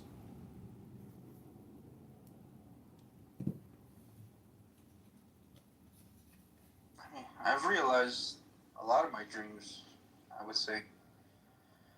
I always wanted I wanted to be a scientist or a mathematician. So I kind of achieved that, right? Well, are you enjoying the journey, or are you too attached to the outcome? No, the journey was definitely the best part. Are you afraid to leave your comfort zone? I was in the journey. I had more fun in the journey than now. It's not as, I want to say it's mundane, but it's whatever. Teaching is just, it's a good way to make a living. It's very stress free, etc. CM, What are you maintaining your creative vision even in the face of adversity? I don't know what the hell that means.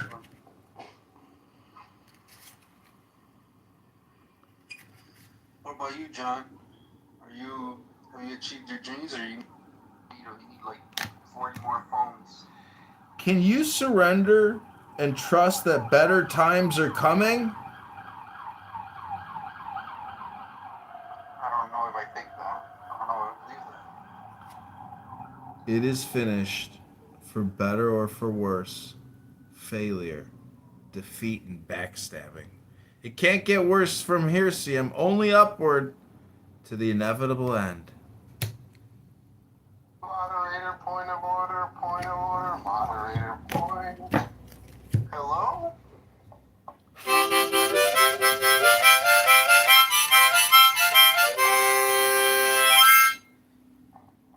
Point of order, moderator, point of order.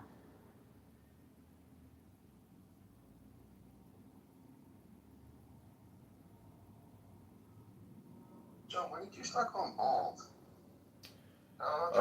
When I was in college, I think my freshman year, sophomore year, I looked in the mirror and I saw my receding hairline, and I was like, "What the fuck? What the fuck? Oh my god! Oh my god! What's happening to me? Am I dying?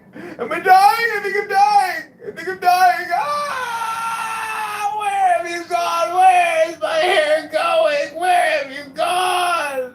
Why did you leave me?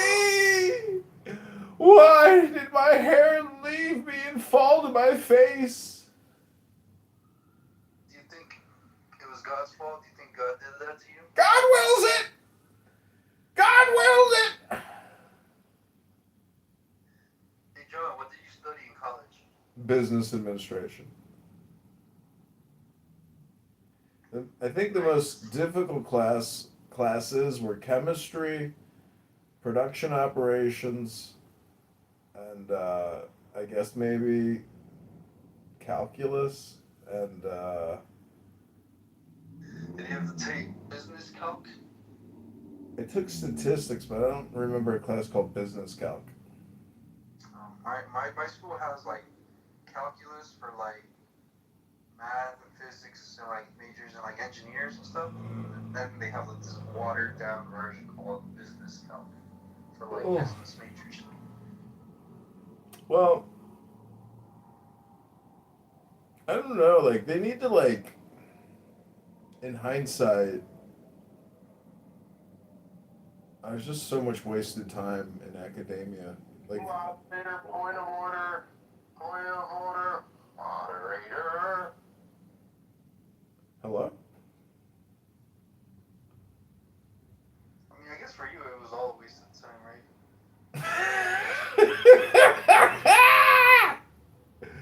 No, see that's where you're missing I guess my worldview from your worldviews. I really don't I think there's not a speck of dust out of place in the whole universe. And so my experience and my happening is all just, you know, it's not like it hasn't been traumatic or, you know, negative. It's just an experience. And so I don't know, I'm fully satisfied and content, you know, if you can get to that special place and Moderator, point of order, moderator, all the points are in order. There's not a point out of order in the universe. That was very profound of you to say, John. exactly. I mean, CM, you work in mathematics. How does 1 equal 0? Can you explain how 1 equals 0? Point of order. When I say point of order, I expect you to mute your microphone, John. Please. Lest I reprimand you. Moderator, point of order, moderator, or... Oh my god, that's gonna be stuck in my head. Point of order, moderator.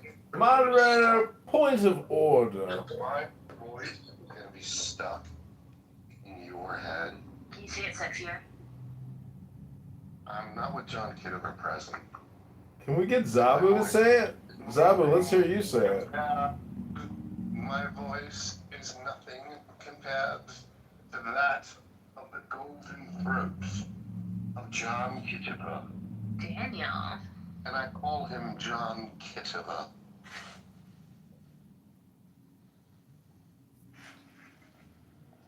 Point of order, point of order, moderator, moderator, point of order. Oh my god, she's at work?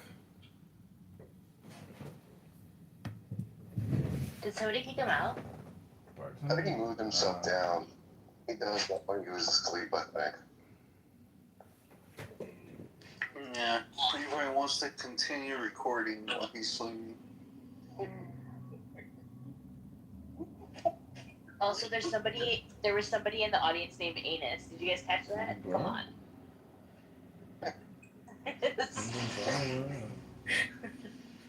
Literally. It's funny.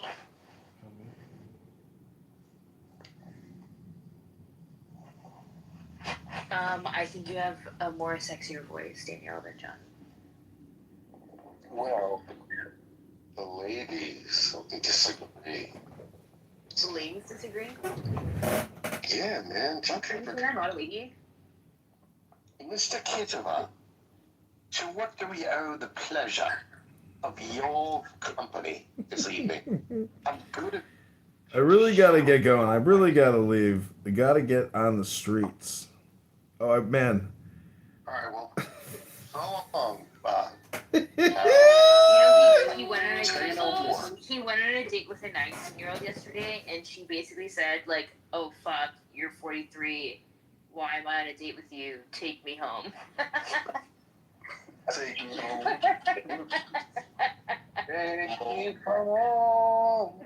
Country road. Like, can you imagine, like, you're in a gonna, like, fucking ride with Daddy, and then she sees him, and he's oh, yeah.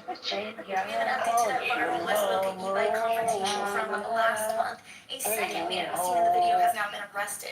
And you may remember the clip, a 13-year-old surrounded by adults inside the gated Lotus community just screaming for his phone back. And now 53-year-old Brooks, who's seen there wearing a black shirt and sunglasses, is facing the same felony robbery by set and snatching charge as Mitchell Schumann. Now, investigators say video shows Brooks taking the child's phone, walking out into the street, even holding it out as it appears to be ringing, and the kid is continuously asking for his phone back. Now, under Florida law, prosecutors say the victim only has to be aware that his property has been taken for it to become a felony robbery.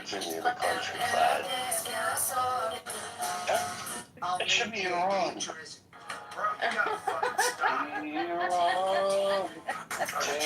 Iran, take me home to a place I belong. But the idea of at least having something from With my nose job, take me home. It's 25 Zen essays by Margaret Blythe. Really, this book on John Locke is crucial. It explains. Oh my god, I almost passed out. What do you know his job? You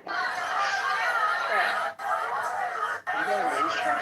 Remember when country for rhinoplasty? She didn't get a nose job. I love how you know the proper name of it though. That's a little. That is being pushed. I don't ever really like plastic surgery. That's Persian culture for sure. That is definitely something that we learned as a child.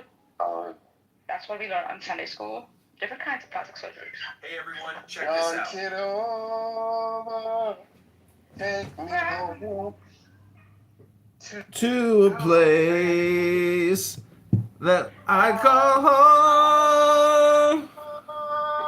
Clubhouse world, clown house world. Take me to a place where Muslims don't exist. What? You don't want me to exist? You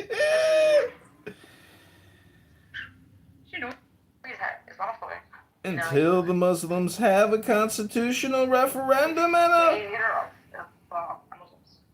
No, actually, I'm dating a Muslim chick now. I'm dating a Serbian. She's hot. She's very hot. I call Clown House. Clown House is a big tent with lots of R words. Many, many R words. Every day, every week, saying the same speak. In Clown World, Clown World. I saw the sign. It opened up my life. Oh, to get into the light. Beef is in the streets. Hello?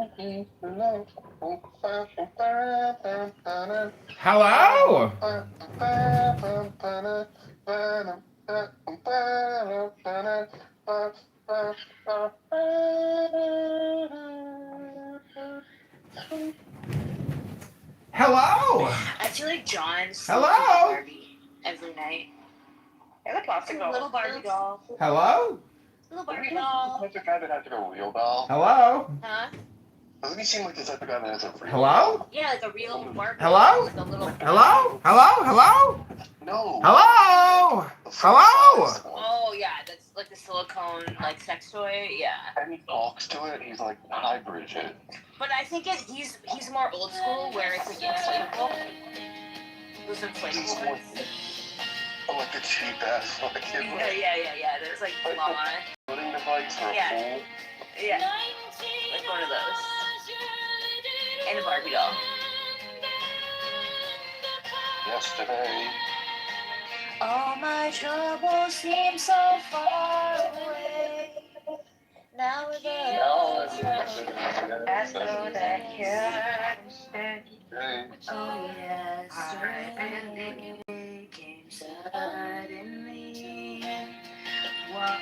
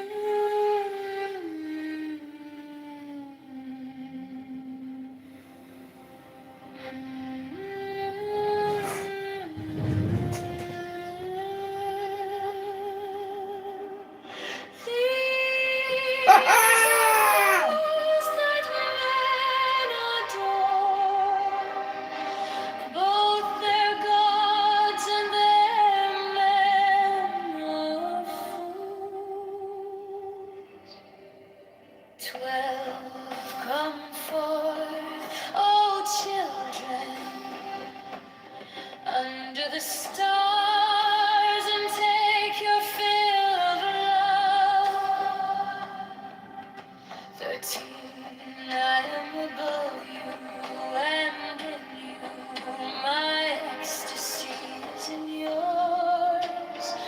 My joy is to see your joy.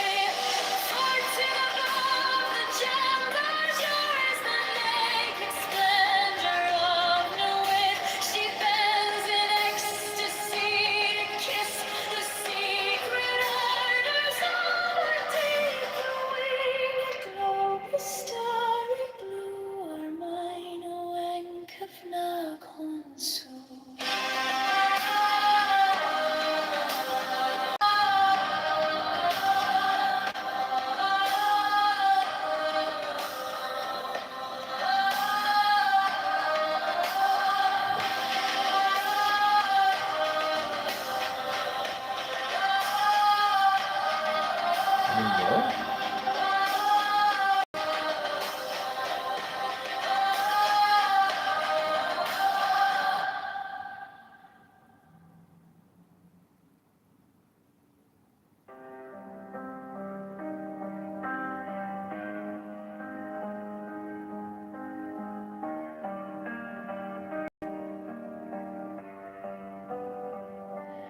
These are fools that men adore, both their gods and their men of fools.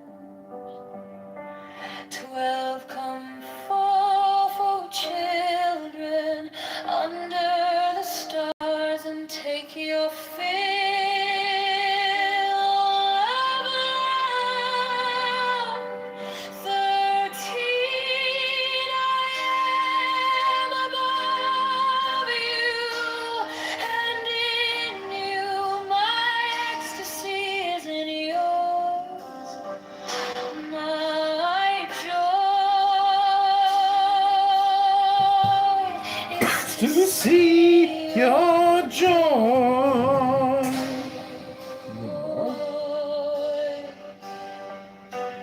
14 above, the gemmed azure is the naked splendor of Nuit.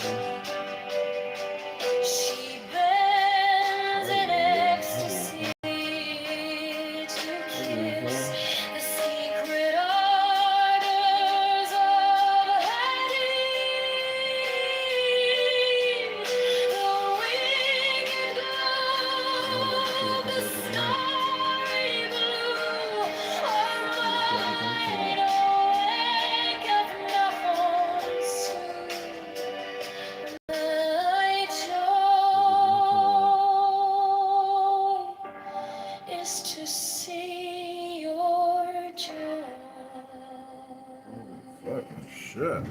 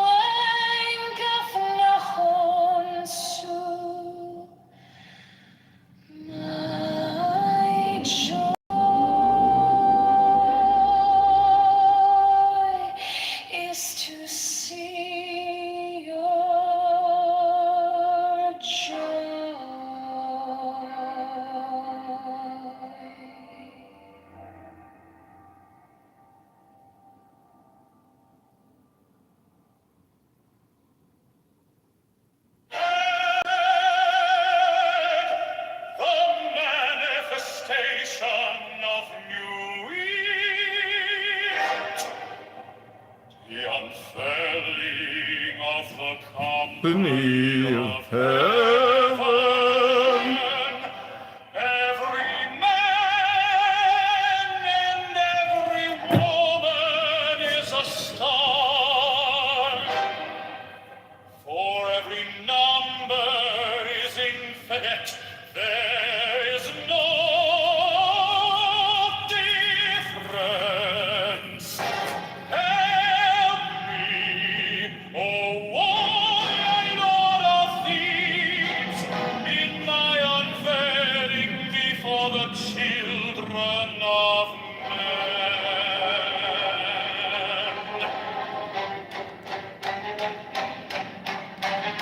6 feet thou have deep, my secret center, my heart and my tongue. 7, behold, it is revealed, my Iris, the minister of poor apartment. 8, the couch is in the cool, not the cool in the couch. 9, worship then the clouds, and behold, my light shed over you.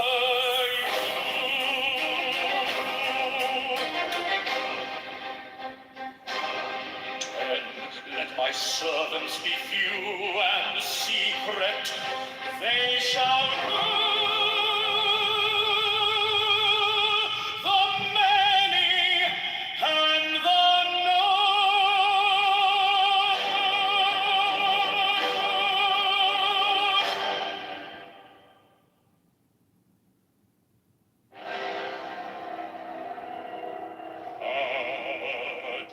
The manifestation of new wheat, to the unveiling of the company of heaven. Every man and every woman is a star.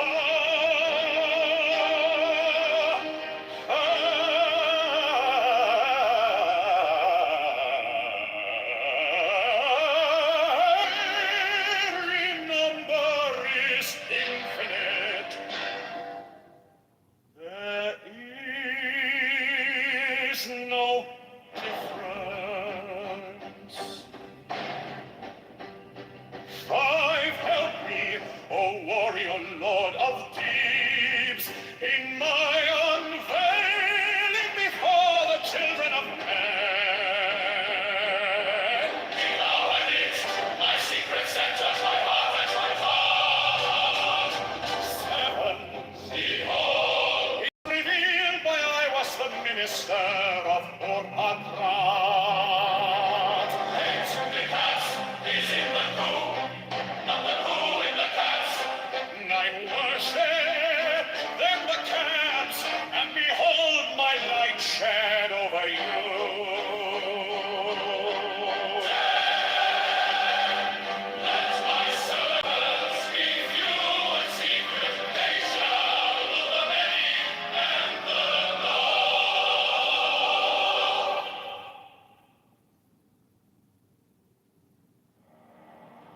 Mine is the head of the man, and my insight is keen as the hawk's. By my head I invoke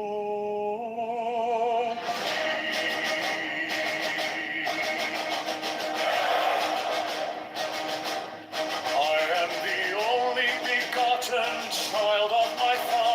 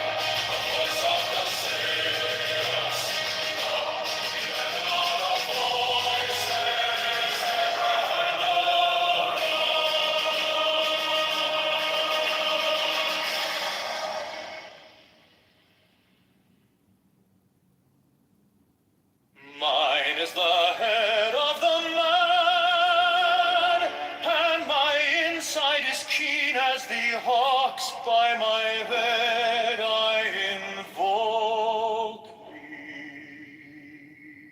I am the only begotten child of my father and mother. My father is dead.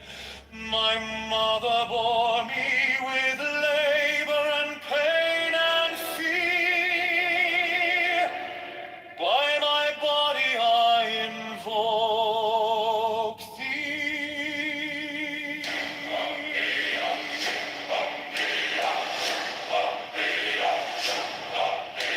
About me shine the diamonds of radiance, white and pure. By their brightness I invoke thee. Mine is the red triangle, reverse the sign, given of none, save it thee, O Lord. By the Lamed I invoke thee. Mine is the garment of white, sewn with gold, the flashing of day that I wear. By my robe I invoke thee. Mine is the sign of Apophis and Typhoon. By the sign I invoke thee. Mine is the turban of white and gold, and mine the blue vigor of the intermere. By my crown I invoke thee. My fingers tremble on the beat of pearl, so run I after thee in thy car of glory. By my fingers I invoke thee. I bear the wand of double power in the voice of the Master. Abracadabra. By the word I invoke thee. I know the dark waves of music in the song that I made of old to invoke thee. Strike the master chord, draw the flaming sword, child and conquering Lord, horror of avenger.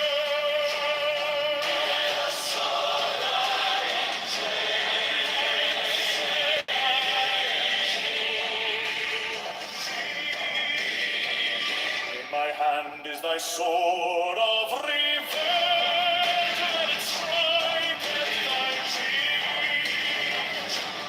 By the sword I invoke thee. Voice of the five, the voice of the six, 11 are the voices. Abracadabra.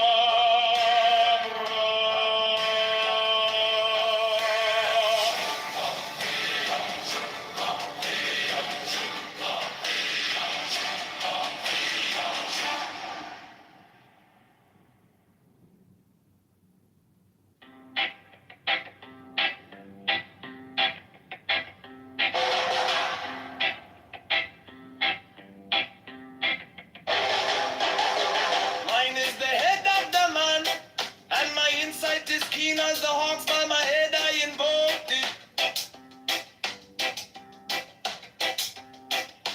I am the only begotten child of my father and mother. My father is dead. My mother bore me with labor and pain and fear. By my body I invoke thee.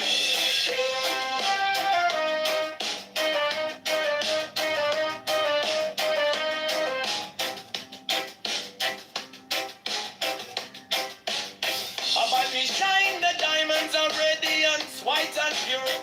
By their brightness I invoke thee. Mine is the red triangle, reverse the sign given of none. Save it be of thee, O Lord. come and I invoke thee.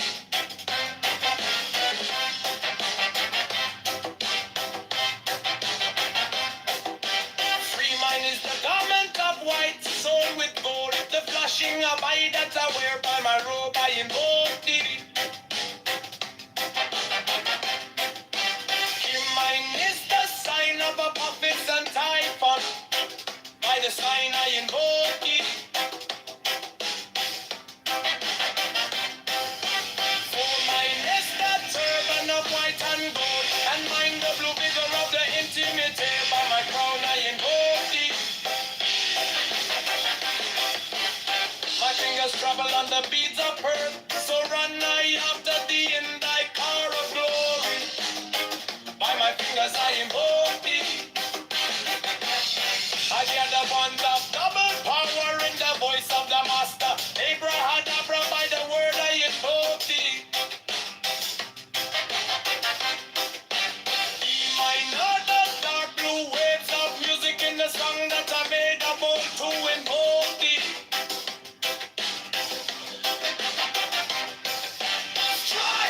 Strike the master chord. Draw the flaming sword. Triumph and conquering Lord. Horus, Avenger, by the song I invoke thee.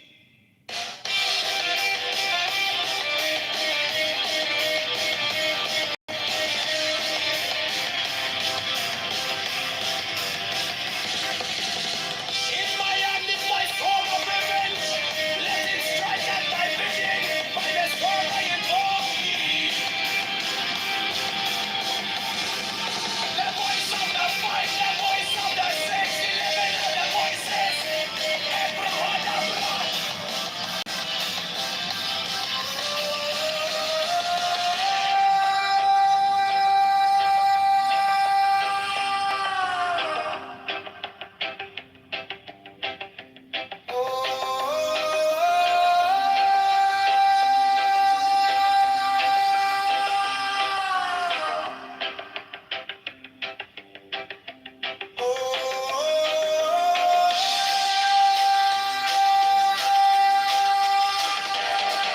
The voice of the five, the voice of the 611 of the voices.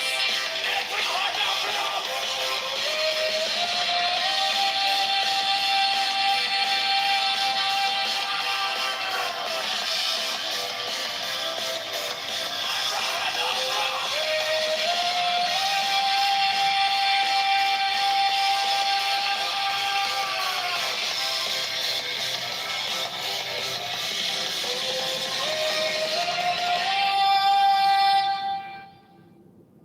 Mine is the head of the man, and my insight is keen as the heart.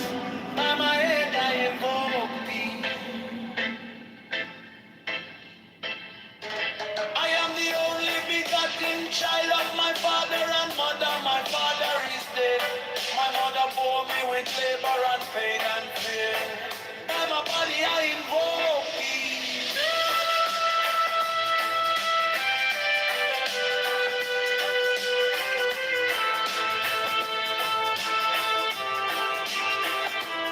Around me shine the diamonds of radiance, white and pure. By the brightness I invoke thee. Mine is the red triangle reverse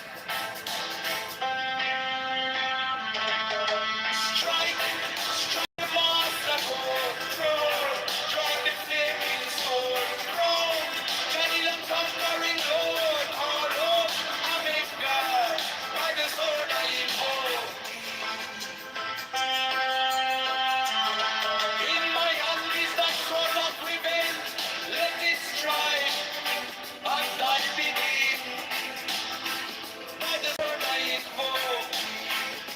The voice of the fight, the voice of the six, 11 are the voices. Abracadabra.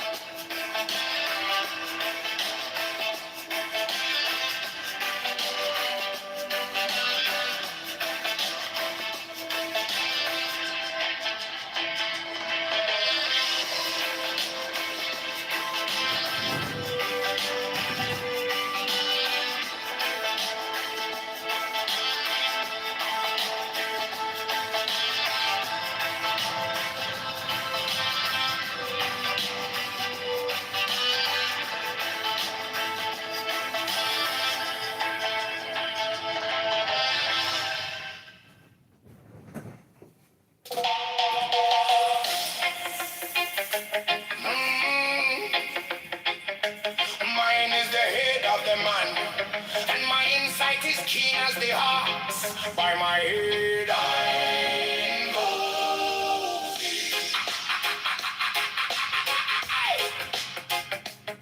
I am the only begotten child of my father and mother. My father is dead.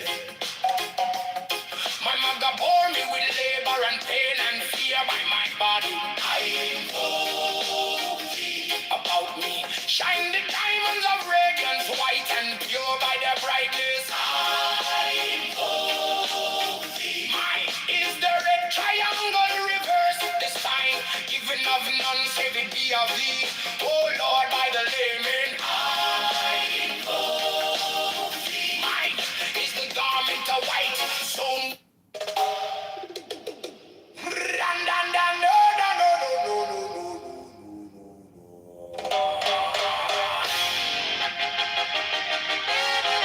mine is the head of the man, and my insight is keen as the ox. By my head I invoke thee.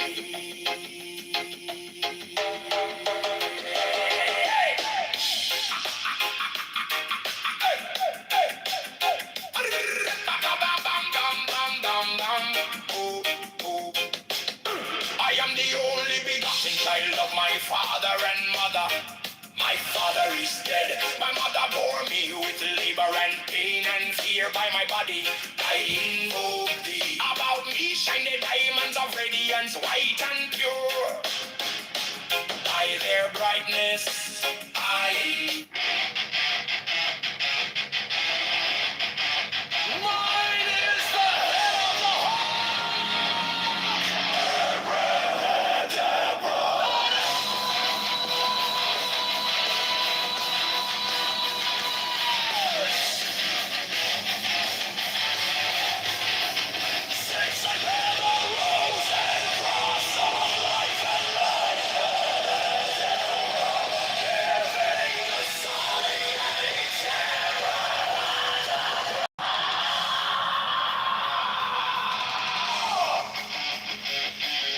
remaining in the sign. The invocation concludes. Therefore I say unto thee, come thou forth and dwell in me, so that every spirit, whether of the firmament, or of the ether, or of the earth, or under the earth, or dry land, or in the air, or flowing air, or of rushing fire,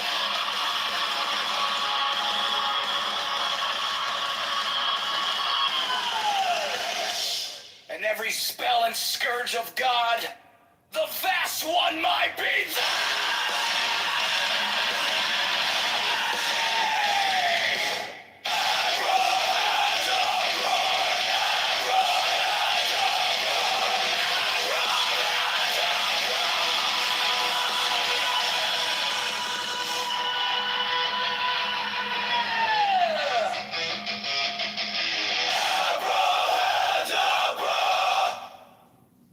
Mine is the head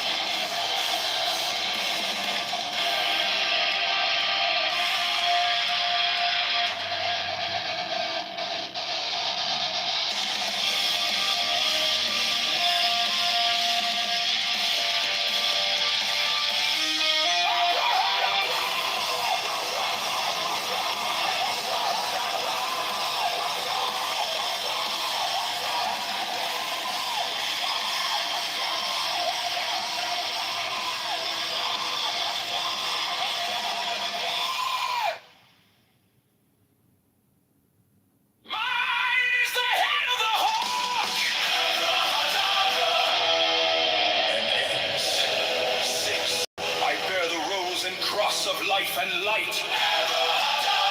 Giving the sign at each abracadabra. Remaining in the sign, the invocation concludes. Therefore I say unto thee, come thou forth and dwell in me, so that every spirit, whether of the firmament, or of the ether, or of the earth, or under the earth, on dry land, or in the water, of whirling air, or of rushing fire, and every spell and scourge of God, the vast one, might be thee.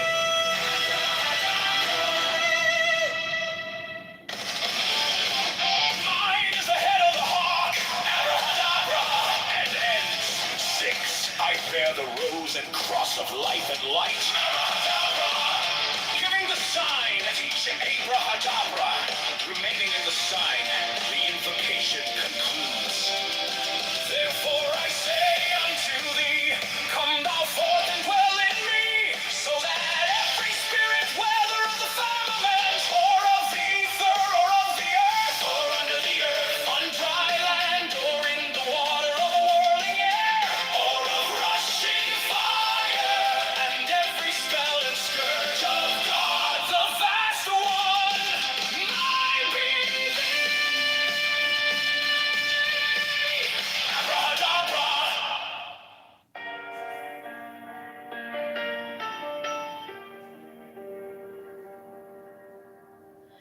You came like dawn in my hands, soft but stronger than I knew.